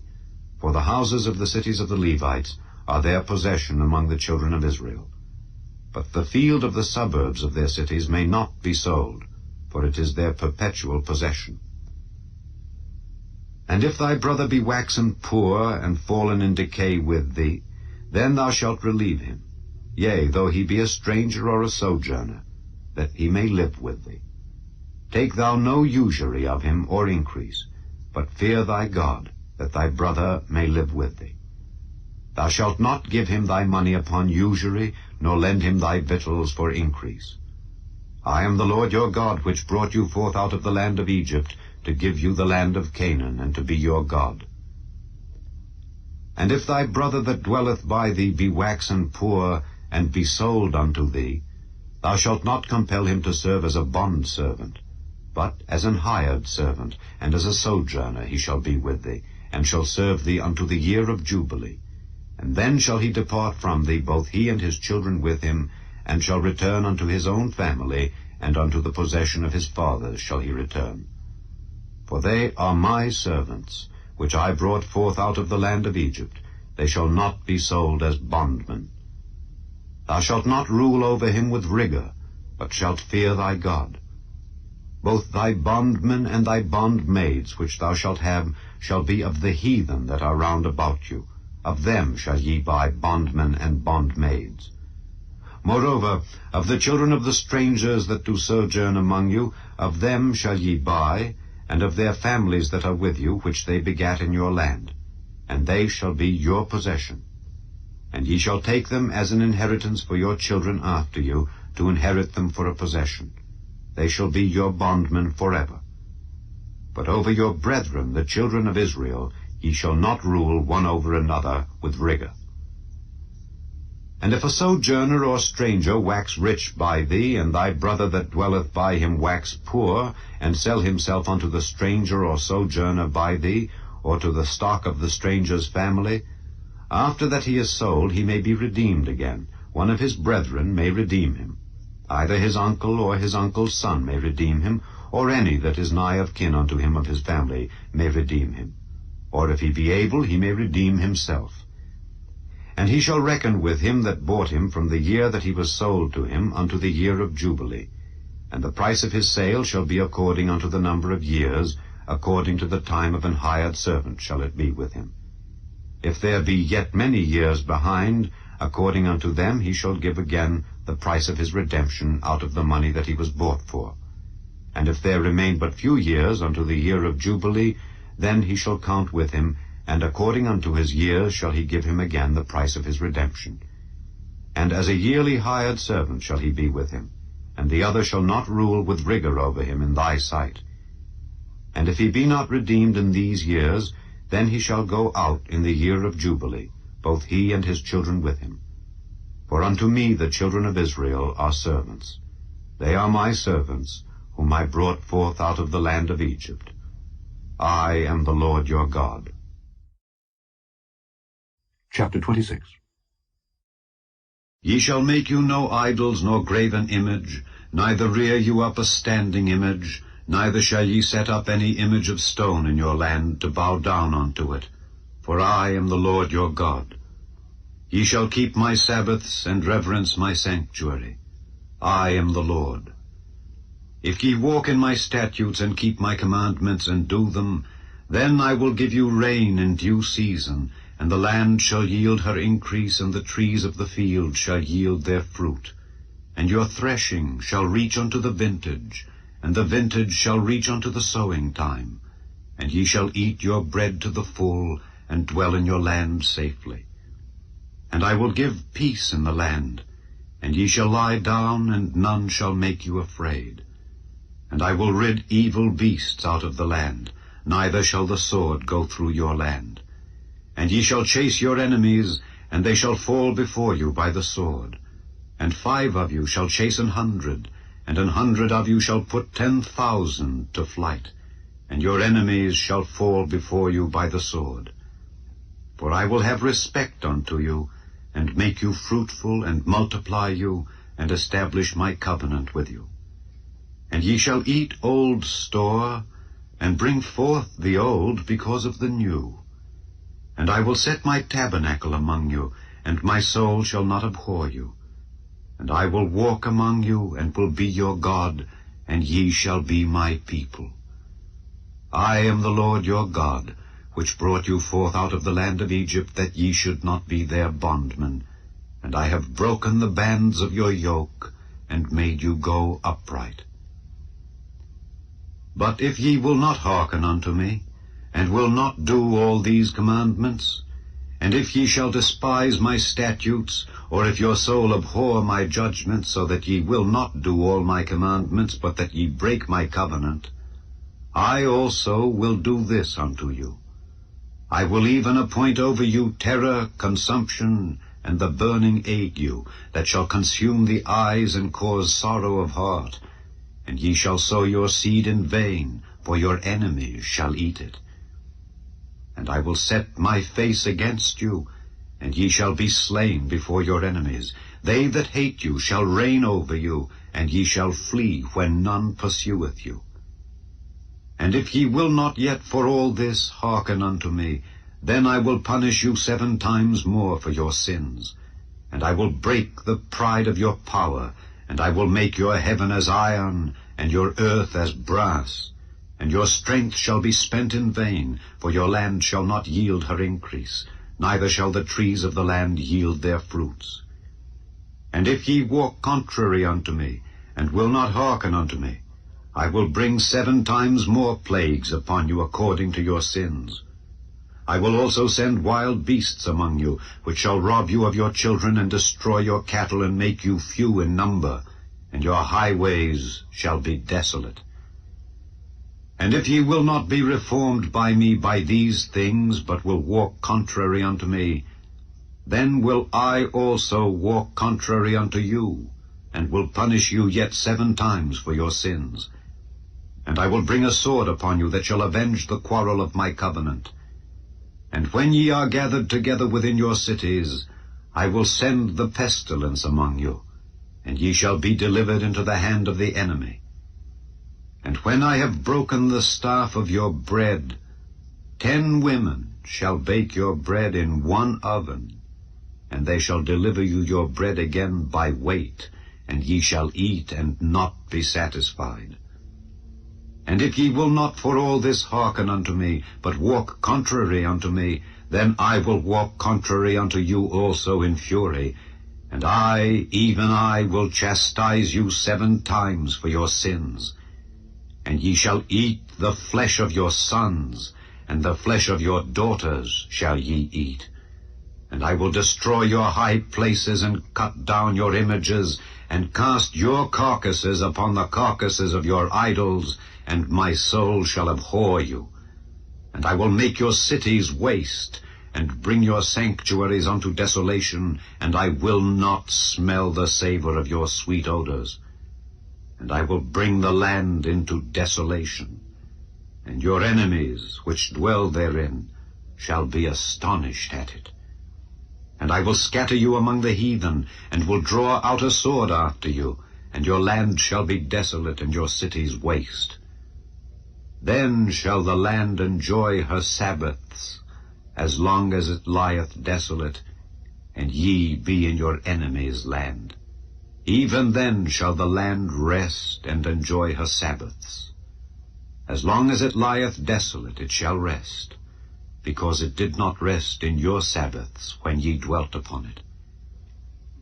And upon them that are left alive of you, I will send a faintness into their hearts in the lands of their enemies, and the sound of a shaken leaf shall chase them. And they shall flee as fleeing from a sword, and they shall fall when none pursueth. And they shall fall one upon another as it were before a sword, when none pursueth. And ye shall have no power to stand before your enemies. And ye shall perish among the heathen, and the land of your enemies shall eat you up. And they that are left of you shall pine away in their iniquity in your enemies' lands, and also in the iniquities of their fathers shall they pine away with them. If they shall confess their iniquity, and the iniquity of their fathers, with their trespass which they trespassed against me, and that also they have walked contrary unto me, and that I also have walked contrary unto them, and have brought them into the land of their enemies, if then their uncircumcised hearts be humbled, and they then accept of the punishment of their iniquity, then will I remember my covenant with Jacob, and also my covenant with Isaac, and also my covenant with Abraham will I remember. and I will remember the land. The land also shall be left of them, and shall enjoy her Sabbaths while she lieth desolate without them. And they shall accept of the punishment of their iniquity, even because they despised my judgments, and because their soul abhorred my statutes. And yet, for all that, when they be in the land of their enemies, I will not cast them away, neither will I abhor them to destroy them utterly, and to break my covenant with them. For I am the Lord their God. But I will for their sakes remember the covenant of their ancestors, whom I brought forth out of the land of Egypt in the sight of the heathen, that I might be their God. I am the Lord.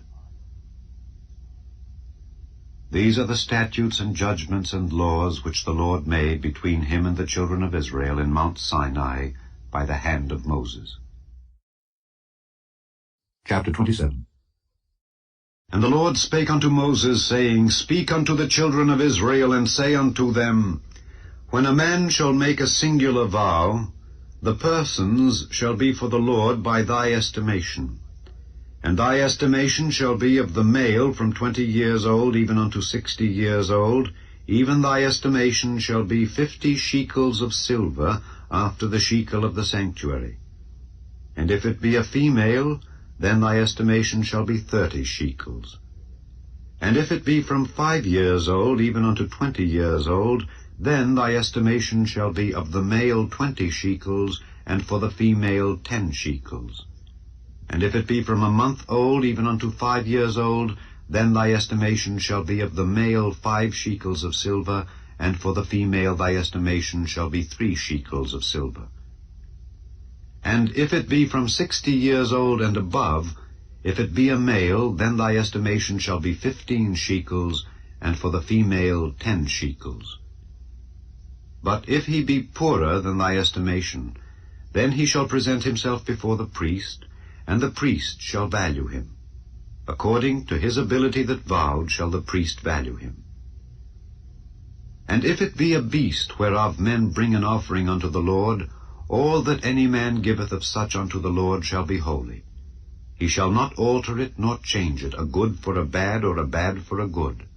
And if he shall at all change beast for beast, then it and the exchange thereof shall be holy. And if it be any unclean beast, of which they do not offer a sacrifice unto the Lord, then he shall present the beast before the priest, and the priest shall value it, whether it be good or bad. As thou valuest it who art the priest, so shall it be. But if he will at all redeem it, then he shall add a 5th part thereof unto thy estimation. And when a man shall sanctify his house to be holy unto the Lord, then the priest shall estimate it, whether it be good or bad. As the priest shall estimate it, so shall it stand. And if he that sanctified it will redeem his house, then he shall add the 5th part of the money of thy estimation unto it, and it shall be his. And if a man shall sanctify unto the Lord some part of a field of his possession, then thy estimation shall be according to the seed thereof. An homer of barley seed shall be valued at 50 shekels of silver. If he sanctify his field from the year of Jubilee, according to thy estimation it shall stand. But if he sanctify his field after the Jubilee, then the priest shall reckon unto him the money according to the years that remain, even unto the year of the Jubilee, and it shall be abated from thy estimation. And if he that sanctified the field will in any wise redeem it, then he shall add the 5th part of the money of thy estimation unto it, and it shall be assured to him. And if he will not redeem the field, or if he have sold the field to another man, it shall not be redeemed any more. But the field, when it goeth out in the Jubilee, shall be holy unto the Lord, as a field devoted. The possession thereof shall be the priest's. And if a man sanctify unto the Lord a field which he hath bought, which is not of the fields of his possession, then the priest shall reckon unto him the worth of thy estimation, even unto the year of the Jubilee. And he shall give thine estimation in that day as a holy thing unto the Lord. In the year of the Jubilee the field shall return unto him of whom it was bought, even to him to whom the possession of the land did belong. And all thy estimations shall be according to the shekel of the sanctuary. 20 gerahs shall be the shekel. Only the firstling of the beasts, which should be the Lord's firstling, no man shall sanctify it. Whether it be ox or sheep, it is the Lord's. And if it be of an unclean beast, then he shall redeem it according to thine estimation, and shall add a 5th part of it thereto. Or if it be not redeemed, then it shall be sold according to thy estimation. Notwithstanding, no devoted thing that a man shall devote unto the Lord of all that he hath, both of man and beast, and of the field of his possession, shall be sold or redeemed. Every devoted thing is most holy unto the Lord. None devoted which shall be devoted of men shall be redeemed, but shall surely be put to death. And all the tithe of the land, whether of the seed of the land or of the fruit of the tree, is the Lord's. It is holy unto the Lord. And if a man will at all redeem aught of his tithes, he shall add thereto the 5th part thereof. And concerning the tithe of the herd or of the flock, even of whatsoever passeth under the rod, the 10th shall be holy unto the Lord. He shall not search whether it be good or bad, neither shall he change it. And if he change it at all, then both it and the change thereof shall be holy. It shall not be redeemed. These are the commandments which the Lord commanded Moses for the children of Israel in Mount Sinai. The 4th book of Moses, called Numbers, chapter 1. And the Lord spake unto Moses in the wilderness of Sinai in the tabernacle of the congregation, on the 1st day of the 2nd month, in the 2nd year after they were come out of the land of Egypt, saying, Take ye the sum of all the congregation of the children of Israel, after their families, by the house of their fathers, with the number of their names, every male by their polls, from 20 years old and upward, all that are able to go forth to war in Israel. Thou and Aaron shall number them by their armies. And with you there shall be a man of every tribe, every one head of the house of his fathers. And these are the names of the men that shall stand with you. Of the tribe of Reuben, Elizur the son of Shedeur. Of Simeon, Shelumiel the son of Zurishaddai. Of Judah, Nahshon the son of Amminadab. Of Issachar, Nethaneel the son of Zuar. Of Zebulun, Eliab the son of Helon. Of the children of Joseph, of Ephraim, Elishama the son of Ammihud. Of Manasseh, Gamaliel the son of Pedazur. Of Benjamin, Abidan the son of Gideoni. Of Dan, Ahiezer the son of Ammishaddai. Of Asher, Pagiel the son of Ochran. Of Gad, Eliasaph the son of Deuel. Of Naphtali, Ahira the son of Enan. These were the renowned of the congregation, princes of the tribes of their fathers, heads of thousands in Israel.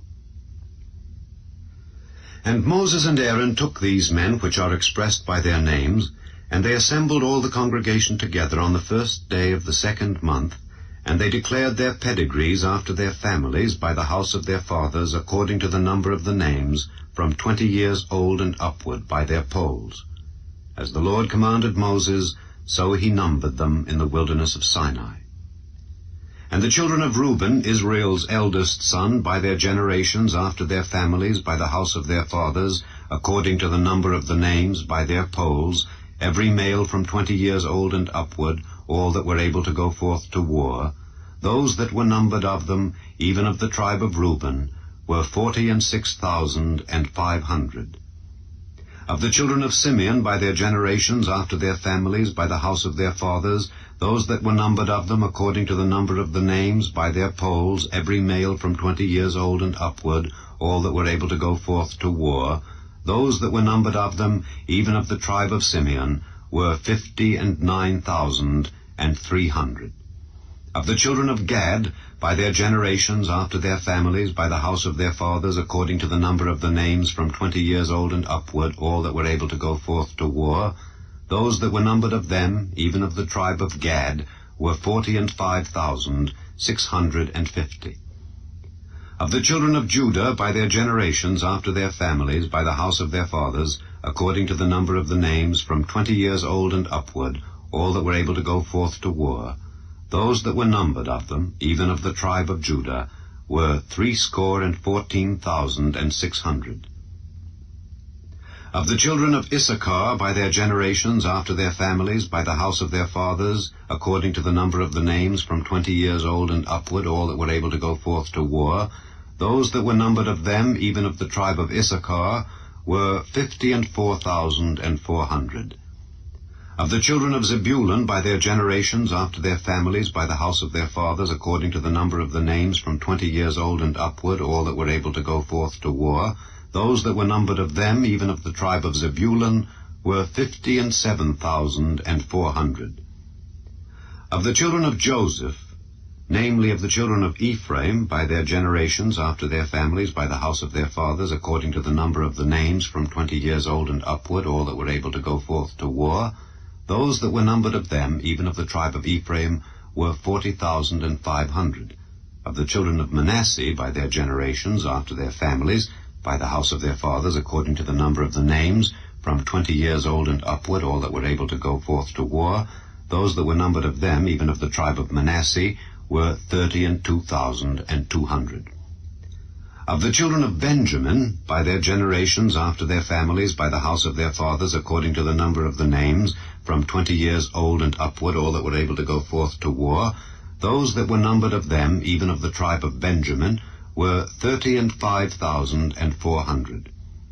Of the children of Dan, by their generations after their families, by the house of their fathers, according to the number of the names, from 20 years old and upward, all that were able to go forth to war, those that were numbered of them, even of the tribe of Dan, were 62,700.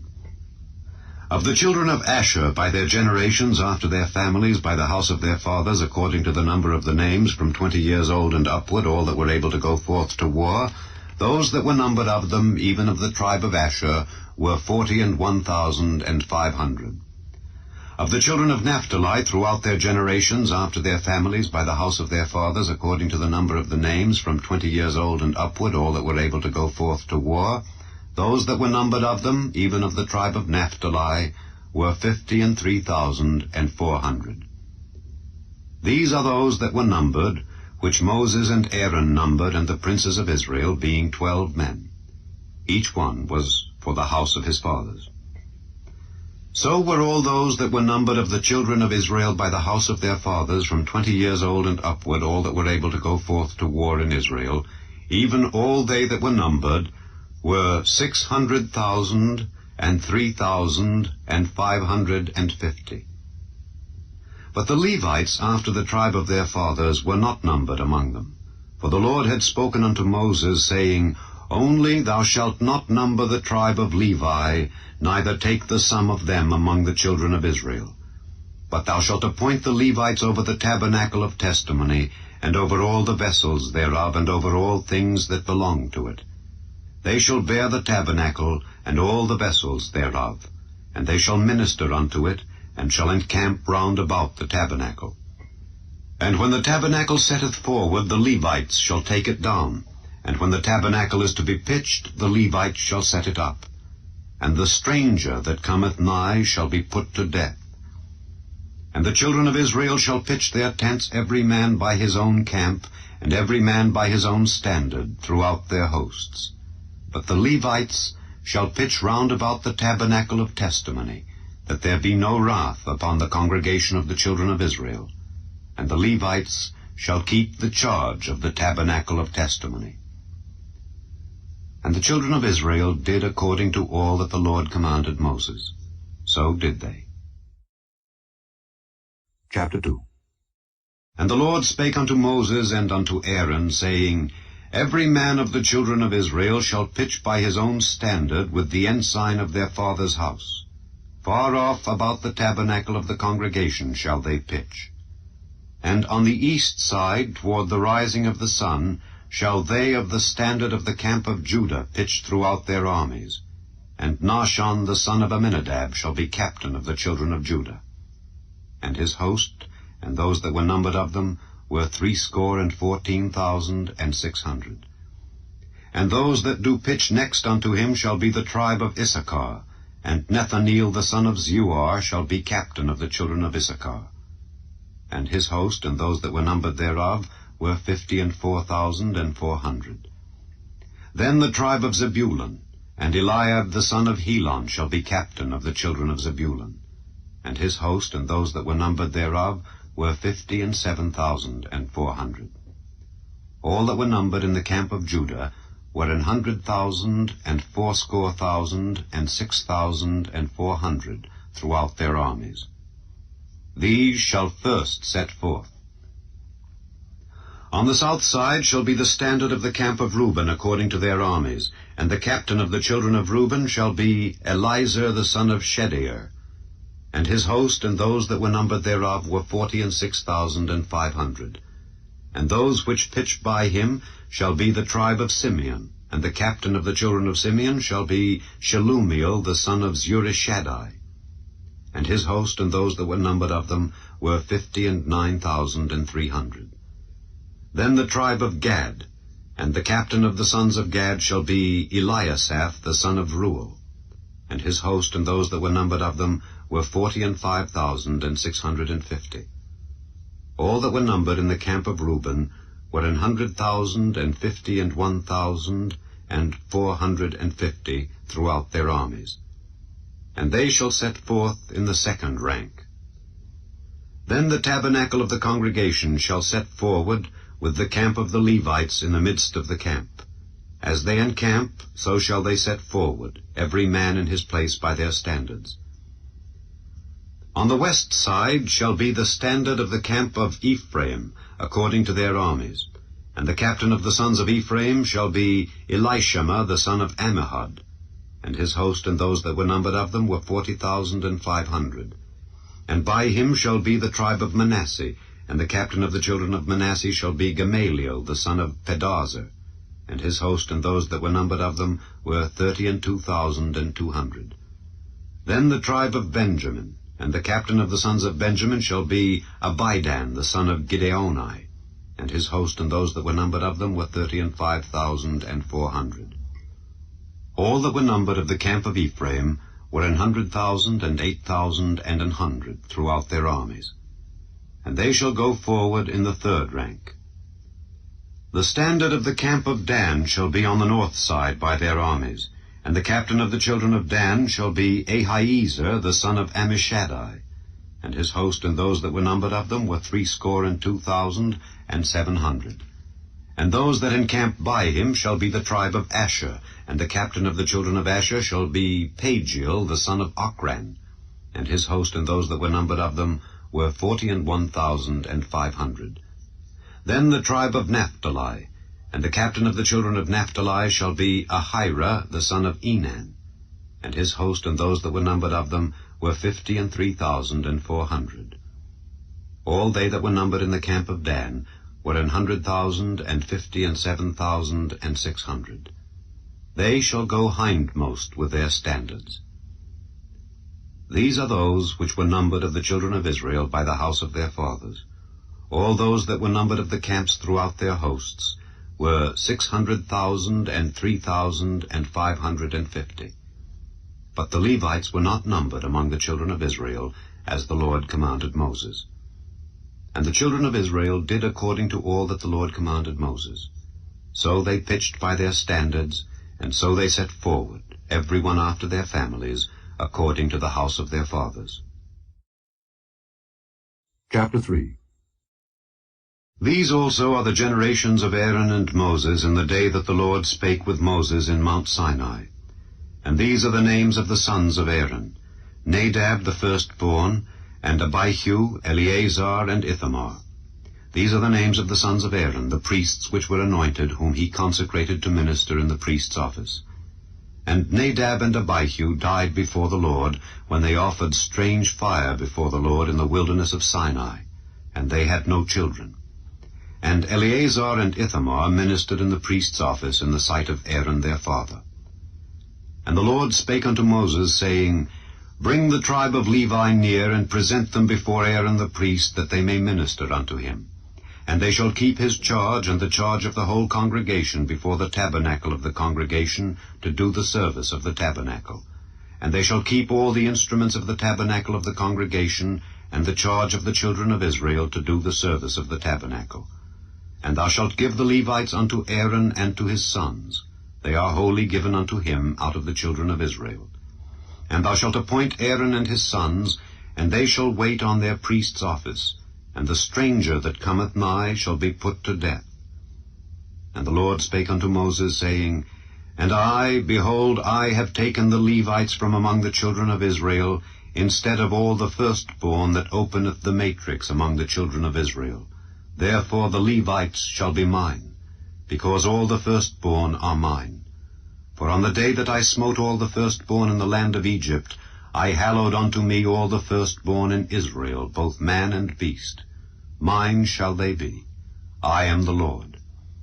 And the Lord spake unto Moses in the wilderness of Sinai, saying, Number the children of Levi after the house of their fathers by their families. Every male from a month old and upward shalt thou number them. And Moses numbered them according to the word of the Lord as he was commanded. And these were the sons of Levi by their names, Gershon and Kohath and Merari. And these are the names of the sons of Gershon by their families, Libni and Shimei. And the sons of Kohath by their families, Amram and Izahar, Hebron and Uzziel. And the sons of Merari by their families, Mahli and Mushi. These are the families of the Levites according to the house of their fathers. Of Gershon was the family of the Libnites and the family of the Shimites. These are the families of the Gershonites. Those that were numbered of them according to the number of all the males from a month old and upward, even those that were numbered of them, were 7,500. The families of the Gershonites shall pitch behind the tabernacle westward, and the chief of the house of the father of the Gershonites shall be Eliasaph, the son of Lael. And the charge of the sons of Gershon in the tabernacle of the congregation shall be the tabernacle and the tent, the covering thereof, and the hanging for the door of the tabernacle of the congregation, and the hangings of the court, and the curtain for the door of the court which is by the tabernacle and by the altar round about, and the cords of it for all the service thereof. And of Kohath was the family of the Amramites, and the family of the Izaharites, and the family of the Hebronites, and the family of the Uzzielites. These are the families of the Kohathites. In the number of all the males from a month old and upward were 8,600, keeping the charge of the sanctuary. The families of the sons of Kohath shall pitch on the side of the tabernacle southward. And the chief of the house of the father of the families of the Kohathites shall be Elizaphan, the son of Uzziel. And their charge shall be the ark, and the table, and the candlestick, and the altars, and the vessels of the sanctuary wherewith they minister, and the hanging, and all the service thereof. And Eleazar the son of Aaron the priest shall be chief over the chief of the Levites, and have the oversight of them that keep the charge of the sanctuary. Of Merari was the family of the Mahlites, and the family of the Mushites. These are the families of Merari. And those that were numbered of them, according to the number of all the males from a month old and upward, were 6,200. And the chief of the house of the father of the families of Merari was Zuriel, the son of Abihail. These shall pitch on the side of the tabernacle northward. And under the custody and charge of the sons of Merari shall be the boards of the tabernacle, and the bars thereof, and the pillars thereof, and the sockets thereof, and all the vessels thereof, and all that serveth thereto, and the pillars of the court round about, and their sockets, and their pins, and their cords. But those that encamp before the tabernacle toward the east, even before the tabernacle of the congregation eastward, shall be Moses and Aaron and his sons, keeping the charge of the sanctuary for the charge of the children of Israel. And the stranger that cometh nigh shall be put to death. All that were numbered of the Levites, which Moses and Aaron numbered at the commandment of the Lord throughout their families, all the males from a month old and upward, were 22,000. And the Lord said unto Moses, Number all the firstborn of the males of the children of Israel from a month old and upward, and take the number of their names. And thou shalt take the Levites for me.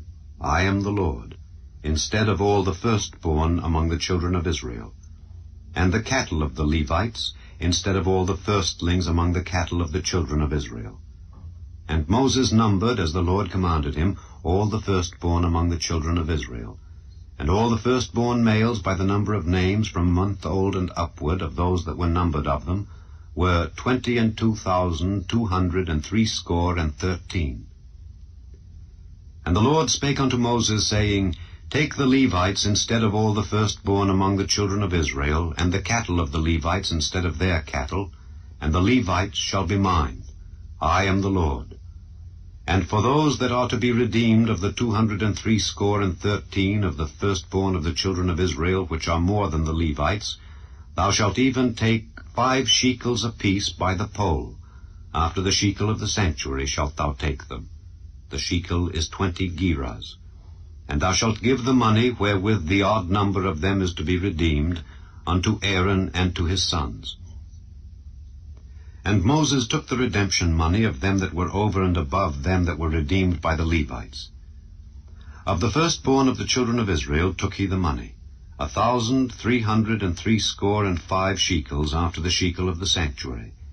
And Moses gave the money of them that were redeemed unto Aaron and to his sons, according to the word of the Lord, as the Lord commanded Moses. Chapter 4. And the Lord spake unto Moses and unto Aaron, saying, Take the sum of the sons of Kohath from among the sons of Levi after their families by the house of their fathers, from 30 years old and upward, even until 50 years old, all that enter into the host, to do the work in the tabernacle of the congregation. This shall be the service of the sons of Kohath in the tabernacle of the congregation, about the most holy things.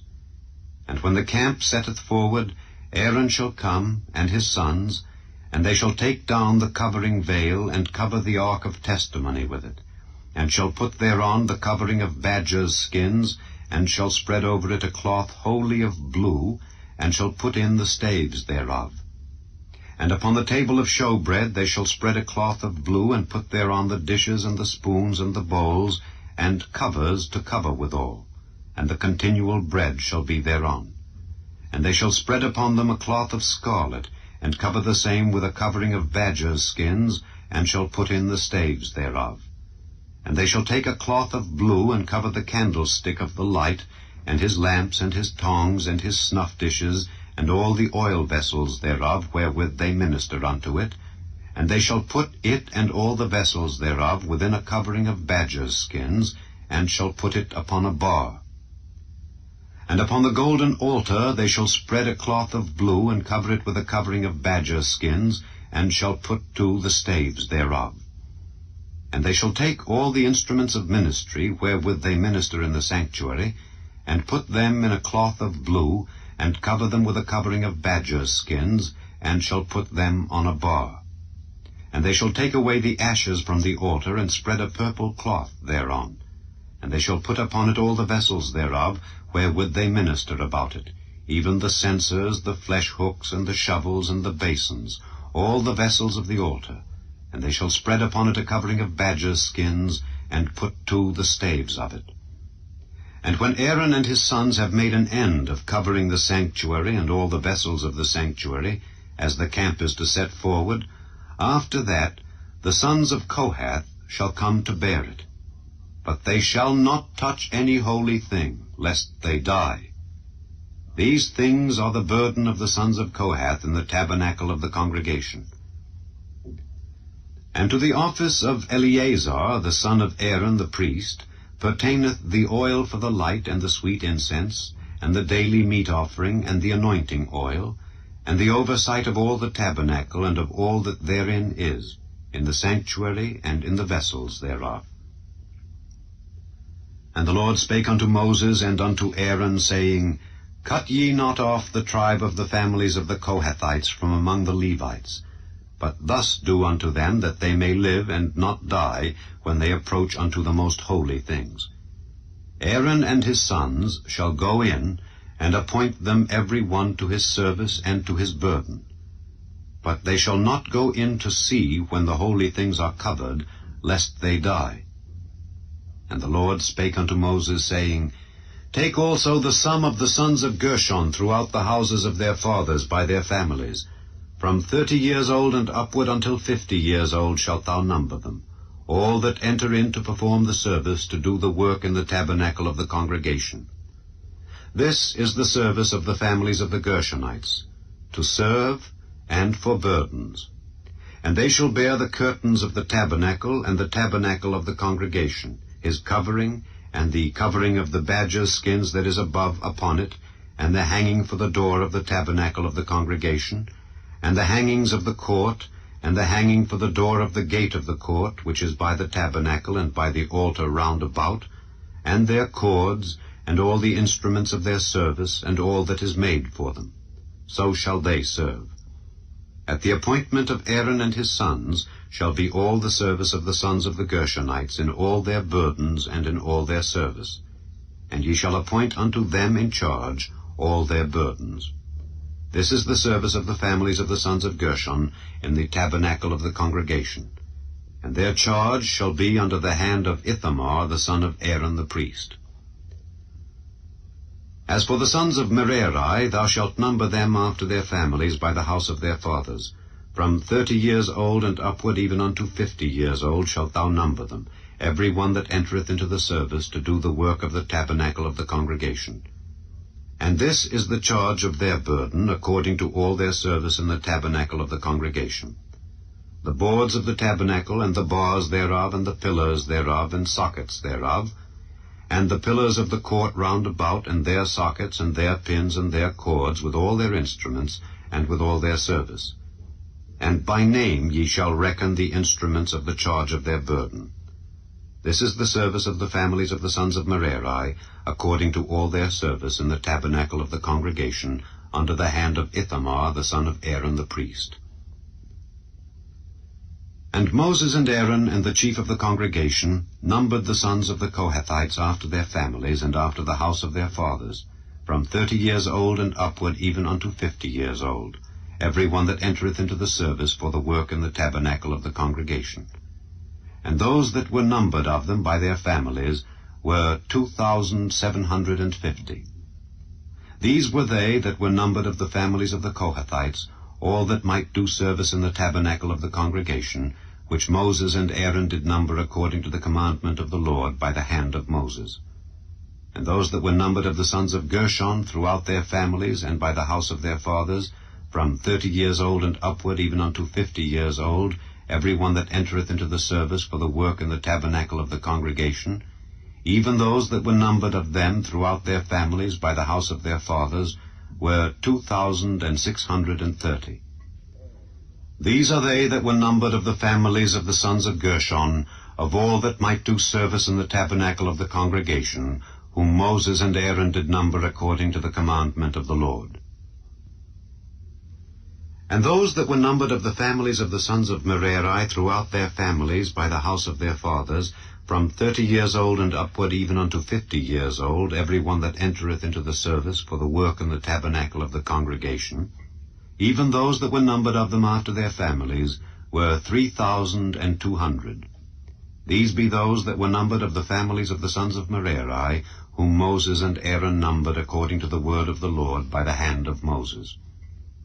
All those that were numbered of the Levites, whom Moses and Aaron and the chief of Israel numbered after their families and after the house of their fathers, from 30 years old and upward, even unto 50 years old, every one that came to do the service of the ministry and the service of the burden in the tabernacle of the congregation, even those that were numbered of them, were 8,580.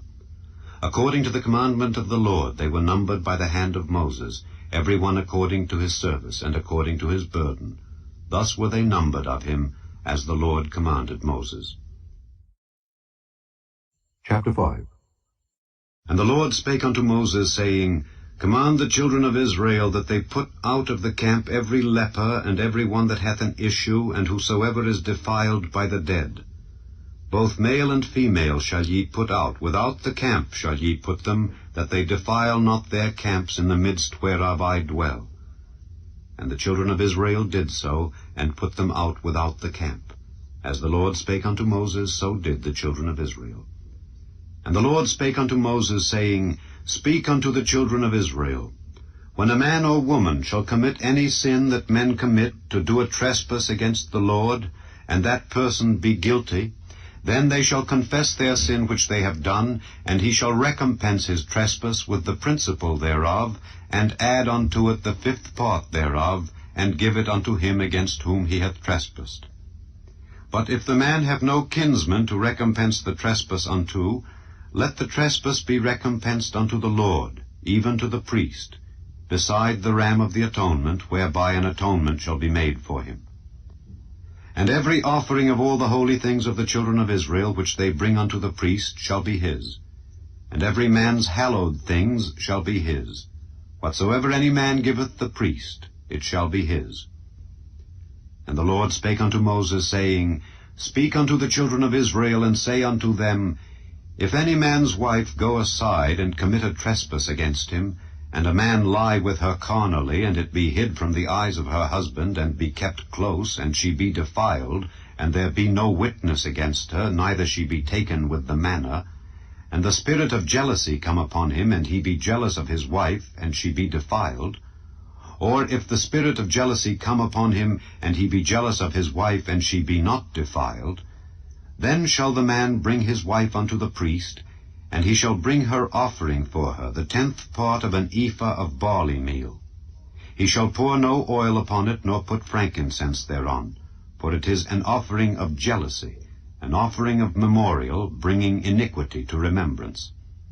And the priest shall bring her near, and set her before the Lord.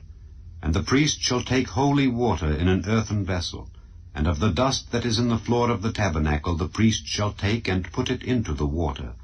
And the priest shall set the woman before the Lord, and uncover the woman's head, and put the offering of memorial in her hands, which is the jealousy offering. And the priest shall have in his hand the bitter water that causeth the curse. And the priest shall charge her by an oath, and say unto the woman, If no man have lain with thee, and if thou hast not gone aside to uncleanness with another instead of thy husband, be thou free from this bitter water that causeth the curse. But if thou hast gone aside to another instead of thy husband, and if thou be defiled, and some man have lain with thee beside thine husband, then the priest shall charge the woman with an oath of cursing, and the priest shall say unto the woman, The Lord make thee a curse and an oath among thy people, when the Lord doth make thy thigh to rot and thy belly to swell. And this water that causeth the curse shall go into thy bowels, to make thy belly to swell and thy thigh to rot. And the woman shall say, Amen, Amen. And the priest shall write these curses in a book, and he shall blot them out with the bitter water. And he shall cause the woman to drink the bitter water that causeth the curse, and the water that causeth the curse shall enter into her, and become bitter. Then the priest shall take the jealousy offering out of the woman's hand, and shall wave the offering before the Lord, and offer it upon the altar. And the priest shall take an handful of the offering, even the memorial thereof, and burn it upon the altar, and afterward shall cause the woman to drink the water. And when he hath made her to drink the water, then it shall come to pass, that if she be defiled, and have done trespass against her husband, that the water that causeth the curse shall enter into her, and become bitter, and her belly shall swell, and her thigh shall rot, and the woman shall be a curse among her people. And if the woman be not defiled, but be clean, then she shall be free, and shall conceive seed. This is the law of jealousies, when a wife goeth aside to another instead of her husband, and is defiled, or when the spirit of jealousy cometh upon him, and he be jealous over his wife, and shall set the woman before the Lord, and the priest shall execute upon her all this law. Then shall the man be guiltless from iniquity, and this woman shall bear her iniquity. Chapter 6.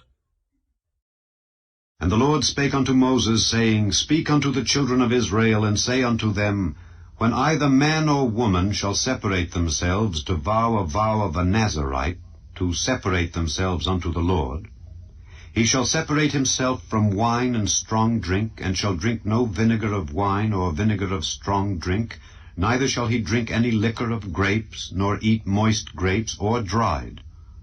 All the days of his separation shall he eat nothing that is made of the vine tree, from the kernels even to the husk. All the days of the vow of his separation there shall no razor come upon his head. Until the days be fulfilled in the which he separateth himself unto the Lord, he shall be holy, and shall let the locks of the hair of his head grow. All the days that he separateth himself unto the Lord, he shall come at no dead body. He shall not make himself unclean for his father, or for his mother, for his brother, or for his sister, when they die, because the consecration of his God is upon his head. All the days of his separation he is holy unto the Lord. And if any man die very suddenly by him, and he hath defiled the head of his consecration, then he shall shave his head in the day of his cleansing. On the 7th day shall he shave it. And on the 8th day he shall bring 2 turtles or 2 young pigeons to the priest to the door of the tabernacle of the congregation, and the priest shall offer the one for a sin offering, and the other for a burnt offering, and make an atonement for him, for that he sinned by the dead, and shall hallow his head that same day. And he shall consecrate unto the Lord the days of his separation, and shall bring a lamb of the 1st year for a trespass offering. But the days that were before shall be lost, because his separation was defiled. And this is the law of the Nazarite when the days of his separation are fulfilled.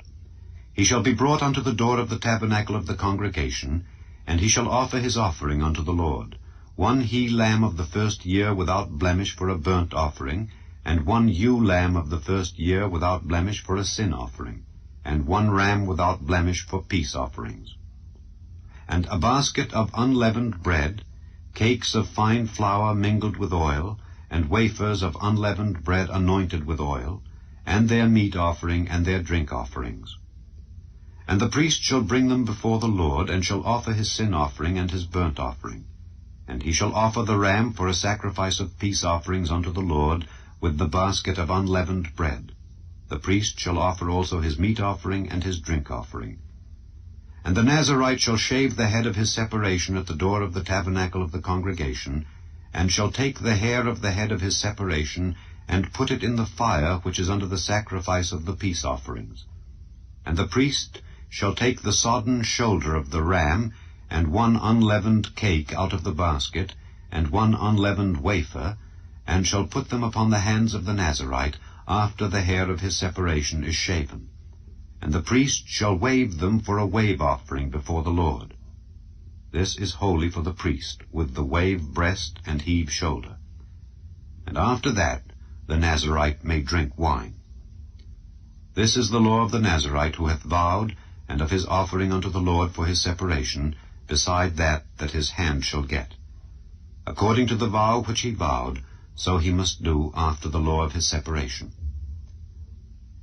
And the Lord spake unto Moses, saying, Speak unto Aaron and unto his sons, saying, On this wise ye shall bless the children of Israel, saying unto them, The Lord bless thee and keep thee. The Lord make his face shine upon thee, and be gracious unto thee. The Lord lift up his countenance upon thee, and give thee peace. And they shall put my name upon the children of Israel, and I will bless them. Chapter 7. And it came to pass on the day that Moses had fully set up the tabernacle, and had anointed it, and sanctified it, and all the instruments thereof, both the altar and all the vessels thereof, and had anointed them and sanctified them, that the princes of Israel, heads of the house of their fathers, who were the princes of the tribes, and were over them that were numbered, offered. And they brought their offering before the Lord, 6 covered wagons and 12 oxen, a wagon for 2 of the princes, and for each one an ox. And they brought them before the tabernacle. And the Lord spake unto Moses, saying, Take it of them, that they may be to do the service of the tabernacle of the congregation. And thou shalt give them unto the Levites, to every man according to his service. And Moses took the wagons and the oxen, and gave them unto the Levites. 2 wagons and 4 oxen he gave unto the sons of Gershon according to their service, And 4 wagons and 8 oxen he gave unto the sons of Merari, according unto their service, under the hand of Ithamar the son of Aaron the priest. But unto the sons of Kohath he gave none, because the service of the sanctuary belonging unto them was that they should bear upon their shoulders. And the princes offered for dedicating of the altar in the day that it was anointed. Even the princes offered their offering before the altar. And the Lord said unto Moses, They shall offer their offering each prince on his day for the dedicating of the altar. And he that offered his offering the first day was Nahshon the son of Amminadab of the tribe of Judah. And his offering was 1 silver charger, the weight thereof was 130 shekels, 1 silver bowl of 70 shekels, after the shekel of the sanctuary. Both of them were full of fine flour mingled with oil for a meat offering. 1 spoon of 10 shekels of gold full of incense, 1 young bullock, 1 ram, 1 lamb of the first year for a burnt offering, 1 kid of the goats for a sin offering, and for a sacrifice of peace offerings, 2 oxen, 5 rams, 5 he-goats, 5 lambs of the first year. This was the offering of Nahshon the son of Amminadab. On the second day, Nethaneel the son of Zuar, prince of Issachar, did offer. He offered for his offering 1 silver charger, the weight whereof was 130 shekels, 1 silver bowl of 70 shekels, after the shekel of the sanctuary, both of them full of fine flour mingled with oil for a meat offering. 1 spoon of gold of 10 shekels full of incense, 1 young bullock, 1 ram, 1 lamb of the first year for a burnt offering, 1 kid of the goats for a sin offering, and for a sacrifice of peace offerings, 2 oxen, 5 rams, 5 he-goats, 5 lambs of the first year. This was the offering of Nethaneel the son of Zuar. On the third day, Eliab the son of Helon, prince of the children of Zebulun, did offer. His offering was 1 silver charger, the weight whereof was 130 shekels, 1 silver bowl of 70 shekels, after the shekel of the sanctuary, both of them full of fine flour mingled with oil for a meat offering. 1 golden spoon of 10 shekels full of incense, 1 young bullock, 1 ram, 1 lamb of the first year for a burnt offering, 1 kid of the goats for a sin offering, and for a sacrifice of peace offerings, 2 oxen, 5 rams, 5 he-goats, 5 lambs of the first year. This was the offering of Eliab the son of Helon. On the fourth day, Eliezer the son of Shedeur, prince of the children of Reuben, did offer.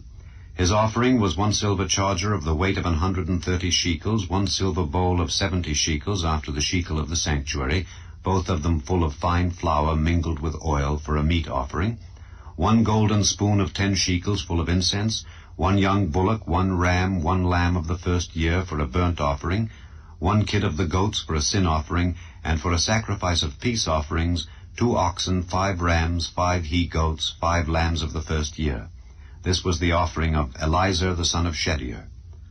On the fifth day, Shelumiel the son of Zurishaddai, prince of the children of Simeon, did offer. His offering was 1 silver charger, the weight whereof was 130 shekels, 1 silver bowl of 70 shekels, after the shekel of the sanctuary, both of them full of fine flour mingled with oil for a meat offering, 1 golden spoon of 10 shekels full of incense, 1 young bullock, 1 ram, 1 lamb of the first year for a burnt offering, 1 kid of the goats for a sin offering, and for a sacrifice of peace offerings, 2 oxen, 5 rams, 5 he-goats, 5 lambs of the first year. This was the offering of Shelumiel the son of Zurishaddai. On the sixth day, Eliasaph the son of Deuel, prince of the children of Gad, offered. His offering was 1 silver charger of the weight of 130 shekels, a silver bowl of 70 shekels, after the shekel of the sanctuary, both of them full of fine flour mingled with oil for a meat offering, 1 golden spoon of 10 shekels full of incense, 1 young bullock, 1 ram, 1 lamb of the first year for a burnt offering, 1 kid of the goats for a sin offering, and for a sacrifice of peace offerings, 2 oxen, 5 rams, 5 he-goats, 5 lambs of the first year. This was the offering of Eliasaph the son of Deuel. On the seventh day, Elishama the son of Ammihud, prince of the children of Ephraim, offered. His offering was 1 silver charger, the weight whereof was 130 shekels, 1 silver bowl of 70 shekels, after the shekel of the sanctuary, both of them full of fine flour mingled with oil for a meat offering, 1 golden spoon of 10 shekels full of incense, 1 young bullock, 1 ram, 1 lamb of the first year for a burnt offering, 1 kid of the goats for a sin offering, and for a sacrifice of peace offerings 2 oxen, 5 rams, 5 he-goats, 5 lambs of the first year. This was the offering of Elishama the son of Ammihud. On the 8th day offered Gamaliel the son of Pedahzur, prince of the children of Manasseh. His offering was 1 silver charger of the weight of 130 shekels, 1 silver bowl of 70 shekels after the shekel of the sanctuary, both of them full of fine flour mingled with oil for a meat offering, 1 golden spoon of 10 shekels full of incense, 1 young bullock, 1 ram, 1 lamb of the first year for a burnt offering, 1 kid of the goats for a sin offering, and for a sacrifice of peace offerings 2 oxen, 5 rams, 5 he-goats, 5 lambs of the first year. This was the offering of Gamaliel the son of Pedahzur. On the 9th day Abidan the son of Gideoni, prince of the children of Benjamin, offered.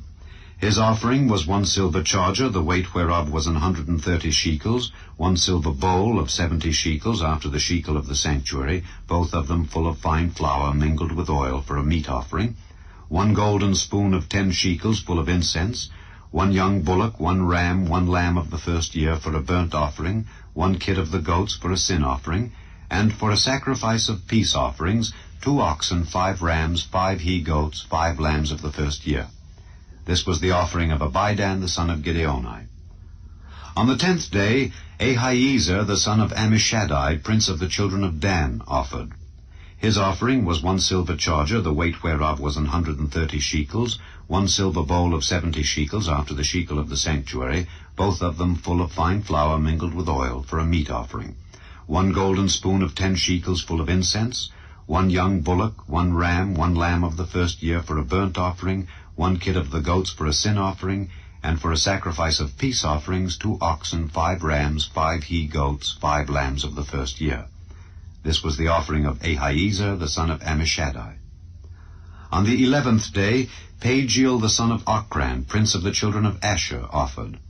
His offering was 1 silver charger, the weight whereof was 130 shekels, 1 silver bowl of 70 shekels after the shekel of the sanctuary, both of them full of fine flour mingled with oil for a meat offering, 1 golden spoon of 10 shekels full of incense, 1 young bullock, 1 ram, 1 lamb of the first year for a burnt offering, 1 kid of the goats for a sin offering, and for a sacrifice of peace offerings 2 oxen, 5 rams, 5 he-goats, 5 lambs of the first year. This was the offering of Pagiel the son of Ochran. On the 12th day Ahira the son of Enan, prince of the children of Naphtali, offered. His offering was 1 silver charger, the weight whereof was 130 shekels, 1 silver bowl of 70 shekels after the shekel of the sanctuary, both of them full of fine flour mingled with oil for a meat offering, 1 golden spoon of 10 shekels full of incense, 1 young bullock, 1 ram, 1 lamb of the first year for a burnt offering, 1 kid of the goats for a sin offering, and for a sacrifice of peace offerings 2 oxen, 5 rams, 5 he-goats, 5 lambs of the first year. This was the offering of Ahira the son of Enan. This was the dedication of the altar in the day when it was anointed by the princes of Israel. 12 chargers of silver, 12 silver bowls, 12 spoons of gold. Each charger of silver weighing 130 shekels, each bowl 70. All the silver vessels weighed 2,400 shekels after the shekel of the sanctuary. The golden spoons were 12, full of incense, weighing 10 shekels apiece after the shekel of the sanctuary. All the gold of the spoons was 120 shekels. All the oxen for the burnt offering were 12 bullocks, the rams 12, the lambs of the first year 12 with their meat offering, and the kids of the goats for sin offering 12. And all the oxen for the sacrifice of the peace offerings were 24 bullocks, the rams 60, the he-goats 60, the lambs of the first year 60. This was the dedication of the altar after that it was anointed. And when Moses was gone into the tabernacle of the congregation to speak with him, then he heard the voice of one speaking unto him from off the mercy seat that was upon the ark of testimony, from between the 2 cherubims. And he spake unto him. Chapter 8. And the Lord spake unto Moses, saying, Speak unto Aaron, and say unto him, When thou lightest the lamps, the 7 lamps shall give light over against the candlestick. And Aaron did so. He lighted the lamps thereof over against the candlestick, as the Lord commanded Moses. And this work of the candlestick was of beaten gold. Unto the shaft thereof, unto the flowers thereof, was beaten work. According unto the pattern which the Lord had showed Moses, so he made the candlestick. And the Lord spake unto Moses, saying, Take the Levites from among the children of Israel, and cleanse them. And thus shalt thou do unto them to cleanse them. Sprinkle water of purifying upon them, and let them shave all their flesh, and let them wash their clothes, and so make themselves clean. Then let them take a young bullock with his meat offering, even fine flour mingled with oil, and another young bullock shalt thou take for a sin offering. And thou shalt bring the Levites before the tabernacle of the congregation, and thou shalt gather the whole assembly of the children of Israel together, and thou shalt bring the Levites before the Lord. And the children of Israel shall put their hands upon the Levites. And Aaron shall offer the Levites before the Lord for an offering of the children of Israel, that they may execute the service of the Lord. And the Levites shall lay their hands upon the heads of the bullocks, and thou shalt offer the one for a sin offering, and the other for a burnt offering unto the Lord, to make an atonement for the Levites. And thou shalt set the Levites before Aaron and before his sons, and offer them for an offering unto the Lord. Thus shalt thou separate the Levites from among the children of Israel, and the Levites shall be mine. And after that shall the Levites go in to do the service of the tabernacle of the congregation, and thou shalt cleanse them, and offer them for an offering. For they are wholly given unto me from among the children of Israel. Instead of such as open every womb, even instead of the firstborn of all the children of Israel, have I taken them unto me. For all the firstborn of the children of Israel are mine, both man and beast. On the day that I smote every firstborn in the land of Egypt, I sanctified them for myself. And I have taken the Levites for all the firstborn of the children of Israel. And I have given the Levites as a gift to Aaron and to his sons from among the children of Israel, to do the service of the children of Israel in the tabernacle of the congregation, and to make an atonement for the children of Israel, that there be no plague among the children of Israel when the children of Israel come nigh unto the sanctuary. And Moses and Aaron and all the congregation of the children of Israel did to the Levites according unto all that the Lord commanded Moses concerning the Levites, so did the children of Israel unto them. And the Levites were purified, and they washed their clothes. And Aaron offered them as an offering before the Lord, and Aaron made an atonement for them to cleanse them. And after that went the Levites in to do their service in the tabernacle of the congregation before Aaron and before his sons. As the Lord had commanded Moses concerning the Levites, so did they unto them. And the Lord spake unto Moses, saying, This is it that belongeth unto the Levites.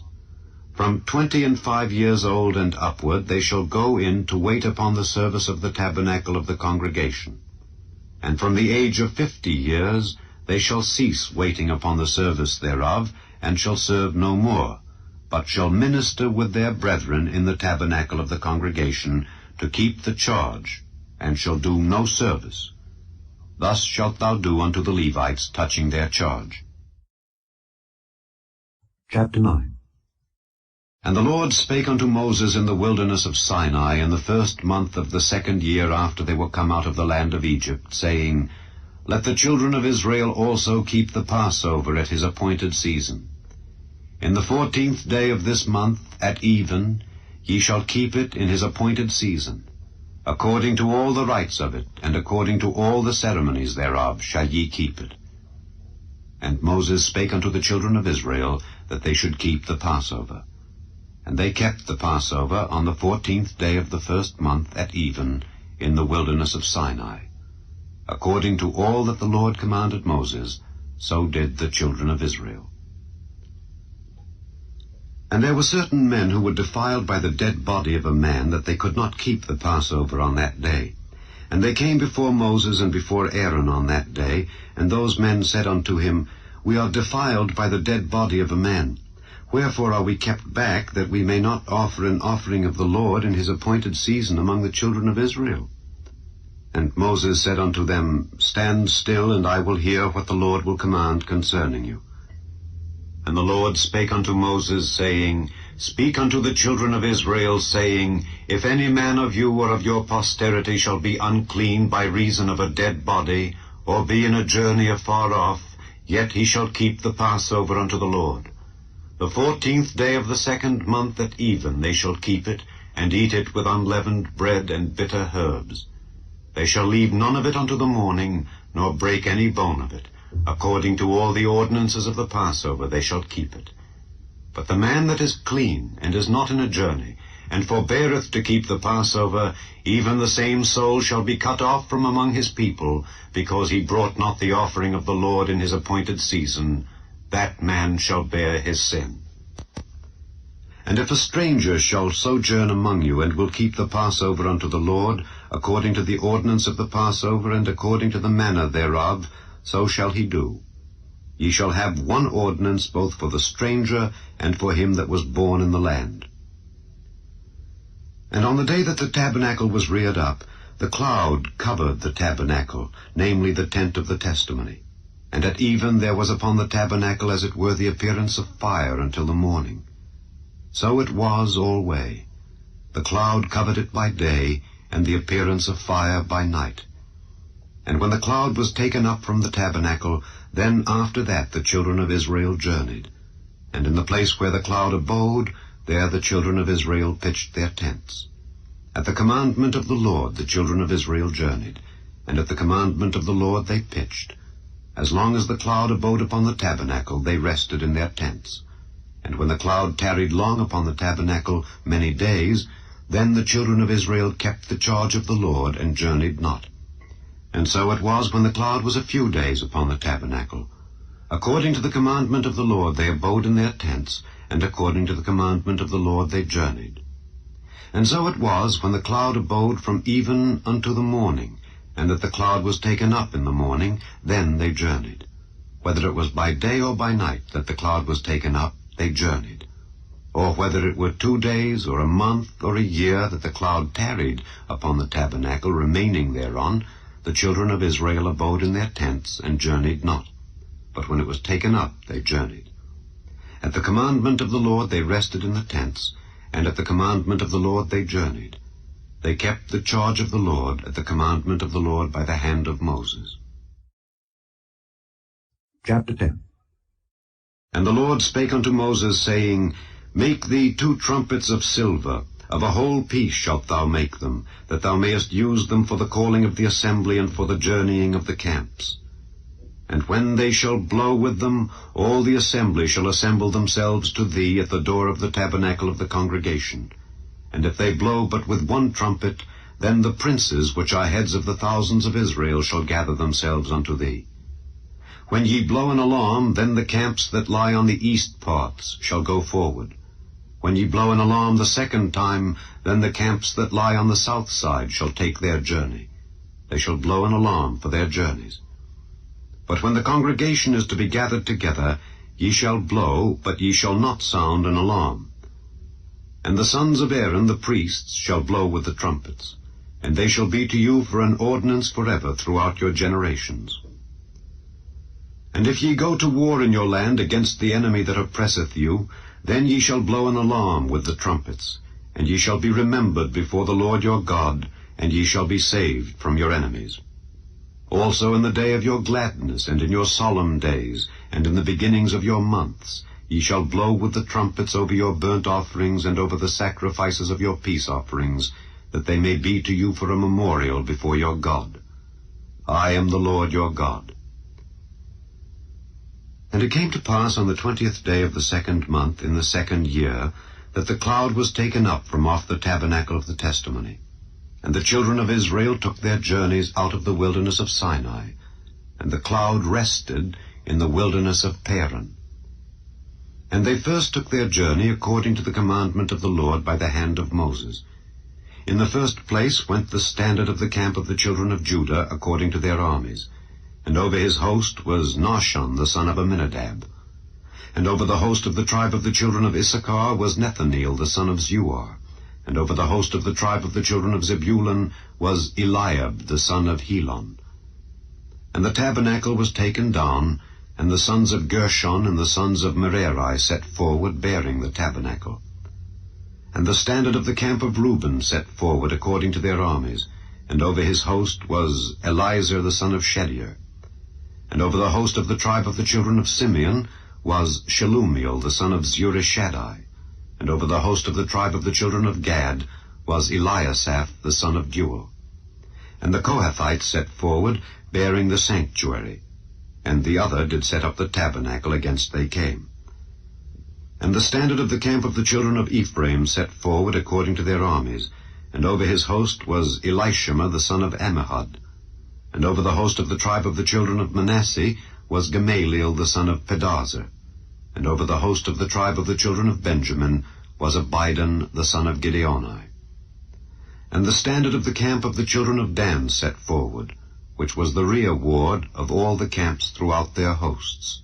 And over his host was Ahiezer the son of Ammishaddai. And over the host of the tribe of the children of Asher was Pagiel the son of Ochran. And over the host of the tribe of the children of Naphtali was Ahira the son of Enan. Thus were the journeyings of the children of Israel according to their armies when they set forward. And Moses said unto Hobab the son of Raguel the Midianite, Moses' father-in-law, We are journeying unto the place of which the Lord said, I will give it you. Come thou with us, and we will do thee good, for the Lord hath spoken good concerning Israel. And he said unto him, I will not go, but I will depart to mine own land and to my kindred. And he said, Leave us not, I pray thee, forasmuch as thou knowest how we are to encamp in the wilderness, and thou mayest be to us instead of eyes. And it shall be, if thou go with us, yea, it shall be that what goodness the Lord shall do unto us, the same will we do unto thee. And they departed from the mount of the Lord 3 days' journey, and the ark of the covenant of the Lord went before them in the 3 days' journey to search out a resting place for them. And the cloud of the Lord was upon them by day when they went out of the camp. And it came to pass, when the ark set forward, that Moses said, Rise up, Lord, and let thine enemies be scattered, and let them that hate thee flee before thee. And when it rested, he said, Return, O Lord, unto the many thousands of Israel. Chapter 11. And when the people complained, it displeased the Lord, and the Lord heard it, and his anger was kindled, and the fire of the Lord burnt among them, and consumed them that were in the uttermost parts of the camp. And the people cried unto Moses, and when Moses prayed unto the Lord, the fire was quenched. And he called the name of the place Taberah, because the fire of the Lord burnt among them. And the mixed multitude that was among them fell a-lusting, and the children of Israel also wept again, and said, Who shall give us flesh to eat? We remember the fish which we did eat in Egypt freely, the cucumbers, and the melons, and the leeks, and the onions, and the garlic. But now our soul is dried away. There is nothing at all beside this manna before our eyes. And the manna was as coriander seed, and the color thereof as the color of bdellium. And the people went about and gathered it, and ground it in mills, or beat it in a mortar, and baked it in pans, and made cakes of it. And the taste of it was as the taste of fresh oil. And when the dew fell upon the camp in the night, the manna fell upon it. Then Moses heard the people weep throughout their families, every man in the door of his tent. And the anger of the Lord was kindled greatly. Moses also was displeased. And Moses said unto the Lord, Wherefore hast thou afflicted thy servant? And wherefore have I not found favor in thy sight, that thou layest the burden of all this people upon me? Have I conceived all this people? Have I begotten them, that thou shouldest say unto me, Carry them in thy bosom, as a nursing father beareth the sucking child, unto the land which thou swarest unto their fathers? When should I have flesh to give unto all this people? For they weep unto me, saying, Give us flesh, that we may eat. I am not able to bear all this people alone, because it is too heavy for me. And if thou deal thus with me, kill me, I pray thee, out of hand, if I have found favor in thy sight, and let me not see my wretchedness. And the Lord said unto Moses, Gather unto me 70 men of the elders of Israel, whom thou knowest to be the elders of the people and officers over them, and bring them unto the tabernacle of the congregation, that they may stand there with thee. And I will come down and talk with thee there, and I will take of the Spirit which is upon thee, and will put it upon them, and they shall bear the burden of the people with thee, that thou bear it not thyself alone. And say thou unto the people, Sanctify yourselves against tomorrow, and ye shall eat flesh. For ye have wept in the ears of the Lord, saying, Who shall give us flesh to eat? For it was well with us in Egypt. Therefore the Lord will give you flesh, and ye shall eat. Ye shall not eat 1 day, nor 2 days, nor 5 days, neither 10 days, nor 20 days, but even a whole month, until it come out at your nostrils, and it be loathsome unto you, because that ye have despised the Lord which is among you, and have wept before him, saying, Why came we forth out of Egypt? And Moses said, The people among whom I am are 600,000 footmen, and thou hast said, I will give them flesh, that they may eat a whole month. Shall the flocks and the herds be slain for them to suffice them? Or shall all the fish of the sea be gathered together for them to suffice them? And the Lord said unto Moses, Is the Lord's hand waxed short? Thou shalt see now whether my word shall come to pass unto thee or not. And Moses went out and told the people the words of the Lord, and gathered the 70 men of the elders of the people, and set them round about the tabernacle. And the Lord came down in a cloud, and spake unto him, and took of the Spirit that was upon him, and gave it unto the 70 elders. And it came to pass, that when the Spirit rested upon them, they prophesied, and did not cease. But there remained 2 of the men in the camp. The name of the one was Eldad, and the name of the other Medad. And the Spirit rested upon them. And they were of them that were written, but went not out unto the tabernacle. And they prophesied in the camp. And there ran a young man, and told Moses, and said, Eldad and Medad do prophesy in the camp. And Joshua the son of Nun, the servant of Moses, one of his young men, answered and said, My lord Moses, forbid them. And Moses said unto him, Enviest thou for my sake? Would God that all the Lord's people were prophets, and that the Lord would put his Spirit upon them. And Moses gat him into the camp, he and the elders of Israel. And there went forth a wind from the Lord, and brought quails from the sea, and let them fall by the camp, as it were a day's journey on this side, and as it were a day's journey on the other side, round about the camp, and as it were 2 cubits high upon the face of the earth. And the people stood up all that day, and all that night, and all the next day, and they gathered the quails. He that gathered least gathered 10 homers, and they spread them all abroad for themselves round about the camp. And while the flesh was yet between their teeth, ere it was chewed, the wrath of the Lord was kindled against the people, and the Lord smote the people with a very great plague. And he called the name of that place Kibroth-Hattaavah, because there they buried the people that lusted. And the people journeyed from Kibroth-Hattaavah unto Hazeroth, and abode at Hazeroth. Chapter 12. And Miriam and Aaron spake against Moses because of the Ethiopian woman whom he had married, for he had married an Ethiopian woman. And they said, Hath the Lord indeed spoken only by Moses? Hath he not spoken also by us? And the Lord heard it. Now the man Moses was very meek, above all the men which were upon the face of the earth. And the Lord spake suddenly unto Moses, and unto Aaron, and unto Miriam, Come out, ye 3, unto the tabernacle of the congregation. And they 3 came out. And the Lord came down in the pillar of the cloud, and stood in the door of the tabernacle, and called Aaron and Miriam, and they both came forth. And he said, Hear now my words. If there be a prophet among you, I, the Lord, will make myself known unto him in a vision, and will speak unto him in a dream. My servant Moses is not so, who is faithful in all mine house. With him will I speak mouth to mouth, even apparently, and not in dark speeches. And the similitude of the Lord shall he behold. Wherefore then were ye not afraid to speak against my servant Moses? And the anger of the Lord was kindled against them, and he departed. And the cloud departed from off the tabernacle, and behold, Miriam became leprous, white as snow. And Aaron looked upon Miriam, and behold, she was leprous.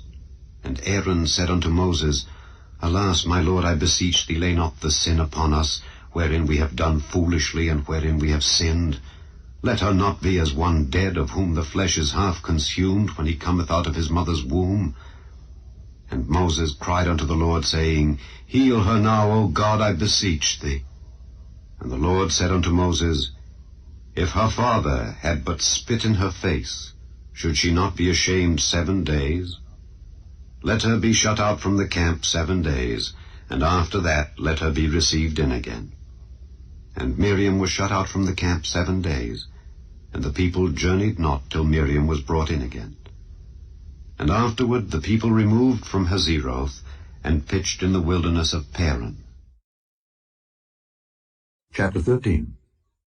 And the Lord spake unto Moses, saying, Send thou men, that they may search the land of Canaan, which I give unto the children of Israel.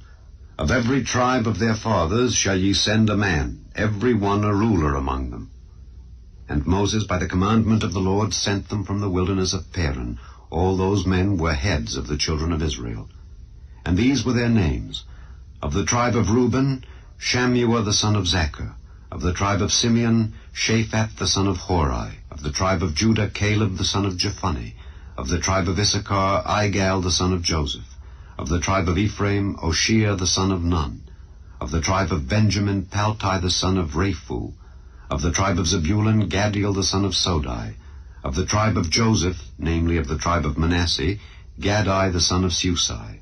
Of the tribe of Dan, Amiel the son of Gemalli. Of the tribe of Asher, Sether the son of Michael.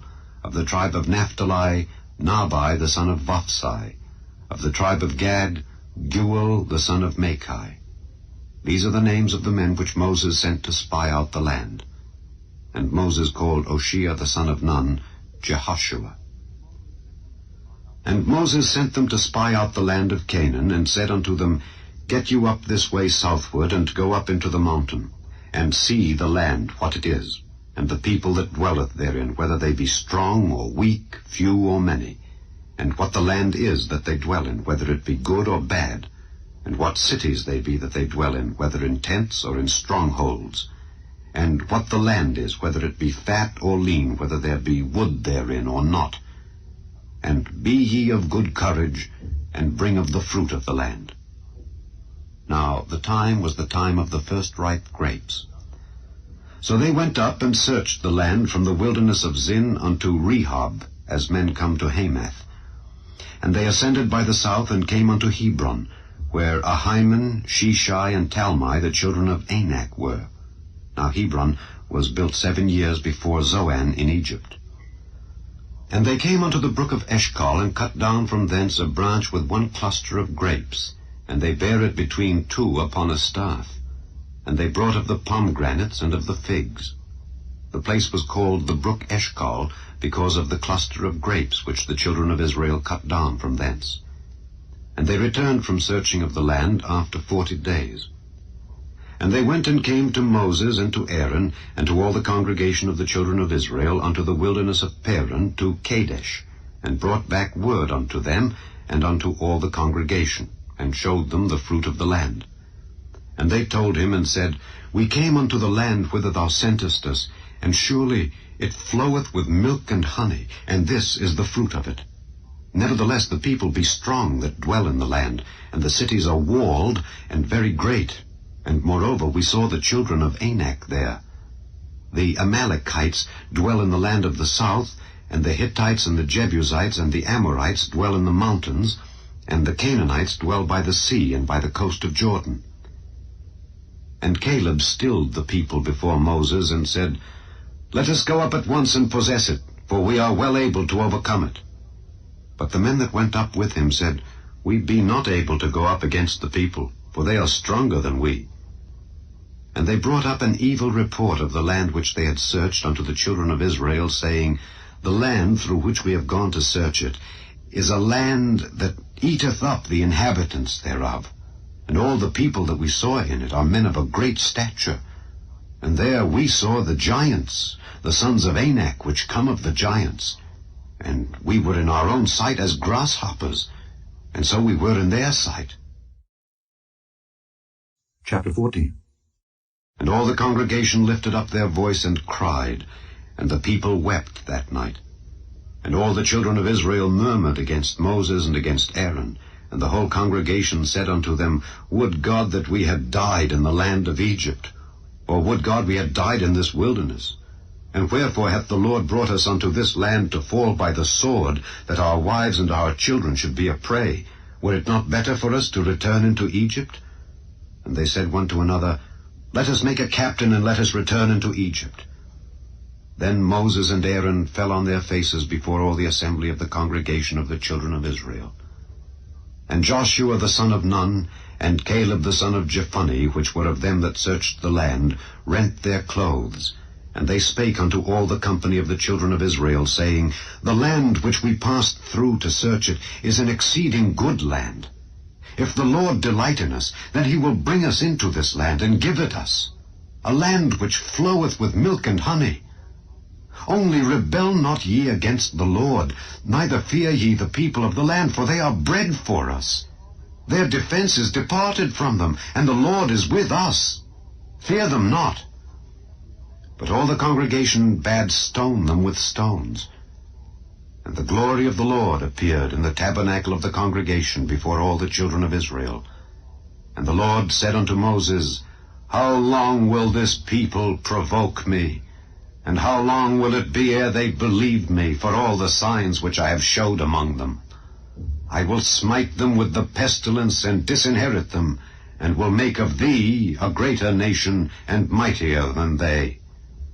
And Moses said unto the Lord, Then the Egyptians shall hear it, for thou broughtest up this people in thy might from among them, and they will tell it to the inhabitants of this land. For they have heard that thou, Lord, art among this people, that thou, Lord, art seen face to face, and that thy cloud standeth over them, and that thou goest before them by daytime in a pillar of a cloud, and in a pillar of fire by night. Now, if thou shalt kill all this people as one man, then the nations which have heard the fame of thee will speak, saying, Because the Lord was not able to bring this people into the land which he sware unto them, therefore he hath slain them in the wilderness. And now, I beseech thee, let the power of my Lord be great, according as thou hast spoken, saying, The Lord is long-suffering and of great mercy, forgiving iniquity and transgression, and by no means clearing the guilty, visiting the iniquity of the fathers upon the children unto the third and fourth generation. Pardon, I beseech thee, the iniquity of this people, according unto the greatness of thy mercy, and as thou hast forgiven this people from Egypt even until now. And the Lord said, I have pardoned according to thy word. But as truly as I live, all the earth shall be filled with the glory of the Lord. Because all those men which have seen my glory and my miracles which I did in Egypt and in the wilderness, and have tempted me now these 10 times, and have not hearkened to my voice, surely they shall not see the land which I swear unto their fathers, neither shall any of them that provoked me see it. But my servant Caleb, because he had another spirit with him, and hath followed me fully, him will I bring into the land whereinto he went, and his seed shall possess it. Now the Amalekites and the Canaanites dwelt in the valley. Tomorrow turn you, and get you into the wilderness by the way of the Red Sea. And the Lord spake unto Moses and unto Aaron, saying, How long shall I bear with this evil congregation which murmur against me? I have heard the murmurings of the children of Israel which they murmur against me. Say unto them, As truly as I live, saith the Lord, as ye have spoken in mine ears, so will I do to you. Your carcasses shall fall in this wilderness, and all that were numbered of you according to your whole number, from 20 years old and upward, which have murmured against me, Doubtless ye shall not come into the land, concerning which I swear to make you dwell therein, save Caleb the son of Jephunneh, and Joshua the son of Nun. But your little ones, which ye said should be a prey, them will I bring in, and they shall know the land which ye have despised. But as for you, your carcasses, they shall fall in this wilderness. And your children shall wander in the wilderness 40 years, and bear your whoredoms, until your carcasses be wasted in the wilderness. After the number of the days in which ye searched the land, even 40 days, each day for a year shall ye bear your iniquities, even 40 years, and ye shall know my breach of promise. I, the Lord, have said, I will surely do it unto all this evil congregation that are gathered together against me. In this wilderness they shall be consumed, and there they shall die. And the men which Moses sent to search the land, who returned and made all the congregation to murmur against him by bringing up a slander upon the land, even those men that did bring up the evil report upon the land, died by the plague before the Lord. But Joshua the son of Nun, and Caleb the son of Jephunneh, which were of the men that went to search the land, lived still. And Moses told these sayings unto all the children of Israel, and the people mourned greatly. And they rose up early in the morning, and gat them up into the top of the mountain, saying, Lo, we be here, and will go up unto the place which the Lord hath promised, for we have sinned. And Moses said, Wherefore now do ye transgress the commandment of the Lord? But it shall not prosper. Go not up, for the Lord is not among you, that ye be not smitten before your enemies. For the Amalekites and the Canaanites are there before you, and ye shall fall by the sword. Because ye are turned away from the Lord, therefore the Lord will not be with you. But they presumed to go up unto the hilltop. Nevertheless the ark of the covenant of the Lord and Moses departed not out of the camp. Then the Amalekites came down, and the Canaanites which dwelt in that hill, and smote them, and discomfited them, even unto Hormah. Chapter 15. And the Lord spake unto Moses, saying, Speak unto the children of Israel, and say unto them, When ye be come into the land of your habitations, which I give unto you, and will make an offering by fire unto the Lord, a burnt offering, or a sacrifice in performing a vow, or in a freewill offering, or in your solemn feasts, to make a sweet savour unto the Lord of the herd or of the flock, then shall he that offereth his offering unto the Lord bring a meat offering of 1/10 deal of flour mingled with the 4th part of an hin of oil. And the 4th part of an hin of wine for a drink offering shalt thou prepare with the burnt offering or sacrifice for 1 lamb. Or for a ram thou shalt prepare for a meat offering 2/10 deals of flour mingled with the 3rd part of an hin of oil. And for a drink offering thou shalt offer the 3rd part of an hin of wine for a sweet savour unto the Lord. And when thou preparest a bullock for a burnt offering, or for a sacrifice in performing a vow, or peace offerings unto the Lord, then shall he bring with a bullock a meat offering of 3/10 deals of flour mingled with 1/2 an hin of oil.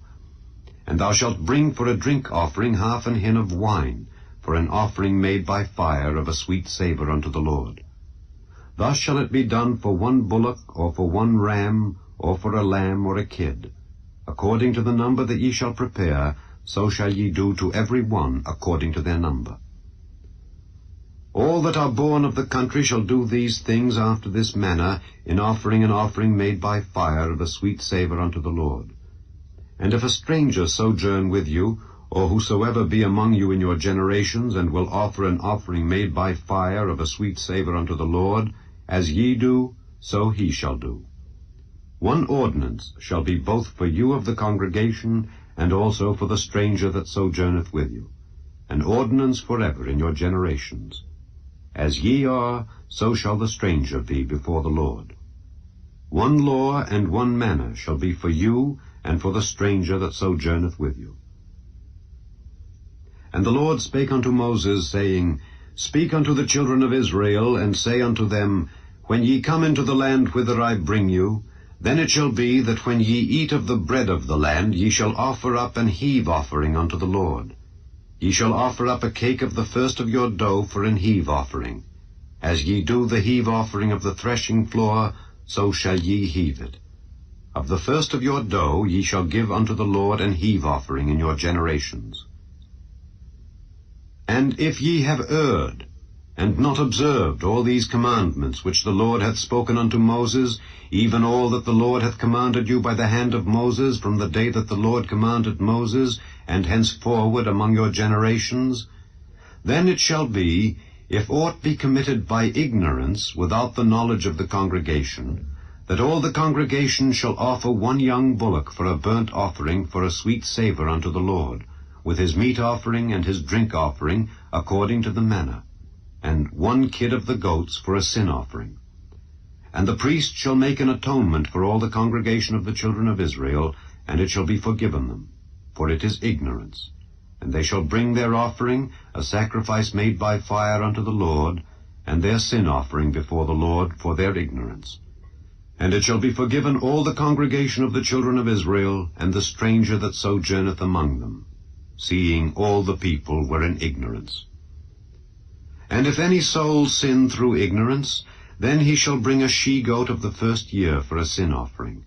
And the priest shall make an atonement for the soul that sinneth ignorantly, when he sinneth by ignorance before the Lord, to make an atonement for him, and it shall be forgiven him. Ye shall have one law for him that sinneth through ignorance, both for him that is born among the children of Israel, and for the stranger that sojourneth among them.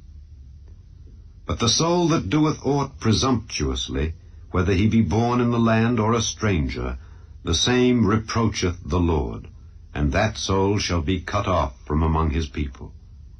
Because he hath despised the word of the Lord, and hath broken his commandment, that soul shall utterly be cut off. His iniquity shall be upon him.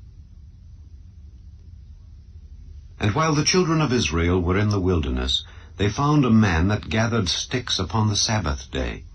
And they that found him gathering sticks brought him unto Moses and Aaron, and unto all the congregation.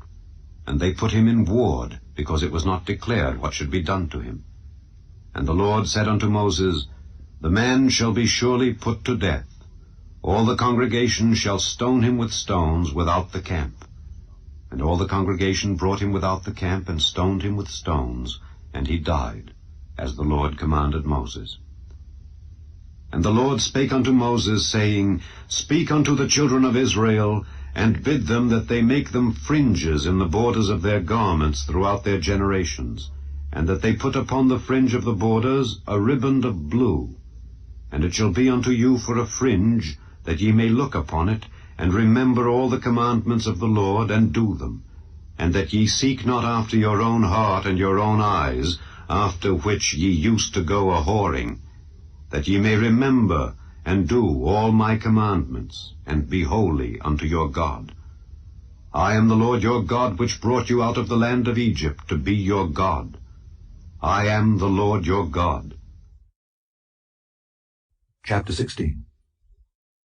Now Korah the son of Izhar, the son of Kohath, the son of Levi, and Dathan and Abiram, the sons of Eliab, and On, the son of Peleth, sons of Reuben, took men, and they rose up before Moses with certain of the children of Israel, 250 princes of the assembly, famous in the congregation, men of renown. And they gathered themselves together against Moses and against Aaron, and said unto them, Ye take too much upon you, seeing all the congregation are holy, every one of them, and the Lord is among them. Wherefore then lift ye up yourselves above the congregation of the Lord? And when Moses heard it, he fell upon his face, and he spake unto Korah and unto all his company, saying, Even tomorrow the Lord will show who are his, and who is holy, and will cause him to come near unto him. Even him whom he hath chosen will he cause to come near unto him. This do. Take you censers, Korah and all his company, and put fire therein, and put incense in them before the Lord tomorrow. And it shall be that the man whom the Lord doth choose, he shall be holy. Ye take too much upon you, ye sons of Levi. And Moses said unto Korah, Hear, I pray you, ye sons of Levi, seemeth it but a small thing unto you that the God of Israel hath separated you from the congregation of Israel, to bring you near to himself, to do the service of the tabernacle of the Lord, and to stand before the congregation to minister unto them? And he hath brought thee near to him, and all thy brethren the sons of Levi with thee. And seek ye the priesthood also? For which cause both thou and all thy company are gathered together against the Lord. And what is Aaron that ye murmur against him? And Moses sent to call Dathan and Abiram the sons of Eliab, which said, We will not come up.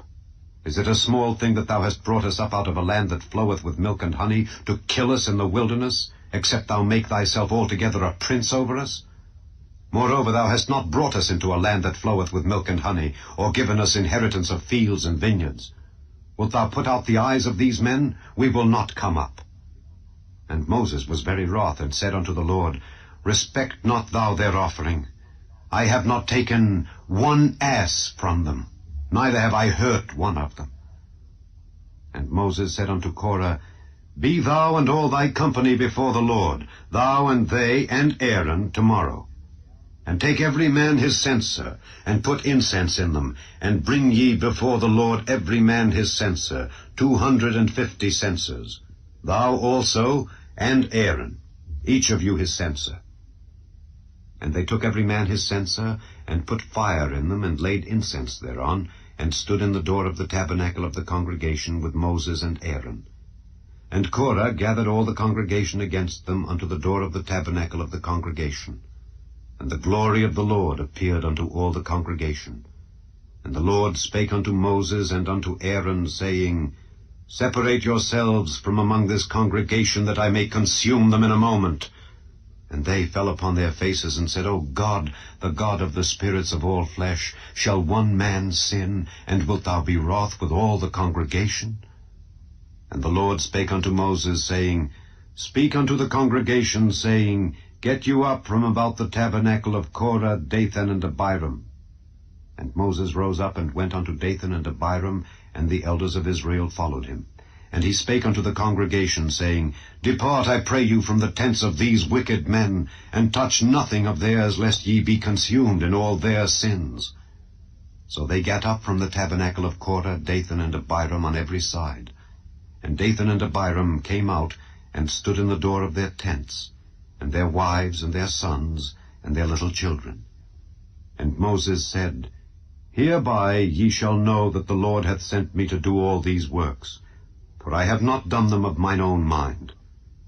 If these men die the common death of all men, or if they be visited after the visitation of all men, then the Lord hath not sent me. But if the Lord make a new thing, and the earth open her mouth, and swallow them up with all that appertain unto them, and they go down quick into the pit, then ye shall understand that these men have provoked the Lord. And it came to pass, as he had made an end of speaking all these words, that the ground clave asunder that was under them, and the earth opened her mouth and swallowed them up, and their houses, and all the men that appertained unto Korah, and all their goods. They and all that appertained to them went down alive into the pit, and the earth closed upon them, and they perished from among the congregation. And all Israel that were round about them fled at the cry of them, for they said, Lest the earth swallow us up also. And there came out a fire from the Lord, and consumed the 250 men that offered incense. And the Lord spake unto Moses, saying, Speak unto Eleazar the son of Aaron the priest, that he take up the censers out of the burning, and scatter thou the fire yonder, for they are hallowed. The censers of these sinners against their own souls, let them make them broad plates for a covering of the altar, for they offered them before the Lord, therefore they are hallowed. And they shall be a sign unto the children of Israel. And Eleazar the priest took the brazen censers wherewith they that were burnt had offered, and they were made broad plates for a covering of the altar, to be a memorial unto the children of Israel, that no stranger which is not of the seed of Aaron come near to offer incense before the Lord, that he be not as Korah and as his company, as the Lord said to him by the hand of Moses. But on the morrow all the congregation of the children of Israel murmured against Moses and against Aaron, saying, Ye have killed the people of the Lord.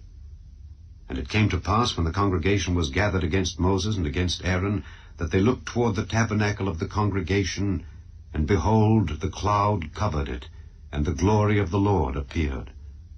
And Moses and Aaron came before the tabernacle of the congregation. And the Lord spake unto Moses, saying, Get you up from among this congregation, that I may consume them as in a moment. And they fell upon their faces. And Moses said unto Aaron, Take a censer, and put fire therein from off the altar, and put on incense, and go quickly unto the congregation, and make an atonement for them. For there is wrath gone out from the Lord, the plague is begun. And Aaron took as Moses commanded, and ran into the midst of the congregation. And behold, the plague was begun among the people. And he put on incense, and made an atonement for the people. And he stood between the dead and the living, and the plague was stayed. Now they that died in the plague were 14,700, beside them that died about the matter of Korah.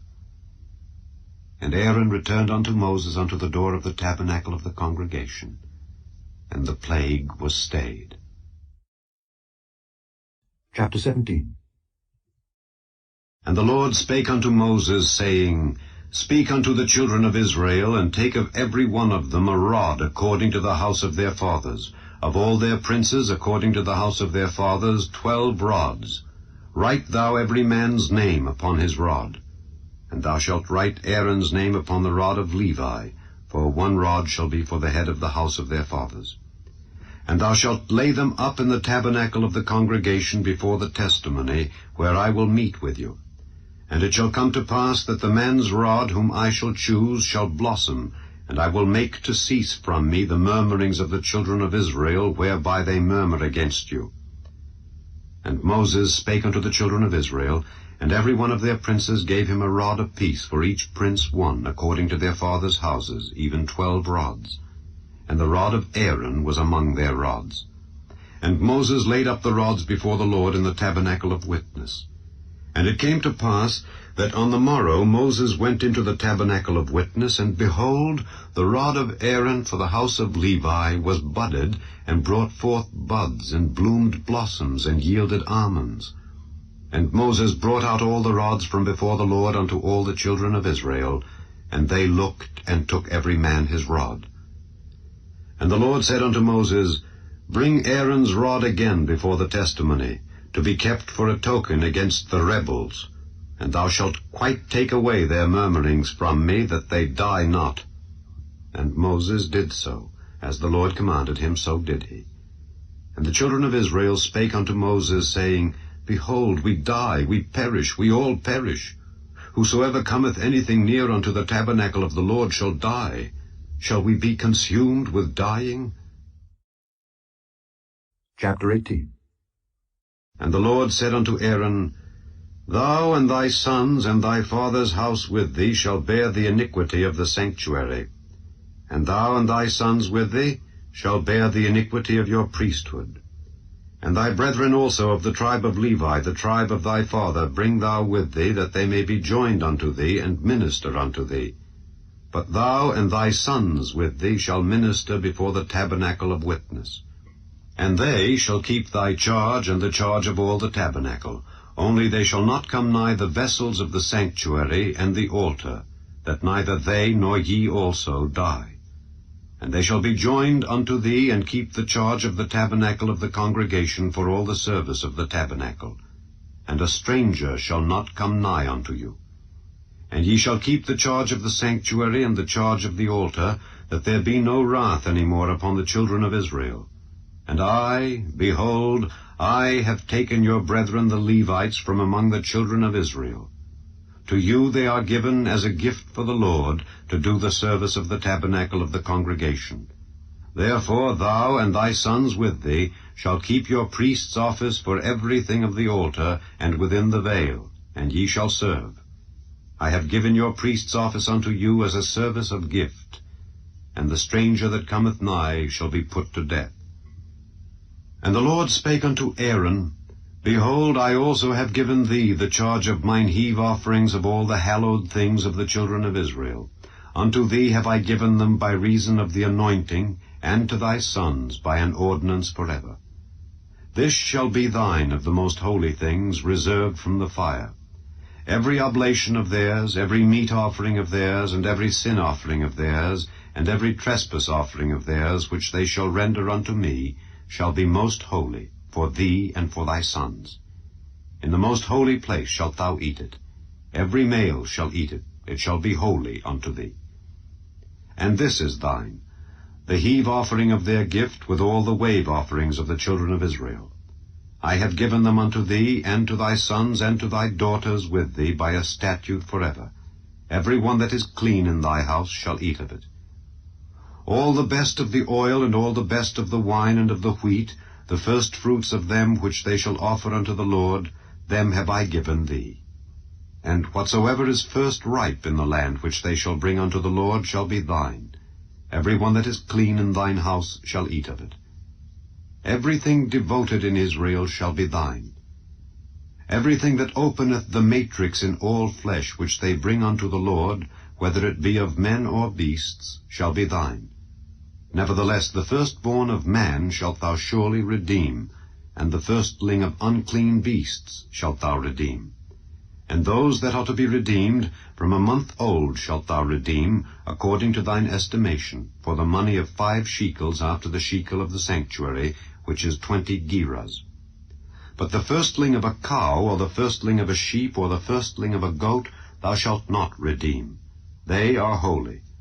Thou shalt sprinkle their blood upon the altar, and shalt burn their fat for an offering made by fire, for a sweet savour unto the Lord. And the flesh of them shall be thine, as the wave breast and as the right shoulder are thine.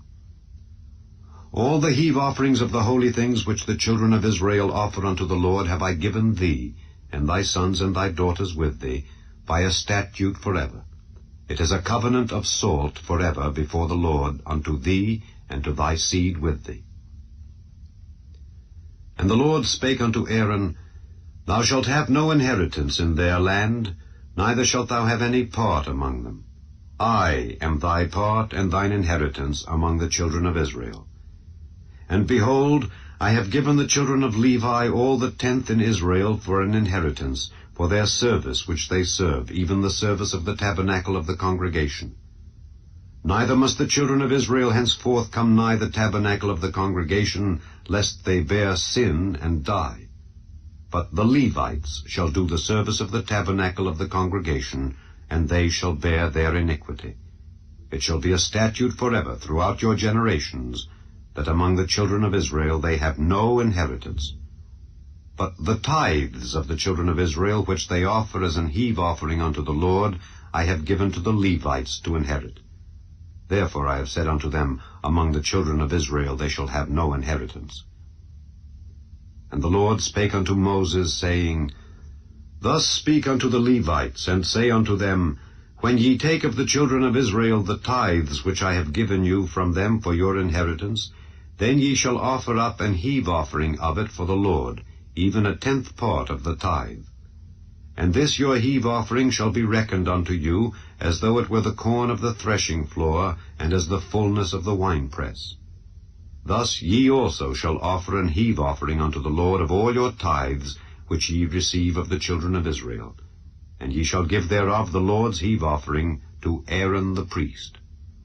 Out of all your gifts ye shall offer every heave offering of the Lord, of all the best thereof, even the hallowed part thereof out of it.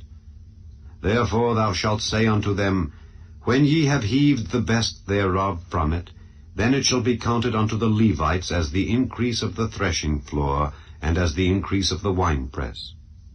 And ye shall eat it in every place, ye and your households, for it is your reward for your service in the tabernacle of the congregation.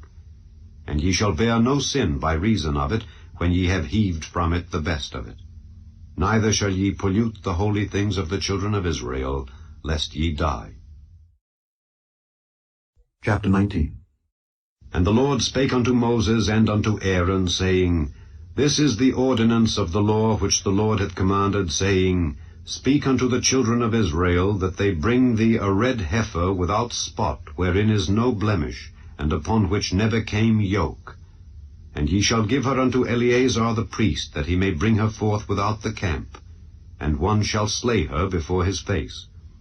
And Eleazar the priest shall take of her blood with his finger, and sprinkle of her blood directly before the tabernacle of the congregation 7 times.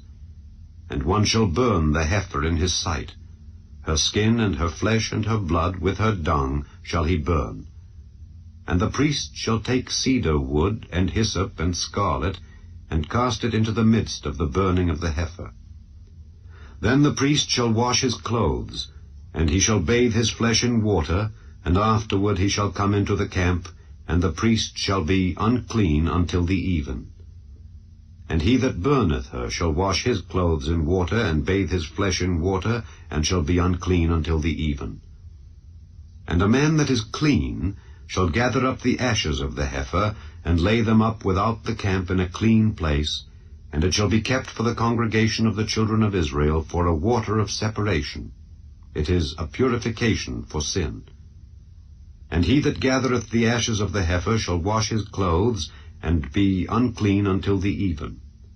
And it shall be unto the children of Israel, and unto the stranger that sojourneth among them, for a statute forever. He that toucheth the dead body of any man shall be unclean 7 days. He shall purify himself with it on the 3rd day, and on the 7th day he shall be clean. But if he purify not himself the 3rd day, then the 7th day he shall not be clean. Whosoever toucheth the dead body of any man that is dead, and purifieth not himself, defileth the tabernacle of the Lord, and that soul shall be cut off from Israel. Because the water of separation was not sprinkled upon him, he shall be unclean. His uncleanness is yet upon him. This is the law when a man dieth in a tent. All that come into the tent, and all that is in the tent, shall be unclean 7 days. And every open vessel which hath no covering bound upon it is unclean. And whosoever toucheth one that is slain with a sword in the open fields, or a dead body, or a bone of a man, or a grave, shall be unclean 7 days. And for an unclean person they shall take of the ashes of the burnt heifer of purification for sin, and running water shall be put thereto in a vessel. And a clean person shall take hyssop, and dip it in the water, and sprinkle it upon the tent, and upon all the vessels, and upon the persons that were there, and upon him that touched a bone, or one slain, or one dead, or a grave. And the clean person shall sprinkle upon the unclean on the 3rd day, and on the 7th day. And on the 7th day he shall purify himself, and wash his clothes, and bathe himself in water, and shall be clean at even. But the man that shall be unclean, and shall not purify himself, that soul shall be cut off from among the congregation, because he hath defiled the sanctuary of the Lord. The water of separation hath not been sprinkled upon him. He is unclean. And it shall be a perpetual statute unto them, that he that sprinkleth the water of separation shall wash his clothes, and he that toucheth the water of separation shall be unclean until even. And whatsoever the unclean person toucheth shall be unclean, and the soul that toucheth it shall be unclean until even. Chapter 20. Then came the children of Israel, even the whole congregation, into the desert of Zin in the 1st month, and the people abode in Kadesh. And Miriam died there, and was buried there. And there was no water for the congregation. And they gathered themselves together against Moses and against Aaron. And the people chode with Moses, and spake, saying, Would God that we had died when our brethren died before the Lord! And why have ye brought up the congregation of the Lord into this wilderness, that we and our cattle should die there? And wherefore have ye made us to come up out of Egypt, to bring us in unto this evil place?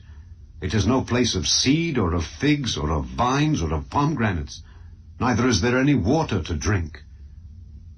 And Moses and Aaron went from the presence of the assembly unto the door of the tabernacle of the congregation, and they fell upon their faces, and the glory of the Lord appeared unto them.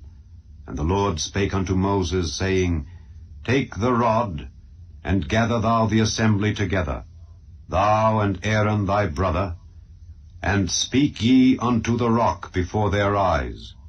And it shall give forth his water, and thou shalt bring forth to them water out of the rock.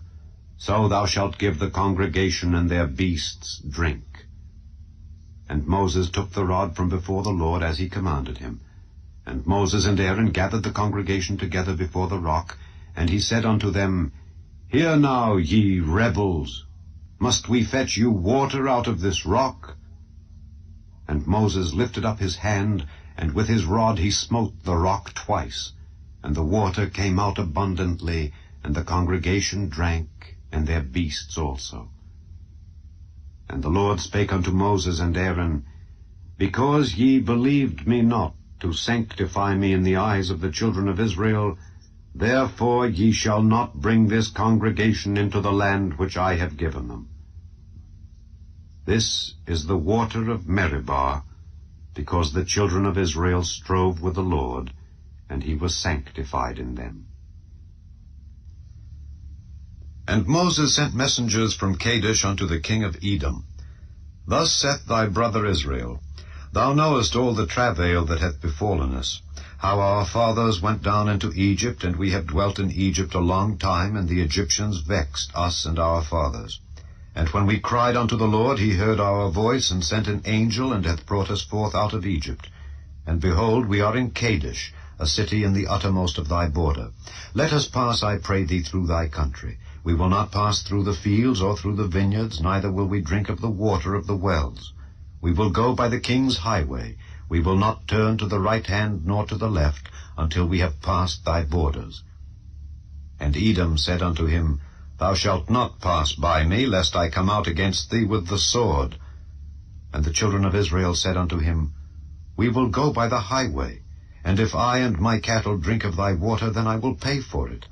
I will only, without doing anything else, go through on my feet. And he said, Thou shalt not go through. And Edom came out against him with much people and with a strong hand. Thus Edom refused to give Israel passage through his border, wherefore Israel turned away from him. And the children of Israel, even the whole congregation, journeyed from Kadesh, and came unto Mount Hor. And the Lord spake unto Moses and Aaron in Mount Hor by the coast of the land of Edom, saying, Aaron shall be gathered unto his people, for he shall not enter into the land which I have given unto the children of Israel, because ye rebelled against my word at the water of Meribah. Take Aaron and Eleazar his son, and bring them up unto Mount Hor, and strip Aaron of his garments, and put them upon Eleazar his son. And Aaron shall be gathered unto his people, and shall die there. And Moses did as the Lord commanded, and they went up into Mount Hor in the sight of all the congregation. And Moses stripped Aaron of his garments, and put them upon Eleazar his son. And Aaron died there in the top of the mount. And Moses and Eleazar came down from the mount.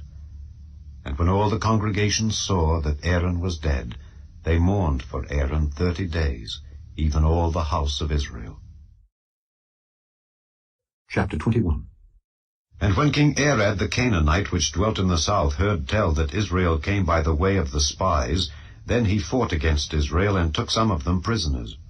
And Israel vowed a vow unto the Lord, and said, If thou wilt indeed deliver this people into my hand, then I will utterly destroy their cities. And the Lord hearkened to the voice of Israel, and delivered up the Canaanites, and they utterly destroyed them and their cities, and he called the name of the place Hormah. And they journeyed from Mount Hor by the way of the Red Sea to compass the land of Edom, and the soul of the people was much discouraged because of the way.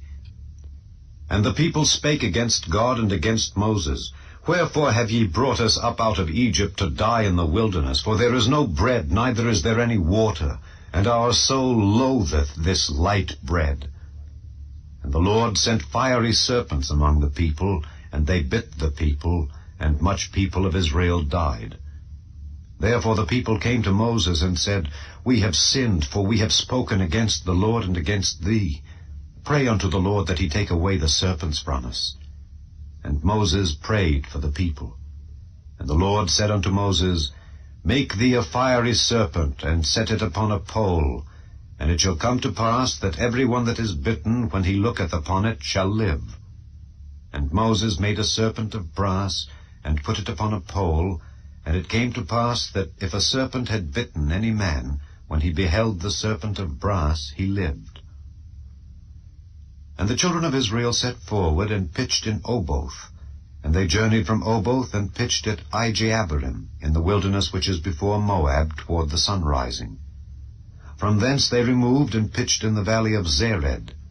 From thence they removed, and pitched on the other side of Arnon, which is in the wilderness that cometh out of the coasts of the Amorites. For Arnon is the border of Moab, between Moab and the Amorites. Wherefore it is said in the book of the wars of the Lord, what he did in the Red Sea, and in the brooks of Arnon, and at the stream of the brooks that goeth down to the dwelling of Ar, and lieth upon the border of Moab. And from thence they went to Beer, that is the well whereof the Lord spake unto Moses, Gather the people together, and I will give them water. Then Israel sang this song, Spring up, O well, sing ye unto it. The princes digged the well, the nobles of the people digged it by the direction of the lawgiver with their staves. And from the wilderness they went to Mattanah, and from Mattanah to Nahaliel, and from Nahaliel to Bamoth, and from Bamoth in the valley that is in the country of Moab to the top of Pisgah, which looketh toward Jeshimon. And Israel sent messengers unto Sihon king of the Amorites, saying, Let me pass through thy land. We will not turn into the fields or into the vineyards. We will not drink of the waters of the well, but we will go along by the king's highway until we be past thy borders. And Sihon would not suffer Israel to pass through his border, but Sihon gathered all his people together and went out against Israel into the wilderness. And he came to Jahaz and fought against Israel. And Israel smote him with the edge of the sword, and possessed his land from Arnon unto Jabbok, even unto the children of Ammon, for the border of the children of Ammon was strong. And Israel took all these cities, and Israel dwelt in all the cities of the Amorites, in Heshbon, and in all the villages thereof. For Heshbon was the city of Sihon the king of the Amorites, who had fought against the former king of Moab, and taken all his land out of his hand, even unto Arnon. Wherefore they that speak in Proverbs say, Come into Heshbon, let the city of Sihon be built and prepared. For there is a fire gone out of Heshbon, a flame from the city of Sihon. It hath consumed Ar of Moab, and the lords of the high places of Arnon. Woe to thee, Moab! Thou art undone, O people of Chemosh. He hath given his sons that escaped, and his daughters, into captivity unto Sihon king of the Amorites. We have shot at them. Heshbon is perished even unto Dibon, and we have laid them waste even unto Nophah, which reacheth unto Medeba. Thus Israel dwelt in the land of the Amorites. And Moses sent to spy out Jazer, and they took the villages thereof, and drove out the Amorites that were there. And they turned and went up by the way of Bashan, and Og the king of Bashan went out against them, he and all his people, to the battle at Edrei. And the Lord said unto Moses, Fear him not, for I have delivered him into thy hand, and all his people and his land. And thou shalt do to him as thou didst unto Sihon king of the Amorites, which dwelt at Heshbon. So they smote him and his sons and all his people, until there was none left him alive, and they possessed his land. Chapter 22. And the children of Israel set forward, and pitched in the plains of Moab on this side Jordan by Jericho. And Balak the son of Zippor saw all that Israel had done to the Amorites. And Moab was sore afraid of the people, because they were many, and Moab was distressed because of the children of Israel. And Moab said unto the elders of Midian, Now shall this company lick up all that are round about us, as the ox licketh up the grass of the field. And Balak the son of Zippor was king of the Moabites at that time. He sent messengers therefore unto Balaam the son of Beor to Pethor, which is by the river of the land of the children of his people, to call him, saying, Behold, there is a people come out from Egypt. Behold, they cover the face of the earth, and they abide over against me. Come now, therefore, I pray thee, curse me this people, for they are too mighty for me. Peradventure I shall prevail, that we may smite them, and that I may drive them out of the land. For I wot that he whom thou blessest is blessed, and he whom thou cursest is cursed. And the elders of Moab and the elders of Midian departed with the rewards of divination in their hand. And they came unto Balaam, and spake unto him the words of Balak. And he said unto them, Lodge here this night, and I will bring you word again, as the Lord shall speak unto me. And the princes of Moab abode with Balaam. And God came unto Balaam, and said, What men are these with thee? And Balaam said unto God, Balak the son of Zippor, king of Moab, hath sent unto me, saying, Behold, there is a people come out of Egypt, which covereth the face of the earth. Come now, curse me them. Peradventure I shall be able to overcome them, and drive them out. And God said unto Balaam, Thou shalt not go with them. Thou shalt not curse the people, for they are blessed. And Balaam rose up in the morning, and said unto the princes of Balak, Get you into your land, for the Lord refuseth to give me leave to go with you. And the princes of Moab rose up, and they went unto Balak, and said, Balaam refuseth to come with us. And Balak sent yet again princes more and more honorable than they. And they came to Balaam, and said to him, Thus saith Balak the son of Zippor, Let nothing, I pray thee, hinder thee from coming unto me, for I will promote thee unto very great honor, and I will do whatsoever thou sayest unto me. Come therefore, I pray thee, curse me this people. And Balaam answered and said unto the servants of Balak, If Balak would give me his house full of silver and gold, I cannot go beyond the word of the Lord my God, to do less or more. Now therefore I pray you, tarry ye also here this night, that I may know what the Lord will say unto me more. And God came unto Balaam at night, and said unto him, If the men come to call thee, rise up and go with them. But yet the word which I shall say unto thee, that shalt thou do. And Balaam rose up in the morning, and saddled his ass, and went with the princes of Moab. And God's anger was kindled because he went, and the angel of the Lord stood in the way for an adversary against him. Now he was riding upon his ass, and his 2 servants were with him. And the ass saw the angel of the Lord standing in the way, and his sword drawn in his hand. And the ass turned aside out of the way, and went into the field. And Balaam smote the ass to turn her into the way. But the angel of the Lord stood in a path of the vineyards, a wall being on this side, and a wall on that side. And when the ass saw the angel of the Lord, she thrust herself unto the wall, and crushed Balaam's foot against the wall, and he smote her again. And the angel of the Lord went further, and stood in a narrow place where was no way to turn either to the right hand or to the left.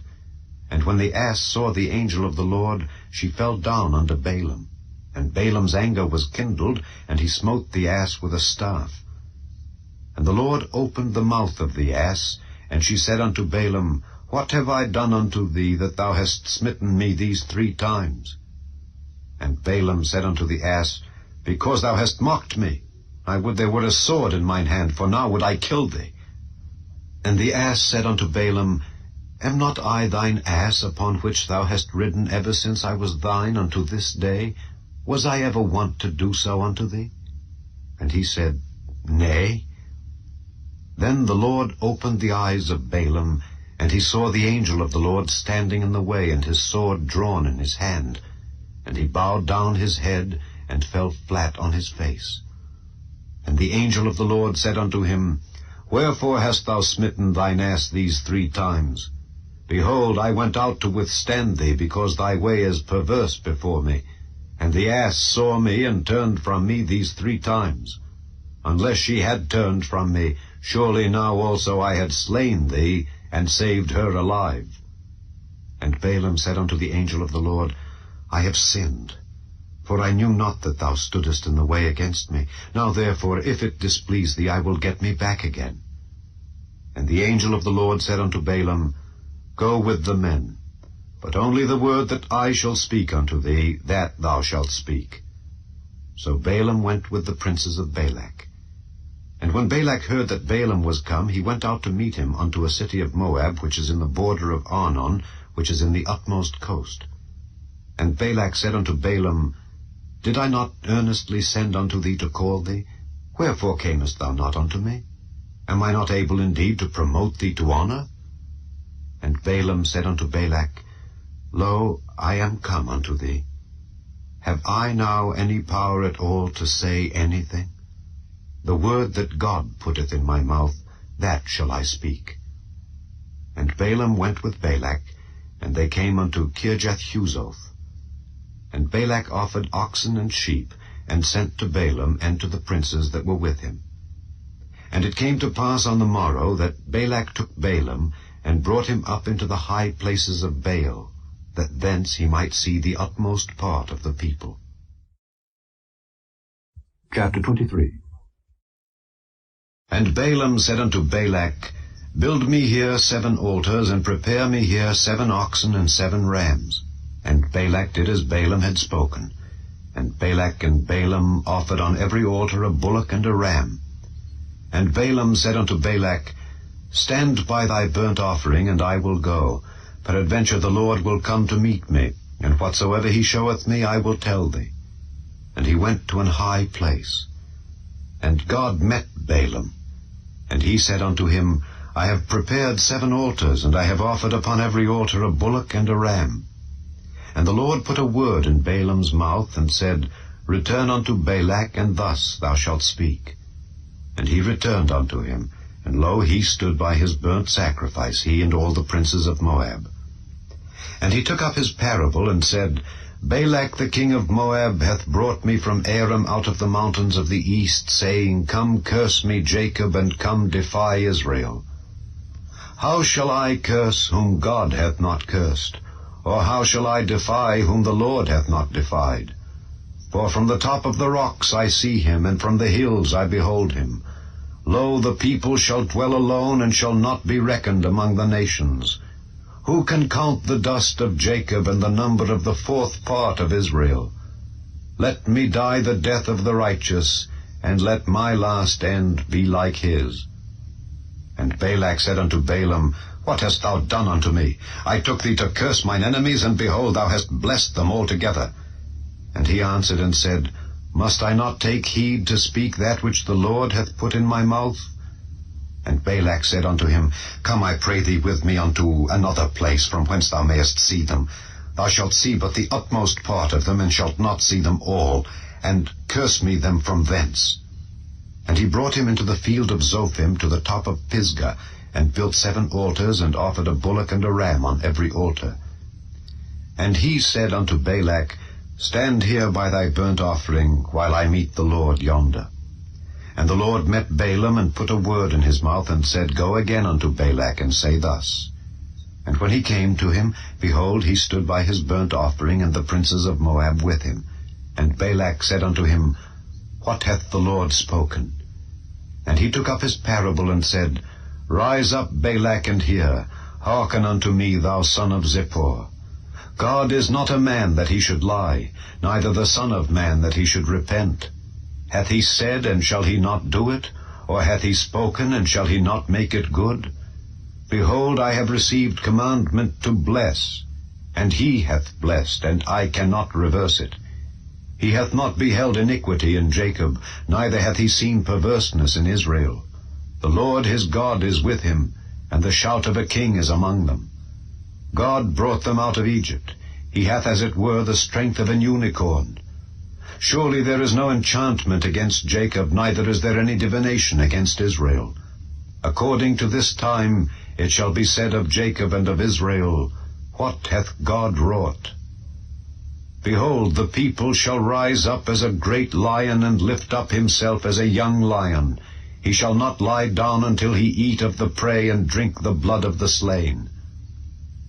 And Balak said unto Balaam, Neither curse them at all, nor bless them at all. But Balaam answered and said unto Balak, Told not I thee, saying, All that the Lord speaketh, that I must do? And Balak said unto Balaam, Come, I pray thee, I will bring thee unto another place. Peradventure it will please God that thou mayest curse me them from thence. And And Balak brought Balaam unto the top of Peor, that looketh toward Jeshimon. And Balaam said unto Balak, Build me here 7 altars, and prepare me here 7 bullocks and 7 rams. And Balak did as Balaam had said, and offered a bullock and a ram on every altar. Chapter 24. And when Balaam saw that it pleased the Lord to bless Israel, he went not as at other times to seek for enchantments, but he set his face toward the wilderness. And Balaam lifted up his eyes, and he saw Israel abiding in his tents, according to their tribes. And the Spirit of God came upon him. And he took up his parable, and said, Balaam the son of Beor hath said, and the man whose eyes are open hath said, He hath said which heard the words of God, which saw the vision of the Almighty, falling into a trance, but having his eyes open, How goodly are thy tents, O Jacob, and thy tabernacles, O Israel! As the valleys are they spread forth, as gardens by the river's side, as the trees of lign aloes which the Lord hath planted, and as cedar trees beside the waters. He shall pour the water out of his buckets, and his seed shall be in many waters, and his king shall be higher than Agag, and his kingdom shall be exalted. God brought him forth out of Egypt. He hath as it were the strength of an unicorn. He shall eat up the nations his enemies, and shall break their bones, and pierce them through with his arrows. He couched, he lay down as a lion, and as a great lion. Who shall stir him up? Blessed is he that blesseth thee, and cursed is he that curseth thee. And Balak's anger was kindled against Balaam, and he smote his hands together. And Balak said unto Balaam, I called thee to curse mine enemies, and behold, thou hast altogether blessed them these 3 times. Therefore now flee thou to thy place. I thought to promote thee unto great honor, but lo, the Lord hath kept thee back from honor. And Balaam said unto Balak, Spake I not also to thy messengers, which thou sentest unto me, saying, If Balak would give me his house full of silver and gold, I cannot go beyond the commandment of the Lord, to do either good or bad of mine own mind? But what the Lord saith, that will I speak. And now, behold, I go unto my people. Come therefore, and I will advertise thee what this people shall do to thy people in the latter days. And he took up his parable, and said, Balaam the son of Beor hath said, and the man whose eyes are open hath said, He hath said which heard the words of God, and knew the knowledge of the Most High, which saw the vision of the Almighty, falling into a trance, but having his eyes open, I shall see him, but not now. I shall behold him, but not nigh. There shall come a star out of Jacob, and a scepter shall rise out of Israel, and shall smite the corners of Moab, and destroy all the children of Sheth.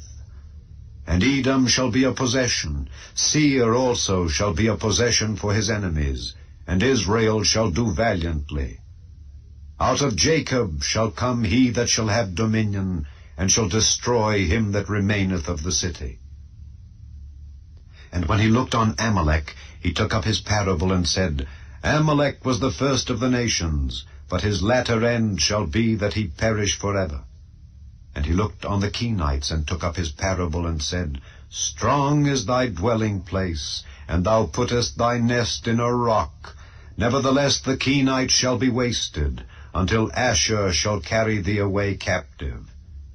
And he took up his parable, and said, Alas, who shall live when God doeth this? And ships shall come from the coast of Kittim, and shall afflict Asshur, and shall afflict Eber, and he also shall perish forever. And Balaam rose up, and went and returned to his place, and Balak also went his way. Chapter 25. And Israel abode in Shittim, and the people began to commit whoredom with the daughters of Moab. And they called the people unto the sacrifices of their gods, and the people did eat and bowed down to their gods. And Israel joined himself unto Baal Peor, And the anger of the Lord was kindled against Israel. And the Lord said unto Moses, Take all the heads of the people, and hang them up before the Lord against the sun, that the fierce anger of the Lord may be turned away from Israel. And Moses said unto the judges of Israel, Slay ye every one his men that were joined unto Baal Peor. And behold, one of the children of Israel came and brought unto his brethren a Midianitish woman in the sight of Moses, and in the sight of all the congregation of the children of Israel, who were weeping before the door of the tabernacle of the congregation. And when Phinehas the son of Eleazar, the son of Aaron the priest, saw it, he rose up from among the congregation, and took a javelin in his hand, and he went after the man of Israel into the tent, and thrust both of them through, the man of Israel and the woman through her belly. So the plague was stayed from the children of Israel. And those that died in the plague were 24,000. And the Lord spake unto Moses, saying, Phinehas the son of Eleazar, the son of Aaron the priest, hath turned my wrath away from the children of Israel, while he was zealous for my sake among them, that I consumed not the children of Israel in my jealousy. Wherefore say, Behold, I give unto him my covenant of peace, and he shall have it, and his seed after him, even the covenant of an everlasting priesthood, because he was zealous for his God, and made an atonement for the children of Israel. Now the name of the Israelite that was slain, even that was slain with the Midianitish woman, was Zimri the son of Salu, a prince of a chief house among the Simeonites. And the name of the Midianitish woman that was slain was Cosbi, the daughter of Zer. He was head over a people, and of a chief house in Midian.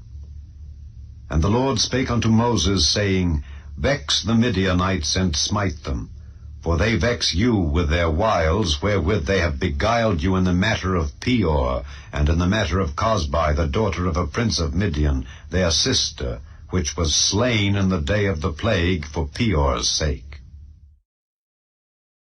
Chapter 26.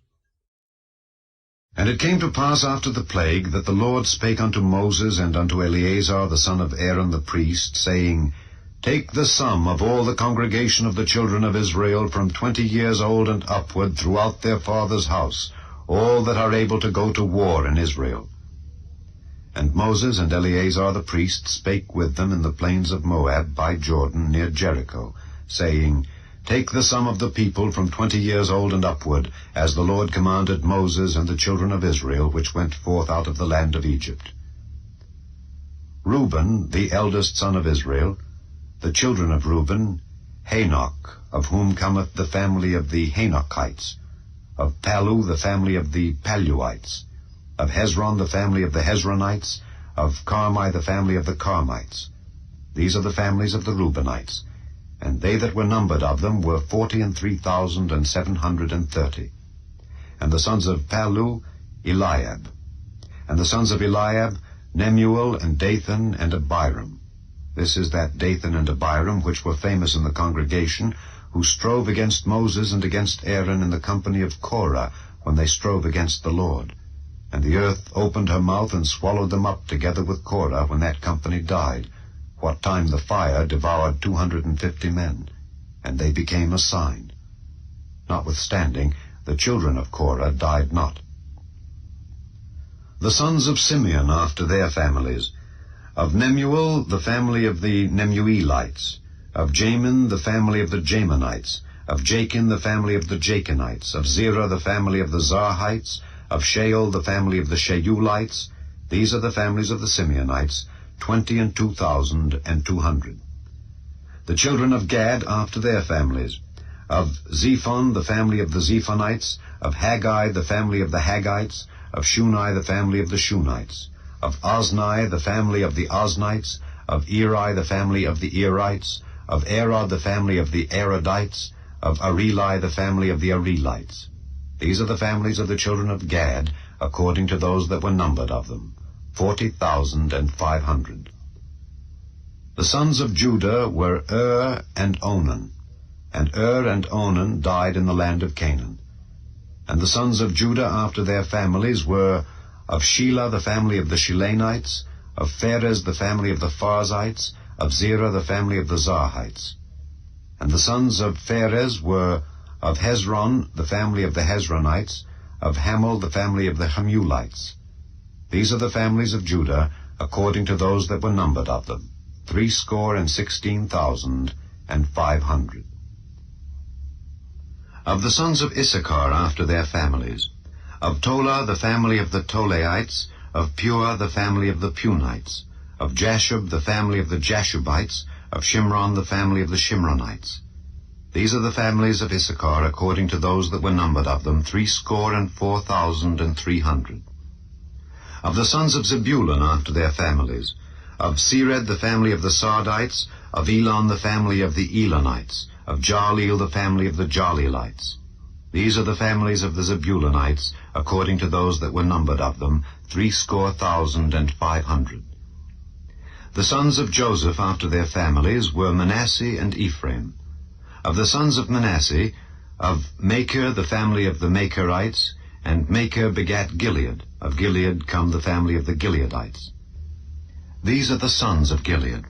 Of Jeezer the family of the Jeezerites, of Helek the family of the Helekites, and of Azriel the family of the Azrielites, and of Shechem the family of the Shechemites, and of Shemida the family of the Shemidaites, and of Hepher the family of the Hepherites.